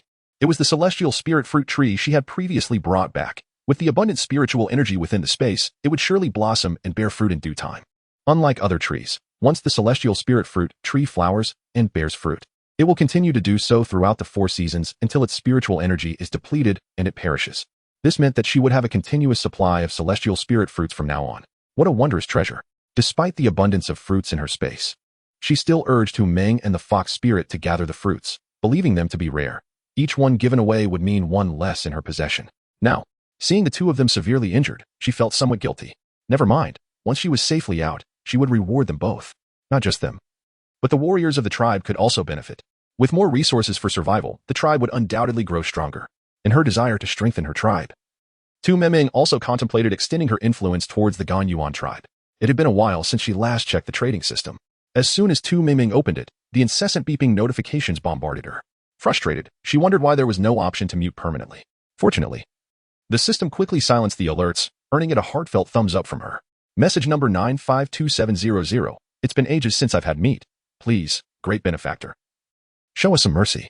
Such messages were abundant, all beseeching for meat and sustenance, the majority originating from post-apocalyptic travelers seeking exchanges. Reflecting on the apocalyptic films she had seen, none depicted the struggle for survival without profound suffering. These individuals had assisted her considerably. After a brief moment, she resolved to provide them with meat. Just as the system intended to mention that the meat in her space was winter supplies, Tu Mingming opened her space and began to absorb the low-tier beasts lying on the ground. It was as if a rain of beasts fell from the forest within her space, thudding and crashing continuously. Remarkably, even the large vulture was drawn into her space. The low-tier beasts, still devoid of intelligence, merely roamed the familiar woods, oblivious to their drastic change in environment. However, the vulture, having consumed celestial spirit fruit, was no ordinary beast. With the aura of the space not concealed, it quickly regained its balance and spotted her. With a wrathful screech, it charged toward her, its overwhelming hatred seemingly intent on crushing her. With a gentle smile gracing the corners of her mouth, Tu Mingming felt invincible in her own little world. Even though she was powerless against the vulture outside, here, she reigned supreme over all that existed. With but a mere thought, the vulture's wings seemed to sever, plummeting from a height of 100 meters and stirring up clouds of dust. The bewildered vulture flapped desperately, while Tu Mingming playfully made it soar and then descend, the cycle repeating endlessly. Simultaneously, she had already hunted several low-tier beasts, placing them in the trading system. The fellow hunters, having received the meat, revered the entity numbered 657,000 as if it were a deity.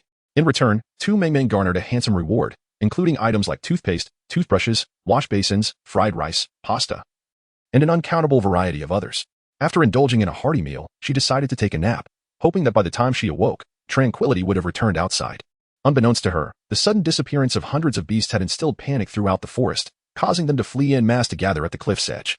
Within the cave, the fox spirit and the tiger were on the brink of discovery several times, yet the spirit beast surged towards the cliff as if possessed, neglecting the two entirely. Since being hidden by Tu Mingming in this cave, the fox spirit had been desperately seeking a way to cure the tiger's poison.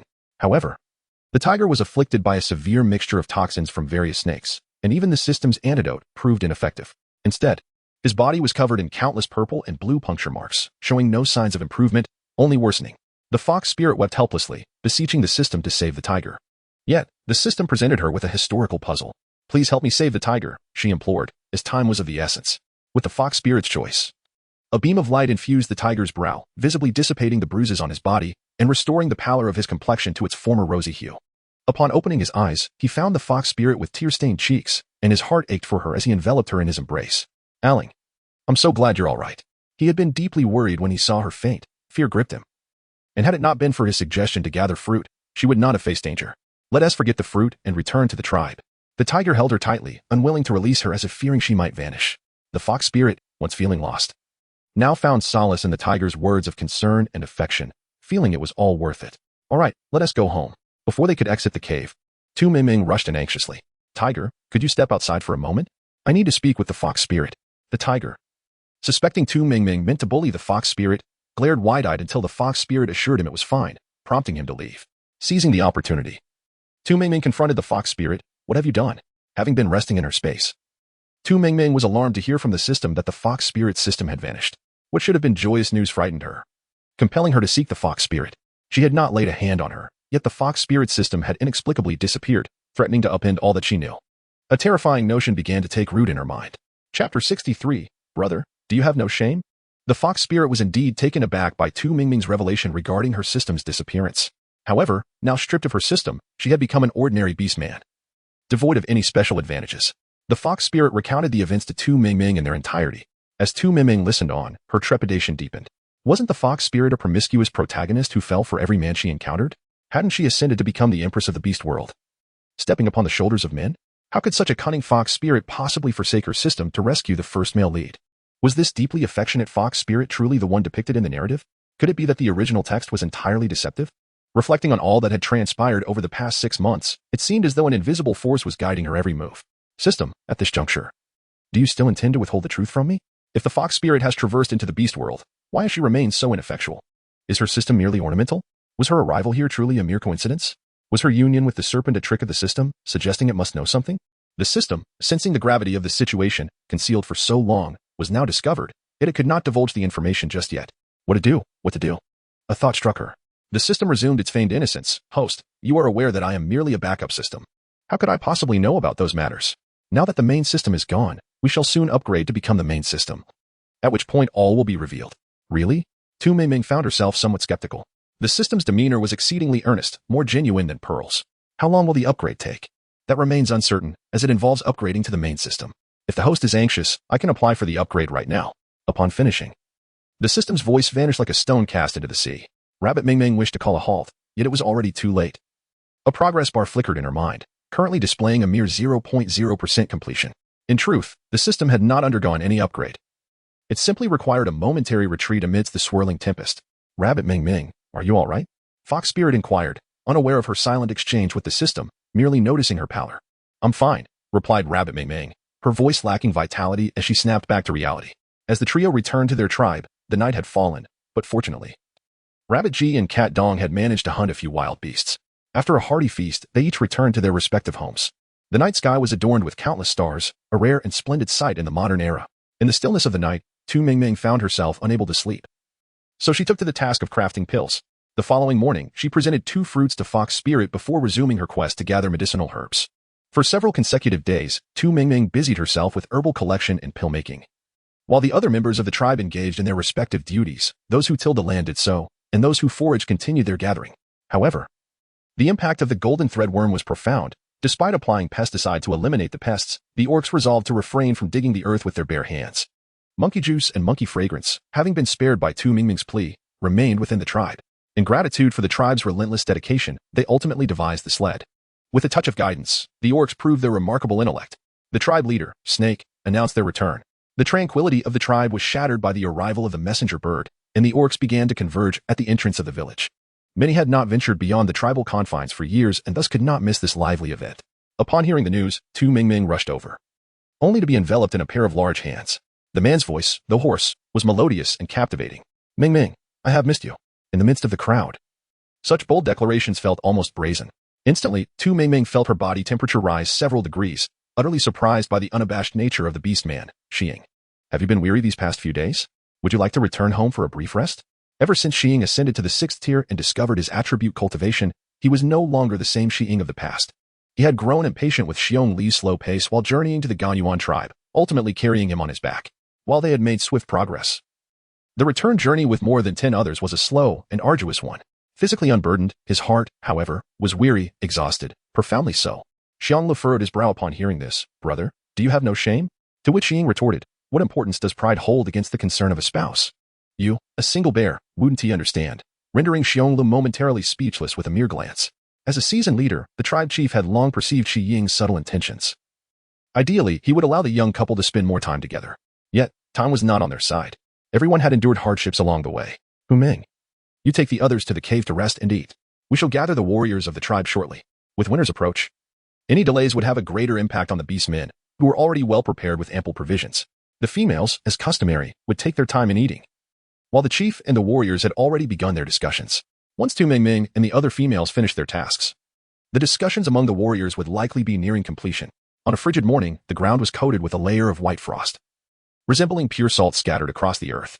Leading the way, Xiying guided the warriors of the Qinghe and Ganyuan tribes swiftly towards the mountains on the eastern bank of the river. The silhouettes of colossal beasts traversed the land, startling flocks of birds into flight. Since being with Xiying, Tu Ming Ming had grown accustomed to waking up daily in a state of being pampered. This particular slumber was exceptionally profound, as if it had lasted a century.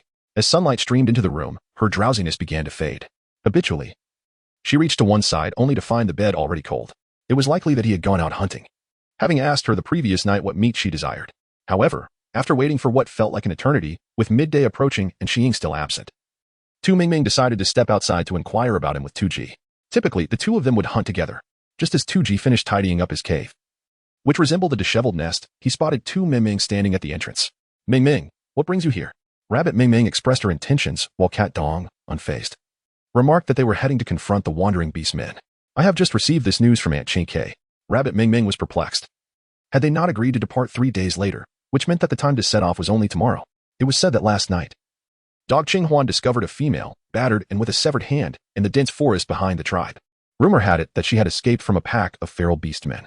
This female revealed the location of the beastmen to the tribe, prompting the chief to take immediate action, allowing Xiying and Tuji to embark on their journey. The female with the severed hand. Tu Ming Ming couldn't help but recall Kuei Xiang. Everyone in the tribe knew her. This one-armed female could not possibly be her. Who is Go Ching Huan? Having been in the tribe for so long, Tu Ming Ming seemed to have no recollection of such a person. It is quite normal for Tu Ming Ming not to recognize the individual known as Go Ching Huan. Go Ching Huan, originally a member of the Celestial Wolf clan, suffered from congenital developmental issues, rendering him incapable of hunting for himself. Abandoned by the clan, he was brought back by the chieftain and subsequently tasked with overseeing the tribe's supplies and other trivial matters. For reasons unknown, he whimsically decided to venture out for hunting for the first time, during which he rescued a female, thereby accomplishing a significant feat for the tribe. Chapter 64. Deceived. Let us meet this female, someone suggested, though everything seemed overly coincidental, almost contrived. Mao Dong grabbed Tu Ming Ming's arm and whispered, I have heard that the female is grievously injured, her appearance utterly disfigured. Witnessing her may lead to nightmares. Perhaps we should refrain from going. Upon hearing this, Tu Ming Ming's heart raced with alarm as she sprinted toward the chieftain's dwelling. Mao Dong hurried after her, inquiring, Is something amiss, Ming Ming? Of course it is amiss. It is profoundly amiss, she replied fervently. The entire tribe was aware of her healing abilities, yet this female was so severely injured that her features were unrecognizable. If she truly provided the location of the wandering beast men to the tribe, the chieftain would undoubtedly seek her out for treatment, which raised the most significant doubts about the situation. Mao Dong led the way as they rushed to Go Ching Huan's home, where they found the female's face marred with scars. Her condition far worse than they had anticipated. Go Ching Huan, meticulously applying medicine, assumed Tu Ming Ming had come to treat the female and greeted her with delight. I apologize for the trouble, Tu Ming Ming. However, upon glimpsing the female's already scabbed over arm, Tu Ming Ming was rendered speechless. Her mind raced, and panic gripped her heart as she turned and dashed back toward the chieftain's residence. Chieftain, that female is Kuei Xiang. We have all been deceived. The chieftain, taken aback, nearly lost his footing. What did you say? Rabbit Ming Ming had no choice but to take the fruits that Kuei Xiang had promised to the Snake King, and she unjustly informed the clan leader about the severed hand of Snake King. The female's severed hand was sufficient to indicate everything. However, the wounds on her body did not appear to be self-inflicted, leaving the clan leader still attempting to find some rationale to convince himself. Clan leader. They are the wandering beast men. It is better to wrongfully kill than to let one escape. Moreover, although Kuei Xiang has awakened her evolutionary abilities, she can only control small insects. Do you truly believe she could escape from the wandering beast men? Even if she did manage to flee, would she assist our tribe? The only explanation for Kuei Xiang's safe return is that she has allied herself with the wandering beast men, or perhaps she was one of them all along. Since Kuei Xiang arrived in the tribe, not a single good event has unfolded. Every incident has been a catalyst for discord among the tribe. This clearly indicates that she is no benevolent being, and her intentions in coming to the Chinga tribe are undoubtedly sinister. From this moment forth, we must keep a vigilant watch over that malevolent female to prevent her from making contact with the outside. If our suspicions are correct, this encirclement operation is likely a trap set by the wandering beast men. Those are the most elite warriors from both tribes. If we were to lose them this time, it would be a catastrophic blow to both the Ganyuan and Chinga tribes. It is highly probable that the wandering beast men have already been preparing to attack our tribe. They have been on the move for over half a day now, and according to Kuei Xiang's indicated location, they are sure to arrive by evening. What shall we do?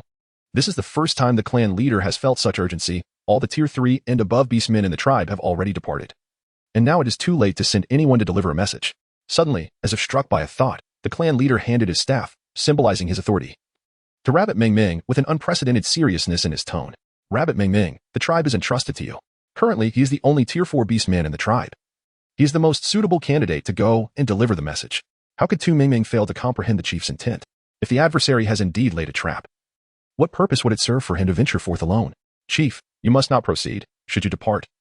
How shall the tribe defend itself against the onslaught of wandering beast men or ferocious creatures? This is the outcome we dread most. The chief's brow furrowed deeply, as if a few more lines had etched themselves upon his forehead. Yet, we cannot disregard the serpents in their midst. After a prolonged moment of contemplation, Tu Meng Meng urged the chieftain to follow her. She led him to the vicinity of her cave, which was brimming with an array of peculiar and extraordinary items. With little time to provide a detailed introduction, she merely instructed him on their usage, cautioning him to handle them with care. The chieftain assured her that the task of delivering the message would be entrusted to them. Behind Tu Meng Meng stood 7 or 8 individuals, both female and male, all sharing the common trait of being avian beast folk. Rabbit Meng Meng initially intended to deliver the message alone, but many orcs in the tribe, like herself, were deeply concerned about their partners and families left behind. Thus, she had no choice but to select a few avian orcs from the crowd. Let us depart, she commanded. And with that, the orcs spread their wings and soared into the sky, while Rabbit Meng Meng and Cat Dong settled onto the back of a massive griffin. The enormous creature as a mount filled Cat Dong with envy, prompting him to incessantly inquire about its origins. This griffin was the very one that had been brought into the small world, having ultimately submitted to Rabbit Meng Meng after enduring her relentless pressure, in exchange for the privilege of permanent residence in that realm. In truth, the griffin's capitulation stemmed not only from the abundant spiritual energy of the small world, but also because the celestial fruit tree she casually planted had thrived and blossomed. Rabbit Meng Meng was acutely aware of the griffin's motivations but chose not to expose them. I became acquainted with this griffin during my fruit-gathering expedition at the cliff, and I summoned it for assistance, Rabbit Meng Meng casually remarked. However, a sudden thought illuminated her mind. She realized how to save the Serpentine clan members. As night fell, a group of orcs stood atop the peak, exuding the aura of sovereigns surveying their domain. They etched the flickering campfires ignited within the mountains into their memories. The roving orcs, who had caused them immense suffering, would finally taste the anguish of being pillaged and losing their homes and loved ones. Reminiscing about the hardships inflicted by the roving orcs, the orcs' eyes burned with fury. It must be said, the roving orcs were adept at concealing themselves, hiding within the undulating mountains, shrouded by towering trees that formed a natural barrier. Without a warning, they would never have discovered this location. Yet, this natural shield would now become their inevitable prison. Rabbit G, Fox Spirit, encircle the area with earthen walls and sharp stakes to prevent the roving orcs from escaping. She instructed. The other orcs awakened with earth, wood, and water attributes each transformed their abilities into pointed implements, aiming for the heads of the roving orcs during the confrontation. While most orcs focused on protecting their vulnerable abdomens, Rabbit Meng Meng emphasized that the head was the most critical and accessible target, especially the visible veins along the neck. Indeed, the majority of the orcs participating in the siege from the Clear River tribe were members of the hunting team, accustomed to their tasks since awakening their attributes. Only a dozen or so from the Gan Yuan tribe stood by, bewildered, having noticed the distinct abilities of the Clear River tribe orcs over the past few days, leaving them utterly perplexed. Captain Xiying, what should we do? Asked Sun Yuan, the captain of the Gan Yuan siege team, instinctively feeling the need to heed Xiying's judgment. Xiying also thought of Sun Yuan and his team, but since they had yet to awaken their abilities, it was challenging to organize them. Those with awakened attributes needed to protect and cooperate with those without. Sun Yuan naturally followed closely behind Xiying. eager to witness the attribute abilities firsthand. If they proved advantageous, he would shamelessly seek to learn the methods. In an instant, dozens of orcs transformed into fierce beasts, rushing down the mountain towards the roving orcs' camp. Behind them, Xionglu and Fox Spirit swiftly erected thick, towering earthen walls. The Gan Yuan tribe orcs were left agape in astonishment. Before they could fully react, Hu Ming hurled a fireball that engulfed the roving orcs' camp in thick smoke. Yet, only a few roving orcs remained and were quickly dispatched. Xi Ying sensed something amiss and urged everyone to retreat. Initially believing that the roving orcs would be resting at night, only a few guards remained by the campfire. They were taken aback to find the houses and caves ablaze, with hardly anyone emerging from within. They had fallen into a trap. "You will not leave," a cold sneer echoed, as hundreds of roving orcs surged from all directions, encircling their 30-strong team. The leader of the roving orcs was a familiar face to Xi Ying, one of the two-headed subordinates he had encountered in the canyon. The gray wolf's fierce gaze fixed on Xionglu, filled with the desire to rend him apart, recalling how the last fruit had nearly cost him his life. At that moment, Xionglu recognized the gray wolf, exclaiming, "You wretch, you're still alive." Noticing Xi Ying's puzzled expression, Xionglu informed him that this was the one responsible for Rabbit Mingming's previous misfortune. The gray wolf howled into the night, "This bear beast is mine. The rest is up to you." After issuing his command, the roving orcs surged forward, with the gray wolf seizing the opportunity to swiftly approach Xionglu. His fists crackled ominously, aimed directly at Xionglu's face. As a fourth-tier orc, Xionglu was no match for the gray wolf. Instinctively, he turned his head to evade the expected blow, but instead found himself unexpectedly hurled into the air. Xi Ying's dark eyes seemed to pierce through him as he declared, "Your opponent is me." No sooner had he spoken than he landed a powerful punch on the gray wolf's cheek, sending several teeth and a spray of blood flying. The gray wolf was momentarily dazed, the pain in his side sharp and pronounced, fueling his fury to a boiling point. In a fit of rage, he unleashed a barrage of ice spikes toward Xi Ying. Momentarily stunned, Xi Ying could scarcely believe that the gray wolf had awakened an attribute ability. It was precisely this moment of distraction that allowed numerous ice spikes to pierce his skin and embed themselves in his body. Fortunately, Sinuan reacted swiftly, pulling him away just in time to narrowly avoid the devastating blow. Xi Ying had sensed something was amiss from the outset, and upon witnessing the gray wolf wielding attribute skills, he became even more convinced they had fallen into a trap. He recalled how the last time they met, he had been thoroughly defeated by the two-headed beast, yet he distinctly remembered that even the two-headed creature lacked attribute abilities. How could this gray wolf possess them?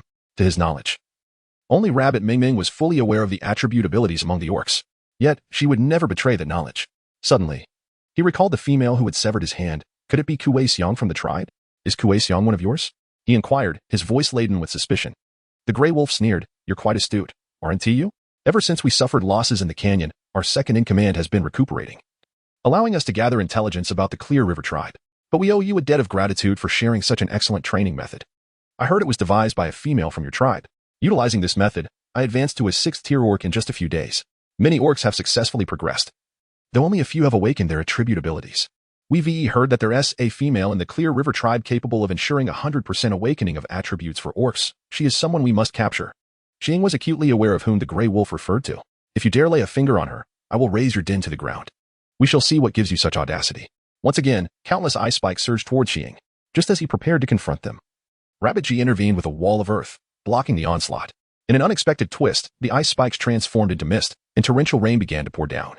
The orcs caught in the downpour were instantly frozen, prompting Fox Spirit to urgently call out, "Hu Ming, quickly use a fireball." The flames surged rapidly, and the frozen orcs gradually regained their senses, joining the fray. Xionglu attempted to manipulate the mist to summon rain like the gray wolves, but it merely resulted in a light drizzle. Instead of freezing their opponents, it nearly extinguished the fierce flames of Hu Ming. Xi Ying, in a flurry, tossed additional logs into the fire, causing the flames to roar with renewed vigor. The two sides wrestled for an indeterminate length of time until dawn broke, with Xi Ying being forcefully slammed to the ground. Behind him lay his severely injured comrades, with 2G in a particularly dire state, his fur marred beyond recognition. "What shall we do? Continuing like this is futile." 2G furrowed his brow. They had already dispatched a considerable number of the wandering orcs, and initially, the battle had seemed evenly matched. However, the arrival of a dragonkin orc had completely altered the dynamics, with even their strongest, Xi Ying, suffering repeated defeats. "At a certain moment, I will tear open a gap, and you all must rush out," Xi Ying said with a grave tone, his eyes glinting with a rebellious spirit. Yet their adversaries offered no chance to act. "Long Ying, no, it should be Xi Ying now. I once believed that your departure from the tribe would seal your fate. Yet you have somehow survived until now. You are indeed fortunate, but your luck shall end here." Long Yuan's gaze was filled with malice. He had never regarded Xi Ying with any respect, whether in the past or present. He had assumed Xi Ying was long dead. But seeing him today revealed that he had already become a 6th-tier orc, even awakening an elemental ability. a surprise at first glance. Now, after engaging in combat, he harbored a deadly intent. In just a few short years, Xiang had transformed from a mere waste into his current formidable self. If left unchecked, he would undoubtedly attract the attention of the tribe, a situation that would soon spiral beyond Long Yuan's control. Xiang scoffed. Are you so certain you can kill me? Ending your life is as simple as squashing an ant. As it was before, so it is now. Then do not blame me for being impolite. Xiang transformed into his beast form, the colossal python's body immediately crushing the encampment of the wandering orcs into a flat expanse. With a sweeping motion of its tail, Tuji and a multitude of orcs were sent soaring through the air, and with a heavy strike of the tail, a group of orcs was flung far away. The rabbit spirit, Tuji, caused the ground to rise into a mound, adorned with lush greenery by the fox spirit. Everyone landed on the mound without serious injury. The gray wolf, with a head swollen like that of a pig, shouted urgently, "Quick, stop them. Do not let them escape." The wandering beastmen surged forward, but were met with devastation as they fell victim to the sweeping strikes of the serpent spirit. Long Yuan, with a cunning smile, revealed a glint in his eyes. He then transformed into his true form, a dragon, and his sharp claws not only seized the serpent spirit's tail but also plunged deeply into its flesh. Chapter 66, Mutual Destruction. The pain caused the serpent spirit to howl in agony, its tailbone crushed. The excruciating torment made its body tremble, yet it continued to writhe, attempting to obstruct the advance of the wandering beastmen. Hearing the cries of distress, the beastmen clenched their fists, while Tuji, retreating, abruptly halted. You all go ahead. I must assist the serpent spirit. My sister is still waiting for him at home. I cannot bear to watch him perish. With that, he dashed towards the mountain hollow. Upon his arrival, he beheld the serpent spirit's true form ensnared by the dragon's grip, being flung about like a whip. Utilizing earth manipulation, Tuji emerged from the ground at the dragon's location and struck fiercely at its abdomen with a dagger. Blood instantly stained the hilt and his hands. The dragon, in pain, released its hold, and the vivid red blood drove it into a frenzy, its claws aimed viciously at Tuji's back. Bang! Tuji's entire body crashed against the colossal stone, causing his internal organs to ache as though they might displace. The snake should have hastened to assist him. Why return after having already departed? Rabbit G spat blood, each word heavy with urgency. If I do not bring you back, Ming Ming will blame me. At the mere mention of Rabbit Ming Ming, Snake Ying's previously unfocused gaze sharpened, now imbued with a resolute determination. We must all return alive. The transformed dragon, Long Yuan, chuckled derisively. Fear not. Once you are gone, I shall take great care of your beloved. Upon hearing this, Snake Ying's expression darkened to the color of wrought iron, yet Long Yuan was utterly elated, continuing, after all, she is my sister-in-law. I shall treat her well.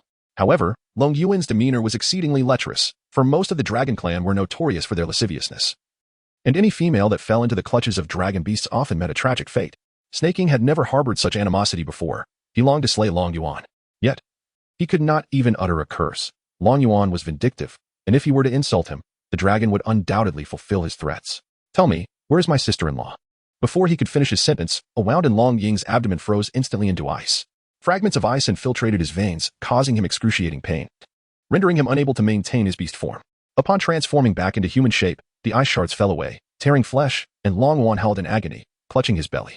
The gray wolf hurried to assist him. Brother Long, quickly apply this healing ointment. Crushing a healing pill and applying it to the wound, the bleeding ceased abruptly, and only then did Long Yuan exhale in relief, seizing the opportunity while the two tended to their injuries. The fox spirit summoned vines to drag Snake King and Rabbit G closer. Why did you return? Snake King asked, his voice filled with frustration. Ever since realizing he had been deceived, he had charged forward in every confrontation, while his companions appeared gravely injured but were, in truth, mostly unharmed. It was Snake King and Rabbit G who could barely manage to walk. The fox spirit's eyes glistened with unshed tears. I promised Rabbit Ming Ming I would bring you back. Initially rescued by Rabbit Ming Ming at the cliff, she had later gifted her and Tiger Ming 2 fruits. This debt of gratitude, the fox spirit felt, must be repaid. You have made us heroes. Would our efforts be in vain? In the meantime, Tiger Ming and Xiong Lu had already hoisted Snake King and Rabbit G onto their backs. However, time had been squandered, and they were now surrounded by wandering beastmen. The fox's eyes, naturally enchanting, were captivating even in her fury, with the blood at the corners enhancing her otherworldly allure. Since escape is futile, let us perish together. Tiger Ming summoned all his strength to create a fireball, while the fox spirit encased it in soil, which glowed red-hot like iron. It ascended higher within the valley, and with a single ice spike, the entire forest would surely ignite. If they could not slay these beastmen, destroying their lair would suffice. Suddenly, a chorus of chirping birds echoed through the air, as if responding to the imminent danger with a retreat signal. Exhausted, Snake King felt his eyelids grow heavy, his heart weighed down with despair. Ming Ming, I am sorry. I must leave you. He closed his eyes, longing to savor the last remnants of their unique bond. This had been the most beautiful, cherished treasure he had held for many years. Yet, the sensation jolted him awake, his eyes wide with astonishment. He felt Rabbit Ming Ming was near, so close. How could this be? Xiong Lu had already formed the ice spike. If aimed at the fireball, it would unleash a cataclysmic blaze, and they would be perilously close to death. Silence enveloped them. Laughter absent, as if they had tacitly accepted their fate. The ice spike shot forth, racing toward the fireball, and in that moment, the world seemed to hold its breath. Not only did they feel it, but the expressions of the wandering beast men were etched with terror, while others remained oblivious. They understood the true peril hidden within the cave. Once the flames ignited, none would escape alive. Stop. This area is surrounded by flammable pine. Yet, despite their protests, the ice spike had been launched. They were utterly drained and incapable of interception. With a deafening explosion, the sound echoed in everyone's ears. And none dared to open their eyes, save for Snake King, whose gaze was wide with disbelief. He seemed to glimpse Rabbit Ming Ming, the figure he had longed for yet thought impossible to see. Rubbing his eyes, he discovered she was indeed there. The adorable rabbit patted its chest, feeling immensely relieved. Fortunately, the surroundings were dense with pine trees. Had a fire broken out, the consequences would have been unimaginable. Thankfully, the ice had been shattered by her. As Tu Ming Ming wielded her healing spells in the air, she deftly shattered the incandescent fireball with a mere touch, ultimately dispersing it. In truth, this was merely an illusion she conjured, as the fireball was absorbed into her spatial pocket dimension. Deep within this miniature world, a tremendous explosion erupted in the depths of the ocean, generating monstrous waves that nearly caused Tu Ming Ming to lose her balance atop the vulture. Fortunately, Mao Dong grasped her just in time. Ming Ming, are you all right? He inquired. I'm fine. Everyone, quickly hurl the berry bombs at the feral orcs. Tu Ming Ming commanded urgently, seizing the moment while their adversaries were still dazed by the vanishing fireball. Get down. Mao Dong shouted loudly towards the ground. One by one, the berry-filled bombs were cast down, detonating amidst the densely packed orcs, unleashing a cacophony of wails and chaos. Fox Spirit and 2G collaborated seamlessly, transporting an entire squad underground. Several lower-tier orcs were instantly eroded by the berries, while others scurried to find cover. Yet, Tu Ming Ming was not one to let them escape so easily. She produced 2 celestial fruits, crushing them and evenly drenching the orcs with their juice. With a series of explosive sounds, red-eyed beasts surged forth from the dense forest, relentlessly pursuing the orcs. Many were trampled to death beneath the onslaught, their remains devoured by the ravenous creatures. Among the higher-tier orcs, the scent of the fruit was most potent, drawing hundreds of beasts in pursuit, leaving them with no path for escape. Ming Ming, you are simply extraordinary. To command the beasts with just 2 fruits is nothing short of remarkable.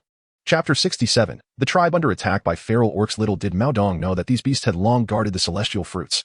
Among them lurked pythons coiled in the trees, along with various avian creatures.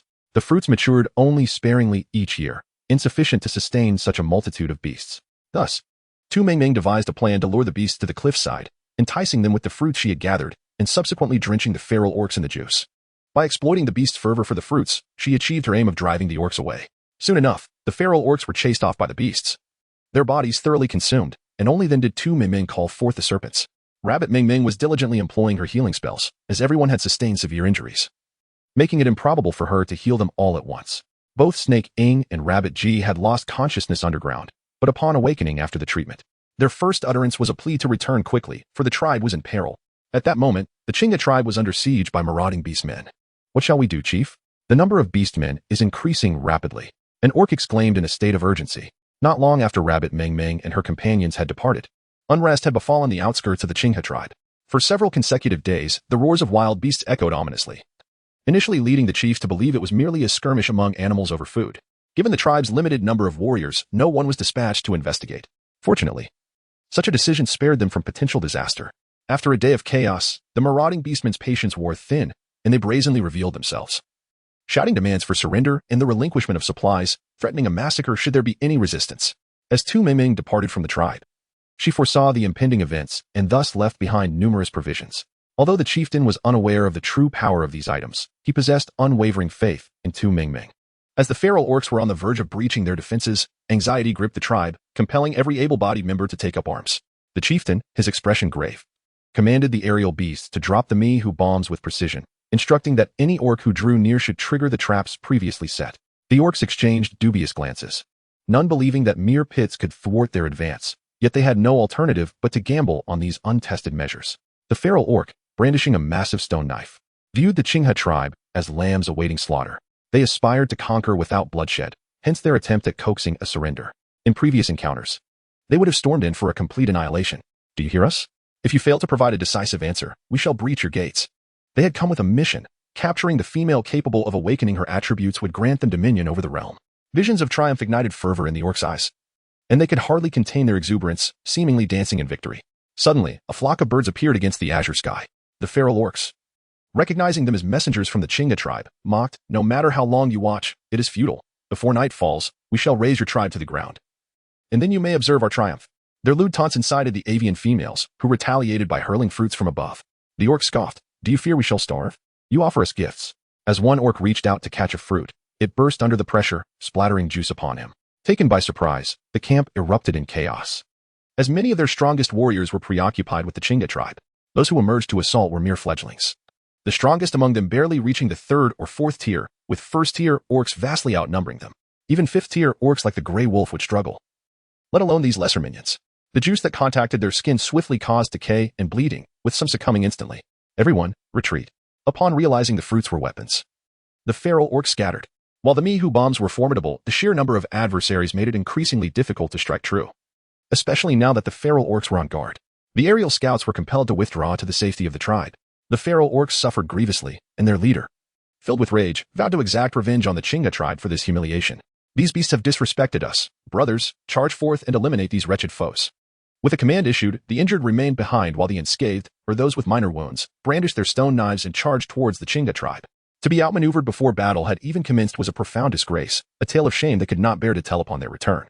Meanwhile, within the Chinga tribe, the birds surveyed the feral orcs' advance and relayed the information back to the chieftain. "Chieftain, the feral orcs are nearing the trap. Execute the plan." With the chieftain's directive, the orcs who had participated in setting the traps took their positions. From hidden corners, they pulled taut the ropes. The stronger ones hoisted them directly, while the weaker transformed into their beast forms to assist. As the ropes were drawn, the ground beneath the feral orcs suddenly caved in, sending them plummeting into the pits. Sharp stakes impaled their bodies, leading to instantaneous demise.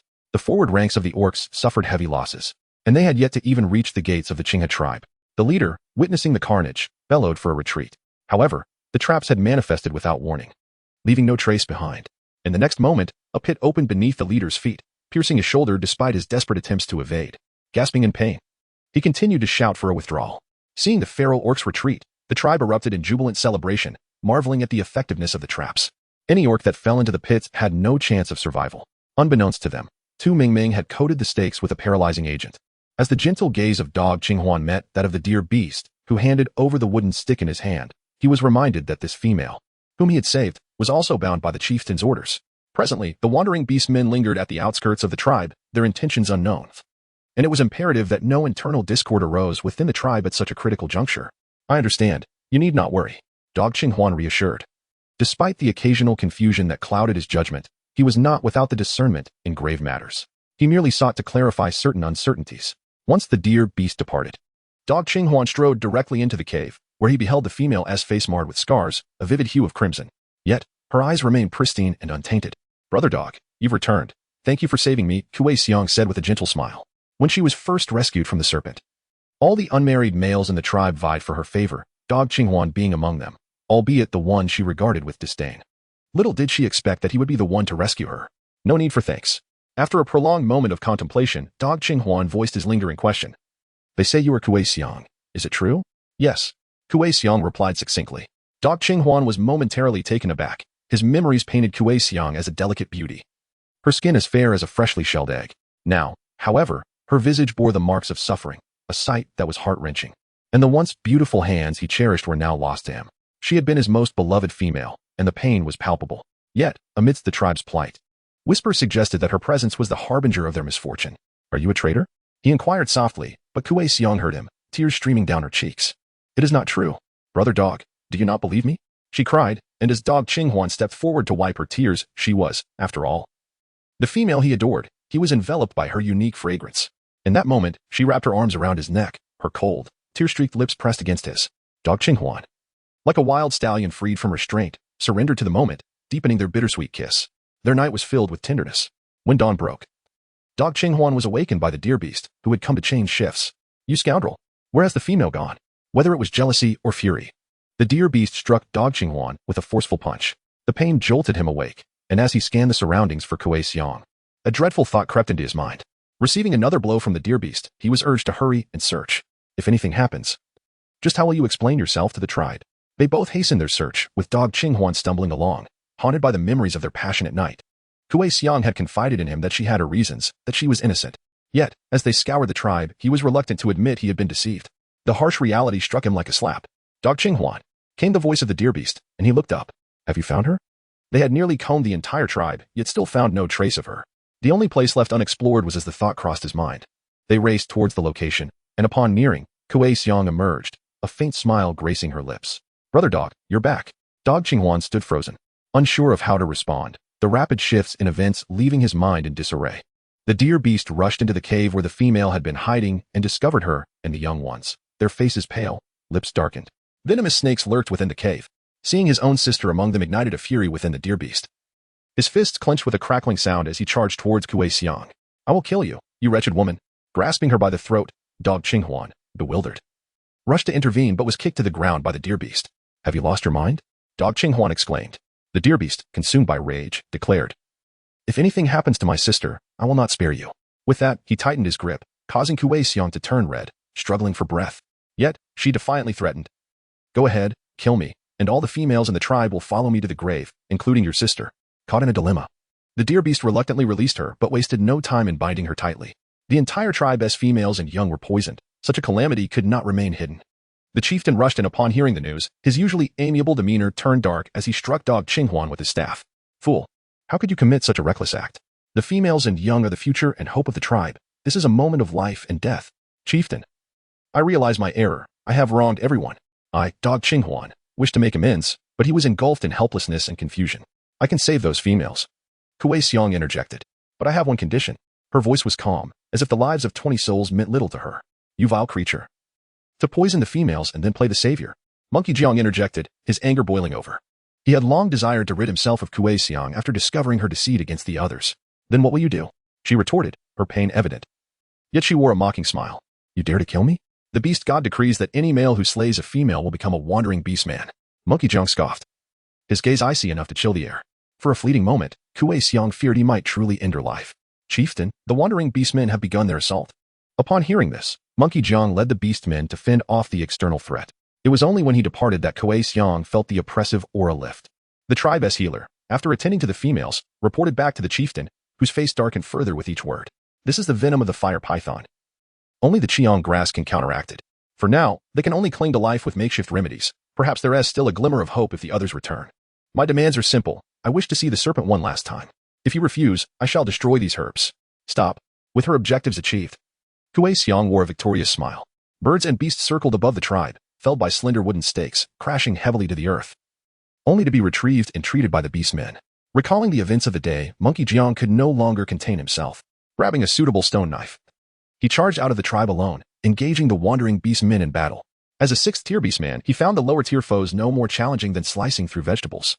His agility made him akin to a slippery eel, weaving through the ranks of the wandering beastmen, leaving a trail of corpses in his wake. How can there be a sixth-tier beastman in the Qingda tribe? "Retreat! Retreat!" The lead beastman shouted in panic. Yet, Monkey Jiang swiftly confronted him, having come this far. Why rush off without a proper visit? The wandering orcs are nothing but timid bullies who prey on the weak. The band of brothers, once numbering over 100, has dwindled significantly.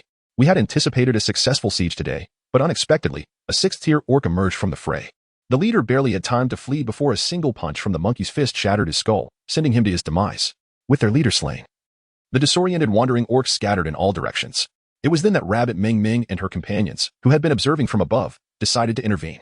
A barrage of searing fireballs, chilling ice spikes, and barbed vines erupted amidst a cacophony of explosive sounds. In the wake of the billowing smoke, none of the wandering orcs survived. As Monkey Jiang met Rabbit Ming Ming's scrutinizing gaze, an instinctual urge to evade arose within him. Despite the fact that she was merely a frail female, why did her gaze evoke such a sense of trepidation? Before he could contemplate further, the other orcs shouted, "Rabbit Ming Ming, you've finally returned. The females and cubs of the tribe have been poisoned. You must go and check on them." "All right." As soon as Tu Ming Ming agreed, she was hastily pulled by an orc into the heart of the tribe. Along the way, they encountered the chieftain, whose eyes brimmed with tears of excitement as he grasped Tu Ming Ming tightly, exclaiming, "Tu Ming Ming, you must quickly save the females and the young."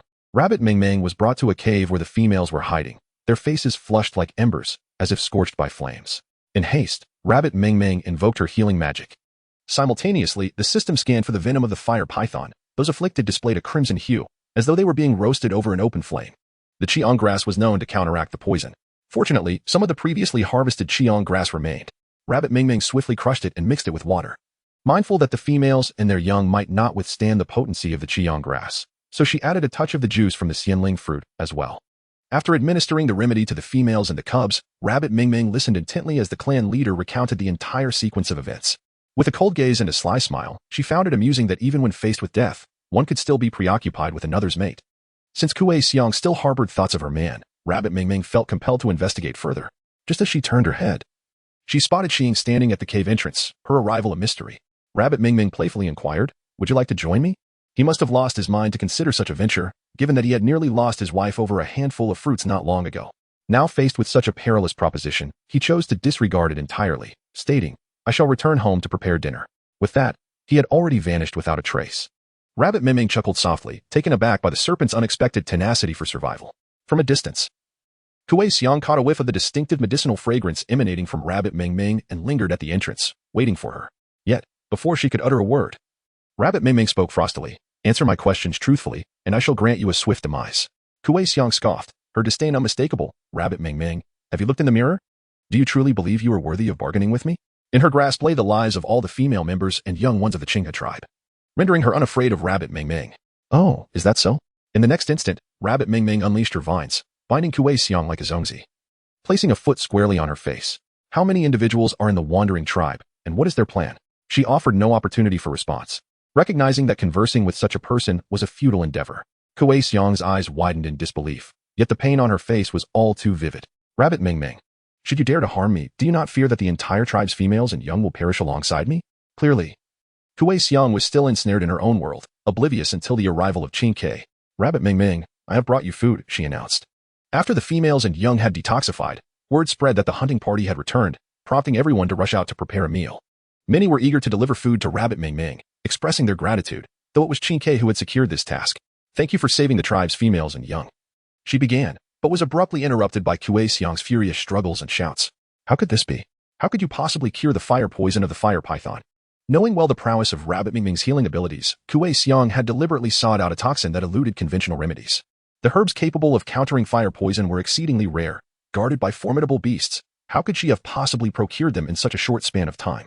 Rabbit Ming Ming, however, showed no inclination to provide her with any answers, merely instructing Qing Ke to take the food away. The snake must have returned to prepare a meal, and she, now anxious to eat, possessed little patience. She thought to herself, "If you are unaware of my previous question, there is no need for you to respond." Unbeknownst to her, Rabbit Ming Ming's hand had already grasped a glinting dagger, and upon seeing it, Kuei Xiang's pupils dilated in sudden alarm. The sensation of having her hand severed seemed to resurface. That small object was exceedingly perilous. I will speak," she uttered, cautiously regarding the dagger, and proceeded to divulge the entire plan of the wandering tribe. Rabbit Ming Ming was true to her word and delivered a swift resolution. Chapter 70, Killing to the Heart. When Rabbit Ming Ming returned home after attending to her affairs, she found Snake Ing had prepared an abundant feast. The roast chick, perfectly crisp on the outside and tender within, the sizzling pig trotters, and a generous serving of lamb chops awaited her. There was also her favorite creamy mushroom and potato soup, which she had prepared only once in front of Snake Ing. To her surprise, he had mastered it. "Quickly wash your hands and prepare to dine." A basin of warm water was placed before her. The biting cold wind howled outside. Yet Rabbit Ming Ming's heart was filled with warmth. It had been a long time since she had enjoyed such a satisfying meal. Despite her seemingly frail appearance, she consumed over 20 pounds of food, while the remaining 30 to 40 pounds found their way into Snake Ing's stomach. Snake Ing was the quintessential capable and responsible man, swiftly tidying up the pots and dishes until they gleamed. He had intended to seek praise from Rabbit Ming Ming, but, as he approached, an unpleasant odor wafted toward him. "You killed her?" Upon hearing this, Rabbit Ming Ming instinctively shot a glare at Snake Ing, questioning whether he truly felt any remorse. Although she spoke with biting words, her heart was laden with worry, fearing that he might utter something that would infuriate her. Seizing the moment before he could respond, she coolly mocked herself. "If you wish to avenge her, feel free to take my life. Does someone like Kuei Xiang not deserve to die? It is precisely because of her deserving death that I would rather face the wrath of the beast god than let her live." Snake Ing paused, as if her words had pierced his heart. He sensed that Rabbit Ming Ming still had not moved past the events of the past. It was his own transgressions that had led to this, and he felt the weight of his own guilt. That night, he should have killed her. And then Rabbit Ming Ming would not have faced the beast god's punishment. With his head bowed, his eyes were filled with an overwhelming sorrow. Rabbit Ming Ming realized her misunderstanding and felt a wave of shame wash over her as she recalled the hurtful words she had spoken. I am sorry. I thought you did not want me to kill her. After all, she had been quite upset over the matter concerning that fruit, harboring her anger for a considerable time. Each encounter with the fruit had reignited her ire. Even now, after some time had passed, the sight of Kuei Xiang's face still stirred feelings of disgust within her. Such things must not be repeated. If they must, allow me to handle it. What? Rabbit Mingming thought she must have misheard, her large, glistening eyes gazing at him in disbelief. Before she could prompt him to repeat himself, she noticed his face drawing closer, his icy lips brushing against her warm, flushed cheek. Though it was but a fleeting kiss, it set her heart racing, leaving her utterly captivated. The radiant moon, shy and bashful, concealed itself behind dark clouds. And soon a gentle rain began to fall, followed by delicate, pure white snowflakes that landed softly on the ground, only to vanish almost instantly. Snaking resembled an insatiable beast, continuing until Rabbit Mingming, utterly exhausted, succumbed to sleep. Only then did he relent, fetching hot water to cleanse his beloved female. As dawn's first light began to break, he cradled his cherished Rabbit Mingming in a deep slumber. She slept soundly for 3 days. Had it not been for the intact bonding mark, Snaking might have summoned the clan physician, despite knowing the physician would be of little help. Starving, Rabbit Mingming awakened to her hunger. Snaking swiftly brought over the warm meat broth from beside the fire. Mingming, please drink some. A spoonful of the richly flavored broth filled her mouth, the savory and salty taste delighting her palate. At long last, Tu Mingming opened her eyes. Gazing at the myriad of green and purple marks adorning her body, her petite face instantly flushed a deep crimson. You turn around. The snake had truly become increasingly brazen. In the past, he would assist her in dressing and tidying up after their encounters, but now he simply was an unsightly sight. Humph, I am truly vexed. Tu Mingming pouted her small lips, yearning for a kiss. Not only did the snake share this sentiment internally, but he also acted upon it. Next time, I shall certainly remember to tidy up. Next time? Who would want to have a next time with you? The adorable little face of Tu Mingming has turned as red as a ripe apple. I'm too lazy to bother with you. I must attend to my personal grooming now. The rabbit, still somewhat wobbly from a prolonged slumber, descended from the bed and nearly tumbled to the ground. The snake, displaying quick reflexes, swiftly caught her, and their eyes met for a fleeting moment before they hurriedly averted their gazes. Bunny Mingming scurried to the room on the other side of the cave, which she had designed as a bathroom for her leisure time. The entire set of facilities was crafted in accordance with modern bathroom standards. Even the squat toilet was fashioned from stone, featuring a flushing mechanism to ensure that waste would effortlessly flow from the toilet. Bunny Mingming meticulously polished the stone to a smooth sheen. Coupled with the incline of the slope, a simple flush of water was sufficient to cleanse away any impurities. Rabbit Mingming took the toothpaste from the cabinet by the sink, squeezed it, and stuffed it into her mouth, as a refreshing mint flavor filled her oral cavity. What is this? Turning at the sound, she noticed Snaking staring at her with childlike curiosity. Rabbit Mingming rolled her eyes and began to explain the uses of these various items to him. Now that they had become partners, she had no intention of concealing anything from him, aside from matters concerning the system. Each novel item astonished Snaking as he learned its purpose. And he began to mimic Rabbit Mingming, using the toothpaste and toothbrush, instantly captivated by the refreshing sensation. Snaking cleaned himself up and then bestowed a mint-flavored kiss upon Rabbit Mingming. Bunny Mingming was rendered dizzy by the affectionate kisses, feeling as though she was on the brink of moral decline. No, she could not allow herself to succumb to such feelings. Xiying, I wish to see my brother. According to Kuei Xiang's account, the wayward beastmen had plundered not just their tribe before the onset of winter. Several neighboring tribes were also on the verge of facing the harshness of the season. She needed to take action before winter arrived. Very well, I shall accompany you. As she opened the small door of the cave, a world enveloped in silvery snow greeted her, leaving Bunny Mingming utterly astonished. When had it snowed? Just yesterday. The sun had been shining brightly. Unbeknownst to her, she had been asleep for 3 days, a fact that Xiying was obliged to reveal. Chapter 71. You old scoundrel. Bertian, by the time Bunny Mingming returned home after attending to her affairs, Xiying had prepared an abundant feast. Roasted young chicken, crispy on the outside and tender within, sizzling pig shanks, and a generous serving of lamb chops adorned the table. Additionally, her favorite mushroom and potato soup, which she had only made once in Xiying's presence, was also ready. Quickly, wash your hands and join me for dinner. A bowl of warm water awaited her, and despite the biting cold outside, her heart felt warm and content. It had been a long time since she had enjoyed a meal so heartily, though she appeared frail. She consumed over 20 pounds of food, while the remaining 30 or 40 pounds found their way into Xiying's stomach. Xiying was a versatile and dependable man, swiftly cleaning up the pots and pans. He intended to seek praise from Bunny Mingming, but was met with an unpleasant odor as he drew closer. Did you kill her? Bunny Mingming's eyes shot up in reflex, glaring at Xiying. What? Are you reluctant? Though her words were harsh, her heart was gripped by anxiety, fearing that Xiying might utter something infuriating. Seizing the moment before he could respond, she coldly mocked herself. If you seek vengeance for her, you may as well kill me. Does Kuei Xiang not deserve death? It was precisely because Kuei Xiang deserved to die that she was willing to face the wrath of the beast god to eliminate her. Xing was momentarily taken aback. As if her words had pierced his heart, he sensed that Bunny Mingming had not yet moved past the events of the past. It was a sin of his own making, and he felt compelled to atone for it. That night, he should have killed her so that she would not suffer the beast god's punishment. Xing lowered his gaze, his eyes filled with sorrow. Rabbit Mingming realized she had misunderstood him and had uttered many heart-wrenching words, her face instantly flushed with shame. I'm so sorry. I thought you didn't want me to kill her. After all, she had been quite upset about that fruit incident for a long time. Every time she encountered the fruit, anger surged within her. Even now, after quite some time had passed, the sight of Kuei Xiang's face still made her feel nauseous. Such things must not happen again. If they must, let me handle it. What?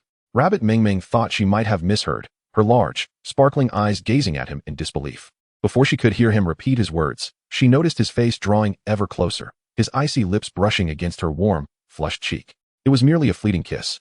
Yet it made Rabbit Mingming's heart race, overwhelming her with emotion. As the sky began to lighten with the first hints of dawn, she finally fell into a deep slumber, cradling her beloved female companion. This slumber lasted an astonishing 3 days. Had it not been for the intact bonding mark, Snaking might have already summoned the clan healer. Despite their ineffectiveness, I'm so hungry. Rabbit Mingming awoke, driven by hunger. Snaking swiftly brought over the warm meat soup simmering by the fire. Mingming, please drink some. A spoonful of the rich, savory broth filled her mouth, the salty and fresh flavor tantalizing her taste buds. At long last, Tu Mingming opened her eyes. And upon gazing at the myriad of bruises adorning her body, her petite face flushed a deep crimson. You, turn around, she stammered. The serpent, indeed, had grown increasingly brazen. In the past, he would assist her in dressing and tidying up after their encounters, but now he was brazenly indifferent. It was too much to bear. I am angry. Tu Mingming pouted, her heart yearning for a kiss. The serpent harbored similar thoughts, and as fate would have it, he acted upon them. Next time, I shall certainly remember to tidy up. Next time? Who would ever want another such encounter with you? The adorable face of Tu Mingming has become even more flushed, resembling a ripe apple. I cannot be bothered with you. I am off to freshen up. The little rabbit, having risen from her slumber, felt somewhat weak, perhaps due to her prolonged rest, and nearly stumbled to the ground. The snake, reacting swiftly, caught her just in time. Their eyes met for a brief moment before they hurriedly averted their gazes. Bunny Mingming scampered to the room on the other side of the cave, a restroom she had ingeniously designed for herself during her leisure hours. The entire suite of facilities was crafted in accordance with modern restroom standards.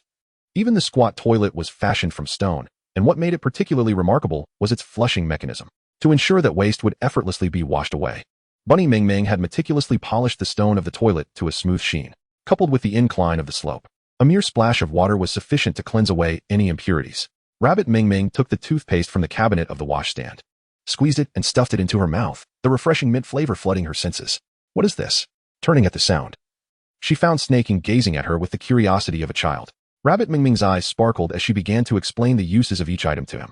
Now that they had become partners, she had no intention of concealing anything from him, aside from matters concerning the system. Each novel item amazed Snaking as he learned its purpose, and he mimicked Rabbit Mingming by using the toothpaste and toothbrush, instantly enamored by the invigorating sensation. Snaking cleaned himself up and bestowed a minty kiss upon Rabbit Mingming. Rabbit Mingming was overwhelmed by the affectionate kisses, feeling herself on the brink of moral decline. No, she could not succumb to such temptation. Snaking, I wish to see my elder brother. According to Kuei Xiang's account, the wandering beastmen had plundered not just their tribe before the onset of winter. This meant that several nearby tribes were on the verge of facing an insurmountable winter. She had to take action before the cold set in. Very well, I shall accompany you. As she opened the small door of the cave, she was greeted by a world draped in a silvery shroud of snow, leaving Rabbit Mingming utterly astonished. When had it started to snow? Just yesterday. The sun had been shining brightly. It was evident that Rabbit Mingming was unaware that she had slept for 3 days. Thus, Snaking had no choice but to reveal the truth to her. The more Rabbit Mingming listened, the more her face flushed with embarrassment. Blaming you, blaming you. Her little fist beat against her chest, the feeble strength merely serving to tickle the serpent.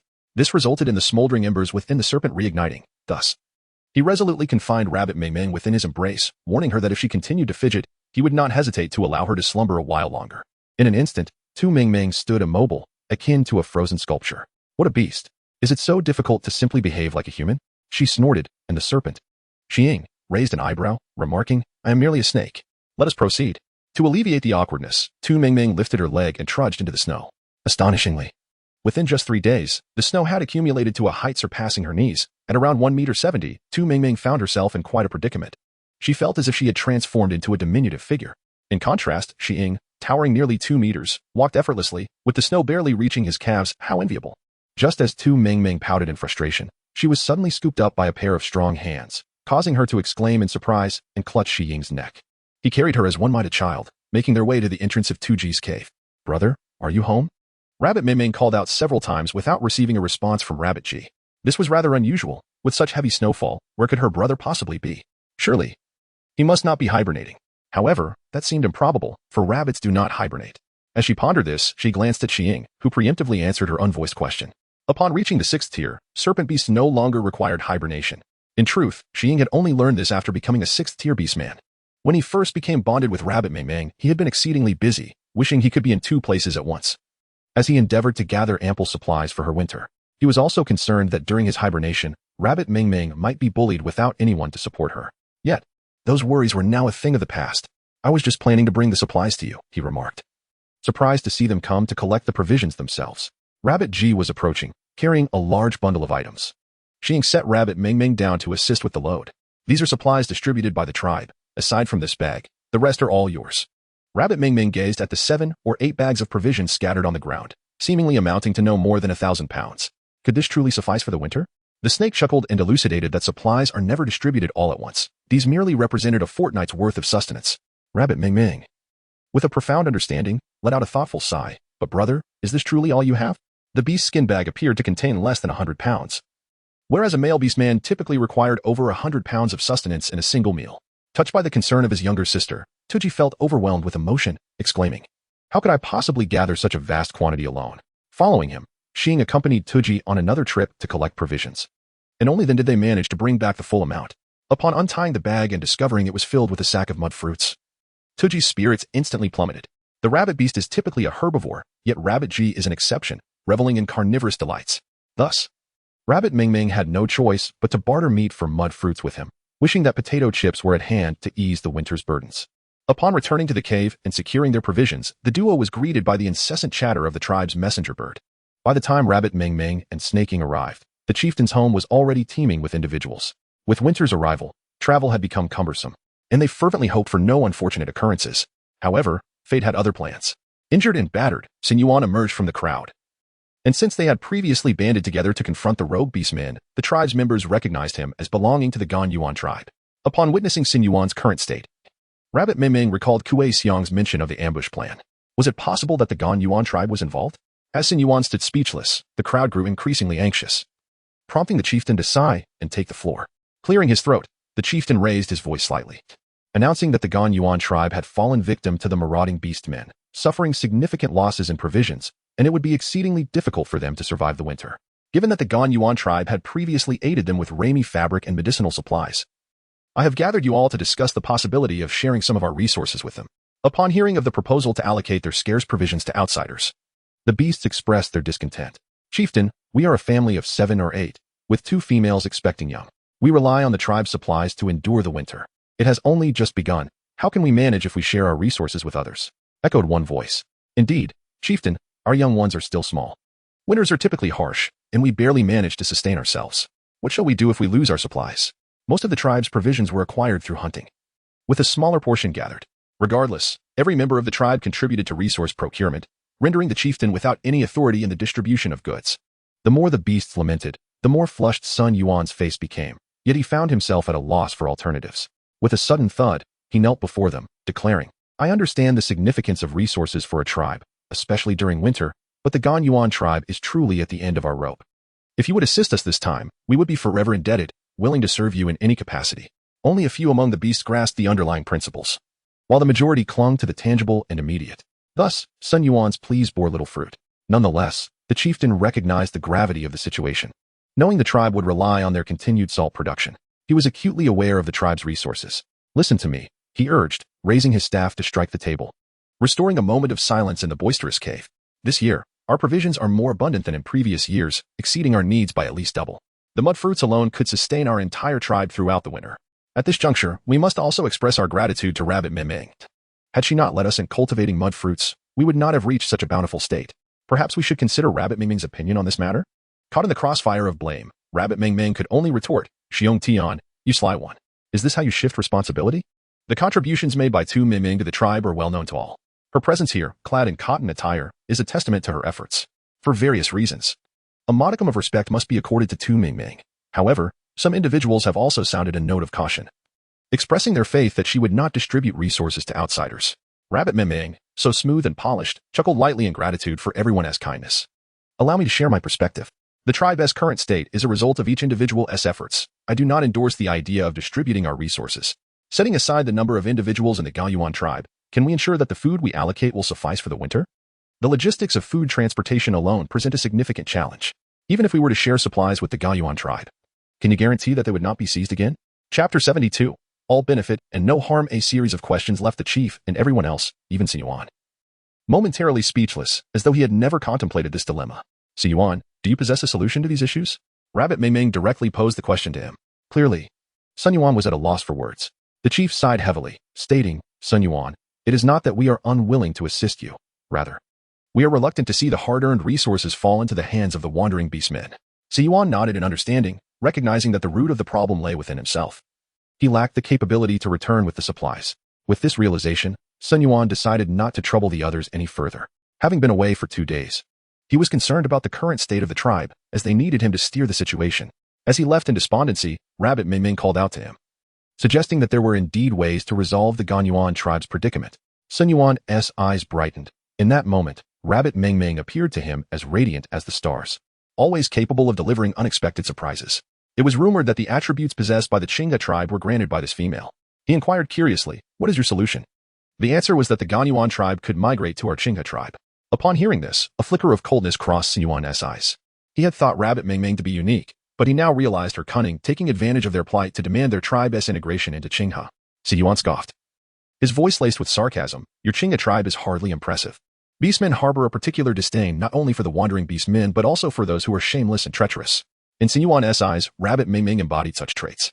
Before she could respond, many beastmen began to defend their tribe and Rabbit Mingming, stating, we did not beg you to join, we merely proposed it. You may come if you wish, or not at all. What do you mean by that? They continued. Are you implying that joining our tribe would be a hardship for you? Our tribe has also faced attacks from wandering beastmen, yet we are still thriving, which speaks to our strength. We do not covet your presence. Indeed. It dawned on Sinyuan that the Chinga tribe had triumphed over hundreds of wandering beastmen with merely a handful of individuals. They were stronger than every tribe that had suffered attacks in the vicinity, and he sought out the Chinga tribe precisely because of their strength. After a prolonged silence, Rabbit Mingming finally smiled and replied, I believe you have misunderstood my intentions. I merely think this is the most suitable and effective means to assist you. Currently, our tribe boasts 2 6th-tier beastmen, 5 5th-tier beastmen, and several 4th-tier and 3rd-tier beastmen, each awakened to their attributes. In terms of overall strength, our tribe surpasses some mid-tier tribes. In contrast, the Gaoyuan tribe, aside from the chief and Sun Yuan, has only a few 5th-tier and even fewer 4th-tier beastmen. Should your tribe relocate to ours, we will need to provide housing and sustenance, and it is possible that your males may take our females. So, who truly stands to lose? At this moment, Sinyuan could hardly be described as merely flushed. The pride he once felt for his tribe paled in comparison to the current Chinga tribe.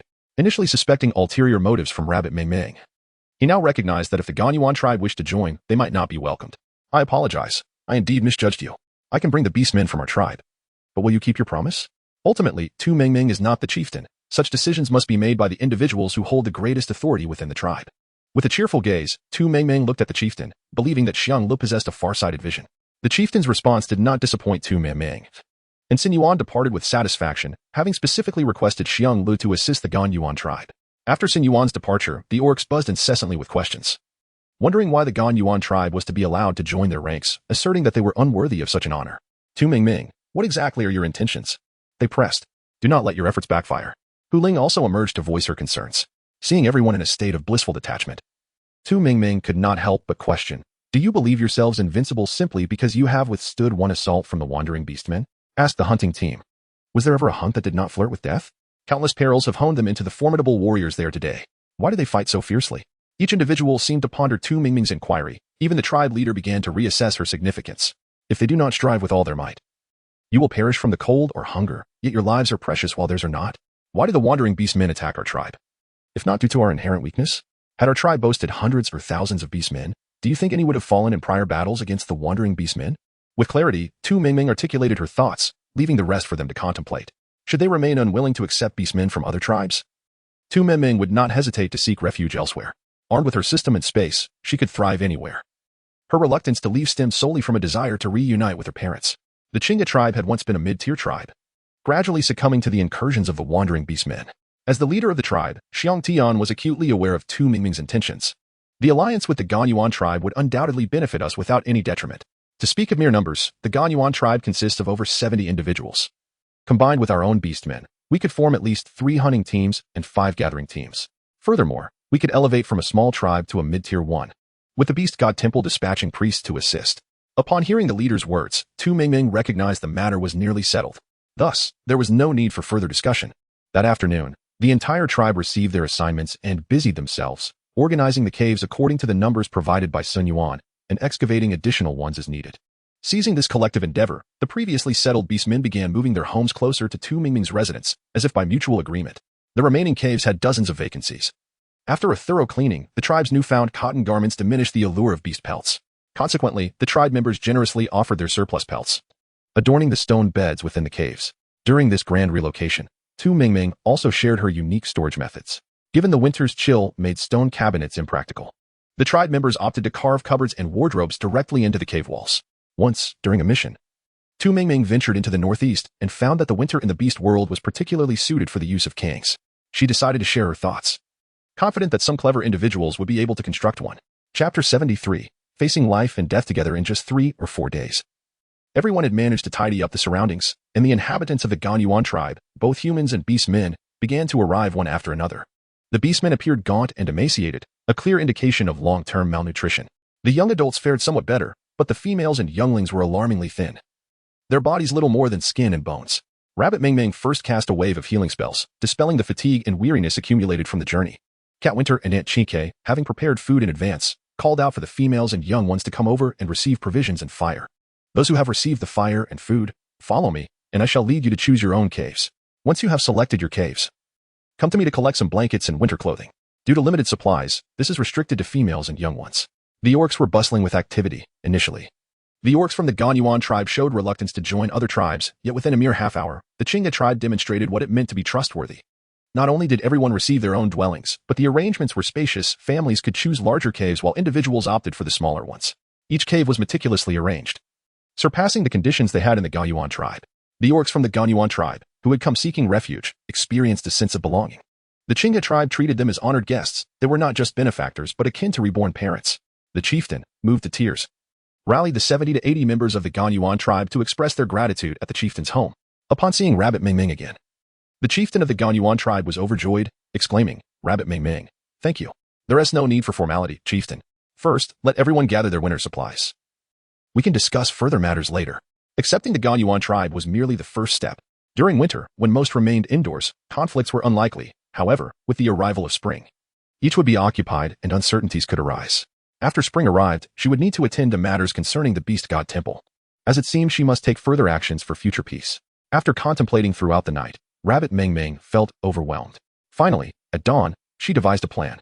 After informing the chieftain, Xiang Tian swiftly summoned the orcs of the tribe who were of the 3rd rank and above. "Firstly, I wish to discuss something with everyone. We are now somewhat of a tribe ourselves, so what do you think about changing our titles? It's just a name, while it may matter to the Ganyuan tribe. They would not voice their concerns at such a critical moment." Rabbit Mingming swiftly organized the matters at hand. As Bear Tian was the former chieftain of the Qinghe tribe, and now seamlessly transitioned into the role of the Grand Chieftain. The willing chieftain of the tribe, Forest, became the 2nd chieftain, while the hunting and gathering teams were designated as the 1st and 2nd squads, primarily for the convenience of future references. Once everyone had settled, Rabbit Mingming proceeded to address the crucial issue. "First and foremost, I wish to ascertain with the 2nd chieftain and all those who accompanied him whether you are willing to join us and become a part of the Qinghe tribe. If you are inclined, we shall impart all knowledge of the tribe to you without reservation. However, should you decline, you are still welcome among us, but after winter, you must depart and return to your former lives." Had this been in the past, the beastmen of the willing tribe would have undoubtedly been 100 times reluctant to join. Yet now, residing in warm caves, adorned in cozy cotton garments, and sleeping beneath comforting quilts at night, these luxuries are precisely what they have longed for. Regarding the Qinghe tribe's exploits, the team that previously besieged the wandering beast men returned with tales that painted the Qinghe tribe in glowing terms. Given such a splendid opportunity, how could they possibly let it slip away? "I am willing to join. I am willing to join. I too wish to join." The chorus of willing voices flowed in abundance, ultimately leading Forrest to make a definitive decision. announcing that everyone would directly join the Qinghe tribe. Yet, would all truly accept us? To mitigate unforeseen circumstances, the chieftain had already conferred with the beastmen prior to Forest's arrival. With just a glance from the chieftain, all the beastmen of the Qinghe tribe stood solemnly, proclaiming, "We vow to the beast god that we shall wholeheartedly accept you, sharing life and death, and enduring hardships together from this day forth." This action was undoubtedly commendable. To breach such an oath to the beast god would invite his wrath. Forest and the tribe's beastmen, sensing each other's sincerity, likewise pledged to the beast god, affirming their genuine commitment to join the Qinghe tribe without any ulterior motives. After the oaths were exchanged, a potent force of vows descended upon each individual's brow. Tu Miming could distinctly observe the transformation in each orc brought about by the power of their oaths. They unwittingly grew closer and more amiable. Rabbit Mingming inquired about the nature of the system. The system merely displayed a few lines of text, indicating that this was feedback received following the beast goddess response, signifying the establishment of a pact. Rabbit Mingming could not help but marvel at the wonders of the beast god. The emergence of the new Qinghe tribe is a testament to this divinity, and Rabbit Mingming selflessly imparts knowledge on the methods of attribute cultivation. To her surprise, several promising individuals have been selected from the group. Both of you have awakened the wood attribute and possess some healing abilities. Would you be willing to learn about medicinal herbs from me? In truth, the significance of medicinal herbs became apparent to everyone through the healing pill. Many members of the tribe have utilized the healing pill and are well aware of its efficacy. The two individuals, called by name, were taken aback. They hail from the Gaoyuan tribe. Can we truly partake in this learning? Why not? Do you not wish to learn? Indeed, we are eager to learn. Upon the awakening of attribute abilities in individuals of the third tier and above, Tu Mingming distributed a Pugu original stone to each person. Sunlin was astonished to receive the stone, recognizing it as the same kind previously sent to the Twilight tribe. How could it possibly be in the possession of Tu Mingming? It was only after Tu Mingming elucidated the stone's function and origin that Sunlin comprehended its immense power, realizing the necessity for future collection endeavors. Curiously, Tu Mingming inquired about the source of these Pugu original stones. Since her return from the Twilight tribe, she had been particularly vigilant in her searches for stones. Yet despite her efforts, not a single one had been found, nor had anyone in the tribe reported discovering or witnessing one. Sunlin stroked his graying beard and explained that the Pugu original stones were mined from a cave located at a cliff within the territory of the Gaoyuan tribe. This cave, shimmering with a dark luminescence, housed stones the size of bird eggs, but the extraction process was laborious and time-consuming, yielding only a mere 100 or so stones each year. Although Sunlin had once studied original stones, he found himself devoid of resources for further research, ultimately resigning to abandon his inquiries.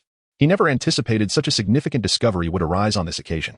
Chapter 74. What malevolent wind blows today? Upon hearing this, Tu Mingming immediately adopted a serious demeanor, declaring that the secrets of this cave, as well as the cultivation methods of the Pugu original stone, must remain confidential among their tribe. If other tribes were to learn of it, their tribe would undoubtedly face unrest. The immense power of the Pugu original stone could incite the orcs to commit unspeakable acts. The gravity of the situation was clear to all. Throughout the winter, Tu Mingming devoted her days to teaching everyone the art of cultivation and culinary delights, often organizing skiing competitions where victors could win a Pugu original stone. The females of the tribe quickly bonded, sharing laughter and even indulging in playful banter. Siwa, do you fancy to Gigi? An inquisitive female asked. Siwa, blushing, vehemently denied it, though her fondness was evident. While sewing cotton clothes, Mao Dong, overhearing this exchange, inadvertently pricked her finger with a bone needle, causing her to gasp in surprise. The females hastily set aside their tasks. Mao Dong, are you all right? Is it serious? Mao Dong, feeling somewhat embarrassed, reassured them. I'm fine, yet her gaze inadvertently drifted toward Siwa, who was also looking at her, as if her secret thoughts had been exposed. Mao Dong hastily made an excuse to leave. From a distance, she spotted Gigi patrolling with his team, his tall silhouette in the snowy landscape compelling her to pause. After months of relentless training, Gigi had ascended to a 6th-tier orc, fully aware of his surroundings and having long since that intense gaze. However, he felt too shy to maintain his stare. Sighing heavily, Mao Dong lamented to herself, with Gigi's exceptional qualities and the multitude of females who admire him. How could he ever notice someone as inconspicuous as me? It was best not to indulge in such fanciful hopes. Her sigh reached Gigi's ears, prompting him to wonder if something was amiss. Mao Dong. Before she could take more than a few steps, she was called back. She turned, momentarily startled. Do you need something from me? Tu Mingming invited us to her home for dinner tonight. Here are some provisions I've prepared. Could you please take them over? A heavy beast skin bag fell into her arms, its weight almost making Mao Dong question her senses. Tu Mingming had been tirelessly busy lately. Hadn't she called for dinner? Hurry over. I'll join you shortly, Gigi instructed before continuing his patrol, struggling with the weight of the bag in the snow. Mao Dong arrived at Tu Mingming's home to find her cooking. It seemed Gigi's words were indeed true. Without hesitation, she rolled up her sleeves and began assisting her in washing vegetables. Spending time with Tu Mingming had naturally taught her how to prepare many dishes. Perplexed by Mao Dong's sudden appearance, Tu Mingming was about to inquire when Mao Dong interjected. Tajiji said he would come by soon. And these are the items he asked me to bring. Rabbit Mingming opened the leather pouch, revealing an assortment of dried meats.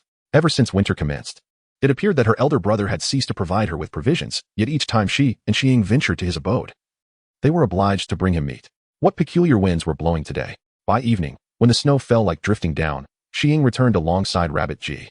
It had been quite some time since they savored the meals prepared by Mingming, and they were truly delightful. Rabbit Ji took a bite and generously offered a pair of chopsticks to Cat Dong. Previously, Rabbit Ji, Cat Dong, and the tribe's beastmen had been unaccustomed to using chopsticks. But during a communal feast, having witnessed Fox Spirit and Rabbit Mingming deftly wielding them, they all endeavored to learn. To their astonishment, these humble wooden sticks proved capable of grasping anything, and from that moment forth, no female nor cub was ever again scalded by roasted meat. Both Tu Mingming and Xiying, being inherently meticulous, appear to have discerned several clues. As Tu Mingming reminisced about the last expedition against the rogue beastmen, she recalled how enthusiastic Mao Dong was during that time. Did they perhaps harbor feelings for each other back then? Yet, why the prolonged delay? It appears she must pay closer attention to the two of them in the future. Mingming, after spring arrives, you and the clan leader should head to the Beast God Temple, while I will go to the coastal tribe to bring back our parents, she mused. With spring just half a month away, Tu Ji understood Mingming's intentions. He would ensure their parents kept her from being distracted. Be careful on your journey, brother. I've heard that the coastal tribe isn't very safe. Once I am elected as priestess, I will come find you. Tu Mingming was determined to attain the position of priestess. The siblings exchanged their concerns, while Mao Dong, with her head lowered, seemed considerably weighed down as she ate her meal. After dinner, Tu Ji escorted Mao Dong back. But she remained silent and brooding throughout the journey. Do you wish to see the sea? Mao Dong lifted her gaze. Her amber eyes fixed on him as if attempting to read his thoughts. What did he mean? Was he inviting her to the coastal tribe? Mao Dong, she began, but was interrupted by the voice of Ci Hua. Tu Ji, I didn't realize you were here. I have a little matter to discuss with you. Are you free? Before she could hear Mao Dong's response, Tu Ji could only watch as Mao Dong abruptly said, You all continue with your business. I shall take my leave. Then let us go. Tu Ji watched helplessly as Ci Hua led him away, while an inexplicable pang of bitterness surged within Mao Dong. Her eyes stinging as if filled with sand, only ceasing when they turned red from rubbing. The inquisitive Tu Mingming and Xiying, hidden in the shadows, witnessed this scene. TSK, I hadn't realized my brother was quite so popular, Tu Mingming remarked. Yet such overwhelming charm can sometimes be a double-edged sword. Fearing Tu Mingming might recall something unpleasant, Xiying quickly changed the subject. I really want to eat some fruit. Shall we head back? It was too cold. And he feared for Tu Mingming's well-being. While other females lounged in their caves, roasting by the fire and feasting on meat, Tu Mingming was different. She was always either running outside or exploring. Upon returning to the cave, Tu Mingming produced a gigantic fruit from her space, larger than her own face. Here. Take this and enjoy, she exclaimed. It was the first fruit harvested from the celestial spirit fruit tree in her little world. Far superior in flavor to the unripe fruits gathered from the cliffs, exuding a rich, fruity aroma. Xiying recognized the fruit at once, reluctant to indulge. You go ahead and eat it, he urged. Just eat it. I am eager to see what additional powers you might awaken. Initially, she thought that Xiying had tasted the celestial spirit fruit since he had once gathered them. However, she later discovered he had never actually eaten them, as the quality of those in her space was inferior to those cultivated in her little world. Thus, she had waited patiently, finally celebrating the moment of ripeness. Rabbit Mingming always manages to produce some peculiar and astonishing items, and this fruit is no exception. Seeing Rabbit Mingming's insistence, he refrains from further refusal. Opening his mouth to take a bite, the juices bursting forth in his mouth. Chapter 75. Unable to contain laughter. The sweet flavor tantalizes his taste buds, and a pure yet subtle aura flows down his esophagus into his body. Once he finishes eating, he finds himself enveloped in a swirl of verdant energy, prompting Xiying to sit cross-legged, quietly refining and absorbing it. With Xiying's formidable strength, the process is significantly quicker than that of an ordinary person. In just an hour, the cave is permeated with a rather unpleasant odor. Wrinkled her nose in disdain, feeling as though she were on the brink of an untimely demise. Fortunately, Xiying snapped back to consciousness and hastily departed, or else sleep would have eluded him that night.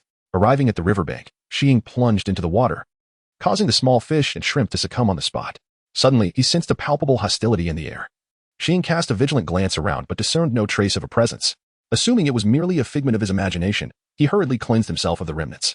Rabbit Mingming recalled the moment when she first expelled impurities from her body, that greasy sensation lingering in her memory. She wished for Snaking to experience it as well. Grabbing a bar of soap, she rushed to the riverbank, fortunate to arrive just in time. Upon returning home, Rabbit Mingming eagerly inquired, What ability have you awakened? Snaking shook his head, seemingly having gained nothing. Impossible, she thought, scrutinizing him while initiating a system scan. Aside from a significant reduction in bodily impurities, There were no traces of any power fluctuations. Could it be that the fairy fruit was flawed? The system promptly asserted, impossible. Space products must be of the highest quality. Even while feigning ignorance, the system defended its dignity. Then why did snaking not react after consuming it? The system expressed its frustration. The effects vary from person to person. If everyone who ate it awakened abilities, this fruit would have long become a legendary peach. Do not be disheartened. We can simply eat a few more, she said, handing him another one, reassured by the abundance of fruit trees in her space, confident they would eventually manifest some power. Half a month slipped away in the blink of an eye, a fleeting moment for the busy rabbit Ming Ming. Overnight, the vast expanse of snow vanished, replaced by resilient patches of grass sprouting defiantly. What she had anticipated to be a damp few days turned out to be a sun-drenched spectacle, the ground drying swiftly, with only the shaded areas retaining traces of snow. With spring's arrival, a multitude of tasks awaited. After experiencing the sweetness of cultivating mud fruits, Xiang Tian became fervently enthusiastic about farming. Within just a few days of spring, he conferred with the forest about planting mud fruits, prompting Rabbit Ming Ming to be summoned for guidance. She also took the opportunity to inspect the wheat sown before last winter. After a season of nurturing, the soil had absorbed the natural snowmelt, and under irrigation, the wheat grew wildly, transforming almost daily. In just 2 or 3 days, the ground was lush and green, a sight that brought joy to the heart. In addition to mud fruits, several plots of chili peppers had been cultivated, and throughout the winter, the tribe's orcs had become increasingly reliant on them. Eager to plant more, the forest led the orcs to clear thousands of acres of fertile land. Rabbit Ming Ming resolutely arranged for all the seeds to be sown, instructing them on how to nurture the plants. If all goes as anticipated, she will return from the Beast God Temple just in time for the harvest season of these crops. Everyone is aware that Rabbit Ming Ming is participating in the priest selection at the Beast God Temple, and they all hope for her success. Great Chief, please take good care of yourself during this trip, and I entrust Sinyuan to your care. The forest chattered incessantly, like a female incessantly prattling on. As for Sinyuan, he was indeed a source of concern, prompting the arrangement of escorts for Rabbit Ming Ming and the chief. Rest assured, old friend. Cat Dog stepped forward to give Rabbit Ming Ming a heartfelt embrace, filled with reluctance. Ming Ming, take good care of yourself while you're out there. Rabbit G quickly interjected, expressing sentiments akin to those of Cat Dong, urging one to take good care of themselves, assuring that matters concerning their parents would be entrusted to him. When the topic of journeying to the coastal tribe arose, Tu Ming Ming could not help but inquire, did you not say you would accompany us?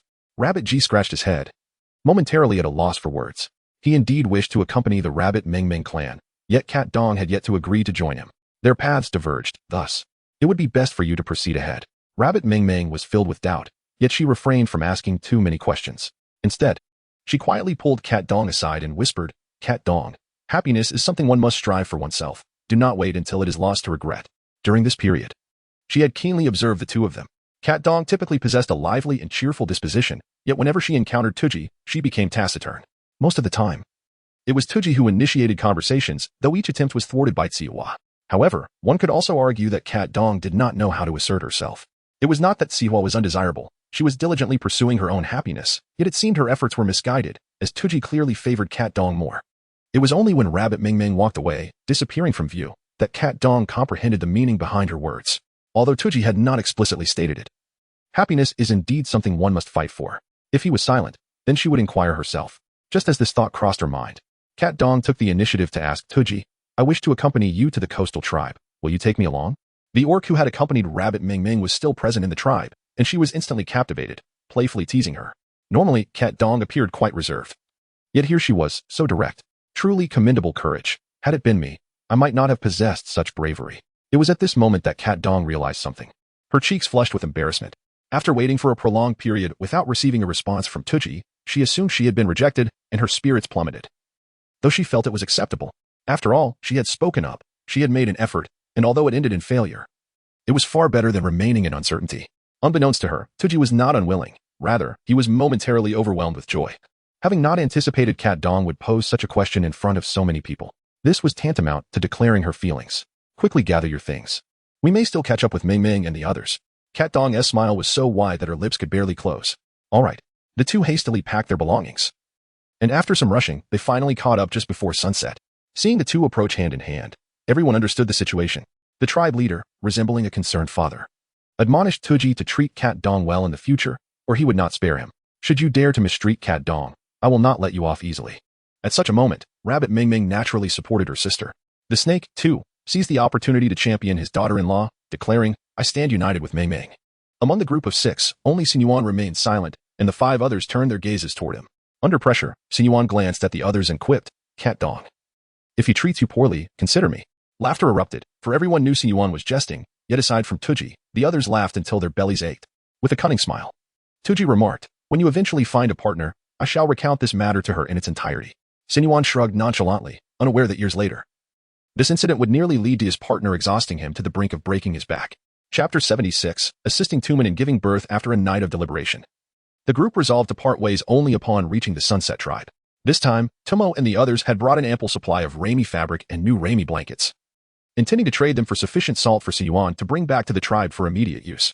During their journey southward, Tomo and Mao Dong took charge of the culinary endeavors, while the task of hunting naturally fell to Xiying, Tuji, and Yuan. On one particular day, Xiying and Tuji joined forces to vanquish a fire python, much to Tomo's delight. This one is mine. You should find other prey to consume, she declared. The two exchanged glances, their eyes brimming with affection for Tomo. Do take care, they cautioned, for the fire python possesses deadly venom. Rabbit Ming Ming is well aware that the last time Kuei Xiang employed the fiery poison of the fire python, it was not a lethal toxin per se, but its potency lies in the fact that it can only be countered with the red sun grass. How could one resist the temptation to carry a small supply of such a valuable antidote, as it is always prudent to be prepared? Moreover, the fire that envelopes her is a delicacy for the Feng Wan, who delights in consuming all things related to fire, including both flora and fauna. After Rabbit Ming Ming had completely exhausted the fire poison, she summoned Feng Wan to consume the fire python. Cat Dong watched in astonishment until Rabbit Ming Ming handed her a vial, instructing her to keep it on her person, assuring her that if any unforeseen circumstances arose, she should simply throw it at the adversary. Of course, Rabbit Ming Ming hoped that such a necessity would never arise. Cat Dong meticulously placed the vial into a leather pouch, aware that they would soon reach the Sunset Tribe in 2 days. The impending separation filled her with a sense of reluctance. Parting was but a means to facilitate a more joyous reunion. They would see each other again soon. Since the disappearance of the Fox Spirit System, Rabbit Ming Ming's heart had grown increasingly anxious, as if she sensed a significant event on the horizon. Her recollections of the original book had begun to fade, leading her to question the very existence of such a tome. There were too many enigmas left unsolved, and only the priest could unravel them. The system indicated that the priest possessed a portion of the beast god's inherited power. Ming Ming, let us depart swiftly. When she and Cat Dong returned to the camp, the game was sizzling and succulent over the fire. After indulging in a hearty meal, they resumed their journey. And what was once a 2-day trek was significantly shortened due to their enhanced abilities. She recalled the first time they traveled from the Qinghe tribe to the Sunset tribe to fetch salt, which had taken a full 2 months. This time, however, they arrived in less than 20 days. They did not assist other tribes with deliveries this time, and upon entering the tribe, each person surrendered 2 pieces of dried meat. With the aid of her memories, she found the homes of Luli and 2 men. Yet, before she could enter, anguished cries echoed from within. It was the voice of 2 men. The urgency in Rabbit Ming Ming's knocking at the door intensified. Inside, Luli, who was preoccupied with her tasks, hastily set aside her belongings to open the door, assuming it was the midwife arriving. Thank heavens, you have finally come. Please, help me check on Rabbit Min. She is in dire condition, Luli spoke, her eyes already glistening with tears. How could this be? The last time I saw her, she was perfectly fine. Previously, Rabbit Ming Ming had had the system scan Rabbit Min, revealing no apparent health issues, unless she had encountered some unforeseen accident. As Luli was pushed aside, she finally beheld Rabbit Ming Ming and Xiying, her heart overflowing with emotion. What a relief. Rabbit Ming Ming, please, help me save my beloved wife. Rabbit Ming Ming was gently ushered into the room by Dearly, and from a distance, she noticed Rabbit Min's prominently swollen abdomen. Swiftly, she pulled Cat Dong inside while simultaneously pushing Dearly out and shutting the door. She instructed, quickly prepare hot water and towels. Dearly was uncertain about what towels were, yet understood the request for hot water. Among the men outside, only Xiong Tian had experienced such a situation before. After explaining the circumstances to the two, he directed Xiying and Xin Yuan to assist. As anguished cries of increasing torment emerged from within the room, Xiying felt an inexplicable pang of anxiety. Finally, a resounding wail of a newborn filled the air, and everyone was overwhelmed with excitement at the arrival of this new life. Rabbit Ming Ming hurriedly cleaned the child and wrapped her in the cotton blanket she had brought along. The adorable little bundle was simply enchanting. Sister Rabbit Min, congratulations on your little female cub, she exclaimed, hastily correcting herself as she initially intended to say little daughter. Thank you, thank you. 1,000 words could not adequately convey Rabbit Min's emotions at that moment. While giving birth to a male offspring was manageable, the arrival of a female cub often signified a perilous fate. Rabbit Min had been suffering from abdominal pain since yesterday, fearing for her life. Little did she dream that Rabbit Ming Ming would come to her rescue at the brink of despair. No need to thank me. This is the destiny between me and the little female. Rabbit Ming Ming cradled the child, overwhelmed with unspoken joy. One might mistakenly believe she was the one giving birth. Destiny is indeed a mysterious force, as it seemed preordained for her to arrive at this very moment. You should rest well. I will take the child outside to show dear Pear. Rabbit Min's wound had been treated by Rabbit Ming Ming, leaving her merely fatigued. Rest would restore her strength. Upon seeing the little cub, dear Pear was overjoyed, embracing the child multiple times, proudly boasting to several men, I finally have a cub. I have a cub. After several years together, Rabbit Min had struggled with infertility, believing hope was lost until she unexpectedly became pregnant last year. Dear Pear was elated and, in gratitude to Rabbit Ming Ming, presented all the dried meat from their home, encouraging everyone to eat heartily. All right then. As old acquaintances, they naturally felt no need for formality. When Rabbit Min awoke, the couple insisted on kneeling in gratitude to Rabbit Ming Ming. No matter how much she urged them to rise, they remained steadfast until Xiong Tian remarked, "Let them be. You truly deserve this bow of thanks." Rabbity, in her confusion, only grasped the harsh realities of the beast world when she discovered that the survival rate for female offspring is less than 10%. Even in the modern world she had known, advancements such as painless childbirth and cesarean sections had only emerged in the last decade. The scarcity of medical knowledge in the beast world only exacerbated the situation. In truth, giving birth to female offspring is not inherently perilous. It is merely that no one has been taught the proper techniques for delivery. Upon returning to her tribe, she resolved to find someone to impart this knowledge. It became clear to her why female offspring were so valued. Rabbity couldn't help but think of her own mother, who must have faced similar dangers while giving birth to her, possibly as a twin, surely enduring a life-threatening ordeal. Bunny Mo's thoughts seemed to be seen through by Bunny G. Mother is doing well now. Once, Bunny G also thought he would become a motherless creature, but fortunately, the beast god showed mercy. After resting overnight at Dear Lee's home, early the next morning, Bunny Mo took the Rami cloth and effortlessly arrived outside the chieftain's solitary wooden hut. Suddenly, the furious roar of Elephant Yi echoed from within. What are you all good for? Can't even handle such a trivial matter properly. Standing outside the door, Bunny Mo hesitated, wondering if he should return later. Unexpectedly, the next moment, a stone knife was pressed against his neck. Who are you? Why are you eavesdropping on our chieftain's conversation here? Chapter 77. Please save my child. The innocent Bunny Ming Ming asserted her innocence, claiming she had heard nothing at all. You refuse a toast only to be forced to drink a penalty, she thought, as a guard raised his stone blade to strike her. With a fierce glint in her eyes, she was about to counter when a familiar figure intervened, pulling her back. Oh dear, who has dared to provoke my brother and incite his wrath? Allow me to administer a fitting lesson, Ivory declared, dragging Bunny Ming Ming to a nearby corner. The sound of several slaps echoed, accompanied by Bunny Ming Ming's cries of distress. The furious male beast departed in anger. Uncertain, Ivory cast a glance back to ensure all was well, then inquired with a grin, Bunny Ming Ming, what delightful treasures have you brought this time? To his surprise, the female he had casually conscripted for work had struck a deal with his clan leader cousin, aware that he was the one pulling the strings. He noted that many from the tribe had been swayed, eager to procure Rami fabric swiftly in the coming year. The charming Rabbit Ming Ming smiled as she retrieved a considerable amount of Rami fabric from her leather pouch, considering it a gesture of gratitude for the favor he had just rendered her. I have matters to discuss with the chieftain. We shall converse again later. With the urgency of reaching the Beast God Temple, her stay in the Dusk Tribe was limited to merely one day. She needed to swiftly exchange the items for salt, for there were numerous mouths in the tribe awaiting sustenance. Upon entering the tent, Tu Ming Ming immediately heard Xiong Yi express his discontent, stating that if there were no news this time, he would take drastic measures. The chieftain seemed to be troubled by some pressing issues. Why not share your concerns with me? Perhaps I can offer some insight, she suggested. The melodious and crystalline quality of her voice reminded Xiong Yi of only one female he had encountered before, prompting him to hastily exit the room. Indeed, he was greeted by the sight of Tu Ming Ming's charming figure. After a lapse of over 6 months, she appeared to have grown significantly stronger. Half a year ago, he could have easily overpowered her, but now he dared not entertain such thoughts. What is troubling you? Please, do share, Tu Ming Ming encouraged once more. It was not merely a desire to showcase her own abilities. She believed that forging a connection with Xiong Yi could prove beneficial in the future. Thus she felt compelled to assist. Xiong Yi let out a profound sigh, revealing, my elder sister is with child. Yet she has been suffering from abdominal pains for several days without delivering. I have heard of a skilled midwife, yet she has been unreasonably demanding, insisting on items that our tribe cannot provide, thereby complicating matters further. I am left with no choice but to find this midwife. Even if it means resorting to abduction, I must bring her here. However, despite sending numerous individuals, we have not caught even a glimpse of her. This situation has frustrated me greatly, as the peril of childbirth is exceedingly high, and I cannot neglect my sister's plight. With a resigned shrug, Tu Ming Ming realized her recent affinity for adorable creatures was indeed flourishing. Take me to see, she requested. Xiong Yi, aware of Tu Ming Ming's capabilities, found himself unable to locate the midwife, and thus had no choice but to let her give it a try. He quickly extended a warm invitation. This way, please. After navigating several winding paths, they arrived at a peculiar little wooden cabin. Before Tu Ming Ming could approach, a pair of hands barred her path. Who goes there? She wondered. Xiong Yi hastily explained that this was the midwife he had summoned. But the individual not only doubted him, but also brandished a stone knife, pressing it against Tu Mingming's neck. It was then she recalled that this was the very male who had previously threatened her with a stone blade. How audacious to eavesdrop on our conversation and masquerade as a midwife. Do you think my stone knife is merely ornamental? You must be delusional. I already told you that I was not eavesdropping. She stood openly at the entrance, so how could it be deemed eavesdropping? Besides, what was so extraordinary about the Sunset Tribe? Was it merely more populous and formidable? The current Qinghe tribe was hardly inferior to the Sunset Tribe in any regard. You continue to be obstinate, the male growled, raising the stone knife as if to strike.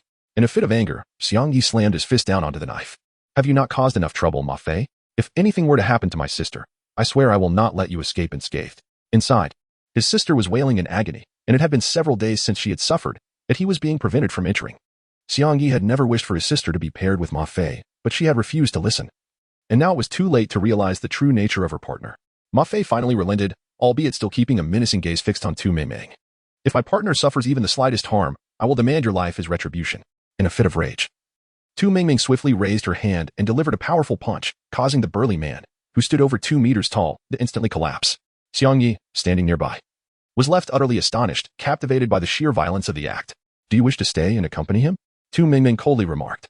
Promptly, Xiang Yi ushered her into the room, where thick smoke filled the air, stinging their eyes and making it difficult to breathe. The system quickly initiated a scan, mugwort, primarily utilized for treating conditions related to cold-induced bleeding and abdominal pain, possesses remarkable efficacy in addressing women's ailments, including menstrual irregularities, miscarriage, and uterine hemorrhage. Open the window quickly. The density of mugwort smoke can severely disrupt respiratory function in females, and in grave cases, it may lead to suffocation for both mother and offspring. Typically, the practice of burning mugwort involves only a minimal quantity. The volume of smoke present here was tantamount to an act of murder. The cries of the female gradually faded, and when Tu Mingming finally laid eyes on her, the woman appeared ghostly pale, devoid of blood. The ground beneath them was stained with blood. Under such circumstances, not only was childbirth improbable, but the female's very life hung in the balance. Regardless of the era or dimension, those in positions of power and privilege often surrounded themselves with numerous servants and attendants, yet these individuals proved to be of little use, only compounding the chaos. Rabbit Ming spoke solemnly, instructing that everyone, except for the females in labor, should exit the premises. At that moment, the individuals in the room finally realized that outsiders had entered, yet it appeared that none of them intended to heed her words. It was not until Xiang Yi made a sound that they hurriedly scurried away, not daring to linger for even a moment. Should anything unfortunate befall the females giving birth, it would be they who would suffer the consequences. The rabbit, with a glance at Xiang Yi, seemed to silently inquire why he remained indoors. Xiang Yi did not venture out. Instead, he settled himself at the edge of the table outside the room. The rabbit, undeterred by the circumstances, crushed a few healing herbs and sprinkled them onto the wound to staunch the bleeding. Concurrently, she invoked a healing spell to alleviate the suffering of the new mother. As the pain subsided, the mother's abdomen, prominently swollen, glistened with tears in her eyes. In a faint voice, she pleaded, "Please, save my child." Even in her own dire predicament, her thoughts were consumed by her offspring, a testament to the unique essence of motherhood. In the depths of her heart, Tu Mingming marveled at the profound strength of maternal love, though her expression remained largely unchanged. She simply retrieved a celestial fruit from her spatial storage and handed it to the mother, urging her to consume it. At such a critical moment, how could she think of food? "Please, save my little ones," she pleaded. "If you do not eat, both your children, and you shall perish." The mother, already exceedingly weak, could not hope to endure a successful delivery without replenishing her strength. Were she a trained medical professional, perhaps she could assist in the delivery through surgical means, but alas, that was not the case. To bring forth her child safely, she had to rely solely on her own abilities. When the mother was shouted at, her tear-streaked eyes welled up once more, as though she regarded Tu Mingming as the very fruit she needed, biting down with fierce determination. After consuming the celestial fruit, Tu Mingming promptly employed her healing arts to expedite the mother's recovery of strength. Chapter 78. Mind your own business. The mother's complexion visibly brightened, taking on a healthy hue, prompting Tu Mingming to direct her, "Follow my lead. Inhale, exhale, and push." As the sun gradually dipped in the west, the sound of a robust wail filled the room, signaling the arrival of the newborn, while the mother had already succumbed to exhaustion. The remaining matters were naturally beyond her concern. Upon learning that Tu Mingming sought to exchange salt, Xiang Yi promptly complied, providing double the quantity without a moment's hesitation. With a basket full of salt upon her back, Tu Mingming encountered Xiying on her way home. He naturally took the basket and slung it over his own shoulder, grasping her icy little hand. Had something delayed them? Yes, he was assisting with the childbirth. Upon returning to the Luli household, Tu Mingming learned that Tu Ji and Mao Dong had already departed, and Sun Yuan was also preparing to set off that very night, laden with supplies.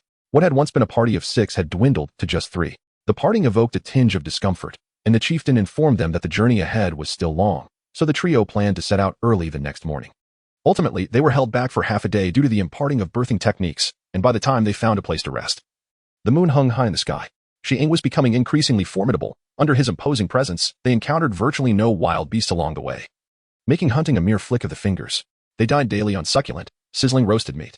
"Chieftain, have some of this." Tu Mingming offered him a generous piece. Bear Tian expressed his gratitude as he accepted it, enjoying a few bites before kindly advising, "Finish eating and rest early. Tomorrow we shall arrive at the Beast God Temple." The Beast God Temple has branches in various large tribes, but only the main temple is qualified to train priests, situated within an exceedingly vast tribe. The high-ranking beastmen within are numerous, each capable of leading their own tribe. Initially, Tu Mingming paid little heed, but the following day, she beheld the towering city walls. Majestic as hills, the walls stretched endlessly into the distance. She had not anticipated such splendid architecture in the beast realm, a realization of her own limited experience. "Let us proceed," Bear Tian urged, leading Shi-Ying and Tu Mingming to the city gates, habitually producing some jerky to pay the entry fee. A voice, dripping with mockery, rang out. "Oh, where did these country bumpkins come from, bringing jerky as their city tax?" Bear Tian had last visited the main city of the Beast God Temple a decade ago, accompanying his father. Having not returned in so many years, he was naturally unaware that the entry requirements had changed. Immediately transforming into a curious learner, he inquired, "Excuse me, kind sir, what items are now required for entry?" The gatekeeper, a beast man, replied, "An original stone per person." While one stone was not much, Tu Mingming possessed only used once, leaving the three in a predicament. Bear Tian cautiously asked, "We have come to participate in the priest selection. Could we perhaps be granted leniency and settle the stone next time we visit?" Before the gatekeeper could respond, the earlier derisive voice chimed in again. "Truly ignorant of your own limitations, the identity of a priest is not something just anyone can covet." With fair skin and striking features, Shi-Fei held her head high, stating that many came annually to the main city to vie for the priesthood. Who were they, after all? Yet, when Shi-Fei caught sight of the female before her, clad in vibrant garments made of fabric she had never seen before, her curiosity piqued. Rabbit Mingming is not particularly beautiful. Her features are rather ordinary, yet her fair complexion and flair for fashion elevate her status among the orc populace to one of prominence. Adorned in a vibrant crimson attire, she meticulously crafted her outfit inspired by the Hanfu from her memories. The striking red hue alone ensures that wherever she stands, she becomes the center of attention. This was precisely her intention for donning such an ensemble today, to stand out and engrave her presence in everyone's memory, particularly that of the priest, so that she might enhance her chances of success. However, unexpectedly, before she even entered the city, she encountered troublemakers questioning the origins of her attire. "What business is it of yours?" Rabbit Mingming retorted, her words laced with palpable defiance. From the moment they mocked her companions for using jerky as an entry fee, she had felt a surge of indignation, which only intensified with their subsequent remarks. Raised in the lap of luxury, the proud and domineering Shi-Fei had always been the one to bully others. She found it incredulous to be treated in such a manner. "What did you just say?" she exclaimed, stunned by the audacity of the confrontation. Noticing the contemptible expression on her opponent's face, Rabbit Mingming scoffed. Recognizing the irony of someone so lacking in eloquence also being deaf to reason, Shi-Fei, unaccustomed to such humiliation, was momentarily paralyzed, her fury reaching a boiling point as she swung her whip toward Rabbit Mingming's face. The large, glistening eyes of Tu Mingming suddenly turned cold. Just as she was about to strike, the opponent's whip was seized by Shi-Ying, who swiftly hurled it back at her. The whip struck her shoulder fiercely, staining her fair skin with crimson in an instant. Shi-Fei erupted with fury, exclaiming, "How dare you openly harm a female in the main city? Do you seek death?" Upon catching a glimpse of Shi-Ying's full appearance, Shi-Fei's face flushed with embarrassment, her eyes burning with rage as she fixed her gaze on him. Heavens! This male is extraordinarily handsome. Shi-Ying, originally blessed with striking features, became increasingly refined with the elevation of his cultivation. Had he not been bonded with Tu Mingming, he would have been swarmed by females in the Qinghe tribe. Noticing the shift in Shi-Fei's expression, Tu Mingming boldly took his hand, declaring her claim, "Let us depart." At the city gate, a throng of beastmen had gathered. Seizing the opportunity, Tu Mingming retrieved a roll of light blue ramie fabric from her leather bag. "I will exchange this fabric for a few raw stones. Is anyone interested?" In truth, most beastmen were drawn in by the striking red hue, marveling at the exquisite beauty of the female's attire. The moment Tu Mingming called for trade, the beastmen erupted in unison, shouting, "I will trade. Let me trade. I'll offer 5 raw stones. I wish to trade." The scene at the city gate descended into chaos, and ultimately, the blue ramie fabric was exchanged for the price of 30 raw stones. The trio of Rabbit Mingming paid the entrance fee and proceeded, leaving only Shi-Fei and her companion standing at the city gate, as if forgotten. "Shi-Fei, let us depart," one female called out. The response was a sharp lash of the whip. "Fools, where were you when I was bullied just now?" The other females trembled in fright. Shi-Fei often resorted to beating or scolding them, and their failure to assist earlier had stirred a sense of retribution within them. Seeing their silence only fueled Shifei's anger further. Go investigate. Once we uncover which tribe is responsible, that female will pay dearly. And I shall also claim that handsome snake beast for myself. As the daughter of the city lord, Shifei was destined to become the next ruler of the main city, and none dared to defy her. The females scattered to gather information. Chapter 79. Are you here to amuse us? The city buzzed with activity. Along the streets, beasts set up stalls to sell their wares, and numerous establishments offered lodging and meals. Remarkably, raw stones had become a medium of exchange, facilitating trade for virtually anything. In this moment, Rabbit Ming Ming finally glimpsed the true essence of the beast world, a visage that it rightfully deserved. Xiong Tian led the two to a lodging house. We shall stay here tonight. The sign above the door read He Lodgings. The prices were outrageously steep. A single room cost 1 raw stone per day. The wooden bed covered with beast skins, and even the blankets were fashioned from the same, ensuring warmth against the chill. However, aside from the sleeping arrangements, there were no amenities whatsoever, rendering it inferior even to the humblest cave in the Qinghe tribe. Is this wretched place truly worth a raw stone? What a colossal loss. You two rest here. I shall find out when the priestess election begins. Xiong Tian was, in truth, a novice in such matters.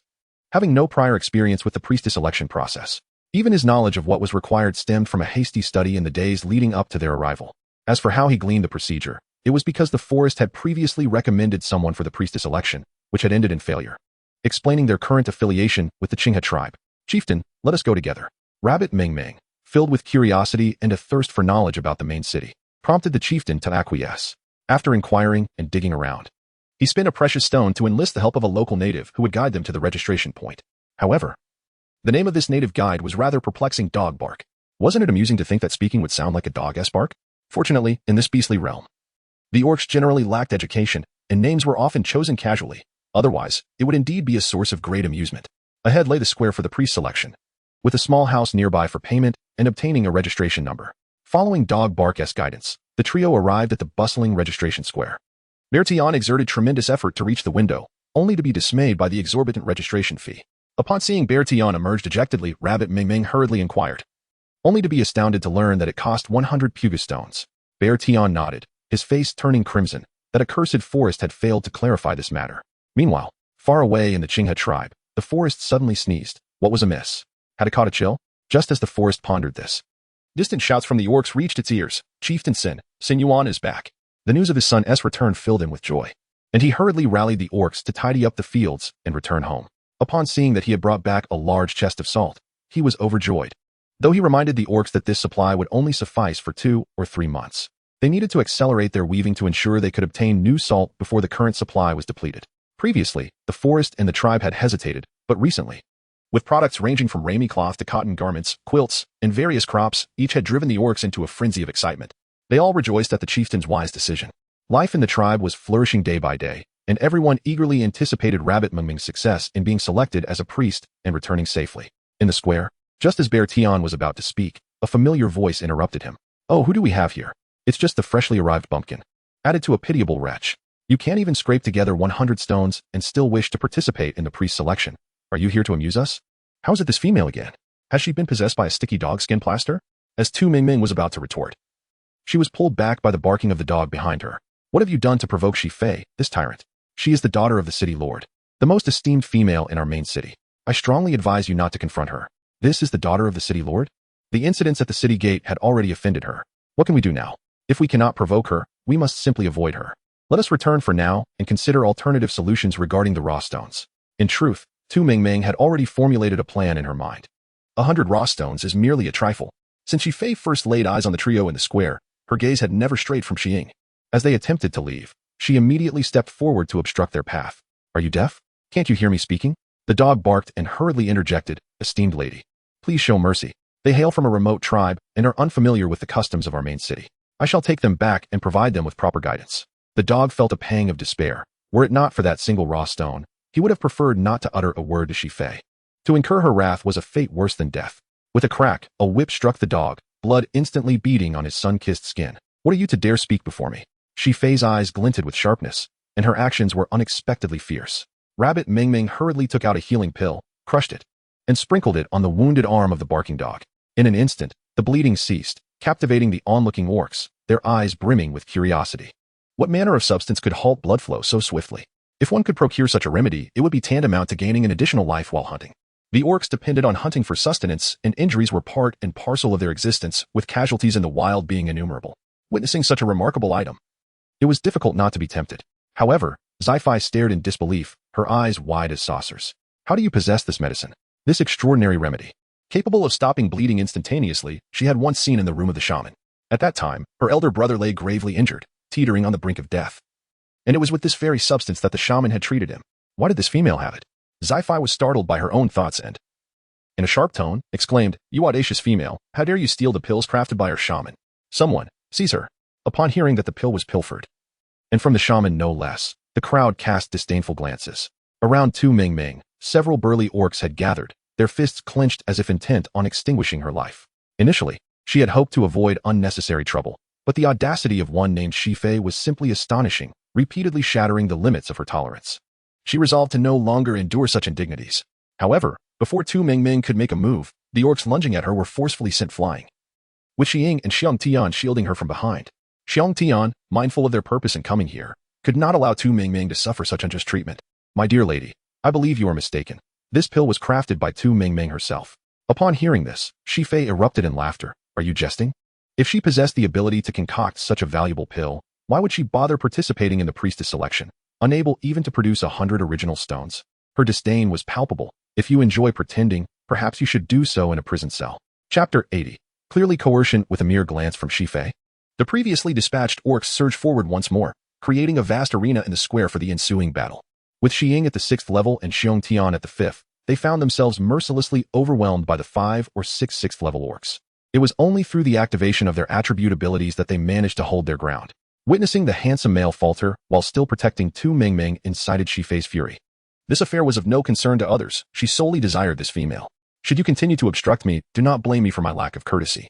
Observing the two males stubbornly resisting, Shifei ceased her words and commanded her subordinates to engage in battle. Although she felt a twinge of sympathy for the handsome male, she resolved to let him endure some hardship, ensuring he would understand that all of this stemmed from that female, thus fostering a sense of gratitude towards her in the future. With a pair of inherently cold eyes, Tu Mingming now gazed at Shifei with an exceptionally sharp intensity. She inquired, word by word, "Is it permissible for the daughter of the city lord to act with such impunity?" For reasons unbeknownst to her, Shifei felt as though she were being seen through, an inexplicable fear stirring within her at Tu Mingming's penetrating gaze. Dismissing it as mere illusion, she scoffed disdainfully, asserting that indeed, the daughter of the city lord could act without restraint, challenging Tu Mingming to demonstrate her own prowess as a daughter of a city lord.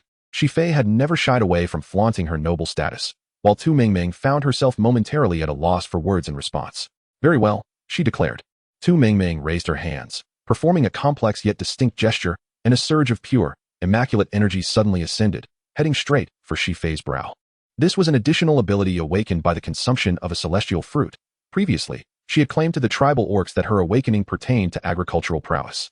This was her inaugural use of her additional ability, the nature of which remained a mystery to her, and she eagerly anticipated the effect it would have on Shifei upon impact. However, her anticipation was abruptly shattered by the strike of a staff. In the moment of being struck by the white light, the wielder of the staff felt an overwhelming sensation akin to being struck by lightning.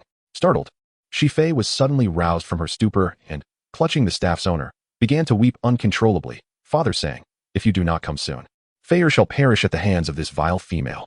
Her tears flowed freely, resembling pearls strung on a broken thread, leaving onlookers to mistakenly believe that she was the one being bullied.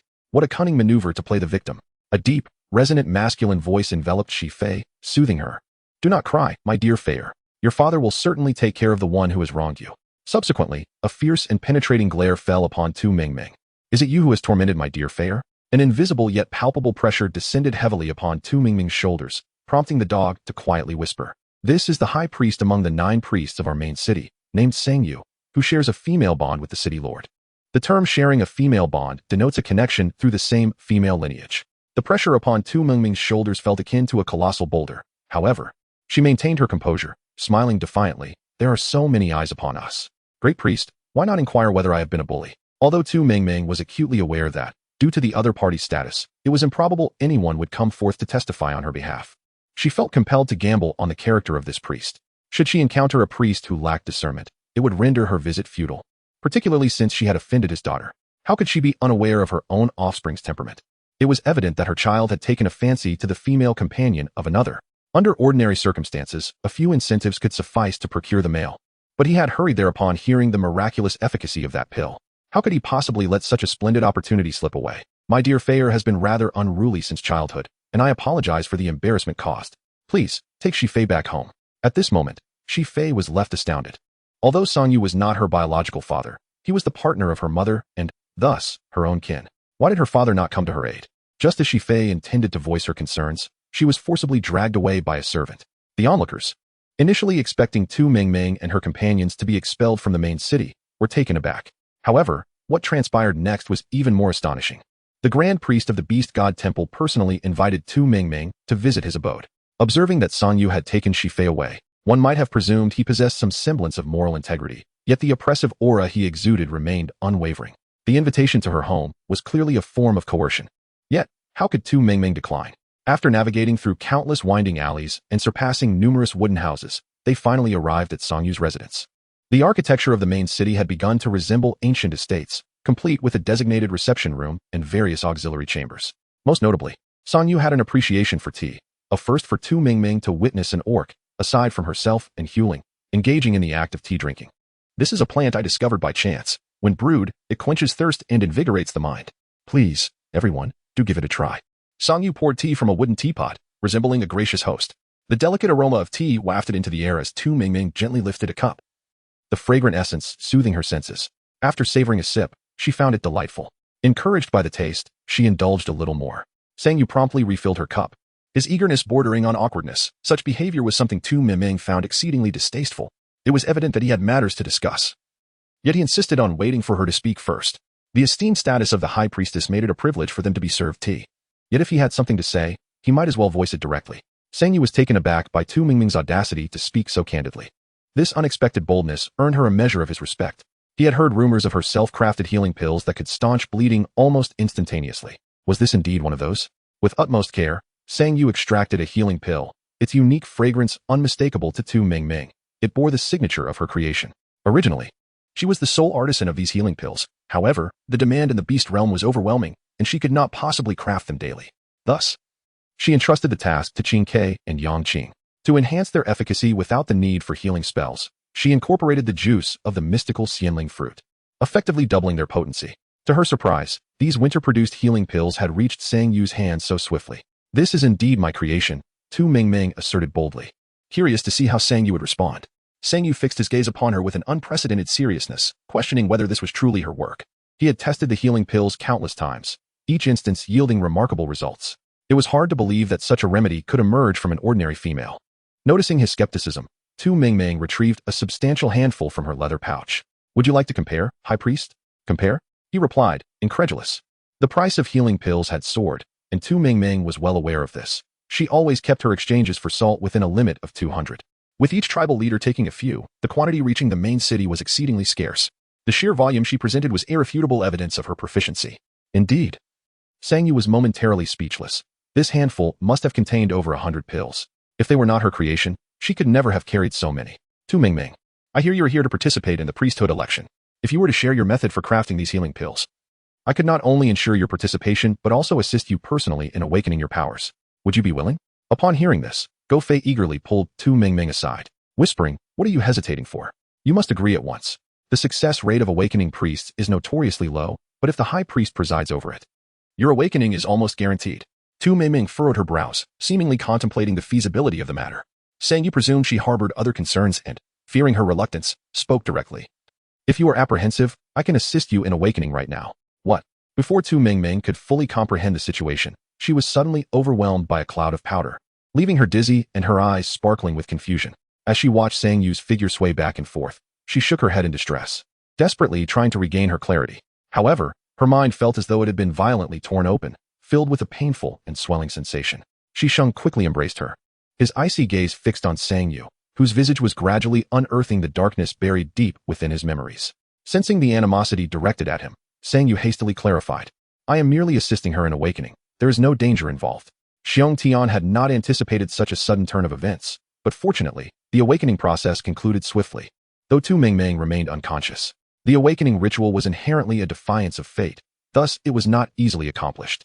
Rest assured, within a fortnight to a month, Tu Mingming will surely awaken. You may return to me then, Sang Yu concluded, instructing his servants to escort the others outside. Upon returning to their shared dwelling, they discovered their belongings discarded on the ground. I apologize, said Shi Fei, the esteemed female, but if we dare to harbor you, we risk being expelled from the main city. I have parents and young ones to care for. I am truly sorry. Reluctantly, Go Fei led the three back to his dilapidated abode. My home has but 2 rooms. Let Tu Mingming share with my grandmother, and we shall all squeeze together. Having offended Shi Fei, only Go Fei was willing to take them in within the entire city. Xiang Tian expressed his gratitude by offering a piece of ramie cloth. Go Fei, reluctant to part with it, exchanged it for raw stones, purchasing herbs and food in return, with Xiang and Xiang Tian joining him. The trio ventured out to hunt daily, and within a few days, Go Fei's home was adorned with an abundance of dried meat. Each day, Xiang returned home with eager anticipation, hoping to catch a glimpse of that enchanting figure. Until one fateful night, a familiar yet loathed silhouette emerged. Mother is in dire straits. Be cautious, Tuji. Mao Dong called out with concern. In a flash, Tuji vanished into the earth, employing a swift maneuver. While the bewildered wild boar redirected its focus towards Miaodong, with a furious roar, it charged at her. Just as it was about to close in on Miaodong, Tuji emerged from the ground, brandishing a dagger that gleamed with a chilling light. As the wild boar lunged forward, its abdomen was ruthlessly pierced, and its innards spilled forth in a gruesome display. Before it could even reach Miaodong, the wild boar met its demise, as it crashed to the ground. Miaodong's eyes welled with tears, cursing Tuji for exploiting her in every hunt. She loathed this cruel amusement. Overwhelmed with sorrow, tears streamed down her face. And only then did Tuji realize he had gone too far. No tears, no tears, I was wrong. I promise I won't do it again, he implored.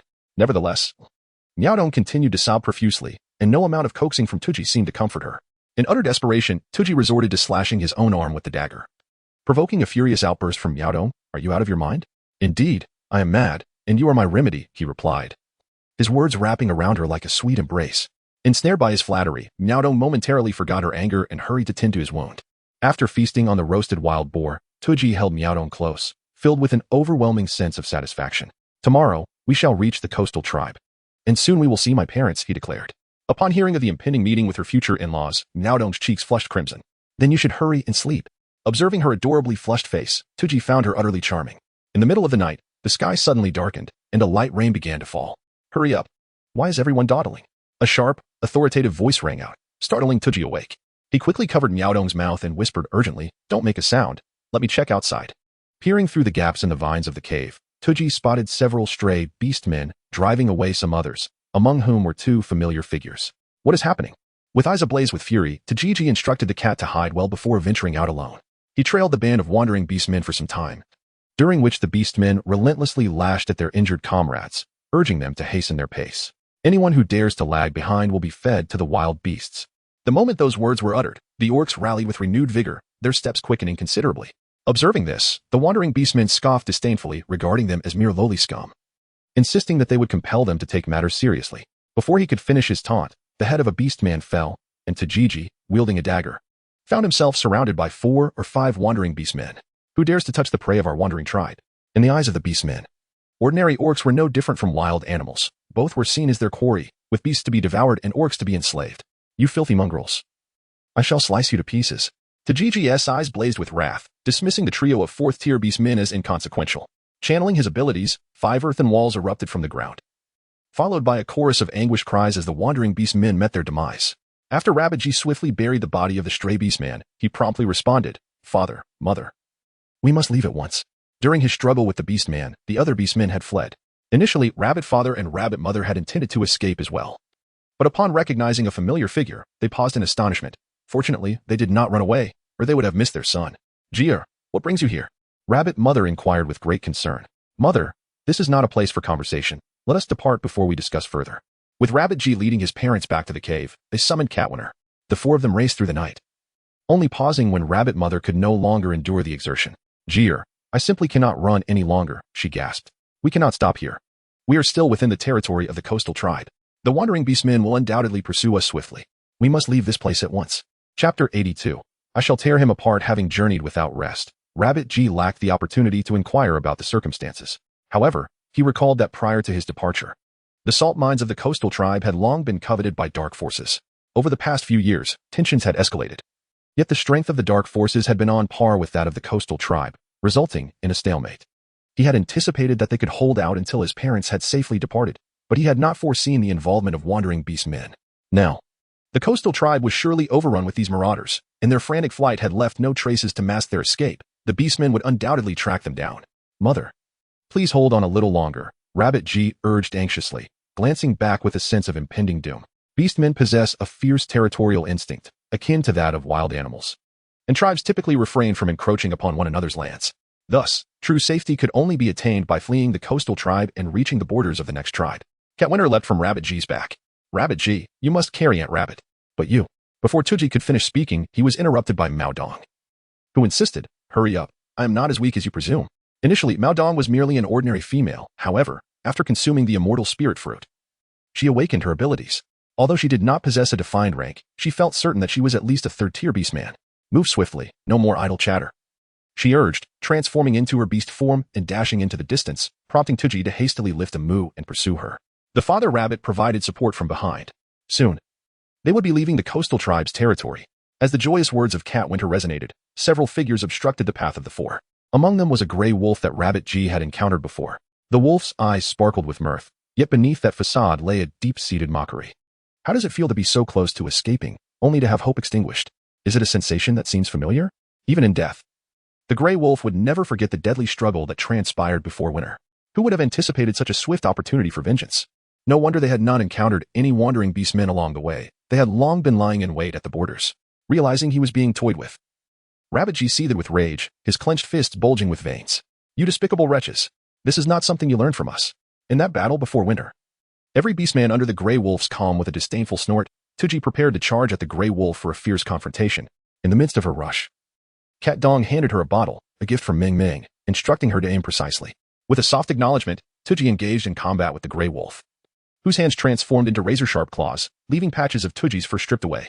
The gray wolf, filled with arrogance, proclaimed that next time, it would be her belly at stake. Do not boast, she retorted. With both hands raised, Tuji found himself separated by a formidable earthen wall, his attempts to wound the gray wolf thwarted time and again, each effort falling just short. The surrounding walls loomed high, and the gray wolf laughed with abandon, taunting him. Do not struggle, you cannot best me. As he spoke, tendrils of vines suddenly sprang forth, ensnaring Tuji's limbs, rendering him as helpless as a lamb awaiting slaughter. Beast, you despicable creature, Tuji seethed with fury, cursing. Yet he found himself powerless to escape. The gray wolf relished the sight, reveling in the sweet taste of revenge. Rest assured, I shall cherish your companion in your stead.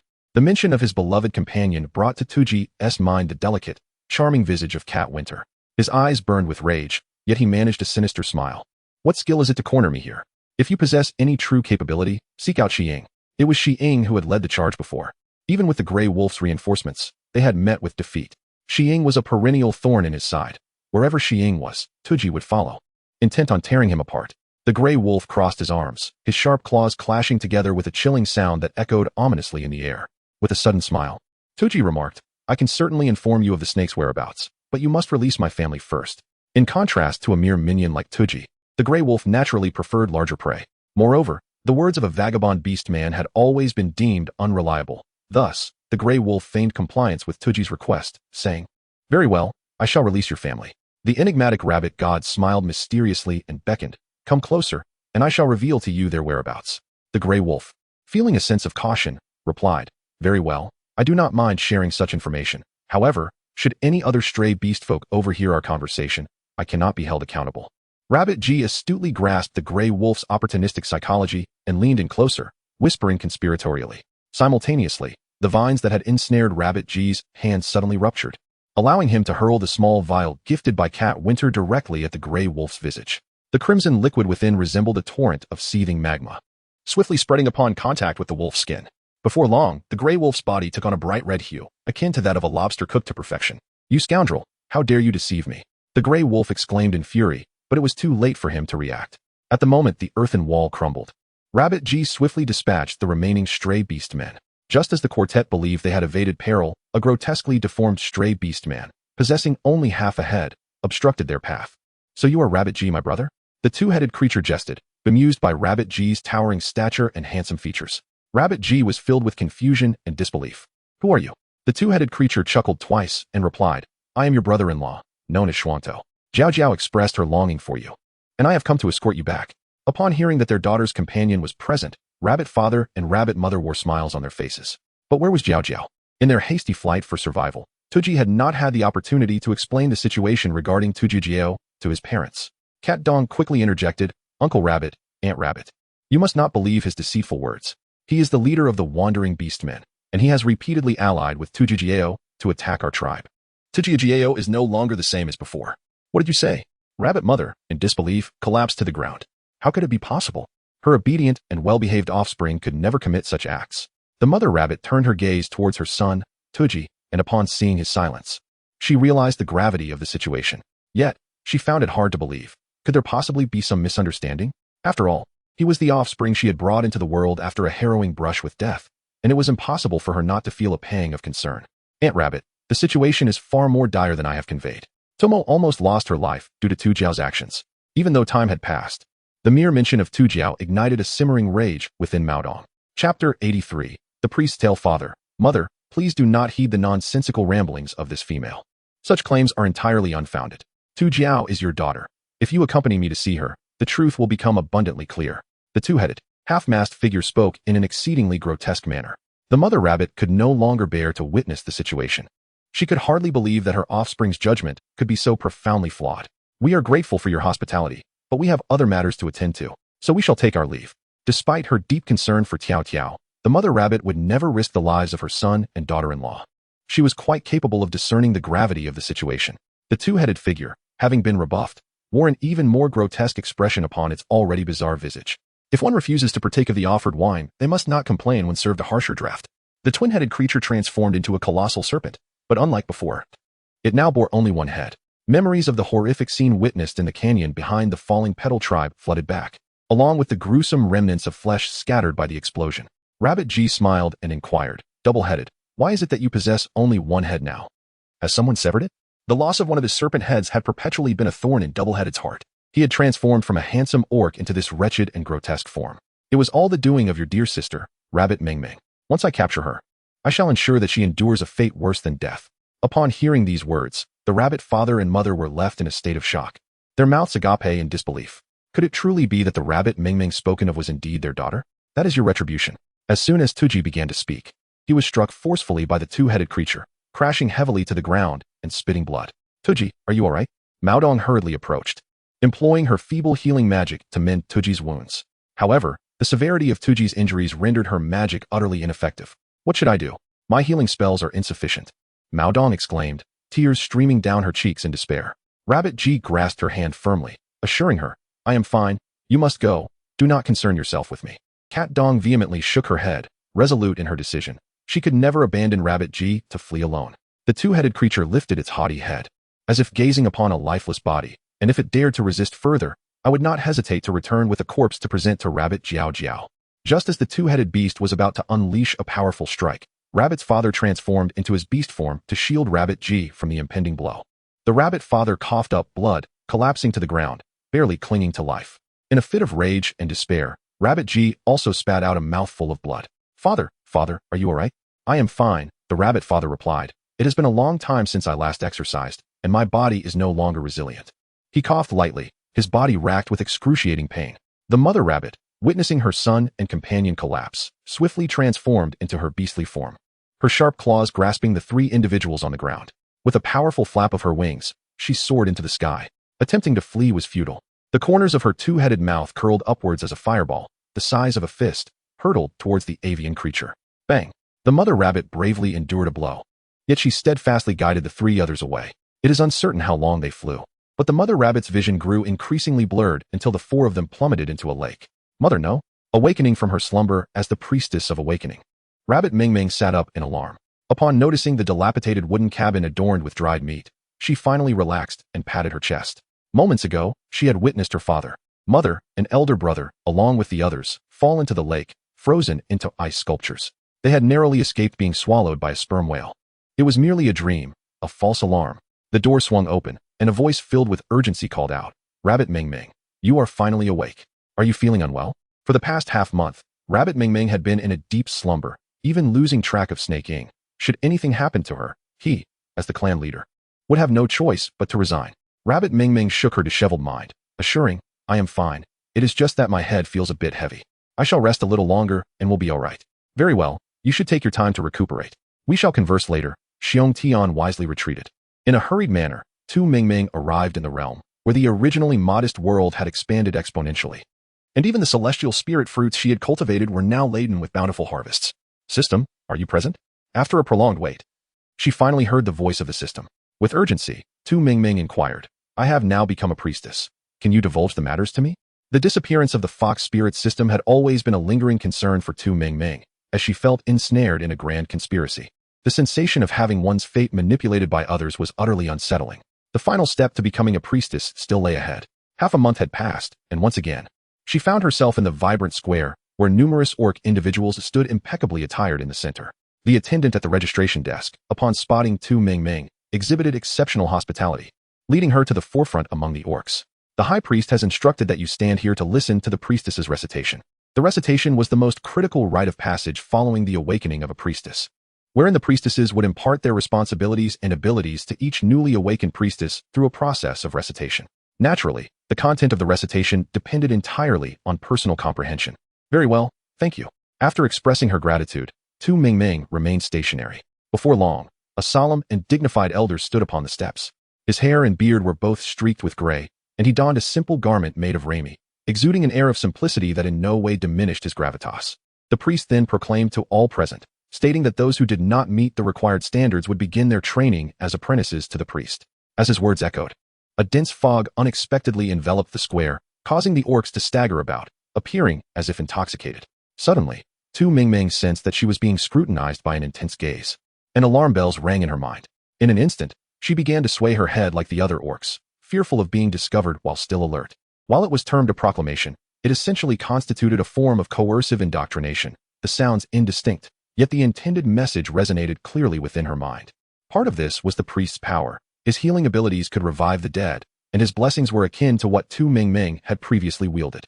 The other aspect compelled the priests to submit utterly to the beast god temple, obeying the directives of its 9 priests. Any act of defiance would inevitably result in severe punishment. Bunny Mingming was perplexed. Wasn't the priest merely a messenger of the beast god, serving his interests? Why had it transformed into a matter of serving the priests themselves upon arriving here? Uncertain of how much time had passed, the mist gradually lifted, and she found herself being pulled by a pair of hands, urged to follow that priest and learn. Was it not said that only those deemed unqualified were to study? Without any assessment, she was directly assigned as a priest's apprentice.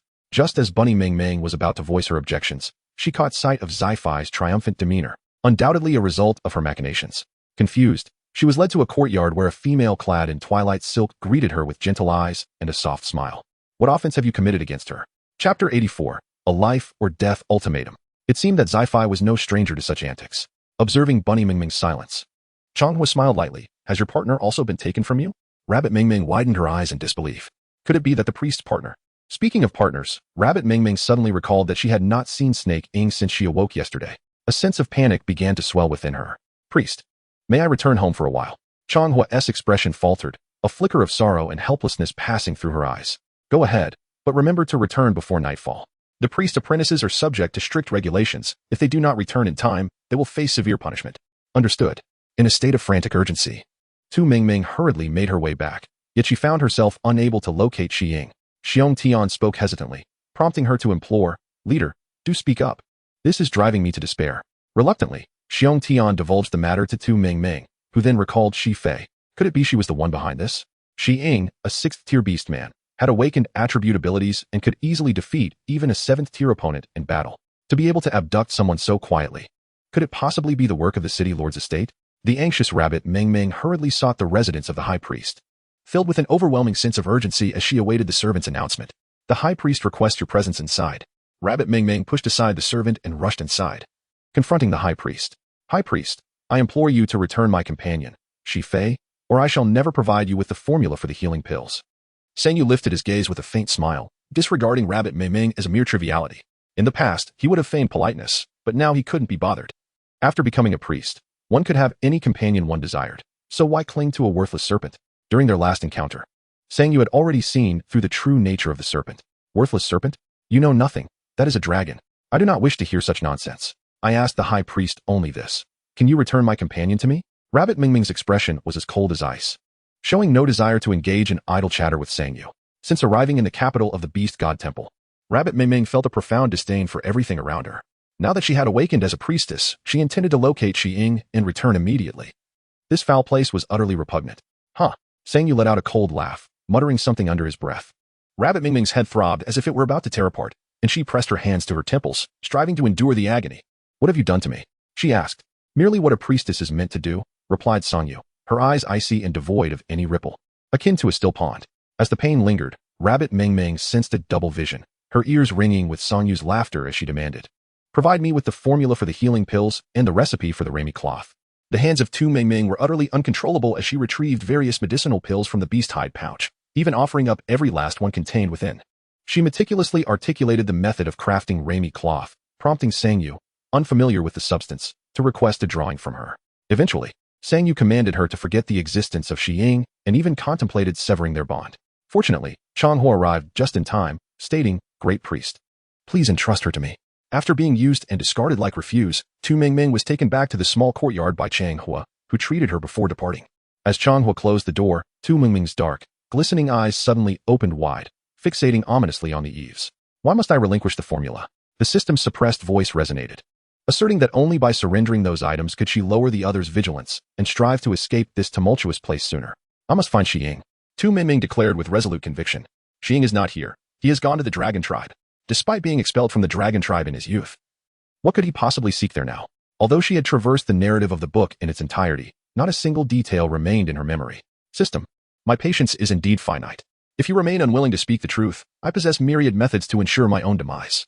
Through their prolonged interactions and tests, Tu Mingming discerned the system's profound concern for her life. She refused to believe that threatening her own existence would yield any answers. The system, realizing it could no longer conceal the truth, divulged the entire sequence of events. In truth, I am not a system sprite. I am another version of you. You may refer to me as the divine essence. What is the divine essence? The system patiently explained. The divine essence represents the soul of an orc who has ascended to divinity. A millennium ago, the beast era was not as it appears now. It was a vibrant tapestry of life, where orcs could freely transform and understood the art of cultivation. At that time, there were no beast gods or divine temples. Only tribes and chieftains, until a cataclysmic disaster shattered the heavens and earth, creating rifts that unleashed unknown demonic entities, devastating all life in their wake. The most powerful being among them, the beast god, united the orcs to resist these foes. Years of conflict resulted in countless casualties among the strong, and ultimately, it was the beast god's very body that sealed the breaches against the demonic invasion. Though the beast era enjoyed a millennium of peace, the beast god's body gradually disintegrated, and his divine essence wandered the world in search of a new savior. Having reached this juncture in the narrative, if Tu Mingming still failed to comprehend, she would be a fool. Thus, all the notions of transmigration, fox spirits, and the main system were merely traps set for her, not traps, but rather a means to instill pressure, urging you to enhance your own strength, so that you may one day shoulder the responsibilities that are rightfully yours. The system replied with an air of righteousness. Rabbit Mingming found herself utterly speechless. What connection did I have with the beast god? How had it become my responsibility? You are the reincarnation of the beast god. Since childhood, your parents left you due to a car accident, but that was not the truth. Your parents still exist in the beast realm, which is to say, they are your present guardians. You are not the assassin by Mingming. You are inherently Rabbit Mingming. The last time you were on the brink of death from snake venom, the divine essence had to save your life and bind with you, allowing you a fleeting moment in another dimension where you acquired knowledge and culture from those realms. This is your mission, to disseminate the civilization gained from those dimensions throughout the beast realm, guiding it toward a more advanced and powerful future. How could Rabbit Mingming's mind be so muddled at this moment? How could reality be like this? The modern life she yearned for was a fabrication. Her identity as an assassin was a falsehood, and even her parents were not real. Once feeling indignant for the original host, lamenting her unjust death, she never expected that she herself was the true tragic figure. The more she contemplated, the more ridiculous it seemed. No, you must be deceiving me. You insist that I am Rabbit Mingming, but how do you explain the transaction system? And what about those bizarre time travelers? Chapter 85, The Art of Puppetry. The world is vast and filled with wonders. It comprises more than just our beast realm. I have spent millennia connecting these realms, solely for you to lead the beast realm toward greater strength and civilization. Absurd. It is utterly nonsensical. Despite Rabbit Mingming's reluctance to accept this reality, sitting through the night until dawn changed nothing. Everything she believed was false. The only solace might be that she was not alone in the beast realm. Now, she had parents, an elder brother, and a partner. Coming to terms with this was not as difficult as she had imagined. How long until the catastrophic millennium? It has been 995 years. Upon hearing that only 5 years remain, Rabbit Mingming clenched her fists, unable to suppress her expletives. Where the hell were you all those years? Now, with only 5 years left, you might as well be sending me to my doom. 5 years, what could she possibly accomplish? Anyone could crush her with ease. Attempting to thwart the invasion of the demon race was nothing more than a fool's errand. Then, images of various picturesque landscapes emerged in her mind, beautiful yet undeniably perilous. These 7 locations corresponded to your brain, heart, lungs, liver, kidneys, stomach, and eyes, with each vital organ suppressing a different evil beast of the demon race. By defeating or subduing these beasts, you could reclaim that portion of your body and gain divine power from that organ. Once you gather all 7 parts, you shall obtain the full divine power of the beast god. With a sigh of exasperation, Tu Mingming pressed her forehead in resignation, realizing that there seemed to be no better alternative than this path. Divine being, I wish to know, how is it that at such a time, Tu Mingming still lies here unmoving? A sharp and biting voice pierced the air, prompting Tu Mingming to hastily withdraw from her conversation with the divine being. Before she could even rise from her bed, a heavily clad female burst into the room, brandishing a thorny whip in her hand. Upon spotting Tu Mingming, she lashed out. But fortunately, Tu Mingming reacted swiftly. Otherwise, she would have been struck mercilessly. Who are you? The female demanded imperiously. All the apprentice priests are under my jurisdiction. Do you dare question my identity? A junior apprentice stepped forward nervously, stating, This is our overseer of apprentices. With a furrowed brow, Tu Mingming expressed her displeasure, uncertain of the steward's purpose in seeking her out. Today marks your inaugural day as an apprentice. Naturally, I have come to impart the principles you must adhere to. These principles, she elaborated, were nothing more than a compendium of her directives to be etched in memory, alongside the necessity of the priest's personal involvement in all matters. Essentially, it was a form of indoctrination aimed at transforming individuals into mere puppets devoid of any independent thought. Only when the steward observed Tu Mingming's head shaking in disbelief did he depart, his mood visibly lightened. As the door clicked shut, Tu Mingming's keen gaze revealed a realization. Based solely on the priest's teachings and the steward's mind control, the role of the priest was undoubtedly that of an obedient marionette. The priests cultivated by the beast god temple were dispatched to various tribes within the beast realm, where they were sustained by the tribes. If these priests were merely brainwashed puppets, then all their actions would be dictated by others. What would happen if one were to resist? As the young rabbit, Mingming, began to develop a rebellious spirit, a searing pain surged through her head as if it were about to explode. The agony was so intense that it rendered her nearly lifeless, and ultimately, she had to seek assistance from the system to alleviate the torment. What could possibly be the cause of this? Such a method of control is characteristic of demonic creatures. It is astonishing that it has been employed against a priestess. The power of the beast god is gradually waning, and it is likely that demonic entities have emerged, possibly in collusion with the beast god temple. The system intoned gravely. Rabbit Mingming was perplexed. Did you not say that there were no beast gods 1,000 years ago? How then did the temple of the beast god come into existence? This is not difficult to comprehend. After that great war, the beast god sacrificed himself to preserve the beast realm, and the beastmen of that realm revered him as the beast god.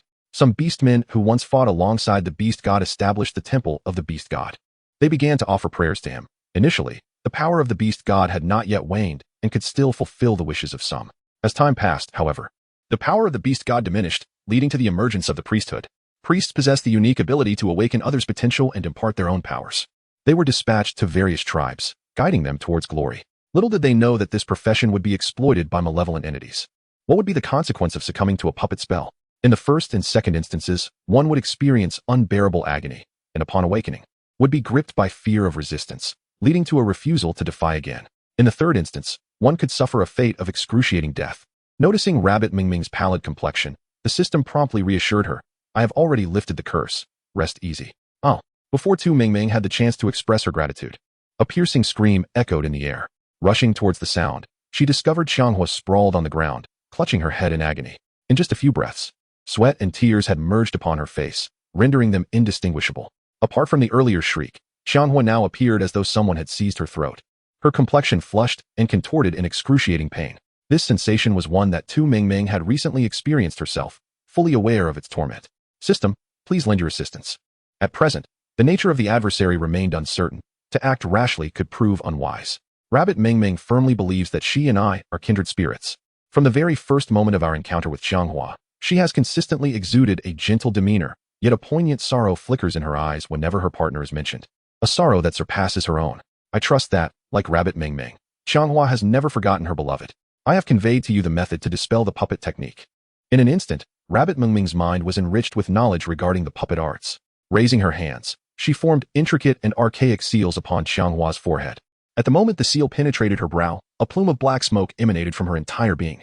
This dark vapor even attempted to assail Rabbit Meng Meng, only to be incinerated to ashes by a fireball she conjured.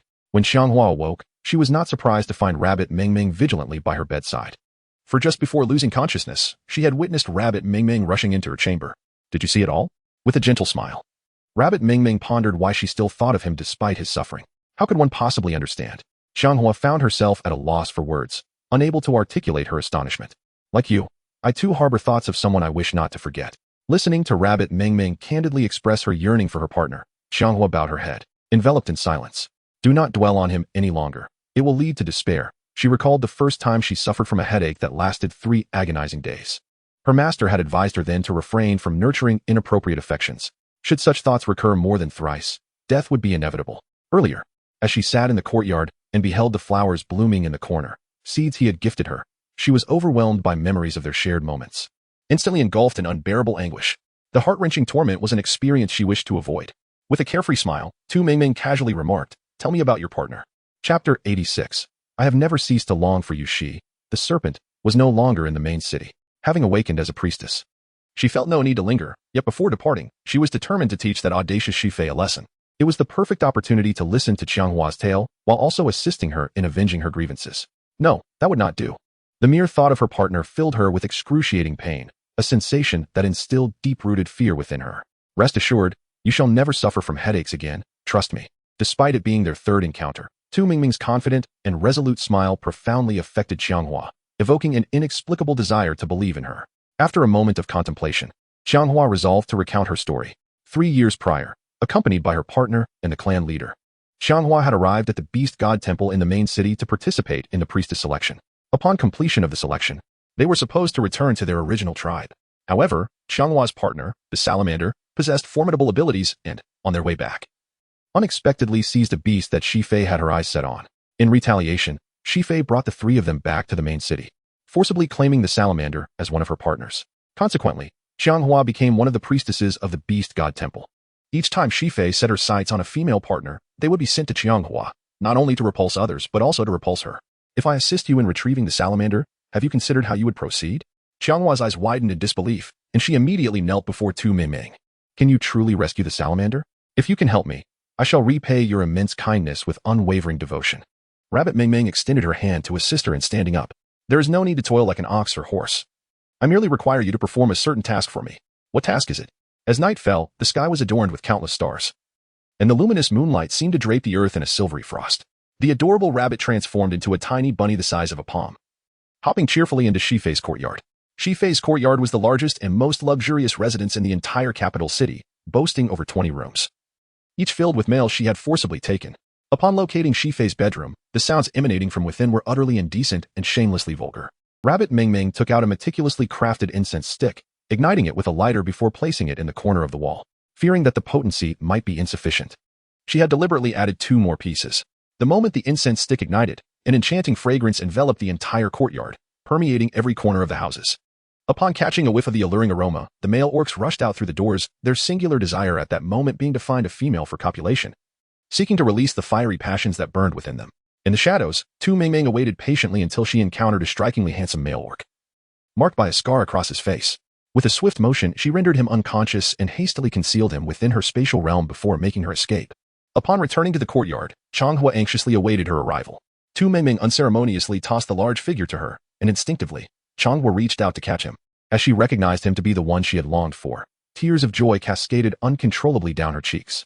As the newt gradually regained consciousness, upon first seeing Qianghua, he thought he was hallucinating and hurriedly rubbed his eyes. Newt, I am truly sorry for the suffering I have caused you. The pain from rubbing his eyes was overshadowed by the sound of her gentle voice, allowing him to finally believe in the reality before him. The newt tenderly caressed Qianghua's cheek, wiping away the tears that had gathered at the corners of her eyes, his gaze filled with deep compassion. Qianghua, is it truly you? I feared I would never see you again in this lifetime. The last time the newt had fled to seek Qianghua, he had been struck in the face by Shifei's whip, and since then, Shifei had not cast a glance in his direction. Despite this, he remained confined within that courtyard, unable to step foot outside, and he had heard rumors that Qianghua was soon to be assigned to a tribe. After such a separation, he had resigned himself to the thought that they might never meet again in this life. To his astonishment, fate had granted them another chance to reunite. Indeed, it is I, and I owe my gratitude to the rabbit priestess. Changhua glanced sideways. But there was no trace of Tu Mingming to be found. Had she not been cradled in the newt's embrace, she would have believed this all to be an illusion.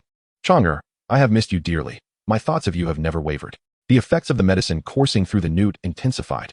In a sudden turn of events, Tu Mingming inhaled several deep breaths of the enhanced aphrodisiac incense burner, and at that moment, having just quelled her fiery impulses, she intended to step out and inquire about the plans of the two individuals. However, the walls of the adjacent room echoed with sounds that would make anyone blush. Clearly, she had underestimated the potency of the incense. Even a mere hint of its effects had rendered the salamander in such a state. And she found herself rather intrigued by the prospect of Dawn's arrival. Upon entering her space, Tu Mingming first plucked a mature fairy fruit and offered one to the vulture, encouraging it to absorb its essence and awaken, ensuring that such a splendid opportunity would not be squandered. The vulture, as if comprehending her words, nodded vigorously in response. Reclining on her comfortable mattress, she savored the fairy fruit while perusing the trading system. Given that this system was forged over a millennium by divine grace, she was determined not to let it go to waste. Item number 657000, fresh seafood now available, offering various idle goods for exchange. The array of items she wished to acquire was simply too vast to enumerate, so she opted for a rather ambiguous response. Fortunately, the trading system was remarkably user-friendly. Anyone wishing to trade could list their possessions within the system, allowing Tu Mingming to browse. Should she find something appealing, she could proceed with the exchange. If not, it would simply be dismissed. With the prestige of item 657,000 within the trading system, offers began to flood in within moments of her utterance. Rabbit Mingming reclined on her bed, indulging in fruits while gazing at the transparent screen before her, reminiscent of the modern act of scrolling through a smartphone. She contemplated acquiring a cookbook, a guide for cultivating fruits and vegetables, and a textbook on wooden furniture, all of which she deemed essential. Rabbit Mingming had already devised a plan. Upon her return, she intended to present the book to Monkey Jiang, urging him to craft furniture for the entire tribe of orcs. Time slipped away unnoticed, and she remained oblivious to when she had succumbed to slumber. She was roused once more by a cacophony outside. Hastily exiting her space, she discovered the scene outside in utter disarray, likely a consequence of the developments on Shifei's side.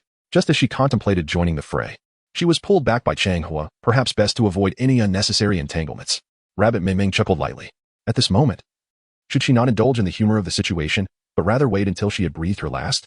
The memory of Shifei's gaze upon the snake stirred a tempest of frustration within Rabbit Mingming. Changhua, knowing better than to linger on the matter, reluctantly released her. Observing her graceful departure, while reflecting on the apprentice's report from that morning, "My lord priest, the high priest requests your immediate presence to treat the esteemed female." As Changhua walked, she pondered the unfolding events. What had transpired?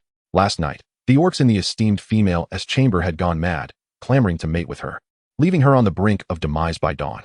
Upon Changhua's arrival, she found Shifei's complexion ghastly pale, her lower body drenched in blood, rendering any hope of healing futile.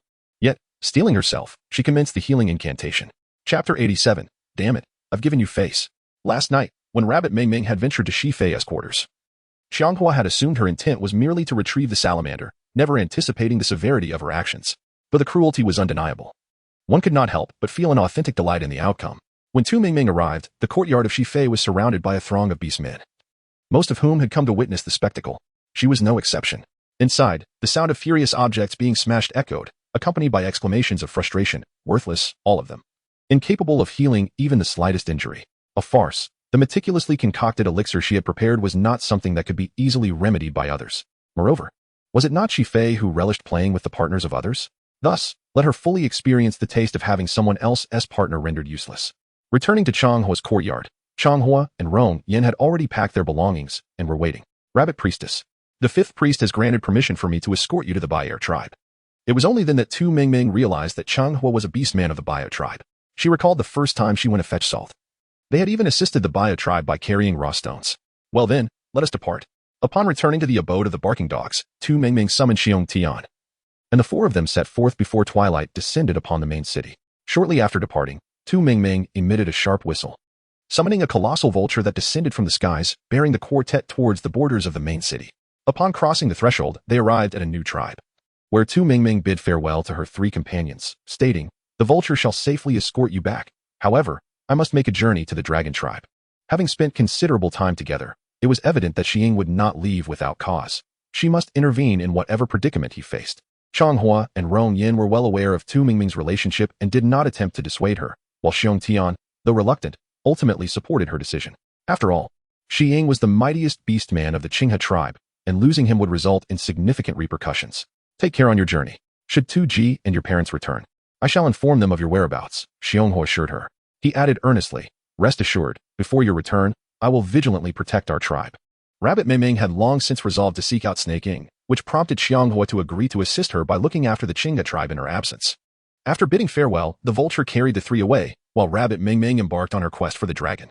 The dragon clan has always been shrouded in mystery, never revealing the location of their kin to outsiders. Despite her inquiries to several tribespeople, Rabbit Mingming was unable to unearth any useful information.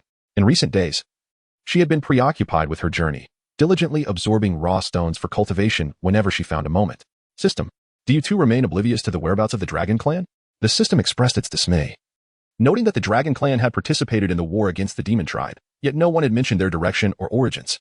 Suddenly, the system emitted a notification. A four-winged white tiger had appeared, surely one of the 7 major locations. Host, shall you proceed? As the words were spoken, Rabbit Mingming had already risen, grasping a pitch-black ancient sword, which she had exchanged for through the trading system, initially seeking a suitable weapon. However, considering the current beastly era, she opted for a formidable ancient sword to enhance her flair. Indeed, it appeared quite gallant, since she had encountered this opportunity. Even if it meant venturing into a den of dragons and tigers, she was determined to forge ahead. In the depths of her heart, Tu Mingming mused that regardless of when she would ascend, whether now or later, it made little difference. At this moment, the four-winged white tiger was engaged in a fierce battle with a group of eagle beasts, which soared gracefully through the sky, their formations impeccably arranged. Yet, in the face of absolute power, all such displays were mere embellishments. With a powerful flap of its colossal wings, the four-winged white tiger ascended into the air, charging recklessly towards the eagle beasts, sending them sprawling with each mighty strike, crashing heavily to the ground. Young master, how are you faring? The hawk, clutching its chest in agony, swallowed hard against the metallic taste of blood, struggling to suppress the pain. I'm fine, it managed to reply. Young master, we are no match for the four-winged white tiger. We should retreat to avoid worrying the clan leader. They had ventured out without the clan leader's knowledge, and if he were to discover the young master had been injured, he would surely face punishment. Just as the hawk was about to voice its concerns, a pair of fiery red wings streaked across the sky, as if attempting to paint the heavens crimson. Upon the back of the firebird stood a striking female clad in red, her exquisite features and alluring figure captivating the hawk at first glance, ensnaring him in a web of fascination.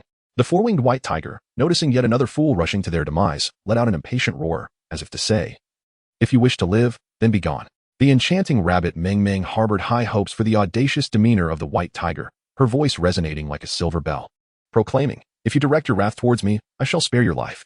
Yet, was there not an alternative path to subjugation? Being her pet was not without merit. It ensured a steady supply of sustenance. However, the four-winged white tiger remained unyielding, perceiving this as a grave affront from the female beast man. In an instant, its sharp claws erupted from its fingertips, a glimmer of cold light surging forth, aimed directly at Rabbit Mingming's visage. In a swift motion, Rabbit Mingming executed a back bend, narrowly evading the impending assault. To her astonishment, the four-winged white tiger possessed an elemental attack of the lightning variety. A mere brush against it left half of her body tingling with an electrifying sensation. Little tiger, there is no need for such ferocity, she remarked with a gentle smile, contemplating the prospect of taming this little creature, which would grant her yet another aerial mount. However, the four-winged white tiger seemed displeased with the term little tiger. With a ferocious roar, it lunged toward Rabbit Mingming. With a resounding clash, Rabbit Mingming blocked the heavy strikes of its claws with her ancient sword. Yet the sheer force of the tiger was overwhelming. Her arm, gripping the sword, throbbed with pain, making it nearly impossible to maintain her hold. The four-winged white tiger showed no signs of relenting, instead pressing its advantage. Rabbit Mingming found herself powerless to retaliate, resorting to flapping her wings in a desperate attempt to evade.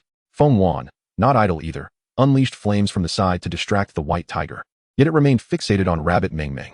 Several times, she narrowly escaped being struck down by the tiger, muttering to herself in frustration, you've been given enough leeway. With a swift motion, Tu Mingming formed a complex sigil, directing it towards the white tiger, while simultaneously manipulating several barbed vines to ensnare the creature completely. Consequently, the white tiger found itself incapacitated, sent sprawling into the depths of the cave by a forceful kick from Tu Mingming. As it landed, she coughed up a mouthful of blood, feeling a slight alleviation within her. Such a little creature truly proved formidable. Her current combat prowess rivaled that of an 8th-tier beastman, yet it required the combined efforts with Feng Wan to vanquish it. The strength of the four-winged white tiger should not be underestimated. Upon entering the cave, darkness enveloped her. With a flashlight in hand, Tu Mingming illuminated the cave, revealing a floor strewn with ominous white bones, both of beastmen and wild creatures. It was evident that numerous challengers had ventured here to confront the four-winged white tiger over the years. Chapter 88. Memories returned to the beginning. Within lay something of significance. The system, originally the soul of the beast god, naturally sensed its own body. Following its guidance, Tu Mingming soon discovered a towering ice pillar. Within it, she could distinctly perceive the vibrant, pulsating organ. Could it be a heart? As she reached out to touch it, the ice pillar shattered instantaneously, and a substance resembling a mass of brain was drawn into her body. A surge of excruciating pain overwhelmed Tu Mingming, causing her to scream uncontrollably. The four-winged white tiger, exerting all its strength, broke free from the confines of the vines. Upon witnessing the shattering of the ice pillar, a fierce hatred in a moment of agony, Tu Mingming summoned Feng Wan, her hands conjuring a colossal fireball that rapidly expanded. The four-winged white tiger felt an instinctive fear, but it was too late. The fireball, the size of a dustpan, hurtled towards it, and with a thunderous roar, the cave collapsed, sending Tu Mingming flying far away. At that moment, she resembled a bird with broken wings, plummeting straight down towards an abyss. A fall from such a height would surely result in her obliteration. Just as the system prepared to intervene, Tu Mingming's petite form landed securely in a warm embrace. Unconscious, she remained blissfully unaware of her surroundings. All she felt was an intense heat, akin to the feverish discomfort of an illness. "It's so hot," she murmured in her delirium. Beside her, the hawk-like guardian gently dampened a cloth to place on her forehead, attempting to alleviate her fever. Yet, the cloth quickly evaporated with steam. The guardian was frantic. Where were the tribal healer and priest? The female's body was inherently fragile, and without prompt treatment for her fever, death was a certainty. He had yet to learn her name or exchange a single word with her. She simply could not die. Finally, the tribal healer arrived, his hair gray, carrying a basket of medicinal herbs. He rushed to assess her condition, but her skin burned to the touch. The healer had never encountered such symptoms and shook his head repeatedly. "Forgive me, young chief, but I cannot cure her illness." Useless, the guardian thought to curse further. But then he noticed the priest enter, leaning heavily on his staff. He hurried forward. "Priest, this female was rescued on my way. Please save her." The young chief was not without suitors among the tribe, yet he held no interest in any of them. Now, gazing at the female lying on the bed, pale and beautiful, she was certainly more striking than the others. "Young master, she already has a partner. Do you still wish to save her?" "Of course." The guardian blushed fiercely. "My desire to save her is not due to that." The priest, observing this, understood the truth. Unable to withstand the guardian's insistence, he hastily employed his healing magic. At that moment, Tu Mingming was merging with the organs she had inhaled when a sudden surge of energy disrupted her. Blood erupted from her mouth, her throat searing with pain as she opened her eyes, icy and accusatory. "What have you done to me?" Though she was a stranger, the priest felt a surge of fear, stammering, I was merely assisting in your healing. What is the difference between your healing and murder?" As she spoke, Tu Mingming gestured, and a radiant green light emanated from her, enveloping the surrounding beast men.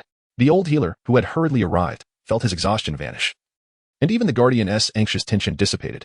This powerful and harmonious healing magic was something the priest had only witnessed in the divine beast temple, performed by the high priest himself, who possessed no such profound healing ability. Could it be that she?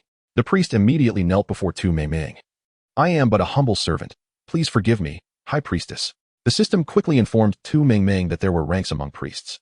Those newly awakened were merely white-level priests, serving 3 years in the tribe before returning to report to the divine beast temple. Typically, after enduring for a decade or so, one could rise to blue-level priests, returning every 5 years for a report. Next were the red-level priests, while the 7 in the main city's divine beast temple were purple-level priests, above whom was the high priest. Generally, the only standard by which priests assessed their superiors was their healing ability. The more robust the healing, the higher the rank. Upon hearing the priest's words, the guardian and healer hastily knelt, their minds swirling in confusion. The priest, equally perplexed, feared he had misjudged the situation. After a prolonged silence, he finally looked up to find her unconscious again. "Elder sister, you haven't mistaken her identity, have you?" The guardian asked, concern evident in his tone. "This female is indeed powerful. She single-handedly defeated the four-winged white tiger, a feat none of us could achieve. Surely she cannot be that extraordinary?" The priest lowered his gaze. "I too wish to believe I have erred, but the potency of her healing magic lingers in my memory. Elder sister, you must heal her again. Perhaps she will remember your kindness." After a moment of contemplation, the priest resolved to try once more and directed his healing magic towards Tu Mingming. As Tu Mingming returned to her consciousness, she was once again interrupted in her fusion of organs, this time with those of the brain. The delicate process required utmost caution. And now, after 2 violent disruptions, both the brain organs she sought and her original ones suffered severe damage, directly impacting her central nervous system. The system exerted tremendous effort to rouse Tu Mingming, managing to bring her to a fragile state of awareness, yet her memories had vanished, returning to their original state. "Oh, my head hurts." Tu Mingming grasped her head and opened her eyes to find herself in a rudimentary wooden hut, devoid of even a single piece of proper furniture. The bed where she lay was painfully uncomfortable. "Thank heavens, you are finally awake." The guardian entered with a bowl of murky soup. In a moment of instinct, Tu Mingming instinctively brandished a sharp dagger, poised to strike at the man before her. Who are you? Where am I? This is the Eagle Beast tribe. And I'm the Guardian, Hawk. Under her stern gaze, the Guardian explained the situation of the Eagle Beast tribe in the beast world. Tu Mingming was utterly astonished. How could she have inexplicably traversed to a realm of beasts? It was utterly illogical. Yet, reality confirmed the truth of her circumstances.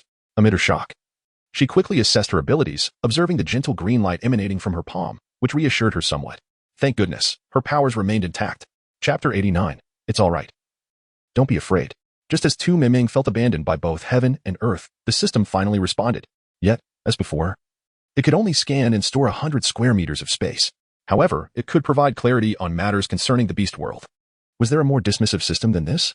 The system expressed its own helplessness, busy repairing Tu Mingming's injured mind to prevent further damage from overthinking.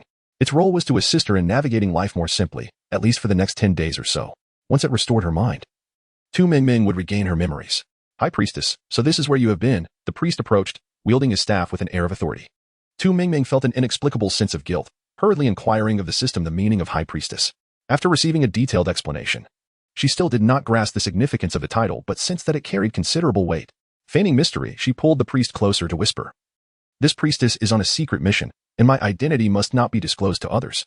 The priest, astute and perceptive, nodded in agreement. Rest assured, High Priestess. I will keep this matter confidential. Eagle Hong, still feeling triumphant, sought out the clan healer and her brother Eagle Huan, confessing that she had made an error in identifying someone, urging them not to disclose this to anyone, lest it bring trouble to Bai Mingming. The clan healer, being Eagle Hong's apprentice, could not dare to speak further, and as for Eagle Huan, he was already wary of Bai Mingming's identity and had been reluctant to reveal his feelings. Now that he knew she was not the High Priestess, he felt completely liberated. Mingming, let me take you hunting, he proposed. Bai Mingming had been in this beastly world for several days and understood that it was vastly different from the modern world. However, she had not yet had the opportunity to explore, so she readily accepted Eagle Huan's invitation. The Eagle Beast tribe was predominantly inhabited by avian creatures, and their homes were constructed on the sheer cliffs. Bai Mingming was carried by Eagle Huan as they departed from the tribe, surrounded by lush green grass, blooming wildflowers, and various small animals frolicking in the woods. Were it not for the ferocious beasts, she might have mistaken this place for a paradise. Mingming, wait for me here. As soon as he finished speaking, Eagle Huan launched himself at a menacing tiger, knowing that as an eagle beast, he possessed superior skills. His sharp claws inflicted wounds on the tiger's back, causing it to become increasingly alert, roaring as if summoning its kin. We must end this quickly. This is a spotted tiger, and there is likely more than one nearby. While issuing commands, Eagle Huan soared into the air once more, but this time, things did not go as smoothly. His claws were caught by the tiger's fierce bite, dragging him down to the ground. Bai Mingming was about to use her powers to heal Eagle Huan when a massive black bear charged towards her. Ah, she exclaimed instinctively, having never encountered such a large bear in her previous life. Before she could evade, Eagle Huan, covered in blood, positioned himself in front of her. He took a heavy blow from the bear and fell beside her, prompting a flicker of concern in Bai Mingming's eyes as she hurriedly asked, Eagle Huan, are you all right? I'm fine, don't worry, he reassured her, but the vivid red blood all over him told a different story. Bai Mingming quickly used her powers to heal him, and to her astonishment, his wounds visibly began to mend. When had her abilities become so formidable? Perhaps her crossing over had caused some mutation. As the bear charged at them once more, Eagle Huan lifted Bai Mingming into the air, and the other eagle beast rushed to assist after dispatching the tiger. However, none of them were a match for the bear. After contemplating, Bai Mingming suggested, we should go down and help. Eagle Huan recognized that delaying would only worsen their situation, and as they descended, he kept a vigilant eye on her movements. The system swiftly scanned, explosive brown bear, tier 6, attribute less. As the captain, Eagle Huan was only tier 5, while the other team members were tier 3 or 4, making them no match for this tier 6 bear. We must flee. We cannot defeat this bear. Yet, despite his youth and stubbornness, Eagle Huan insisted, if it dares to bully you, I cannot let it go so easily. With that, he transformed into his true eagle beast form, becoming a colossal creature, but he was still overwhelmed by the bear. Reluctantly, Bai Mingming grasped her dagger and joined the fray, her agile figure darting around the bear. Whenever a sliver of opportunity arose, she did not hesitate to strike. As the saying goes, no matter how skilled one is, a kitchen knife can still be a formidable opponent. Even though the bear was a tier 6 beast with robust defenses, her precise dagger strikes easily cut through its skin. However, facing such a massive creature, her dagger felt minuscule, and each laborious scratch seemed like mere tickling to the bear. The only way to breach its defenses was through perseverance. Thus, Bai Mingming aimed for the same spot with unwavering accuracy, deepening the wound and causing more blood to flow. Finally, with her last strike, she severed a major artery, becoming drenched in the bear's scalding blood, transforming into a small figure of crimson. At first, the warmth was bearable, But moments later, the blood, altered by sunlight, emitted a foul stench that made her feel nauseous. Eagle Huan, noticing her discomfort, carried her to the riverbank to wash off. Immersing herself in the cool, refreshing water felt like cleansing her very soul. As she reveled in the relief, the river was stained crimson, the salty blood awakening the dormant fish beasts. Suddenly, Bai Mingming felt a sharp pain at her feet. Before she could react, she found herself falling into Eagle Huan's embrace. As a fish beast that had bitten her leg was swiftly dispatched by his claws, its remains devoured by other fish in the river. "You're safe now, don't be afraid," Eagle Huan gently reassured her. However, Bai Mingming found his tone eerily familiar, as if someone had spoken to her in such a manner before. "It's my fault. I forgot to tell you there are biting fish in this river." In truth, he had not forgotten. She had jumped into the river without considering his warning. After carrying Bai Mingming back to shore, Eagle Huan hurriedly examined her leg, where a line of teeth marks marred her otherwise fair skin. Yet, his gaze betrayed an urge to look higher. Startled, Bai Mingming quickly covered his eyes, exclaiming, "You must not look." Through her fingers, Eagle Huan inadvertently glimpsed something inappropriate, causing his handsome face to flush a deep crimson. Chapter 90. The Cowardly Egg Captain. Just as Bai Mingming shielded Eagle Huan's eyes, the other eagle beasts arrived at the scene. Eagle Huan quickly transformed his hands into wings, enveloping Bai Mingming securely. Upon seeing their young clan leader's protective stance, the approaching eagle beasts retreated, saying, "As long as you are both unharmed, that is good." Eagle Huan's face was flushed to the roots of his ears, his eyes tightly shut. "Please, put your clothes on." Bai Mingming hastily retrieved a set of garments from her space. Although the beastly world was primitive, she was fortunate to have several suitable outfits, and though they were hempen, they were far superior to those of other beastmen. Once dressed, Bai Mingming's blush faded somewhat as she tended to her wound, only to notice the injuries on Eagle Huan's leg inflicted by the tiger. The cold sensation on his leg made him instinctively open his eyes to see Bai Mingming delicately placing her palm over his wound. As the gentle green light emanated from her hand, the deep gash gradually healed, leaving only a faint pink scar. "Thank you," she said, raising her gaze to meet his earnest eyes. Eagle Huan was strikingly handsome, with high cheekbones and eyes that sparkled like precious gems. His lips, of moderate fullness, curved into an enchanting smile that made Bai Mingming's heart race uncontrollably, as if it might leap from her chest. She shyly covered her heart, quickly diverting her gaze from him. "No need for thanks, it's getting late. We should head back." "All right." When the two returned, the fierce tiger and the brown bear had been meticulously dissected by the other eagle beasts. All the internal organs, save for the heart, were cast into the river to feed the tamed beasts, while the remaining meat was carefully cut and arranged. They only lit the fire to roast the meat upon their arrival, and the eagle falcons were particularly diligent, engaging in every aspect of the preparation, from roasting to cutting the meat, with their own hands. As Bai Mingming savored the roasted meat, a vague memory flickered in her mind, reminiscent of a time long past when she had shared such moments with the eagle falcon. This feeling instilled a sense of comfort within her. Once they had feasted and returned to the tribe, the moon had already risen. The successful hunt of the brown bear ignited jubilant cheers among the orcs of the tribe. A bonfire gathering was quickly organized, with the eagle falcon, as the leader of the hunting team, surrounded by the tribe's orcs, singing and dancing joyously. Bai Mingming sat at a distance beside the fire, her heart filled with happiness for him. Suddenly, a thick plume of smoke enveloped her, causing Bai Mingming to furrow her brow and evade it, only to be scorched by a burning log, which left her scalp tingling. "Oh, I thought you had some prowess. Yet you flinch at a mere log. How does such a coward deserve our young clan leader?" sneered an unfamiliar female. Bai Mingming recognized this female as Li Du, a civet beast man, who was also one of the eagle falcon's admirers. With a cold smile, Bai Mingming thought to herself that those who only conspired from the shadows were likely even less than cowards. "What did you say?" Li Du's expression morphed into a grotesque scowl at the retort. Bai Mingming mocked, "A coward, and a deaf one at that. No wonder the eagle falcon is not fond of you." Given the eagle falcon's status as the young clan leader, it was evident he was in high demand. If he had a favored female, he would have already claimed her. There was no reason for him to remain single at this point. The only explanation was that none of the females, including Li Du, captured his interest. "It's all because of you, wretched woman. If you hadn't shown up, I would have already become the eagle falcon's mate," Li Du exclaimed, brandishing the log at Bai Mingming. Bai Mingming, already seething from the burn, could hardly tolerate this provocation. Thus, she decided to respond without restraint. With a swift leg lift and a backflip kick, the log slipped from Li Du's grasp, igniting her hair in an instant, leaving her completely bald amidst the acrid smell of charred hair. "Ah, Bai Mingming, I will kill you. I will kill you." Li Du, already unattractive, had always taken great pride in her lustrous black hair. Now, without it, she resembled a bald person. And even the males who had previously considered confessing to her now shunned her. Her appearance was so disfigured that merely looking at her was painful to the eyes. "Die. Die." Li Du suddenly transformed into her beast form and charged at Bai Mingming. Bai Mingming hastily dodged, but Li Du, in a frenzy, proved to be too formidable for her. Within 2 exchanges, Bai Mingming found herself overwhelmed, realizing the vast disparity between humans and beastmen. She lamented her lack of a beast form. Had she been able to transform, she would not have been bullied so easily. The system noted, "It is not that you cannot transform. Rather, you have simply forgotten how. Learning is quite challenging. Hence I do not intend to teach you, and you shall remain in your human form for a while. As long as you are dead." "The eagle falcon will be mine," Li Du declared, her eyes gleaming with the anticipation of success. With a heavy hand, she struck down, expecting to see Bai Mingming reduced to a pulp. However, before she could witness her triumph, Bai Mingming kicked her far away. The eagle falcon, who cherished Bai Mingming as a treasure, glared fiercely. "Who dares to lay a hand on my person? Young clan leader, she must be a wandering beastman skilled in manipulation. Do not be deceived by her appearance." Li Du insisted, even as she spat blood in defiance. To her, it was as if the eagle falcon had been bewitched. For in just a few days, he appeared to have transformed entirely, his focus solely on Bai Mingming. "I have sent for the shaman. We must expel this wandering beastman from the tribe," she added. Just as she finished speaking, Ing Hong arrived in haste with 2 disciples, questioning the commotion regarding the wandering beastman infiltrating the tribe. "Sister."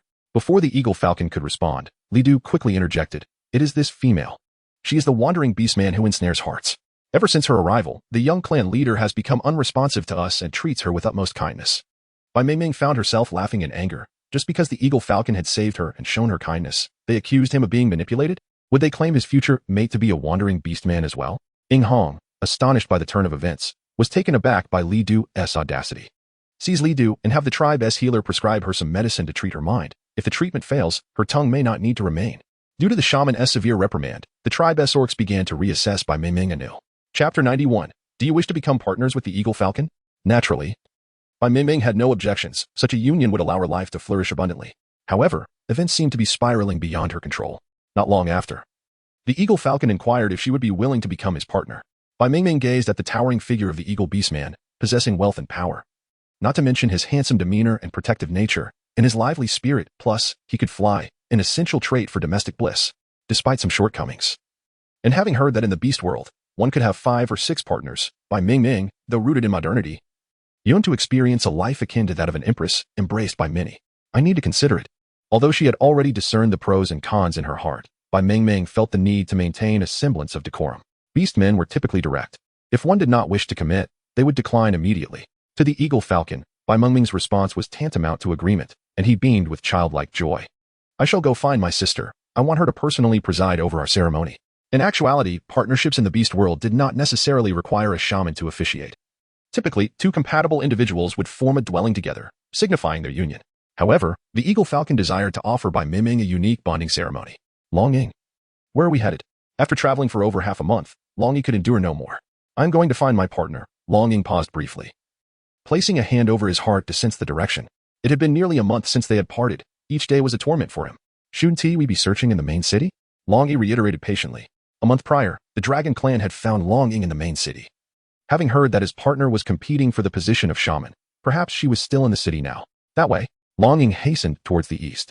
Initially, the two were headed towards the main city, but before they could arrive, Long Ying noticed a shift in the opponent's position. This prompted a rapid change in their course to pursue. After a relentless sprint lasting over half a day, they halted at the edge of a cliff, observing the disarray of trees around them, suggesting a fierce battle had recently transpired. Ahead lay the territory of the Eagle Beast tribe, with whom the Dragon tribe has always had a tumultuous relationship. It would be wise to take a detour, following a failed advancement. The Dragon tribe's beastmen have a slim chance of transforming into snake beasts, and all legless reptiles are prey for the eagle beasts, resulting in many snake beasts falling victim to their jaws.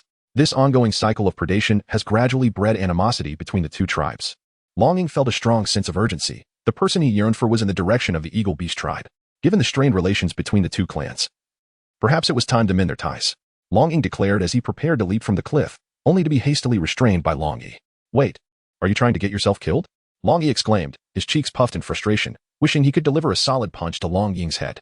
Jumping from such a height would surely lead to severe injury or worse.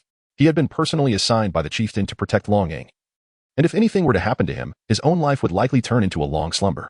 With that thought, he swiftly transformed into his beast form. A cerulean dragon soared into the sky, with two dragonfly-like wings fluttering rapidly beside its gills. Long Ying found it perplexing why his mother had chosen such a creature to safeguard him. Reluctantly, he climbed onto the back of the dragon. After flying for 2 hours, they finally encountered a sheer cliff, densely populated with wooden houses, a fitting representation of the Eagle Beast tribe's nest-like structures. "Look, Long Ying." From their elevated vantage point, they could see the entire Eagle Beast tribe below, where a throng of beastmen filled the square, all smiling as if celebrating a joyous occasion. Such a grand affair suggested that a coupling ceremony was underway. The beastmen typically placed little emphasis on rituals, save for those relating to bonding. As Long Yi spoke, he was abruptly stomped on by Long Ying, causing him to crash heavily onto the mountainside, unable to revert to his human form in time. With several injuries from the trees, he transformed back, looking quite disheveled. You idiot, Long Ying. Yet, there was no sign of Long Ying around. Long Yi quickly recalled that Long Ying had likely been captivated by the appearance of a newly arrived female. A female, could it be? Long Yi dared not dwell on the thought and immediately dashed towards the Eagle Beast tribe's direction. In the square, Bai Mingming donned a blood-red dress. The most beautiful and festive attire from her space, perfectly suitable for such a splendid occasion. Bai Mingming, do you wish to bond with Ying Huan? Ying Hong, in his 20s, smiled like a wilting chrysanthemum. Her brother had indeed achieved much, managing to attract the attention of such a high-ranking priest. The rise of the Eagle Beast tribe was surely imminent. Just as Bai Mingming was about to respond, a figure entered her peripheral vision, someone she had never seen, yet felt inexplicably familiar. The man was strikingly handsome and robust. She had thought Ying Huan was dashing, but in comparison, he resembled a mere peony next to a blooming rose. Bai Mingming, do you wish to bond with Ying Huan? Ying Hong inquired again. Bai Mingming snapped back to reality, attempting to answer, but found herself rendered speechless. Internally, she cursed herself, realizing that changing her heart during her own coupling ceremony would incur the wrath of the beast god. Suddenly, she felt a force pulling her, crashing into a familiar yet foreign embrace. Instead of resisting, she quietly observed the man's every move, questioning why he felt so familiar, providing a sense of inexplicable comfort she had never experienced with Ying Huan. Who are you? Do we know each other? Upon seeing Rabbit Mingming, Long Ying was overwhelmed with joy, yet that happiness dissipated when she asked her question. Long Ying furrowed his brow. What did you say? Before Bai Mingming could respond, they were surrounded by the Eagle Beast tribe. Ying Hong's eyes blazed with fury as he demanded, who are you? Daring to intrude upon my Eagle Beast tribe to snatch away a female? Release her at once, and I may spare your life. The priest was the bane of Long Ying's existence. Initially, he had no intention of confronting the Eagle Beast tribe. But this priest not only threatened his life but was also conducting a coupling ceremony for his beloved with another. Huh, you want me to let her go? Only if I die. The coupling mark would only vanish upon the death of one party, and Long Ying's assertion had merit. However, Bai Mingming's heart raced at his words. Wait, when did I become so alluring? Just one glance had caused this strikingly handsome man to fall for her. And he would die for me? No, absolutely not. Before she could finish, Ying Hong, furious, struck out. Chapter 92. As long as you are unharmed. There must be some misunderstanding. Bai Mingming felt a surge of emotions. Let go of my mate. Ying Huan yelled, joining the fray. Bai Mingming thought she might be imagining things, but when Ying Huan shouted that, she felt the man holding her tight in his embrace, not painfully, but it was uncomfortable. Could you please let go while you fight? I don't want to get hurt. But Long Ying seemed oblivious, easily handling both Ying Hong and Ying Huan while still holding on to her. All three were champions of their respective tribes, and their strikes were inevitably devastating. Long Ying fought as if seeking vengeance, targeting both the houses and the beastmen. As a priest, Ying Hong had to protect her people, but Long Ying's mocking tactics enraged her. Priest's bloodblade. Ying Hong shouted, a blood-red curved dagger soaring from her brow towards Bai Mingming and Long Ying's arms.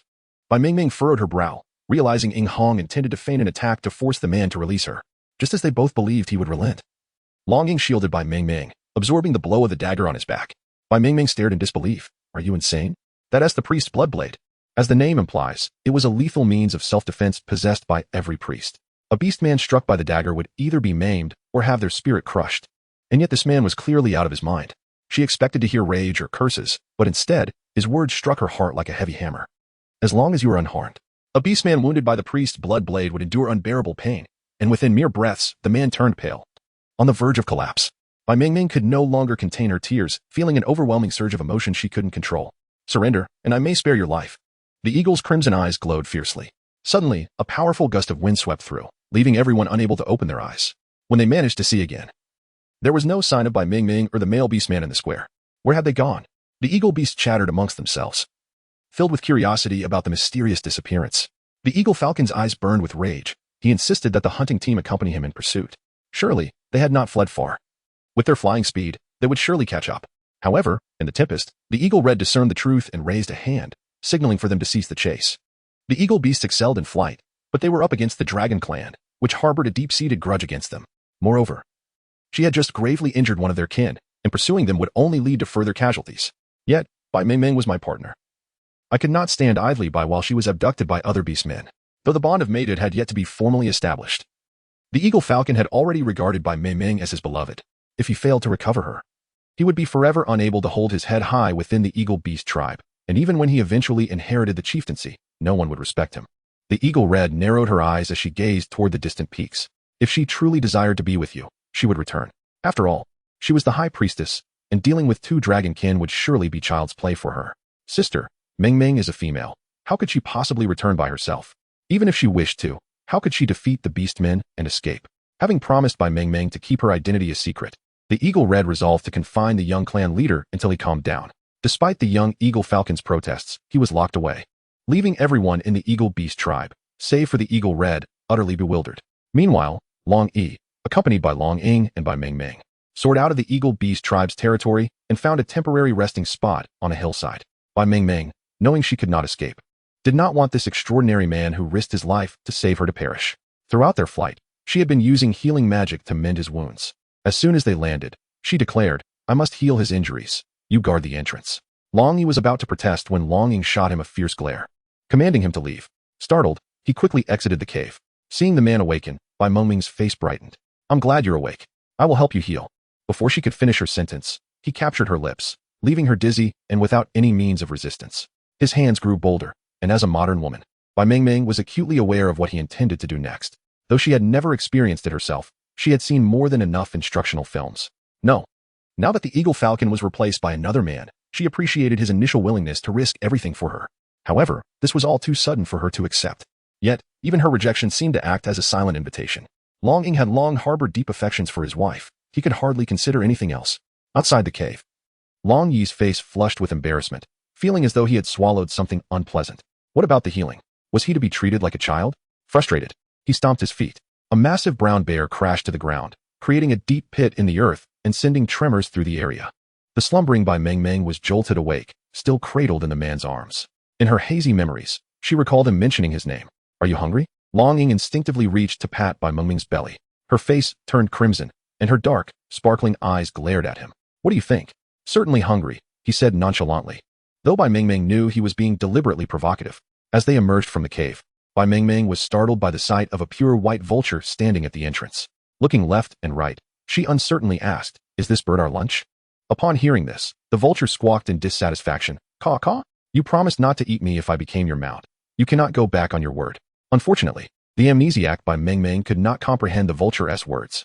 Thankfully, Long Ying had previously seen Bai Mengming riding the vulture and knew it was her steed. This is our mount. Today's lunch is right here, he said, presenting a perfectly roasted young chicken leg. Seeing his wife enjoy her meal brought Long Ying some solace, though the thought of her amnesia weighed heavily on his heart. Bai Mengming widened her eyes. You say I have amnesia? How could that be? I am a modern woman who crossed over. Chapter 93, clearly not easy to raise. Understanding dawned. The original owner of this body was named Tu Mingming, and this man before her was Tu Mingming's partner, while she had taken the place of Tu Mingming. Did that mean she would now be Tu Mingming? No wonder last night, despite being her first time, there was no pain as she had expected. It turned out they were already partners. Mingming, do you remember what happened before? Long Ying's eyes were filled with anxious concern. He had the chance to ask yesterday, and he wondered if she had sustained any injuries during the night. Tu Mingming was utterly oblivious to the underlying implications of his words. Instead, she found herself musing to no end. It was absurd to think she would remember anything at all. She had been living her life in the modern world, only to awaken suddenly in the Eagle Beast tribe. With no other recourse, she resorted to fabricating a narrative, though it wasn't entirely a distortion of the truth. For indeed, the eagle had saved her. Unbeknownst to her, Long Ying's expression grew increasingly troubled with each word, and even Long Yi began to show signs of irritation. The Eagle Beast tribe was truly beneath contempt. They had initially believed themselves benevolent in rescuing the female, only to discover that they intended to mate with her. Rabbit Mengming blinked her eyes, gazing at the two individuals with a sense of bewilderment. I have lost my memory and remember no one. So who might you be? Long Yi, ever the sociable type, could not let such an excellent opportunity for self-introduction slip away. Greetings, sister-in-law. My name is Long Yi, and I am the younger brother of Long Ying. We both belong to the Dragon Clan. My brother, having previously failed in his advancement and transformed into a serpent beast, wandered into your tribe. He has now returned to the Dragon Clan and has even become the young chief of our lineage. Rabbit Mingming's pupils constricted. Yet another young clan leader had appeared.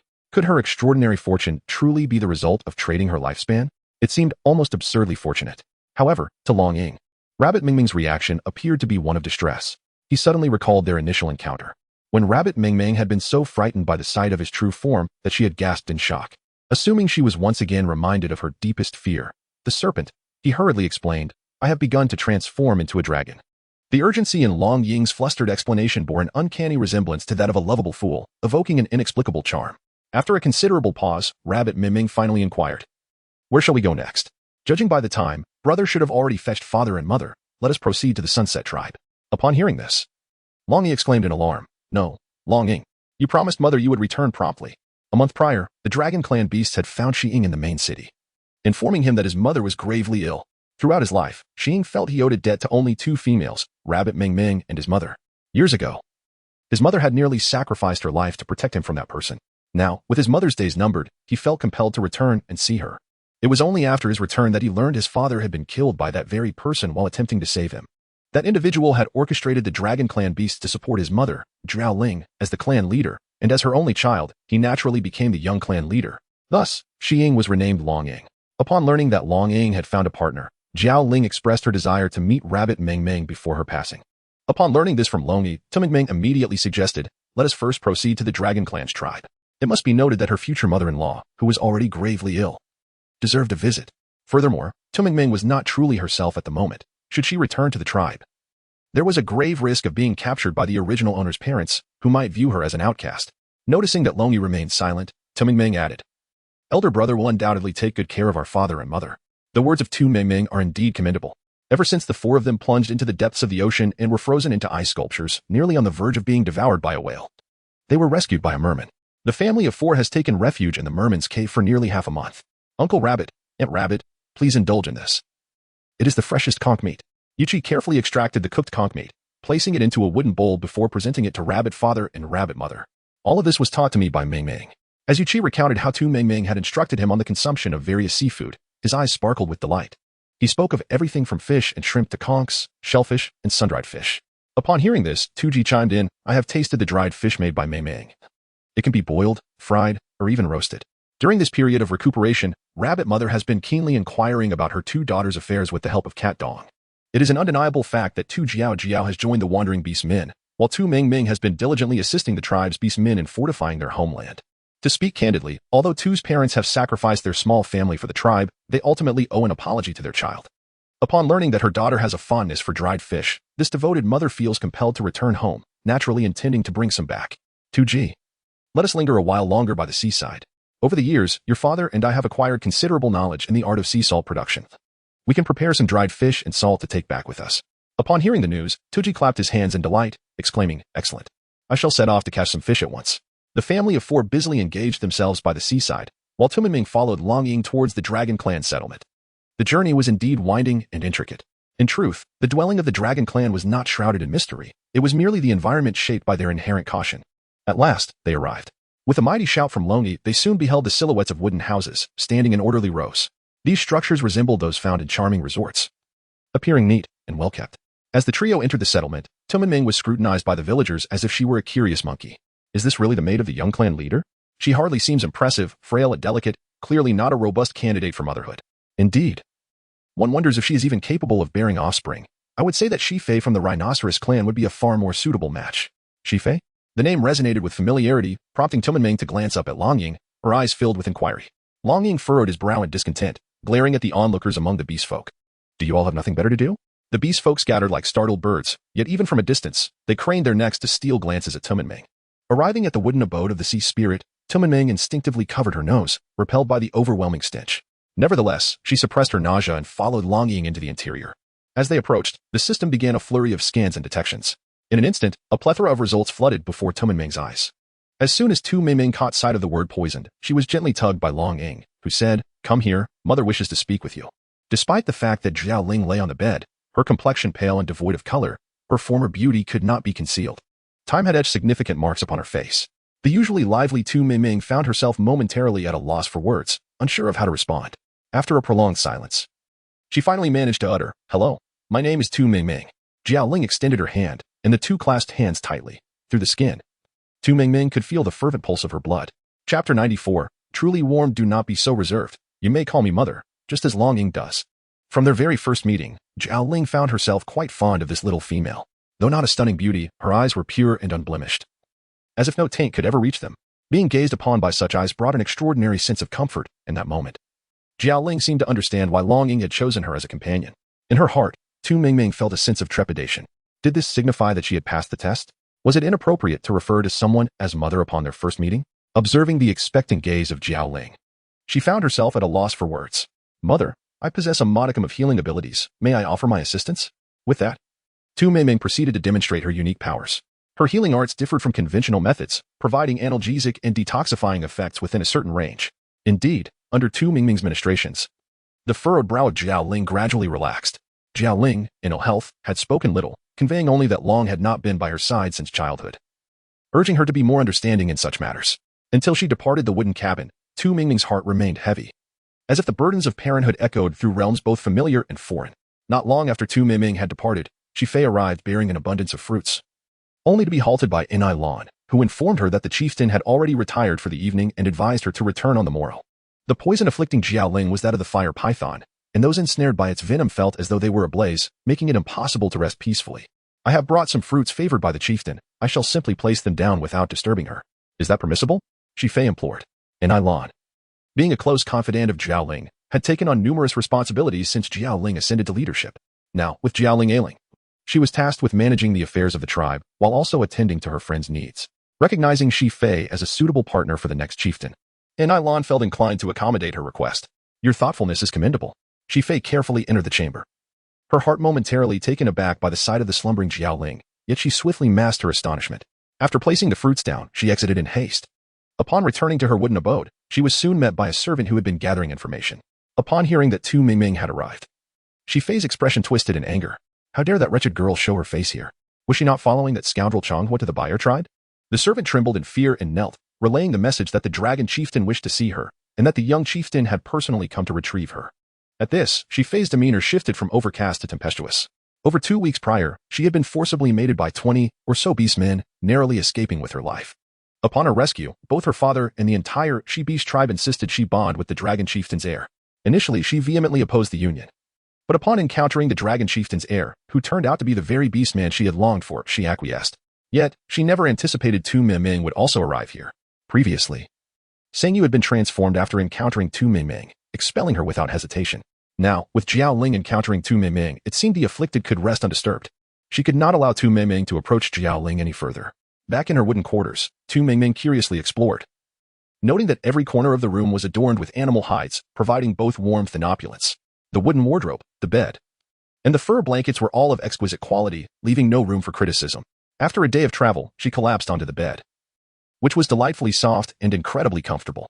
The imposing figure of Longing enveloped her, his voice laced with temptation, suggesting that even greater comfort awaited. In an instant, Rabbit Mingming's cheeks flushed crimson. Over the past half-month of travel, he had persistently clung to her every 2 days. Nowadays, he spoke such flirtatious remarks with effortless ease, as if Rabbit Mingming had already grown accustomed to it. I could hardly be bothered to respond. Let us eat then. These provisions have been specially sent by Mother. A full beef skin bag brimming with fruits and roasted meat was presented. Long carefully extracted each piece of meat, delicately retrieving a pouch of seasoning from his bosom to sprinkle over them. The familiar aroma wafted through the air. Was that not barbecue seasoning? How could such a thing exist in the beast world? Soon enough, the system provided an answer. Within its confines lay a veritable mountain of barbecue seasoning. To Rabbit Mingming's astonishment, the original owner possessed a space, a significant advantage indeed. Is this sufficient? The adorable rabbit nodded, acknowledging that more than 20 pounds of meat was ample. Observing Longing as he stowed away the barbecue seasoning back into his embrace, she picked up the tasteless grilled meat to indulge in. Reflecting upon their journey, it appeared that this had been the norm. She had savored flavorful dishes, with even the saltiness of the grilled meat being perfectly balanced. In contrast, Longing refrained from even a hint of salt water, let alone the barbecue seasoning. Tu Meiming understood the preciousness of salt in the beast world, yet she could not fathom such disparate treatment. Why not share the same meal with me? She inquired. Long paused before replying, I do not enjoy it. Upon hearing these words, Tu Meiming felt an inexplicable urge to shed tears. She had grown up alongside her grandparents, who selflessly claimed to dislike all the delicious foods, ensuring that the best morsels were reserved for her. In that moment, she felt a warmth envelop her heart. Typically, the beastmen devoured their meals with ravenous haste. Only when savoring flavorful dishes would they take their time to relish each bite. Therefore, it was inconceivable that a beastman could dislike barbecue seasonings. You're deceiving me, she thought. She was no longer a mere child of 3. And such an excuse was simply implausible. If 2 individuals wished to share a life together, especially in the long term, honesty and trust were of paramount importance. Do you comprehend this? Suddenly, Tu Meiming uttered these words, leaving Longing perplexed and nodding in confusion. Subsequently, Tu Meiming pointed at the barbecue seasoning and inquired, So, tell me, do you dislike this, or are you merely concerned that their 1 tea be enough? Upon the mention of the grilling spices, Longing's face flushed crimson, yet he recalled Tu Mingming's previously earnest demeanor. In our dragon clan, we do not cultivate peppers. I wish to preserve these for you to savor at your leisure. In truth, throughout their journey, Longing had been searching for plants akin to peppers, yet to no avail. Come, allow me to take you to a certain place. With a sudden realization, Tu Mingming found herself and Longing transported into a new realm, where Longing, still in awe, was greeted by an abundance of barbecue ingredients. He had always known that Tu Mingming was unlike any other female. She possessed an uncanny ability to produce the most peculiar items. Her beast skin pouch resembling a miniature universe, inexhaustible and boundless. However, he could hardly fathom that she had access to such a treasure trove. Among the various items stacked within were not only chili powder but also an array of bizarre objects. Observing his astonishment, Tu Mingming felt a pang of concern. Had the original owner never brought him here? Yet, that seemed implausible. For the barbecue ingredients he used were identical to those in this space. Chapter 95. A Kiss, Mingming. As Xing began to speak, Tu Mingming interjected. There's a door here. Could you help me open it? Within the space, a door had always existed, though Tu Mingming had overlooked it until she entered alongside Longing.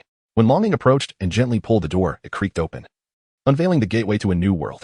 Before their eyes lay a meadow adorned with vibrant flowers, bordered by a gentle stream, where crystal-clear waters flowed serenely. And the fragrance of rice fields wafted from the nearby homestead. The rabbit, Mingming, has truly awakened to the wonders of her surroundings. The original inhabitant must have been a creator, for within this space lies an exquisite paradise beyond the mundane world. The quaint wooden cabin is furnished with a cozy sofa, a luxurious mattress, and a sumptuous 4-piece duvet set, along with a complete suite of wash basins and bathtubs. Even the kitchen is fully equipped with all manner of pots, pans, and utensils. Outside the cabin, in the nursery, a cornucopia of vibrant flowers and a diverse array of grains, fruits, and vegetables flourish abundantly. Goodness, could this truly be a space? Mingming. Suddenly, the serpent spoke, and Mingming assumed he would inquire about the origins of these wonders. Eagerly, she took his hand and began to introduce him to all she could see and understood within this little world. Yet, the dragon still found his voice, Mingming. Rabbit Mingming took a deep breath and resolved to speak her mind. I know you are curious about this place and the origins of these items, but I shall remain tight-lipped. Longing was momentarily taken aback, then smiled as he replied, that is not my inquiry. Rather, I wish to convey that now that you possess these things, you feel compelled to keep them from others, including your closest ones and myself. In the past, I believed that beastmen were the worst, capable only of causing harm to humans. Yet, it seems their capacity for destruction extends far beyond that. They could lead to our ruin. My only hope is for your well-being. Is this the essence of the adage that a man is innocent but bears the guilt of possessing precious items? Regardless, this is how Rabbit Mingming interprets it. Fully aware of her folly, I have only confided in you. You will keep my secret, will you not? Indeed. I swear upon my life that I shall never divulge this to anyone. Longying's gaze was more earnest than ever before. Had Rabbit Mingming not lost her memory, she would have recognized that his demeanor mirrored the seriousness of their initial meeting. Casually brushing the matter aside, Rabbit Mingming hurriedly sought assistance from the system. System, please help me. I seem to have erred by bringing the original partner into this space. What should I do?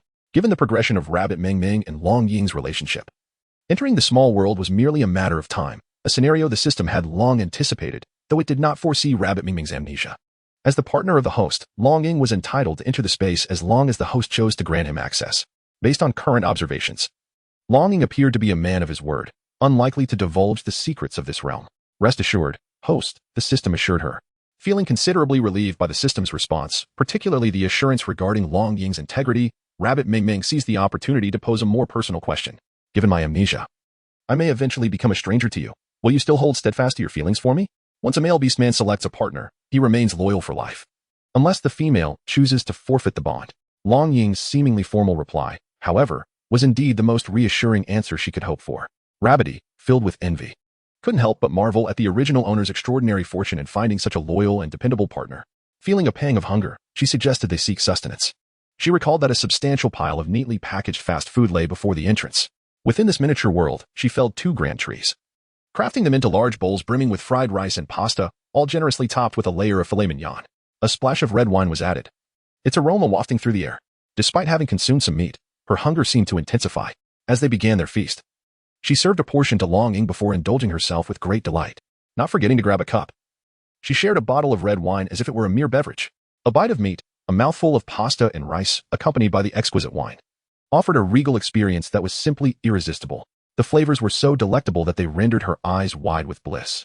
Recalling a day back in the Qinghe tribe when she had prepared a similar bowl for him after a long day, she had no idea it was crafted in such a manner. The vibrant red liquid, reminiscent of blood, was consumed by Long Ying with utmost caution. It resembled some sort of fruit juice, sweet and quite pleasant. However, as he continued to drink, a warmth began to envelop his body, and when he gazed at Rabbity, her figure appeared to shimmer. Rabbity, already susceptible to intoxication, became drowsy after feasting and indulging in a few more sips. Upon seeing the striking Long Ying, a singular thought consumed her mind, to embrace him, longing for a kiss. Yet, Long Ying, slightly dazed, had yet to grasp the situation before being enveloped by her warmth. As he held his beloved, their kiss deepened, and the soft sounds of their affection echoed throughout the miniature world, causing the system, which was laboriously attempting to restore memories, to crash in defeat. At dawn, Rabbity wrapped herself snugly and brought the freshly prepared fish soup to visit Xiaoling. The soup was exquisitely delicious, and Xiaoling, particularly sensitive to aromas, sensed her presence even while conversing with Enai at the entrance. "Is it you, Meng Meng? Have you brought something tasty?" she asked. "Indeed. It's the freshly made fish soup, caught early this morning by A Ying. Mother, do have a taste." Holding a bowl of fish soup, Tu Meng Meng gracefully crossed the threshold to the bedside, gently blowing on the broth before offering it to Xiaoling. Although Xiaoling's complexion remained less than favorable, there was a noticeable improvement compared to the previous day. The delectable aroma of the fish soup tantalized the taste buds, instantly igniting a ravenous appetite. The flavor was indeed exquisite, leaving one yearning for more. Knowing that her mother would express such sentiments, Tu Meng Meng had prepared an ample supply. "Why not encourage Mother to take a stroll to our wooden cabin for a meal?" she suggested. Given the voracious appetites of the beast folk, a mere bowl of fish soup could hardly suffice. Her suggestion was merely an attempt to coax Xiaoling into some fresh air and a change of scenery. However, before Xiaoling could respond, Nilan interjected sternly, "Knowing that the chieftain is gravely poisoned and confined to bed, Tu Meng Meng, how can you possibly think of taking her out for such exertions? What is your intent?" Suddenly, Tu Meng Meng shifted her gaze towards Nilan. Why was she so agitated over such a trivial suggestion? Nevertheless, she refrained from expressing her confusion. "I apologize, Mother. It appears that I have not considered everything. I will fetch the pot for the fish soup shortly."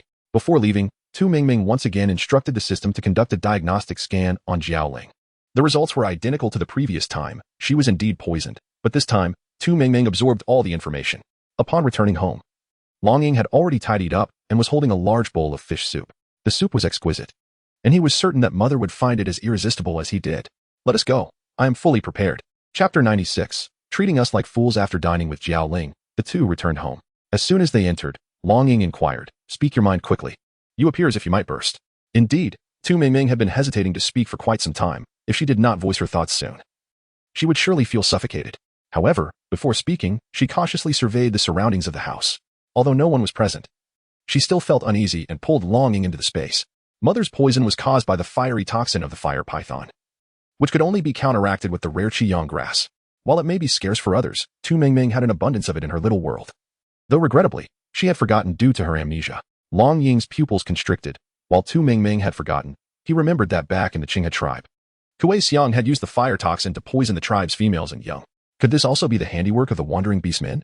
Furthermore, I suspect that Mother's poisoning was not a mere coincidence, but rather a deliberate act of malice. Initially, Tu Meng Meng had not been suspicious. But after observing Nilan's peculiar behavior that morning, her unease deepened. She felt compelled to share her concerns with Long Ying.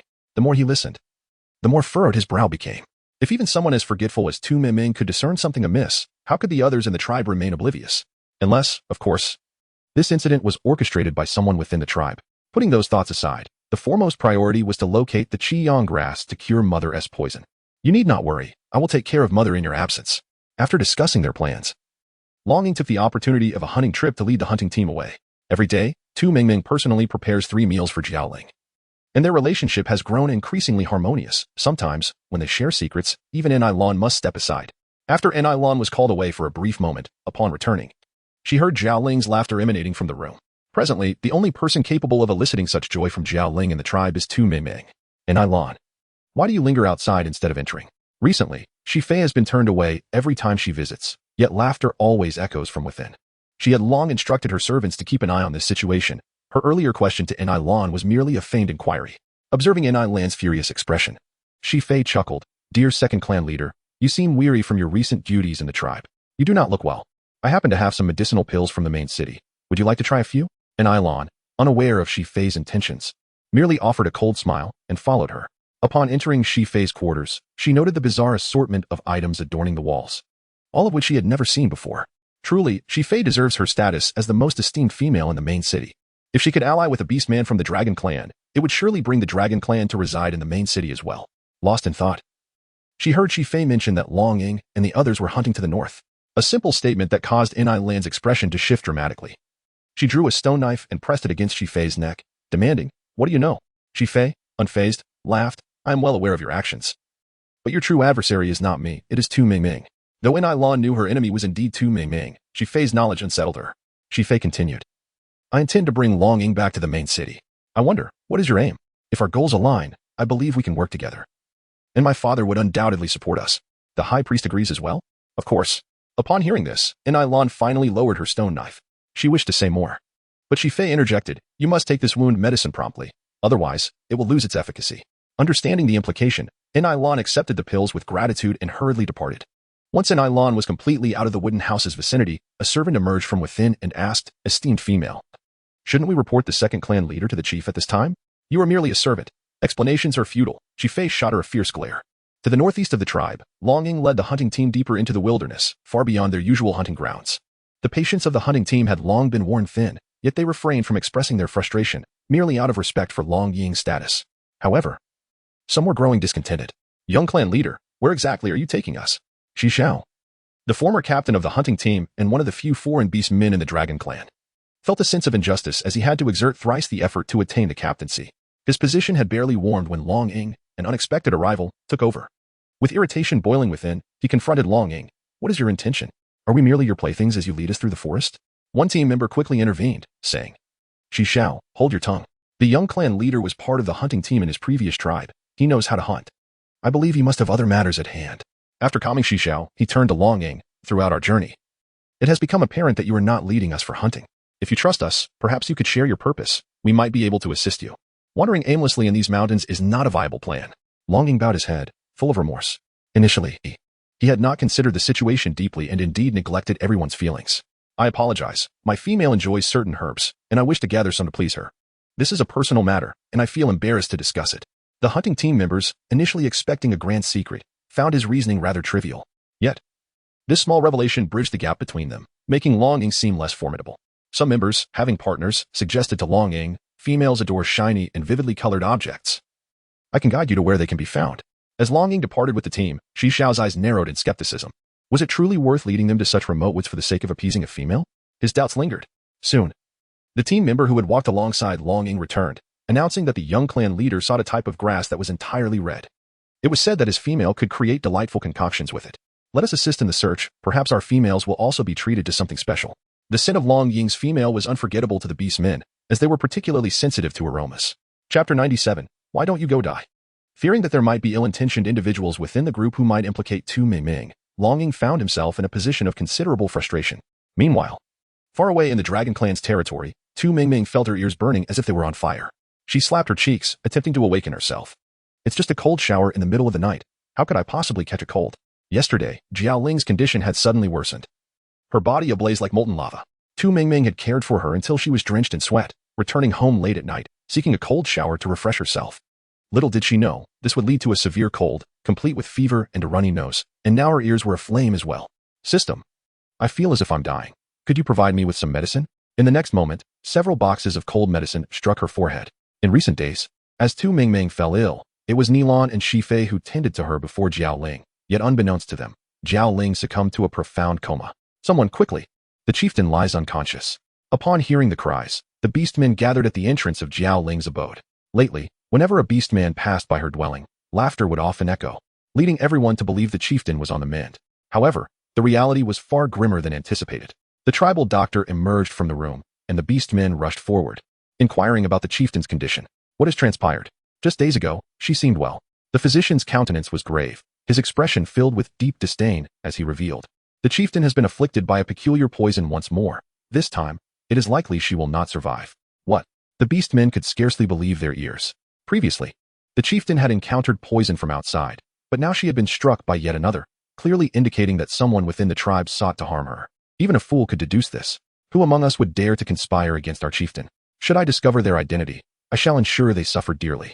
Jiao Ling was an unprecedented figure within the dragon tribe, having united the dragons and the merfolk through intermarriage, producing offspring that were robust and capable of thriving in aquatic environments. She significantly enhanced the survival capabilities of the dragon beastmen, who held her in the highest regard. Now, with the knowledge that someone aimed to harm her, indignation surged among them, and they yearned to rend the perpetrator limb from limb. Who among our tribe does not recall the chieftain's benevolence? Should anything happen to her, it would spell catastrophic doom for us. Yet there are those who would benefit from her downfall. Upon hearing this, a quick-witted beastman pondered aloud, could it be Tu Mingming?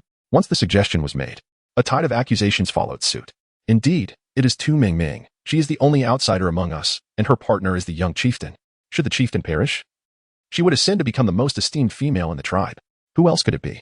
The beastmen exchanged glances, their fury mounting, and they hastily condemned Tu Mingming, sealing her fate with their outrage.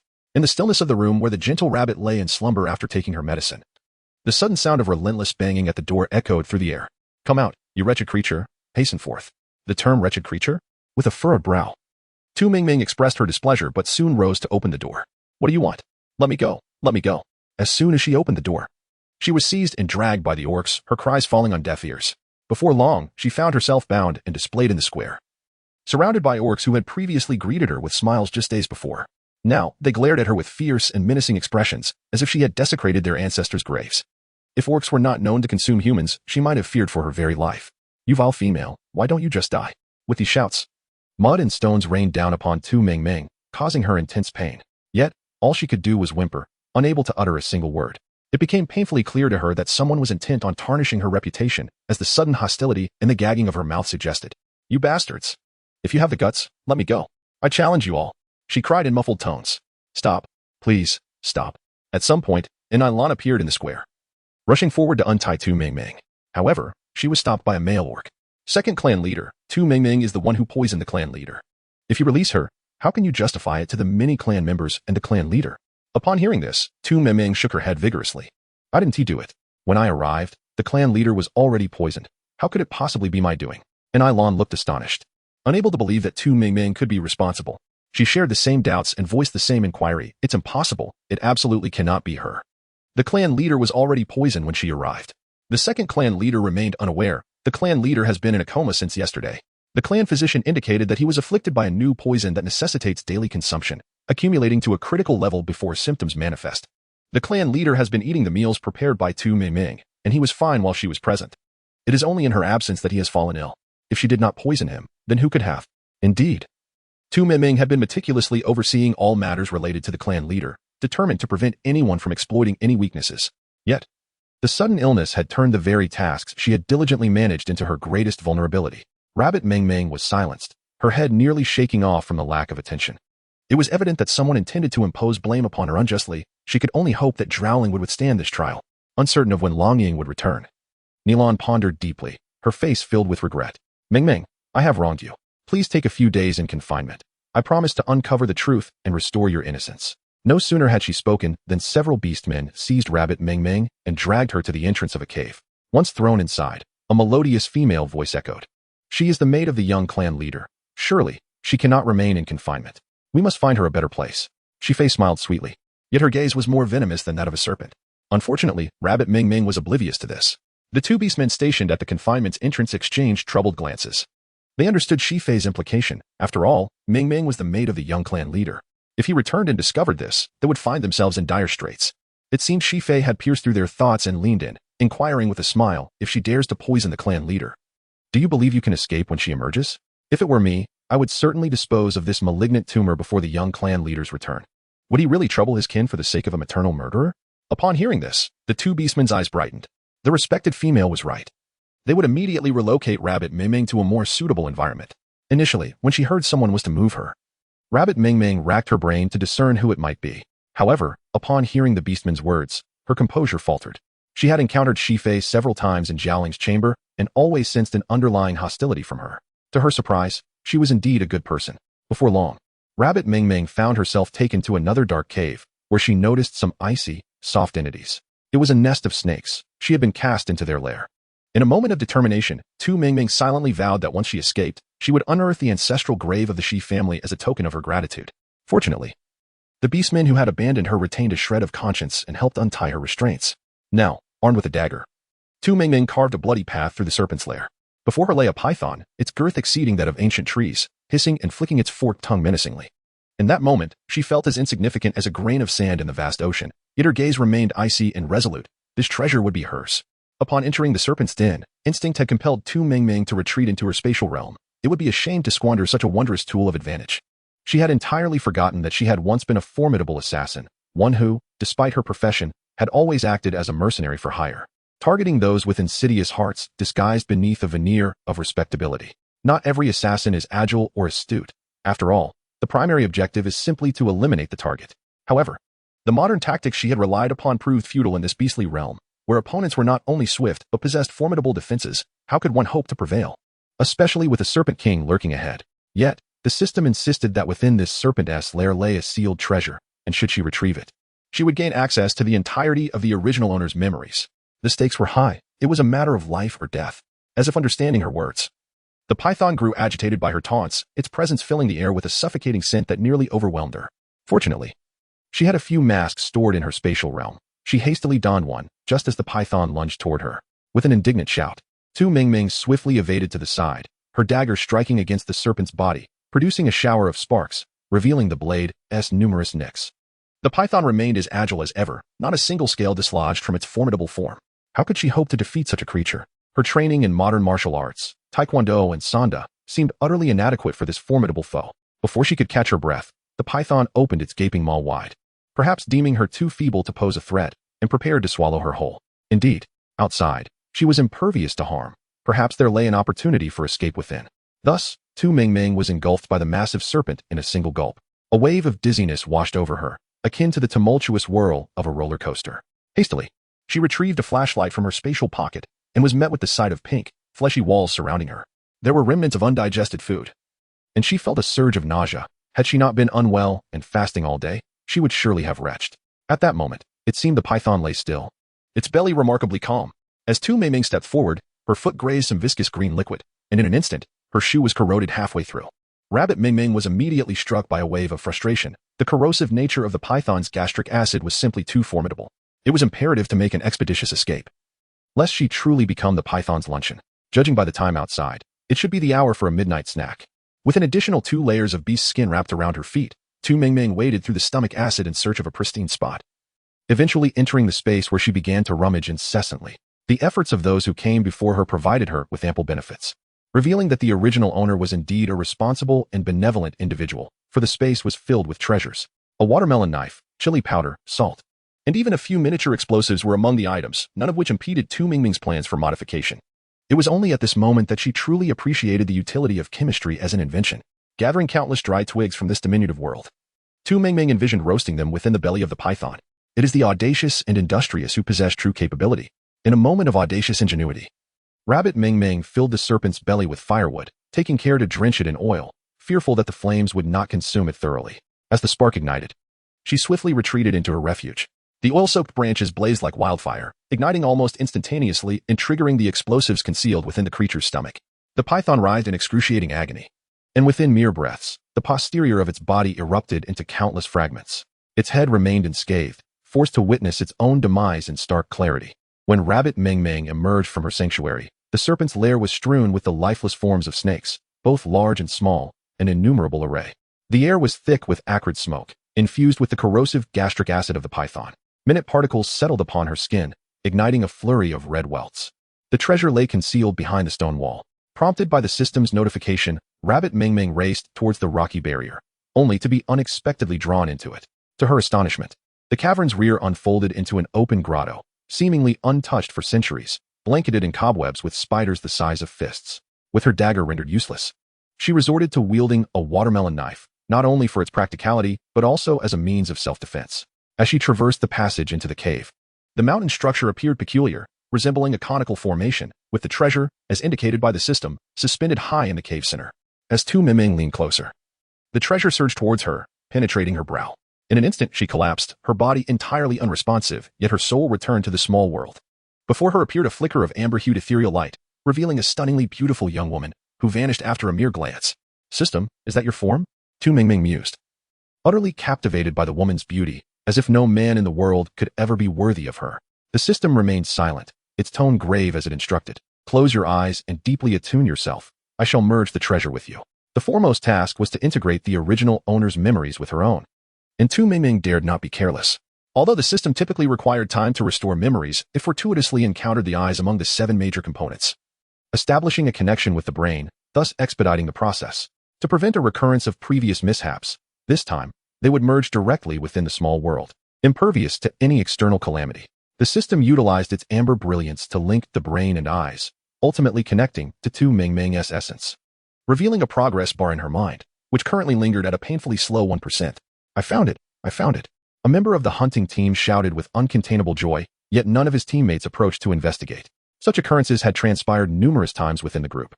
Seeing Long Ying advance to check, the others merely shook their heads and continued their search. Bathed in a crimson hue, it was indeed the Qiyang grass. Long Ying's eyes glistened with moisture at this promising news, the best he had received in recent months. Chapter 99, a troublesome situation just as the Qiyang grass was plucked. The Qi Yin beast arrived, prompting Long Ying to exclaim, I, Long Ying, shall remember your kindness, but our immediate concern is to flee swiftly. The Qi Yin beast was notoriously ferocious. While its flames were not as venomous as those of the Lihua python, it was still a formidable foe. Young master, let us depart together, Shi Chao remarked coldly, disdain evident in his gaze. We might hinder the young master's performance here. At Shi Chao's words, those who felt inadequate in strength hastily withdrew, while Long Ying, though not the strongest in the group, believed he could handle a 5th-tier Qi Yin beast.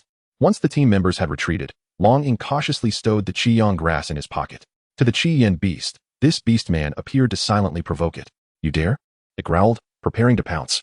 With a fierce roar, the Qi Yin beast lunged at Long Ying, who transformed into his beast form to defeat the creature swiftly.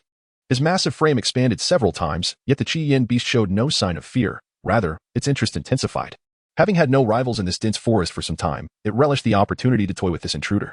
Long Ying, on the verge of a breakthrough to the 7th tier, noticed his scales shedding, while small horns began to sprout from his forehead. Aiming at the Qi Yin beast, he executed a sweeping tail strike, expecting to send the creature flying. To his astonishment, the beast clamped its massive jaws around his tail. The Qi Yin beast, a hybrid of tiger and leopard, possessed elongated, sharp teeth imbued with a fiery essence. Once they pierced his skin, they quickly grew scorching hot, almost as if he could smell the faint aroma of searing flesh. With a powerful whip of his tail, Long Ying slammed the Qi Yin beast against a tree, sharp splinters tearing at its skin. Yet, the beast clung on tenaciously, refusing to relent despite the blows. Transforming back into human form, he found one leg firmly gripped by the Qi Yin beast's jaws, and they were now nearly face to face. With all his might, he delivered 2 thunderous punches, instantly shattering the beast's eye. Pain forced the Qi Yin beast to release its grip, granting Long Ying the opportunity to knock out its teeth. Unprepared for such an unconventional response, the Qi Yin beast had expected to wear down its adversary until death. Realizing it had encountered a formidable opponent, it fled, leaving Long Ying to retrieve a healing pill, crushing it and applying it to his wounds. Fortunately, the surrounding flesh had cooked, minimizing blood loss. Upon his return, injured yet triumphant, his teammates expressed surprise, but when they saw he had brought 2 wild boars as dinner, their concerns dissipated. I must return to the tribe. You all follow Shi Chao's lead in hunting, and take care to ensure your safety. Here are some healing pills for you, Long Ying instructed while rummaging through his belongings. The team members stared wide-eyed at the 20 pills, realizing their immense value, each worth 10 original stones. I didn't realize the young master had so many, they exclaimed. Long Ying was aware that Tu Mingming had provided the formula for the healing pills to Sang Yu, but he was astonished at the latter's greed. Nevertheless, it underscored the pill's value, and given the efforts of his teammates in sourcing the Qiyang grass, he felt compelled to act generously. Just as he prepared to leave, he was halted by a request. Young master, could you please ask your female to create some fragrant spices for my partner? Many teammates echoed the sentiment, eager to procure aromatic gifts for their beloveds. Upon my return, I shall certainly relay your request to her and ask her to prepare some for your partners. Long Ying replied. He recalled the fragrant substance Tu Mingming used during her baths, later learning it was soap. He had seen a pile of it in her small world and assumed asking for some would not be an issue. Thank you, young master, the team members chorused. But Long Ying was already hastening back to the tribe. Since the day before yesterday, a sense of unease had settled within him, as the bond of their mating mark had weakened. Surely, something had befallen Mei Ming. Upon arriving at the tribe, he learned that the Jiaoling had been poisoned again and rushed to visit, only to discover the troubling news regarding Tu Mingming. When he reached the Wanshi cave, it was already in disarray, a sight too ghastly to behold, with no trace of Tu Mingming remaining. It's over, we're all in trouble. If Long Ying returns and finds his female missing, he will tear us apart, the others lamented. Despite their brief acquaintance with Long Ying understood him profoundly. Beneath his calm exterior, he harbored a fierce intensity. Only those who had witnessed his madness in pursuit of his partner knew the depths of his resolve. He recalled an instance when he had inquired about directions from a beast man, who merely suggested that his partner might have been abducted by wandering beastmen. In a fit of rage, Long Ying had crippled the beastman. At that moment, Long Yi felt his legs tremble with anxiety. This is my failure in managing the beastmen under my command. I will provide the young master with a satisfactory explanation, Mutant declared solemnly. Tu Mingming is the one who poisoned our leader.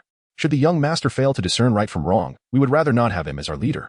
Regardless, Long Ying, the young patriarch, has made no contributions to the Long clan and has even brought a female to harm the clan leader. Such actions are utterly unforgivable. Once such behavior manifests, it is likely to recur, and the consensus among the others is to support In Lan. Only Shi Fei, amidst the crowd, gazed intently, approaching to question once all the beast men had dispersed. You would do well to refrain from clandestine maneuvers behind my back. Otherwise, you shall find yourself unaware of how your demise will unfold. Rabbit Mingming encountered a mishap, and Long Ying, as her companion, would undoubtedly stir up trouble. If In Lan intended to use this incident to oust Long Ying, she would find it quite futile. With a faint smile, In Lan remarked, "What are you saying? Esteemed female, I am still waiting for you to lead our dragon clan to the main city." Until her objective was achieved, she would not resort to such measures. Though a necessary reprimand was indeed in order, the vulture had been closely following Long Ying, and after leaving the hunting team, he swiftly commanded the vulture to take her back to the tribe at the fastest pace. Upon returning to the tribe, Long Ying initially wished to see Rabbit Mingming but was intercepted by In Lan. Young clan leader, you have finally returned. The clan leader has been poisoned again and is now in a coma. Please, you must go and see her. Sensing the bond of their partnership and feeling Rabbit Mingming's essence gradually stabilize, Long Ying hurried to the room of Zhao Ling. Chapter 100. She has already departed in just a few days. Zhao Ling had become nothing but skin and bones. Long Ying arrived at her bedside, quickly crushing the qiyang grass, letting the crimson juice drip into Zhao Ling's mouth. Young clan leader, don't. Shi Fei attempted to intervene. However, Long Ying did not spare her a glance, diligently employing the method Rabbit Mingming had used to heal him, enveloping his mother with his metallic abilities.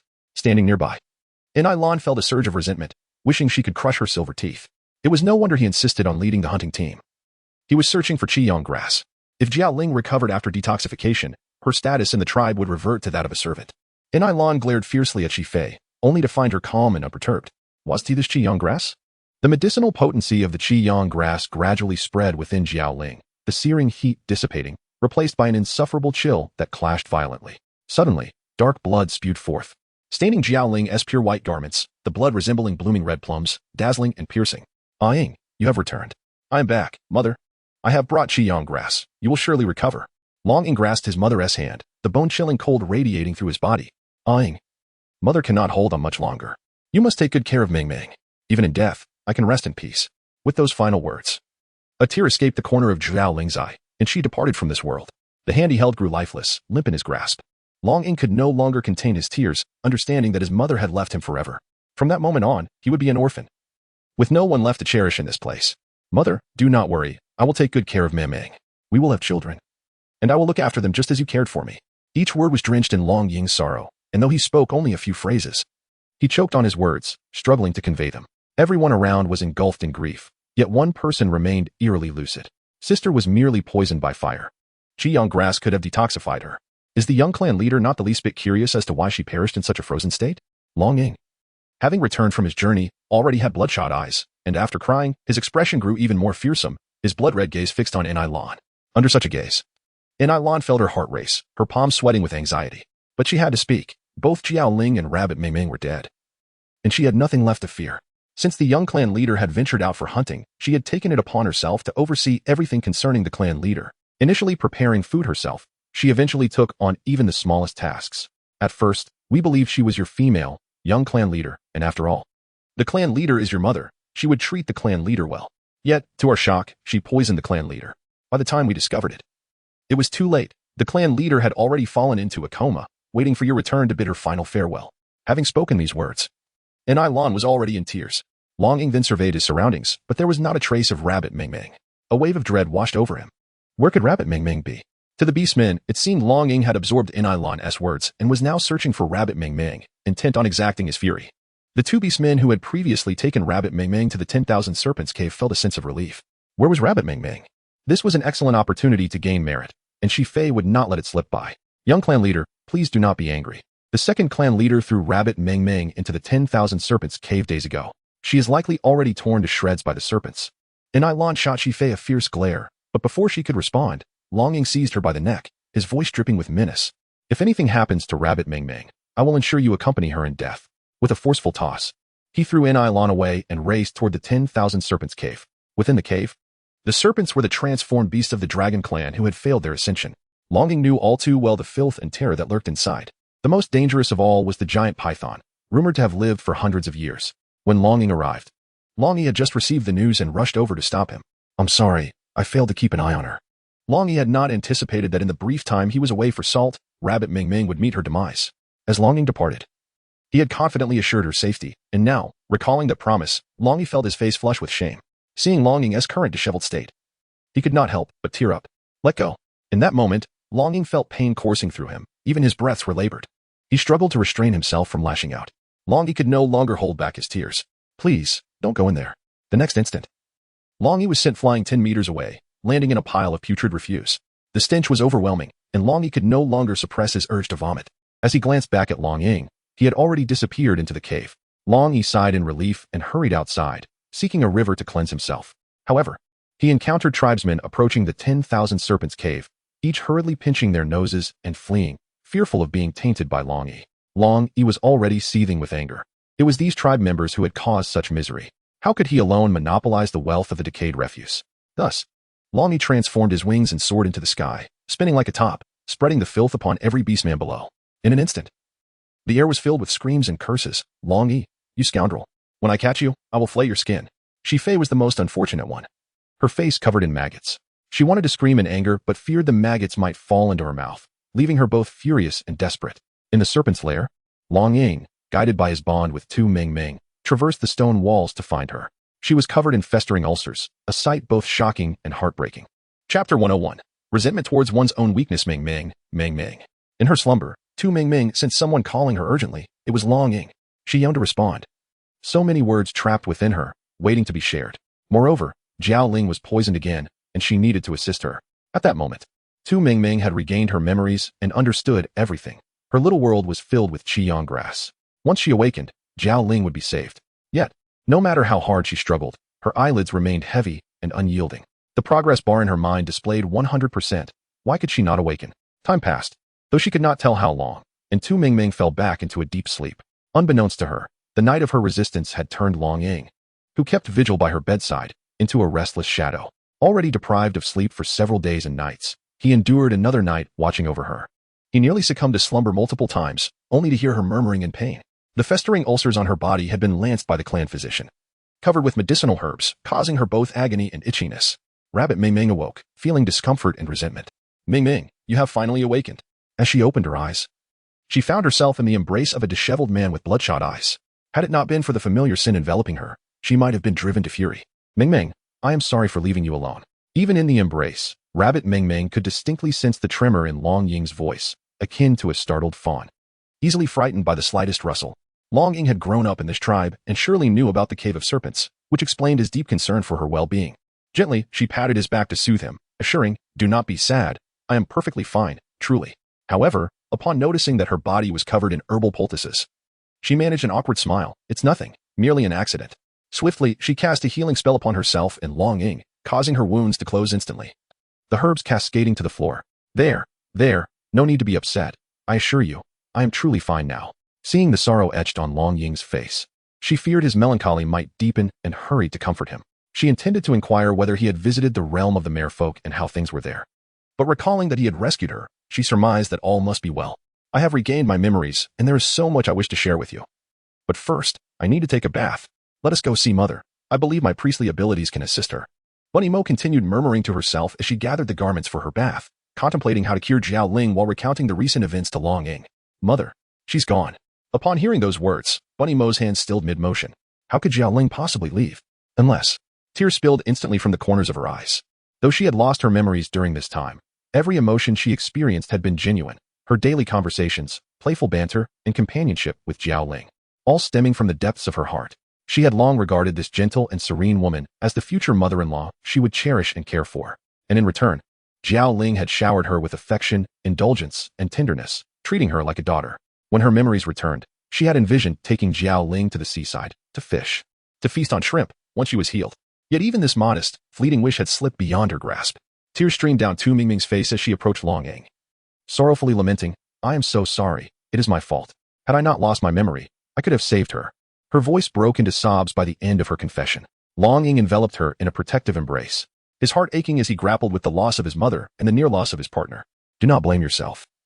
It is I who failed to protect you, he consoled. He pondered whether revealing his return to the Dragon Clan earlier and waiting for her to awaken might have altered their fates. No, it is not your fault. The blame lies with those who schemed to poison, she reassured him. They clung to one another, eventually falling asleep in exhaustion from their tears, her heart heavy as she gazed upon his rugged face, worn and weathered by life's burdens. She felt deep compassion. Longing had borne too much from a young age, and now he had lost his only remaining kin. She felt a surge of anger. The first time she had ever resented her own lack of strength, tired of the deceitful life of the modern world. Tu Mingming had always wished to be a carefree spirit, but reality had forced her into a different mold. Gently, she patted his shoulder, whispering, "Everything will be all right. I will avenge mother." As dusk fell, Tu Mingming prepared a feast in their hidden refuge, for they had gone several days without nourishment, just as they prepared to eat. A cacophony erupted from outside. Tu Mingming, Yuval She-Wolf, come out. The beastmen believed Tu Mingming to be the cause of their leader Zhao Ling's demise with his death. They insisted she could not be allowed to live. Initially thinking it was merely the beastmen seeking confrontation, their perception shifted when they heard Enai voice. Tu Mingming and Longing exchanged a knowing glance. As Longing opened the door, he was met with Enai. Adorned in a grand beastskin cloak and wielding a staff, a symbol of her status. Tu Mingming is the architect of our leader's death. I implore you, young clan leader, to surrender her, she demanded. Having already offended Longing, Enai resolved to resist, with her long-standing influence in the clan. She believed subduing Longing would be as effortless as taming a beast. Longing remained silent, his expression cold. Enai pressed on. We all know that Tu Mingming is the young clan leader's partner, but the fact remains that she poisoned our leader. Will you truly forsake your mother and kin for such a wicked she-wolf? Longing retorted with a derisive laugh. You claim she poisoned my mother. Who has witnessed this? Step forward if you dare. He vowed that anyone who could substantiate their claims would face dire consequences. As the beastmen shrank back in fear, a few hesitantly spoke up, suggesting that the clan physician could attest to the leader's second poisoning. They pointed out that Tu Mingming had been caring for the leader all along, while even the second clan leader could not approach him. If not her, then who could it be? Tu Mingming stepped out of the house. At the time of the chieftain's incident, I was at home. Furthermore, why would I wish harm upon the chieftain? She is to be my future mother-in-law. It is precisely because the chieftain uncovered your treacherous scheme that you sought to silence her permanently. The speaker, an elderly female, bore a somewhat familiar countenance. The rabbit, with her eyes narrowed, fixed her gaze intently upon the speaking female, as if attempting to see through her very essence. Meanwhile, her mind raced, pondering whether she had encountered this individual before. Pray tell, what nefarious schemes do you attribute to me? I once happened upon the chieftain's wooden dwelling and distinctly heard you declare your intent to repay the grievances endured by the young clan leader over the years. It was you, indeed, who caused the chieftain's demise. Chapter 102. Do not touch me, you repulsive one. In his youth, Longing faced repeated failures in his ascension, each time being confined within the abyss of serpents for a fortnight. Despite being the offspring of the clan leader, he endured a life more wretched than that of mere swine or dogs. Each emergence from the abyss left him marred with the bites and wounds of venomous serpents. On several occasions, he narrowly escaped death, yet he remained unable to advance, ultimately being cast out from the tribe. The more Rabbit Mingming listened, the more her heart raced with trepidation. The thought of such a young being being thrown into the abyss filled her with dread. And the memory of those serpents still sent shivers down her spine. With tears glistening at the corners of her eyes, Tu Mingming lifted her gaze towards him, only to be abruptly pulled into Long Ying's embrace. Time had passed. The chieftain's intentions were rooted in concern for him. Within the depths of the Wanshi cave lay the ancestors of the Dragon Clan, each a testament to failures in ascension. And there was no fault in his learning from them. Noticing the conversation straying further from the point, Nilan hastily redirected the thoughts of the beastmen, declaring that this malevolent female not only caused the chieftain's demise but also ravaged the sacred grounds of their tribe. Should the young chieftain wish to protect her? He must not fault me for my lack of courtesy. Let us seize this wicked female. As Nilan led the charge towards them, Longing shielded Tu Mingming behind him, ready to confront the beastmen with fierce determination. Recently bereaved of his mother and now facing hostility from his kin, Tu Mingming felt a pang of compassion. Stepping forward, she exclaimed in anger, to fabricate charges is to find excuses aplenty. You have already condemned me as the poisoner responsible for the chieftain's death, and no explanation I provide will suffice, will it? As soon as Tu Mingming stood up, she was swiftly subdued by several beastmen, their rough vines binding her and rendering her immobile. Just as Longing was about to intervene, Enai brandished a mysterious object, declaring, "This is the pearl left by your mother. Do you really intend to protect this vile female in front of your mother?" Longying's expression turned to one of deep loathing. He had never felt so powerless, gritting his teeth in a valiant effort to suppress his rage. The veins in his arms bulged as he clenched his fists tightly. He approached Enai, demanding to know what it would take for them to release her. Expecting a formidable challenge, he was taken aback by how easily they had captured her. a smile playing on Ni Lan's lips. Soon, Tu Mingming found herself imprisoned. All the prominent members of the Dragon Clan gathered at Ni Lan's abode to deliberate. By the time Long Ying arrived, a consensus had already been reached. The tribe agreed that if he severed his bond with Tu Mingming and formed a partnership with Shi Fei, they would grant her freedom. Long Ying's face fell, despondent and devoid of hope, as he surveyed the beastmen in the room, their eyes filled only with self-interest, strangers to him now. Looking at Shi Fei, he found her face, though beautiful, utterly repulsive, evoking a sense of nausea the longer he gazed upon it. Could a partnership contract be so easily dissolved? Long Ying scoffed, feeling as though everyone regarded him as a fool. Hearing this, Shi Fei stepped forward, stating, "My father can annul the contract for the beastmen. Any contract can be undone." Indeed, saying he was the high priest, what could he not accomplish? This decision was collectively made by the beastmen of the Dragon Clan, and unless Long Ying betrayed his tribe, he had no choice but to comply. For the sake of Tu Mingming, he found himself compelled to accept. Long Ying trembled with fury, his body swaying as he exited the wooden hut. Shi Fei attempted to assist him, but he violently shrugged her off, exclaiming, "Do not touch me. You disgust me." Indeed, he found her revolting. However, Shi Fei believed that his anger stemmed from his feelings for Tu Mingming, thinking it would eventually subside in time. Meanwhile, Long Yi, who had remained silent in the crowd, hurried after Long Ying, offering his support. "Brother, I am sorry for you. My mother was misled into saying those things. It was unintentional." He continued, "I have noticed something peculiar. Shi Fei and the second clan leader seem to share a secret. Could it possibly relate to the clan leader's demise?" In response, Long Ying merely cast a dispassionate glance his way, stating, "For now, Mingming is still in their hands. I must adhere to the tribe's arrangements." However, he expressed his disdain for Shi Fei, recounting how he had heard she had kept over 20 males in the main city. If he were to bond with such a female, the future would see many females with 3 or 4 partners. And those male companions would stop at nothing to vie for affection. Long Ying was not looking at a mere 3 or 4 challengers, but rather over 20. And it was clear that life would be intolerable. Enough, Long Ying roared, for he could not bear to hear any further discussion about Shi Fei, including her name, fearing it would taint his ears. To Long Yi, it seemed Long Ying was merely vexed by the thought of the future. "Rest assured, brother, I will not allow you and Tu Mingming to be separated. Leave her rescue to me." Just as Long Yi prepared to depart, Long Ying grasped him, insisting, "My affairs are none of your concern. Focus on yourself." Given that Ni Lan sought to ally with the Dragon Clan against him, she would surely not spare Long Yi, who had been close to him since childhood. Long Yi understood Long Ying's worries but offered a sheepish smile. "Do not fret about me. Just bide your time at home." "My issues are truly none of your concern," Long Ying shouted, yet Long Yi had already taken flight, seemingly oblivious to his words. It was not that Long Ying feared for Long Yi's safety. Rather, he was anxious that Long Yi might hinder his plans with Tu Mingming. Long Yi indeed did not hear Long Ying's admonitions, but upon returning home, he found Ni Lan waiting in the courtyard. He frowned, displeased. "What business does the second clan leader have at my home? Is it not enough that you have manipulated my mother?" Indeed, it was Ni Lan who had prompted Long Yi's mother to stand against Tu Mingming earlier. Long Yi's future seemed to be compromised by a mother who had been manipulated. Long Yi's outraged reaction was anticipated, yet Ni Lan had no intention of holding a grudge. "I know you are close friends with Long Ying, but remember, his partner is an outsider. Who knows what she may be capable of? Do not let her facade deceive you." Ni Lan was certain he had been fooled by Tu Mingming's appearance. Long Yi, wishing to avoid further conversation, stated he had urgent matters to attend to. "Have you finished speaking? If so, please leave." Ni Lan, being the second clan leader, was taken aback by Long Yi's treatment. Long Yi's mother interjected, "He is young and does not understand. Please do not hold it against him. I will address the matter of the trip to the main city with him." "What trip to the main city?" Neither paid heed to Long Yi until Long Yi's mother had sent Ni Lan away, at which point she informed Long Yi of Ni Lan's intentions. Long Ying and Shi Fei were to depart for the main city in 2 days, and the responsibility of escorting Tu Mingming home now fell upon Long Yi. Long Yi had initially planned to rescue her under the cover of night but felt a surge of relief upon learning he would instead escort Tu Mingming, prompting him to share this good news with Long Ying. Chapter 103. "It was you who poisoned her." Upon receiving the news, Long Ying merely replied with a nonchalant hum. Long Yi wished to say more, but outside, he heard Shi Fei's voice call, "Is the young clan leader present?" Having returned to the wooden hut the previous night, Shi Fei felt increasingly uneasy, suspecting that Long Ying's disdain was not born of anger, but rather a sense of categorization akin to Ni Lan.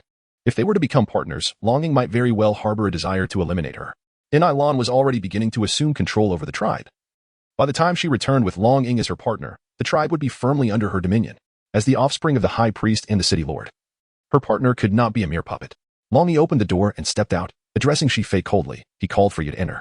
Facing Long Yi's icy demeanor, Shi Fei merely smiled, knowing he was Long Ying's brother and that she would eventually become his partner. Thus she had no intention of holding a grudge. She hastily entered the wooden hut. "Young clan leader, what brings you here?" Long Ying's tone was frigid, clearly indicating he wished to avoid any further discussion. Fei felt fortunate to have arrived, realizing that without her presence, this misunderstanding would have been impossible to rectify. I returned to the main city tomorrow and came to see if I could assist you, young clan leader. If there is nothing else, please take your leave. This was the dwelling where Ming Ming had stayed, and he wished for no other female to linger there even a moment longer. Observing Long Ying's frosty demeanor, Fei became increasingly uneasy. I have a few words I wish to share. Long Ying merely responded with a disinterested hum, revealing no emotion.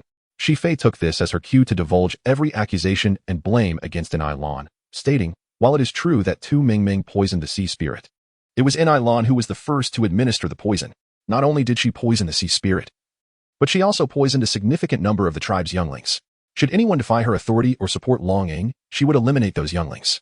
The more she spoke, the more horrifying the revelations became, yet Long Ying only scoffed. Even if An Lan's crimes are egregious, does that absolve you of guilt? He had never forgotten the constant provocations from Fei in the main city. Such a person, would they refrain from taking action? Is that even possible? Fei was aware that she had made a poor impression on Long Ying, and could only hope to change his perception gradually. Once we become partners, I believe you will discover a different side of me. Long Ying remained cold and silent.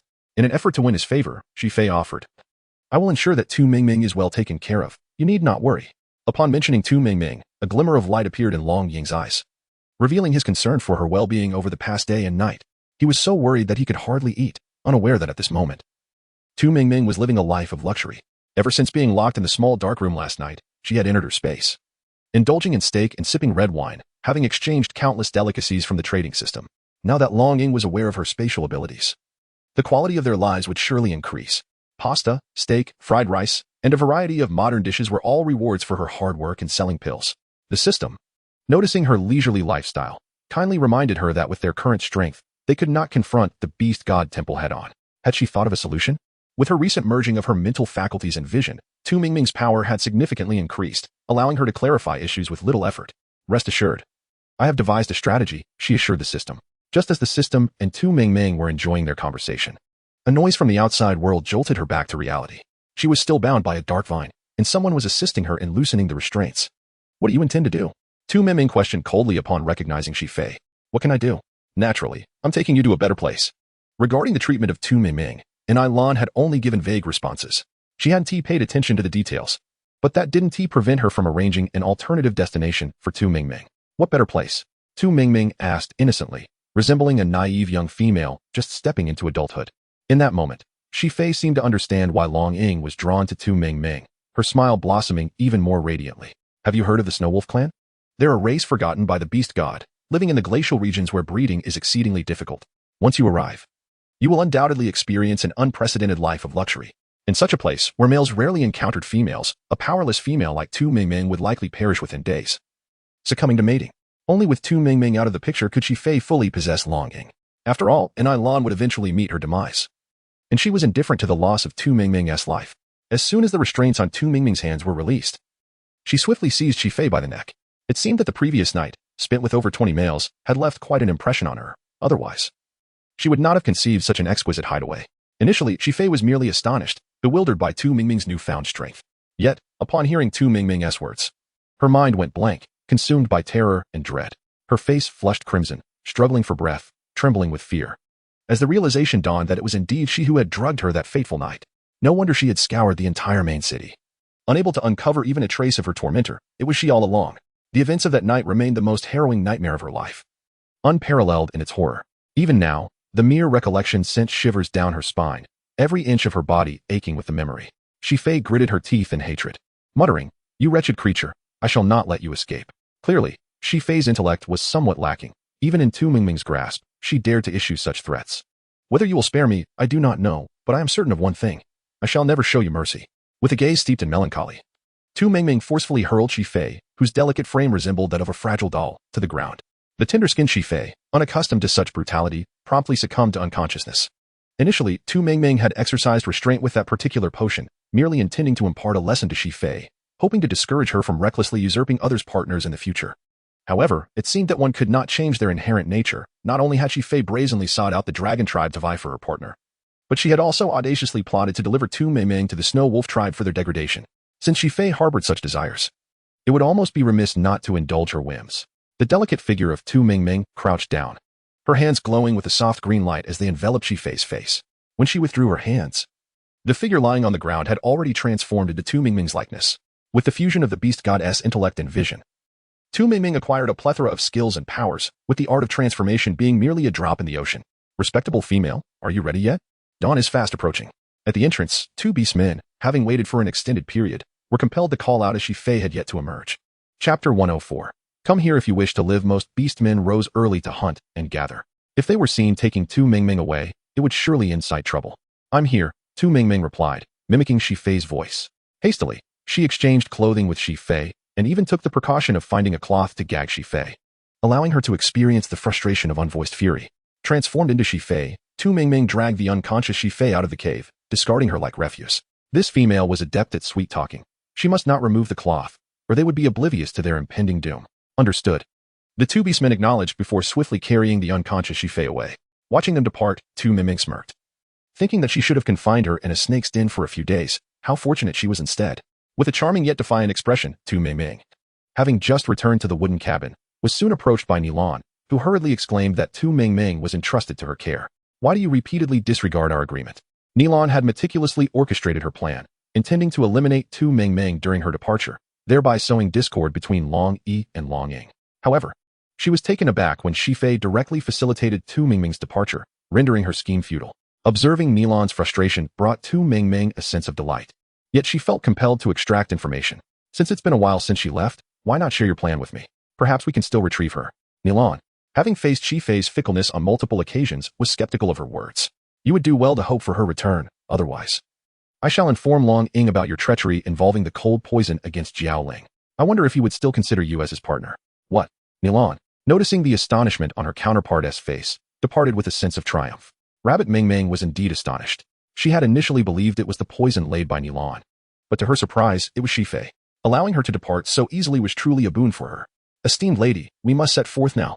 Rabbit Mingming is not Zi-Fi, and naturally, she is unaware of Zi-Fi's itinerary. She initially did not intend to venture out, but upon stepping outside, she encountered Long Ying. Wherever she may go, as long as she can be in the presence of Long Ying, it is agreeable. The journey back to the main city is quite lengthy. And for my esteemed lady, the young clan leader has arranged a tortoise cart. Upon witnessing the tortoise shell, resembling a quaint wooden cabin, affixed to the back of a large rhinoceros, it indeed resembled a mobile abode, and one cannot help but admire Rabbit Mingming's enchantment. Ascending the stairs. The interior is quite spacious, measuring at least 50 to 60 square meters. However, it is adorned with various animal skin garments, likely those frequently worn by Zi-Fi. As soon as Rabbit Mingming boards the tortoise cart, she is ushered into a room by a servant. Esteemed lady, which outfit would you like to wear to meet the young clan leader today? Is this acceptable? The female attendant, having served Zi-Fi for quite some time, swiftly retrieves a set of garments from the nearby wardrobe. Upon receiving the items, Tu Mingming's face flushed crimson, unable to suppress her astonishment. One cannot deny that Shi-Fei truly knew how to play. She possessed such whimsical attire in a world dominated by beasts. The only distinction lay in the fact that these garments were crafted from animal hides. The thought that these items were meant to entice her partner filled her with indignation, prompting her to incinerate them all, out of sight, out of mind. The servant gaped in disbelief, her eyes wide with incredulity. Had she misheard? These garments were Shi-Fei's favorites. How could she possibly be ordered to destroy them? Surely, it must be a figment of her imagination. Noticing the servant's inaction, Tu Mingming's anger flared. Are you deaf? I command you to burn these at once. The sudden outburst startled the servant, yet the familiar sensation brought her some comfort, hastening her to gather the garments. I shall attend to it immediately. Seizing the opportunity, Tu Mingming dismissed all the servants from the carriage, leaving only herself and Long Ying. However, upon seeing her, Long Ying recoiled as if faced with a plague, warning her to stay back. The piercing gaze he cast upon her filled Tu Mingming with a sense of satisfaction, inspiring her to tease him further as she approached him step by step. The petite female instilled such fright in Long Ying that he stumbled backward. Do not come any closer. If you do, I shall not hold back. Oh, I am quite curious to see how you shall not hold back, Tu Mingming retorted, embodying the demeanor of a playful rogue teasing a virtuous woman. She cornered Long Ying against a stone bed. It seems I have not sufficiently fed you in our previous encounters, Long Ying remarked with a mischievous grin. The sudden shift in tone caught Tu Mingming off guard, and before she could react, he pulled her into his embrace. As she regained her composure, her already flushed face grew even warmer, her small fists playfully pounding against his chest. When did you know it was me? Guess, he replied with a knowing smile. Long Ying harbored an extreme distaste for Shi-Fei, yet upon their meeting today, the nauseating aura had vanished, replaced by a faint scent of vanilla, one he cherished deeply. Could it be that you knew from the very beginning? Upon witnessing Long Ying's expression of affirmation, Tu Mingming's cheeks burned with embarrassment. If he had known her from the outset, did that mean he had seen those garments as well? You naughty rascal, I shall not be kind to you. She playfully pouted, feigning displeasure. Longing enveloped her in his protective embrace, his arm around her slender waist, as the world around them seemed to quiet. If you refuse to be kind to me, then I shall be kind to you. They lingered in this tender moment. Suddenly, Tu Mingming was overwhelmed by a wave of nausea. She quickly patted her chest, attempting to suppress the urge to vomit. Let us leave. This place is utterly repulsive. As Longing made a sound, Tu Mingming returned him to her space and retrieved the fragrant dishes she had specially sought out to share with him. Try these and see if you enjoy them. All right. Longing picked up his chopsticks and began sampling the food from the boxes. With each box he opened, it felt as though he was stepping into a new world. His expressions were adorably animated. Are you going to eat? Tu Mingming held a cup of sour plum juice, savoring it with enthusiasm. I've already eaten. These are prepared for you. Once we are full, we shall return to avenge Mother. Upon mentioning the mermaid spirit, Long Ying's movements abruptly froze, a wave of bittersweet memories flooding his heart, causing the corners of his eyes to moisten. Such a delightful treat.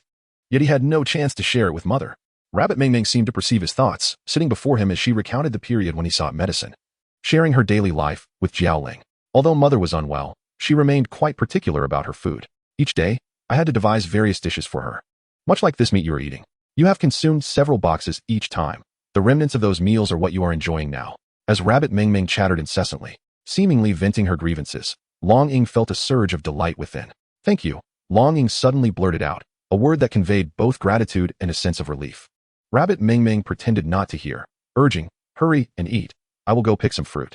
Ever since her amnesia, she had not plucked a single fairy fruit, and now the trees were laden with them. Chapter 105. No, don't come any closer. In the dense forest, Long Yi swiftly maneuvered through the trees, carrying the transformed Rabbit Mingming as if pursued by phantoms. Zai-Fi felt a pang of despair since she had awakened that morning. Everyone had regarded her as that wretched Rabbit Mingming. Initially, she had thought Nilan was coming to rescue her, only to find that the despicable girl feigned ignorance and had handed her over to Long Yi.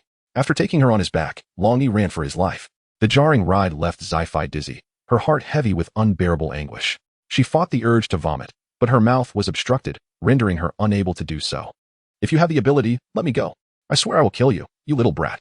Long Yi, oblivious to her thoughts, was solely focused on protecting his elder brother's mate from any harm. However, Rabbit Mingming's constant fidgeting hindered his efforts. Could you please stay still for a moment? Little sister-in-law?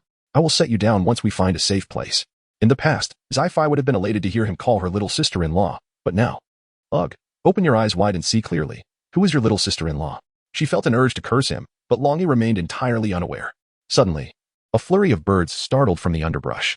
Alert, Long Yi quickly sought refuge behind a tree, shielding the female behind him while scanning the surroundings. Before long, familiar figures emerged ahead, led by Xichao. With fury in his eyes, Xichao demanded, show yourself if you are a man. Hiding is no skill. Long Yi stepped out from the thicket, smiling as he asked, Xichao, what brings you here? Are you here to escort Rabbit Mingming home? Unexpectedly, it was a fist that answered him. Long Yi was struck hard in the chest, crashing to the ground, blood slowly trickling from his lips, every inch of his body aflame with pain. Xichao, you madman, what are you doing? Xichao, his eyes bloodshot with rage, retorted, what am I doing? I'm here to bring back this traitor. Long Yi's rebellious nature had always irked Xichao, but he never anticipated that he would rescue someone condemned to death by the tribe. Long Yi, do you even consider the safety of your family and friends in the tribe? Long Yi, bewildered, replied, you're insane. If you have something to say it quickly. Don't block my path for no reason. Had he not been in a rush to return the little sister-in-law home, he would have gladly fought Xichao. However, to the hunting team, Long Yi's actions appeared as those of a guilty thief attempting to feign ignorance and evade responsibility. Fine, since he refused to drink the wine offered. Do not blame us for being ruthless. At Xichao's command, the former brothers of the hunting team surrounded Long Yi, some already transforming into their beast forms. Preparing for a lethal confrontation, Long Yi narrowed his eyes, realizing the depth of their animosity towards Rabbit Mingming. Prioritizing his survival, he had no time to ponder further. He dashed back into the thicket, hoisting Zai-Fi and fleeing. Unbeknownst to her, Zai-Fi believed they were there to rescue her and resisted fiercely. In the tumult, Long Yi was repeatedly struck by the hunting team members, ultimately succumbing to their overwhelming numbers.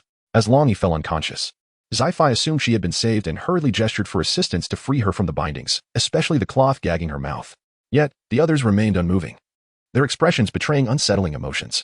No, don't come any closer. Given Zai-Fi's volatile temperament and today's schemes, no one dared approach her. Long Yi and Rabbit Mingming slipped away unnoticed. Shortly after leaving the group, a colorful bird circled overhead, and Long Yi gently whistled. The bird swooped down towards them. Each tribe possessed unique messenger birds, and this one was undoubtedly from the dragon clan. Indeed, upon hearing the news from the messenger bird, Long Yi's face darkened ominously. Rabbit Ming Ming sensed that something was amiss, undoubtedly indicating that a significant event was unfolding. As she walked, she spoke. Simultaneously, she released the vulture from her spatial confines. The vulture was among the swiftest of all birds and beasts. However, despite its full-speed advance, by the time the two arrived, it was too late. Longing stood frozen in place, his eyes glistening with unshed tears. As soon as Rabbit Ming Ming touched down, the system commenced a comprehensive scan. Upon successful completion, it revealed varying degrees of damage to the dragon wing's heart and meridians, necessitating a combination of stellar force and healing spells for restoration. Shifei was already deceased, having endured inhumane torment before her demise. It was evident to Rabbit Ming Ming, as the unsightly bruises marred Shifei's body. However, she felt no ounce of compassion. Shifei was unworthy of it. The dragon wing was gravely injured, and we should prioritize taking him to receive treatment. Upon hearing this, Longing hurriedly stepped forward to support the dragon wing, whose excruciating pain compelled him to slowly open his eyes, only to behold Long Ying's pained expression, overcome with guilt. He bowed his head, murmuring, "I am sorry. I failed to protect her." After uttering those words, the dragon wing succumbed to unconsciousness once more. Finding a secluded spot, Rabbit Ming Ming, her expression grave, stated, "I must repair his meridians. You shall safeguard us." Longing acknowledged with a nod and proceeded towards the cave entrance. After Rabbit Ming Ming merged with the mind of the beast god, it was as if she had received an enlightening revelation, uncovering a plethora of knowledge unfamiliar to this world. It turned out that the beast realm was a realm of cultivation, replete with martial arts techniques, magical beasts, and spirit creatures, along with an abundance of healing elixirs. The vast array of information was overwhelming, leaving Rabbit Ming Ming with insufficient time to explore each facet. Her priority was to swiftly discover a method to heal Longi. In stark contrast to Rabbit Ming Ming's urgency, Nilon in the Dragon Clan's settlement was akin to an ant on a hot skillet. She busied herself tirelessly, her voice hoarse from directing the frantic preparations. "Quickly, we must gather everything before nightfall. We shall depart once darkness falls." The orc warriors exchanged glances of concern. "Chief, where exactly are we going? This is our home, the very foundation of our existence. How can we simply abandon it?" Nilon, of course, would not reveal that this departure was the culmination of her years of meticulous planning. Instead, she informed them that Rabbit Ming Ming was deceased and that she had received word of Rabbit Ming Ming's twin sister, Rabbit Jiao Jiao, who was the maid of the leader of a wandering tribe. Rabbit Jiao Jiao is determined to avenge her sister. And now a multitude of wandering beasts is hastening towards the Dragon Clan stronghold. Upon hearing this news, the orcs' expressions drastically shifted. To them, wandering beasts represented a calamity, akin to a devastating flood or a virulent plague. Who could remain unafraid? Yet, where could they escape to? And Ailon cleared her throat, asserting, "Naturally, we must relocate to the main city. The young chieftain and Shifei, the revered female, are soon to unite as partners. I firmly believe the young chieftain will not abandon us." Chapter 106, truly ridiculous. Upon hearing her words, the orcs felt a wave of relief wash over them and hurriedly returned to gather their belongings. As evening descended, the sky blazed a fiery red, warm enough to render one lethargic, especially after a day of toil for the orcs. However, Ailon could not allow them even a moment of complacency. "Everyone, we must depart quickly. We shall travel through the night and seek a safe place to rest. If we fall into the clutches of the wandering beasts, the consequences would be dire. Let us endure a little hardship, and soon we shall all be safe." Shi Chao, as the captain of the hunting team, naturally took it upon himself to assist the chieftain in ensuring everyone's safety. Not far from the tribe, the orcs spotted a vulture soaring from the distance. "Isn't that the young chieftain's steed? Has the young chieftain returned?" Although they all respected the second chieftain, the young chieftain was the one chosen by the leader. Even if he had not achieved much within the tribe, how could the loyal followers of Jiao Ling not embrace her offspring? "Young chieftain, young chieftain." The three figures atop the vulture had already caught sight of the grand assembly of orcs from afar. Yet, it was not until they heard the orcs' calls that they paused. However, upon seeing Rabbit Ming Ming, the orcs instinctively recoiled a few steps. After all, the second chieftain had informed them that Rabbit Ming Ming had been executed. Among them, Ailon was the most astonished, her fierce gaze fixated on Rabbit Ming Ming.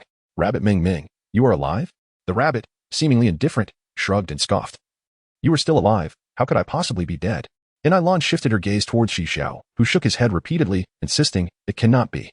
You cannot still be alive." The hunting team, consisting of Long Ying and Long Yi along with 10 others, were all complicit in the torment. And they were entirely convinced that the rabbit was indeed dead. They had waited until the body had grown cold before departing. There was no way the rabbit could have survived. Unless, Shi Xiao appeared to recall something, his eyes widening in terror. "That female, is she not you?" Rabbit Ming Ming smiled meaningfully without providing an answer. The astute Nilon, discerning the underlying issue from Shi Xiao's words, could not contain her anger. "Rabbit Ming Ming, you have caused the death of the females in our tribe. How can such a malicious creature be deemed worthy?" Is the young clan leader truly blind? Can you face the memory of your deceased sister after committing such a heinous act? At the mention of Jiao Ling, the orcs were consumed with righteous indignation. Their eyes ablaze with fury. Had their glares been lethal, Rabbit Ming Ming would have likely been reduced to mere bones by now. Before Long Ying could respond, Nilan scoffed bitterly. Young clan leader, you are utterly disappointing. It matters not. If you refuse to avenge my sister, I shall take it upon myself. With that, Nilan lunged at Rabbit Ming Ming, her delicate hands transforming into claws aimed directly at her face. Just as her attack was about to land, she was unexpectedly sent flying by Long Ying's palm. The orcs were left in stunned silence, while Nilan clutched her painfully throbbing chest in disbelief. Young clan leader, not only do you refuse to avenge my sister, but why do you also obstruct me from doing so? She is your mother. Nilan appeared heartbroken, yet her gaze remained cold and merciless, devoid of genuine sorrow. The other orcs could no longer stand idly by and began to speak on Nilan's behalf. Young clan leader, how can you treat the second clan leader this way? She has supported the clan leader in guiding the tribe all these years. Before they could finish, Rabbit Ming Ming let out a derisive laugh. How laughable it is. You all feign righteous indignation, seeking revenge for the clan leader, while simultaneously defending the one who poisoned her. I imagine the clan leader would rather rise from the grave to thank you all. Infuriated by her words, the orcs shouted, Rabbit Ming Ming, you wretched creature. If you dare to speak such slander again, I shall tear your mouth apart. Provoked by their insults, Rabbit Ming Ming's gaze turned fierce as she slightly raised her hand. An inexplicable pressure emanating from her, enveloping the surroundings. The orcs felt as though a mountain bore down upon their shoulders, making it increasingly difficult to stand upright, forcing them to kneel in submission. It dawned on them that it was Rabbit Ming Ming's doing, while they dared not provoke her further. Their anger did not hinder them from cursing Long Ying. Does the young clan leader intend to watch Rabbit Ming Ming slaughter us without intervention? Long Ying remained composed, initially unwilling to intervene, yet he recognized that these were the kin most cherished by his mother.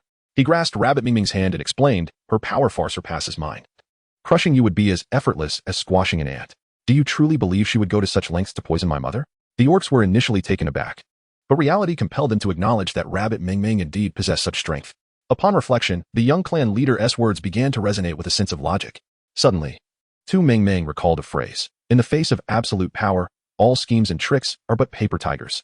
Thus, she resolved to reveal her true self. Taking out the priestly staff that rightfully belonged to her, the beast god temple had not provided her with the staff, for she had become an apprentice of Qianghua, who gifted her this staff. As a dignified priestess, tasked with blessing the beast men on behalf of the beast god, how could I harm them without cause?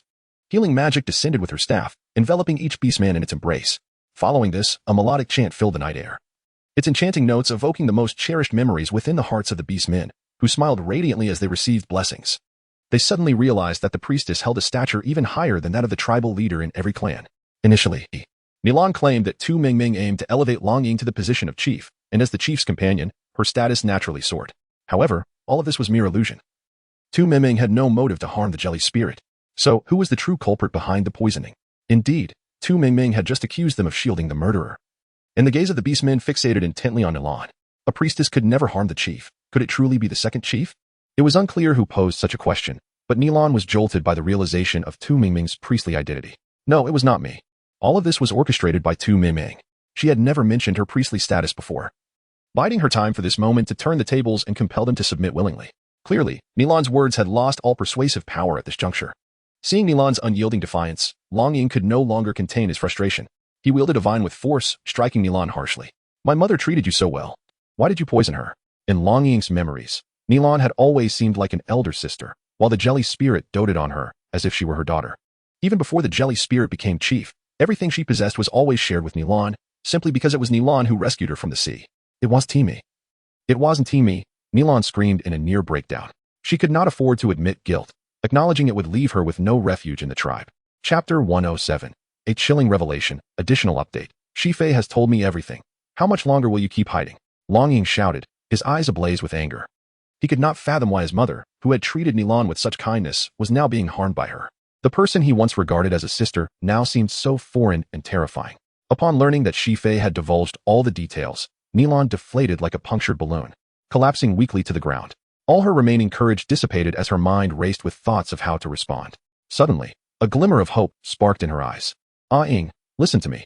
Things are not as Shifei portrays. I did not poison my sister. It was Shifei. Shifei wishes to become your mate.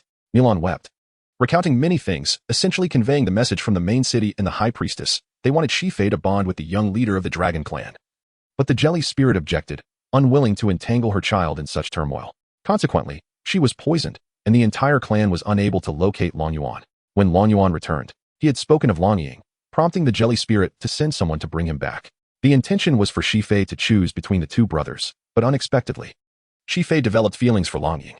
However, Long Ying already had a partner, and with Tu Mingming being so admirable, Shi Fei resorted to using the jelly spirit's life as leverage against Nilan, compelling her to conspire against Tu Mingming. Once Tu Mingming was eliminated, Shi Fei would naturally be able to bond with Long Ying, ensuring the jelly spirit's recovery. Yet, I never anticipated that Shi Fei could be so malicious as to poison the chief. It was all my fault. I fell victim to Shi Fei's deceitful schemes, and I deserve to die 1,000 deaths for betraying my sister. Nilan cried bitterly, as though she had suffered the greatest injustice. This ploy indeed softened the hearts of the beast men, some even claiming that Nilan had endured great suffering. However, Tu Mingming smiled once more and remarked, I was puzzled as to why you would send someone to kill Shi Fei. I never expected it to be for this reason. Thus, Shi Fei has met her just end. What? Shi Fei is dead? Nilan thought she must have misheard. Rabbit Mingming smiled meaningfully and shrugged her shoulders. Indeed, it was you who instructed the hunting team to humiliate Shi Fei to death, wasn't it? With these words, not only did Nilan tremble, but the entire hunting team quaked in fear. Shi Fei was the sole offspring of the city lord and the high priest for many years. These two prominent figures had lavished their utmost affection upon their only child. It seemed they were all beginning to confront their impending doom. Shi Zhao attempted to maintain his composure, thinking it impossible, yet he could not voice his thoughts as he gazed at Rabbit Mingming before him. With Shi Fei deceased, Nilan realized that if she wished to return to the main city, she would need to devise another plan. However, her immediate goal was to regain the trust of those around her. Yes, it was I who did this. I despise her for her betrayal and for hurting my sister. Thus, I shall avenge her and ensure she meets a tragic end. You indeed ensured her tragic demise, but not for the tribe or the chief. It was for yourself. No, Rabbit Mingming, do not presume that your status as a priestess grants you the right to slander. Oh, is that so? Seeing Nilan stubbornly refuse to yield, Rabbit Mingming felt compelled to reveal all that she knew. That day, she had transformed into Shi Fei's likeness upon returning to the wooden cabin, where her servant incessantly complained about Nilan's various shortcomings. Driven by curiosity, Rabbit Mingming began to extract information from the servant, who, eager to please Shi Fei, narrated the tale with vivid detail. Over a decade ago, High Priest Song Yu served as the priest of the Dragon Tribe. It was said that she uncovered a secret within the Dragon Tribe, which led her to approach Nilan, the partner of the chief. As time passed, the two became entwined. Yet the priestess had a partner in the main city, and due to the beast god's regulations, their relationship remained clandestine. Eventually, Song Yu was summoned back to the beast god temple, and the chief passed away during a hunting expedition. Consequently, Song Yu supported the chief's partner, Zhaoling, in ascending to the chief's position. In truth, Zhaoling was merely a puppet chief, with many matters of the tribe being orchestrated by Nilan. Fortunately, there had been no rift between the sisters, and the tribe was managed well. In the past, Song Yu would visit the tribe every year, but she had not done so in recent years. Nilan had never abandoned the thought of going to the main city. Upon learning that Song Yu and the city lord intended for Shi Fei to bond with the dragon tribe, Nilan employed every possible means to secure her own passage to the main city. Yet, she refused to forsake the tribe, aspiring to take all the beastmen with her. Upon hearing this, not only did the beastmen erupt in curses, but even Longi could not contain his anger. You urged me to take Rabbit Mingming away, claiming you knew she was wronged and wished to save her life. Yet, you allowed Shi Zhao and the hunting team to encircle us, intent on annihilation. You exploited my mother, but why must you also use me? He nearly lost his life at the hands of the hunting team, because you were Long Ying's brother. You pose a future obstacle to her claim over the dragon tribe. Consider this. If you were to leave with me, and I were to be humiliated and killed by the hunting team along the way, would Long Ying not harbor resentment towards you? Once discord arises between you and Long Ying, she would lose you, her brother raised within the tribe, leaving her unfamiliar with the tribe's affairs and incapable of managing it. Ultimately, the tribe would revert to Nilan's control. After careful analysis, it became evident that many matters were indeed profoundly unsettling. What else could Shi Zhao possibly not comprehend? You informed us that Longi was seduced by Rabbit Mingming, betraying the tribe to rescue her, prompting us to execute Rabbit Mingming on the spot. When she is gone, we would still be despised by the young chief. To preserve ourselves, we will certainly not allow the young chief to ascend to leadership. Ha ha ha. It appears we have always been your pawns. Without the variable of Rabbit Mingming, Nilan's plans would have been flawless. She had calculated every detail, truly a master strategist. With all her intentions and goals laid bare, Nilan felt no further restraint. I merely wish to be with the one I love. What fault is that? From the beginning, her only desire was to remain by Song Yu's side. But you should not treat all beastmen as your pawns. With Shi Fei's death, what lies ahead is the wrath of the main city and the beast god temple. Can you bear that responsibility? Longi roared in anger. Nilan lay on the ground, laughing maniacally, declaring, if I cannot have what I desire, why should you all fare well? Ha ha. The deranged Nilan was swiftly silenced by Long Ying's strike, and he avenged his mother with his own hands. With her body left aside, Long Ying coldly uttered, "Return." No one in the tribe was willing to assist in collecting Nilan's remains, allowing her to lie there like a puddle of mud. Thanks to the timely arrival of 3 individuals, they had not traveled far, and under the moonlight, they soon returned to the tribe. Chapter 108. An unusual ability. Yet, everyone's spirits were low. Even their favorite foods failed to entice them. Upon returning to the wooden cabin, Rabbit Ming Ming immediately brought Long Ying into her space. In just 2 months, it felt as though 2 years had passed, with so much transpiring. The two sat quietly together, as if the entire world had fallen silent. A tranquility that had long been absent. Sleep now. When you awaken, all will be well. As Tu Ming Ming closed her eyes, yearning to enter the realm of dreams, Long Ying's unwelcome hand found its way to her waist. It felt as though an entire century had passed. Rubbing her sore waist, Tu Ming Ming stepped outside, only to behold the radishes, cabbages, and green beans she had sown just days prior, now bearing fruit and fully matured. Assuming it was an illusion, she quickly rubbed her eyes, confirming her astonishment as she exclaimed, "System, how long have I been asleep?" Setting aside the radishes and cabbages, even the ripening period for green beans typically spans at least a month, given that a day outside equates to 3 days in her little world. The state of the green beans suggested that she must have slumbered for no less than 10 days. 1 day and 1 night, the system replied with unadorned honesty. However, Tu Ming Ming stood there, dumbfounded. When she and Xiying had entered the space, there had seemingly been no vegetables present. Surely, they could not have grown to such stature overnight. The system wore a mischievous grin, declaring that they had indeed grown overnight. Just as Tu Ming Ming was left speechless in disbelief, the system added, "Ever since the integration of your cerebral and ocular tissues, your abilities have ascended to the divine protection stage, and the power within you continues to accumulate. In moments of exquisite joy, a portion of that energy naturally spills forth, nurturing the growth of these vegetables." Bunny Ming Ming felt a bit confused yet comprehended that her powers had leaked. What is the Tianyu stage? Bunny Ming Ming knew about the stages of cultivation but had not delved into them in detail. The system, aware of her recent busyness, took this opportunity to enlighten her. In the realm of beast cultivation, one harnesses the power of the stars, which originates from the Pugu ore. This ore is formed when special minerals are gradually condensed under the illumination of moonlight. In fact, there exists star power in the air, albeit in lesser quantities than that of the ore. Cultivation is divided into several stages: body refinement, spirit forging, path establishment, domain creation, Tianyu, law comprehension, tribulation crossing, and ascendance. Body refinement involves enhancing one's physical strength through medicinal means or rigorous training. Spirit forging occurs when the body has been strengthened to a certain extent, allowing the individual to channel star power into their being. Path establishment entails discovering one's unique path, defining the kind of person one aspires to become. Domain creation is about grasping a personal field of understanding based on one's chosen direction. Tianyu involves utilizing innate attributes to support the chosen path.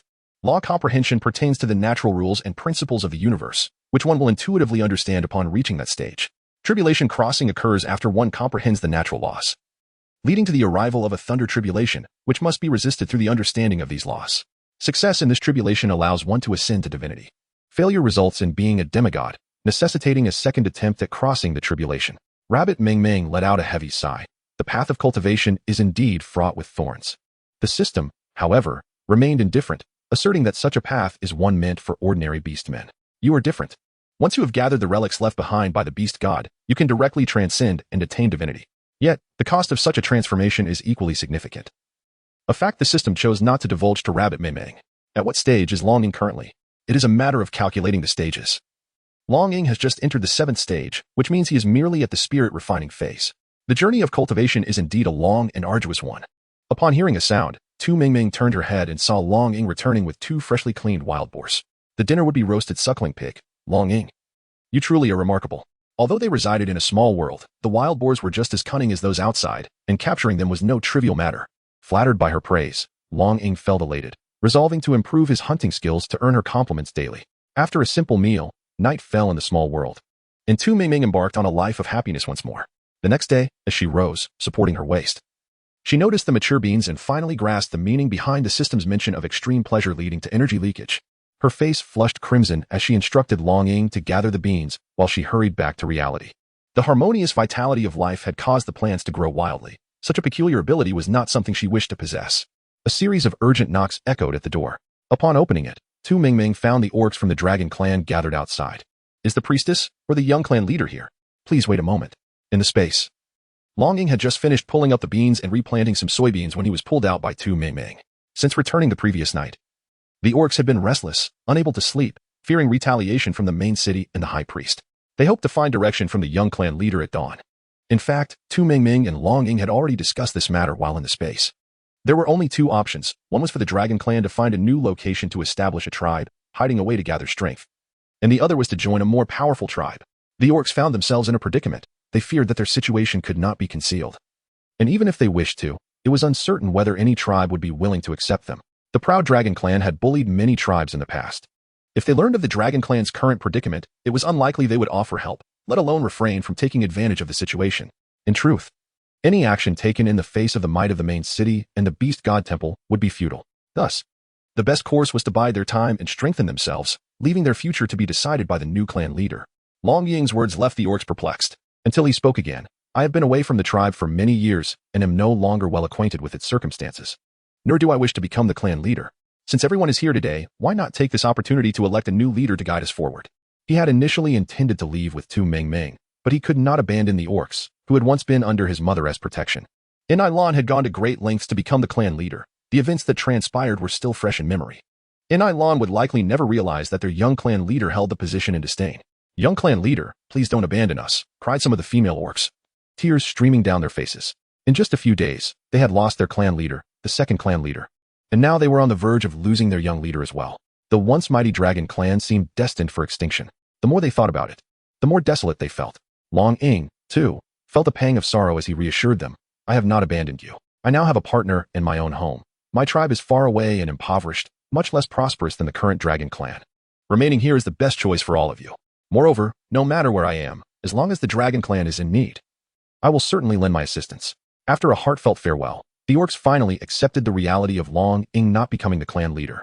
However, electing a new leader presented a fresh dilemma in light of their interests. At this juncture, Tu Mingming suggested, in fact, one among you is exceptionally suited to be the clan leader, and that is Shi Chao. Not only is he strong, but he is also the leader of the hunting team. I believe he will lead everyone to greater prosperity. Tu Mingming's reasoning for suggesting Shi Chao stemmed entirely from his involvement in the death of Shi Fei, with Enai now deceased.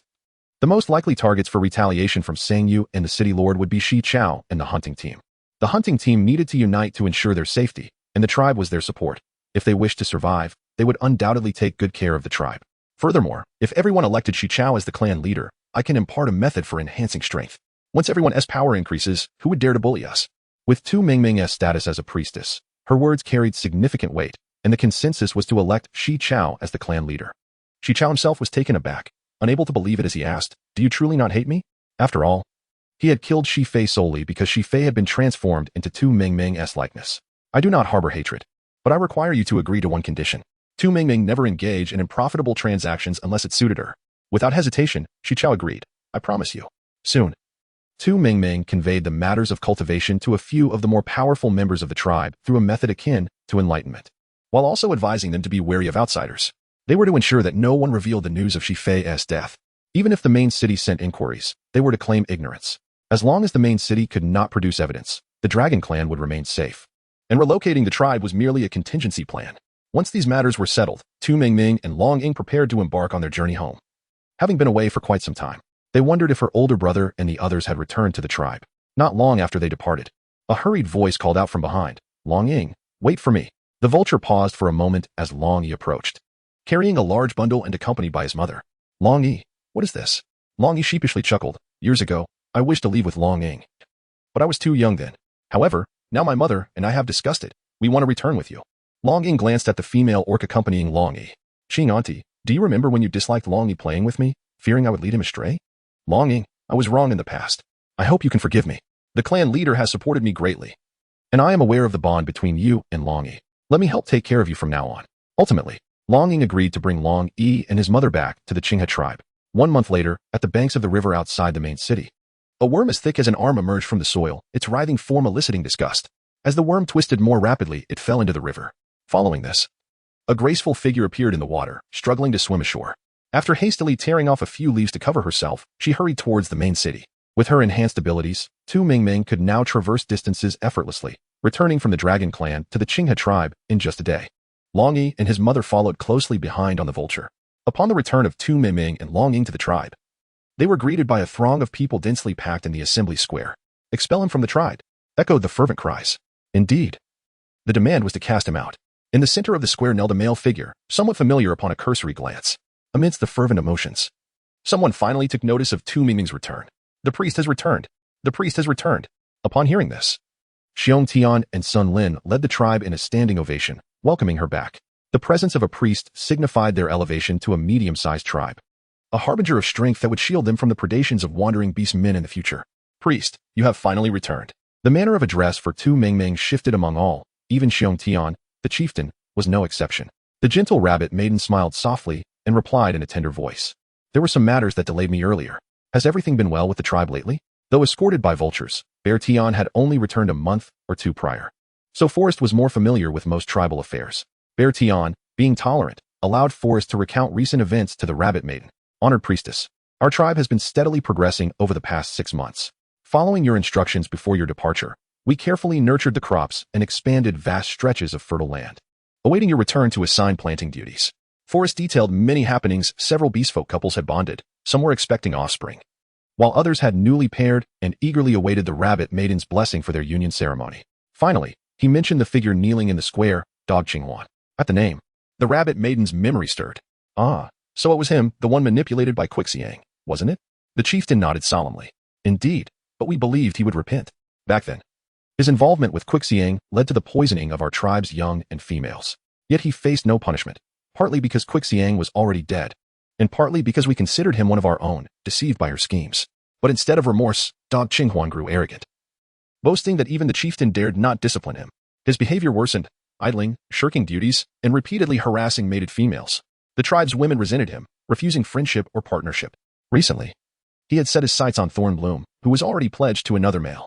Under cover of darkness, he attempted to force himself upon her. Discovered and bound by her betrothed, he now awaited judgment in the square. The rabbit maiden's gaze hardened. Thornbloom was her savior, and she understood the pain inflicted upon her. Thornbloom, I swear justice will be served. Tearful, Thornbloom whispered, I no longer dare to think of bonding. It's all right, I'll remain unmated. Her words ignited fury among the tribe's males, their glares burning into Dog Qinghuan. Yet the offender remained defiant, convinced his past immunity would shield him again. He failed to realize that authority now rested not with the chieftain, but the priestess. Has the council reached a verdict? If not, I propose exile, declared the rabbit maiden. Our tribe flourishes. Our hunters labor tirelessly, only to fear their mates endangered by such filth. Would any of you forgive this? Her words resonated, especially among the females, who clamored for expulsion. Dog Qinghuan, finally grasping his peril, wept and begged for mercy. Even tender-hearted beastfolk hesitated at his tears. Bear Tian interceded. Priestess, his actions were inexcusable, and Thornbloom suffered, yet no irreparable harm was done. His parents died for the tribe. Grant him one final chance. Should he err again, I myself will cast him out. The rabbit maiden acknowledged that none were without fault, yet a man who preyed upon women was contemptible. Let the tribe decide his fate. We shall vote by straws. Explaining the method, she instructed, pluck a blade of grass, palm length for exile, finger length for clemency. Gather them in a wooden vessel, and the majority shall prevail. The tally favored mercy by 3 straws. Dog Qinghuan, the priestess pronounced, you have 3 months. Before winter, we vote again. If you remain unrepentant, I will banish you myself. Do you accept? Sobbing, he agreed. As the assembly dispersed, the rabbit maiden announced another decree. All awakened warriors shall train under Long Ying to master new cultivation techniques and strengthen their power. Before her return, she had imparted the methods to Long Ying through enlightenment. Now a 7th-tier warrior entering the spirit refinement stage, he had proven adept at harnessing celestial energies through meditation, making him the ideal instructor. The tribe, having already surged in ability during their attribute awakenings, now rejoiced at this new path to growth. Priestess, their chants were the purest gratitude. The adorable Bunny Mingming has bestowed upon their tribe an abundance of gifts. Suddenly, Bunny Mingming felt a surge of pure and pristine energy coursing through her body, enveloping her in a warm and delightful sensation. The system joyfully exclaimed that it was the power of faith. Before Rabbit Mingming could inquire, the system enlightened her that the power of faith represented the trust that the orcs placed in her, elevating her to the status of a divine being among them. She became a symbol of faith for certain orcs, who believed that Rabbit Mingming would bestow upon them good fortune, happiness, and all that is beautiful. The power of faith could swiftly enhance one's strength. Once a certain level was achieved, traversing various realms would merely require a flick of a finger. Listening to the system's words, Rabbit Mingming felt as though her life had regained a sense of purpose. After a brief excursion in early spring, it had been nearly half a year since she returned to the familiar cave, feeling as if her entire body had fallen apart. Lying on the bed, she found herself unwilling to move. Fortunately, Long Ying was industrious and capable, ensuring that while Rabbit Mingming rested, he diligently hunted, made fires, and prepared meals without delay. Awoke to the tantalizing aroma of grilled meat. Relishing the sizzling, juicy morsels brought her immense joy, however. She could not help but yearn for a bottle of refreshing juice to cleanse her palate, although there was indeed juice available in her space. Returning to the tribe posed a dilemma, as the multitude of curious eyes made her hesitant to unveil anything peculiar. Rabbit Ming Ming was already contemplating how to lead the orcs in juicing fruits and brewing fruit wine. However, after only a few bites, a wave of greasiness washed over her, leaving her feeling utterly nauseated. She hurriedly ran to the side to dry heave, and the roasted meat she had just consumed was expelled cleanly. Observing her distress, Longing was thoroughly alarmed and rushed forward to pat her back in an attempt to provide some relief. Ming Ming, what is the matter? Are you feeling unwell?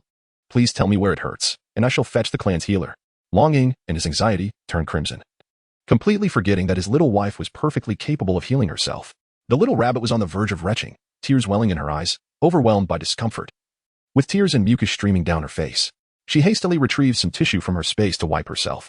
Ming Ming, quickly rinse your mouth. After casting a healing spell upon herself, the rabbit felt somewhat revived. I am fine. Perhaps I have simply indulged too much in rich meats. Next time, I shall opt for something lighter. Indeed, since her arrival in this new world, her diet had largely consisted of barbecued meats. Winter was somewhat more forgiving, as she managed to consume vegetable soup, bone broth, and stewed potatoes daily. However, venturing outside had primarily resulted in a meat-centric diet, and she realized it had been quite some time since she had last eaten vegetables. Tonight, have a celestial fruit to ease your stomach, and tomorrow morning, I shall venture into the fields to see what food can be gathered, so I can prepare a vegetable soup for you. The adorable and naive Tu Ming Ming responded with delight, having nibbled on 2 celestial fruits. Longing also roasted 2 mud fruits for her, ensuring she was sufficiently satiated. Early in the morning, Tu Ming Ming was awakened by her hunger. Alone in the cave, she had no choice but to venture into her space to procure some food. Along the way, she decided to bring out all the seeds cultivated in her space to deliver to the clan leader's home. These included seeds for radishes, cabbages, and green beans, crops that, once planted and watered every couple of days, could be harvested within a month. Additionally, there were seeds for corn and rice. She intended to plant the corn first, hoping that this year the community might enjoy a meal of corn rice. After an elaborate explanation from Tu Ming Ming, the chieftain found himself momentarily bewildered, fearing a lack of understanding. To remedy this, he opted for an enlightening infusion of knowledge. His mind brimmed with unfamiliar flora, yet he possessed a crystal-clear comprehension of the cultivation and consumption of each plant. Chapter 111. The joy of indulgence. He was filled with immense anticipation for the growth of these seeds and the delectable flavors they would yield. With little regard for Tu Ming Ming, he promptly departed with the beast men to commence the planting. In no time, the entire Qinghe tribe was engrossed in agriculture, with every household tirelessly clearing new land. Each family was allocated seeds, guided by the cultivation wisdom of Xiong Tian. Every beastman in the tribe wore a radiant smile. The seeds sown each day exhibited new transformations, and the beastmen eagerly awaited the day of harvest. Their daily toil imbued Tu Ming Ming with a profound sense of fulfillment. Priest, the wheat we sowed in winter has recently been pilfered by birds. Should we not consider harvesting it? It was only upon Xiong Tian's reminder that Tu Ming Ming recalled this matter, prompting her to gather everyone to fetch stone knives for the wheat harvest. Tonight, we shall feast on steamed buns. The mere mention of steamed buns made Tu Ming Ming's mouth water. She had been awaiting this day for nearly a year. She had prepared to make white flour delicacies for quite some time, and now, all that remained was the ripening of the wheat. Under Tu Ming Ming's leadership, the beastmen first harvested the wheat and returned it to the tribe, then spread it on the small square to dry.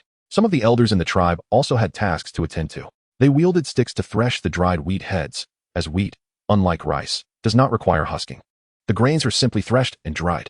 The stone mill, meticulously crafted by Tu Ming Ming, has been completed.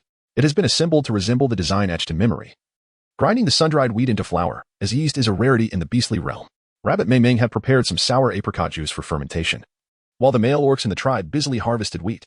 Meanwhile, the females eagerly gathered around Rabbit Ming Ming to learn the art of crafting fluffy white buns. The well-kneaded dough was shaped into balls the size of fists and placed in the steamer for 20 minutes.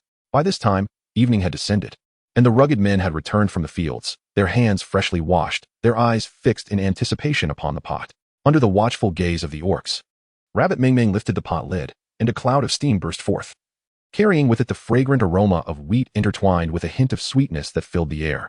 Even before tasting, one could feel the mouth watering in eager anticipation. Rabbit Ming Ming picked up a fluffy, palm-sized steamed bun with her chopsticks. The moment she pressed it, its soft and aromatic texture delighted her senses, making it so delicious that it nearly brought her to tears. It's exquisite. Everyone, quickly lift the lid and let us share the buns. They had set up 10 pots in the small square, while they couldn't guarantee that every orc would be fully satisfied. They were determined that everyone would have a chance to enjoy a bun. Don't just eat the buns. Pairing them with some roasted meat will elevate the flavor to new heights. Consequently, the male orcs busied themselves with kindling a fire for roasting meat.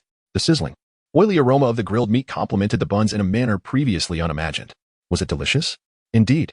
Observing the radiant smiles on the faces of the orcs, Rabbit Ming Ming felt an overwhelming sense of fulfillment in that moment. Yet, as the hour grew late, she wondered why Long Ying and the others were still engaged in their training. Aunt Qing Ke, as if she could read Ming Ming's thoughts, chuckled.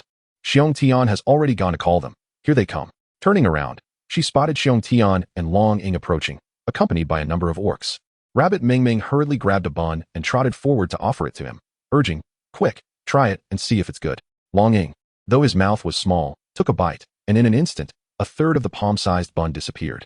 The soft, fluffy morsel held a hint of sweetness, and with each chew, the flavor intensified.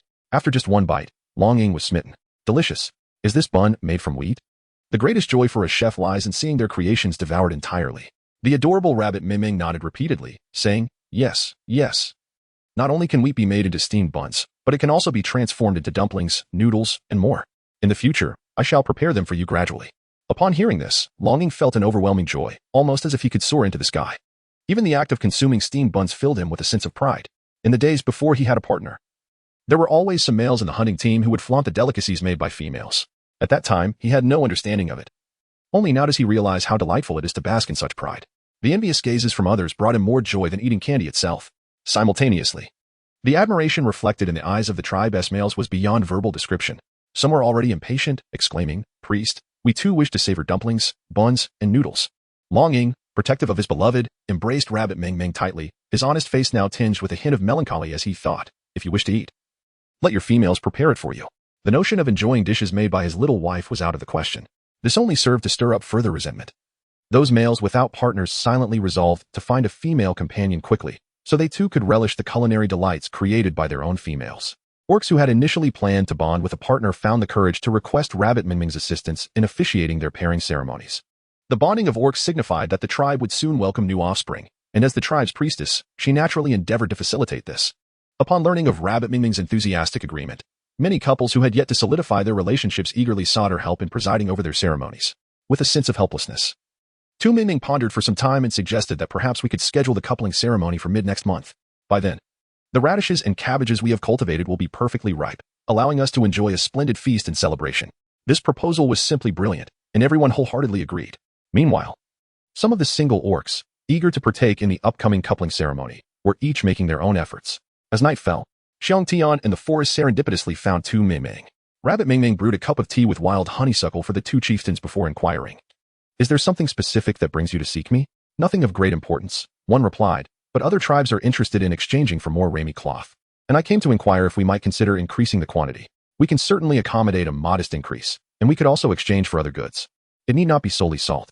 Upon hearing this, both Xiong Tian and Sun Lin's eyes brightened, for salt was an essential commodity for the beastmen. The priest's suggestion that it was not an absolute necessity sparked a glimmer of hope. Rabbit Ming Ming had no intention of concealing the matter and directly informed the two chieftains about the salt mine. "During our recent return, my partner and I encountered an edible rock, leading us to believe that there must be a salt mine beneath it. Tomorrow, we shall organize a hunting party to accompany us for an exploration, should it indeed be a salt mine. Our tribe would no longer need to venture out in search of salt." "Very well, I shall make the arrangements at once." As soon as the words left his mouth, Xiong Tian rose to leave. However, seeing that Sun Lin was blushing and showed no inclination to depart, he reluctantly returned to his seat. If Tu Ming Ming possesses such a lack of discernment, she ought not to linger in the beastly realm. If there is anything to be conveyed, let it be stated all at once. I shall fulfill whatever I am capable of. Before Xiong Tian could utter a word, Sun Lin, with a flushed face, implored the esteemed priest, "Might I also acquire some agricultural skills, akin to Xiong Tian?" During this period, Xiong Tian had been exceedingly busy, articulating his thoughts with remarkable clarity. And he was adored within the tribe. Chapter 112. Is he being disdained? Initially, Sun Lin felt a sense of joy, yet as time progressed, whenever he spoke, the other beastmen would rush to consult Xiong Tian again, which made Sun Lin feel increasingly inadequate. Resolutely, he mustered the courage to ask Xiong Tian to accompany him to beseech the priest for a skill. In that moment, Sun Lin resembled a child pleading for candy. It was indeed a lapse in her consideration, for the tribe was a fusion of two clans. Should Xiong Tian dominate unchallenged, it could potentially lead to unwarranted complications in the long run. The clan leader will learn agricultural skills. Perhaps the second leader should pursue a different discipline. As soon as the words fell, Tu Ming Ming lifted her staff, and a faint white light cascaded down from it, gradually merging into Sun Lin's mind. After a prolonged wait, it seemed no change occurred, and a sense of urgency overcame him. Esteemed priest, what ability have I acquired? With a gentle smile, Rabbit Ming advised. You should return and have a good sleep. Tomorrow will bring clarity. Upon hearing this, Forrest, not daring to delay, hurriedly led Bear Tion away with a lively gait. Noticing Long Ying's curious expression, Rabbit Ming explained with a smile, the second clan leader has a playful disposition akin to a mischievous child. I have introduced him to some intriguing crafts. These crafts included not only agricultural tools but also furniture and more. Long Ying simply smiled, taking his little wife by the hand as they walked out. Where are we headed? Rabbit Ming inquired. To the place you desire, Long Ying replied.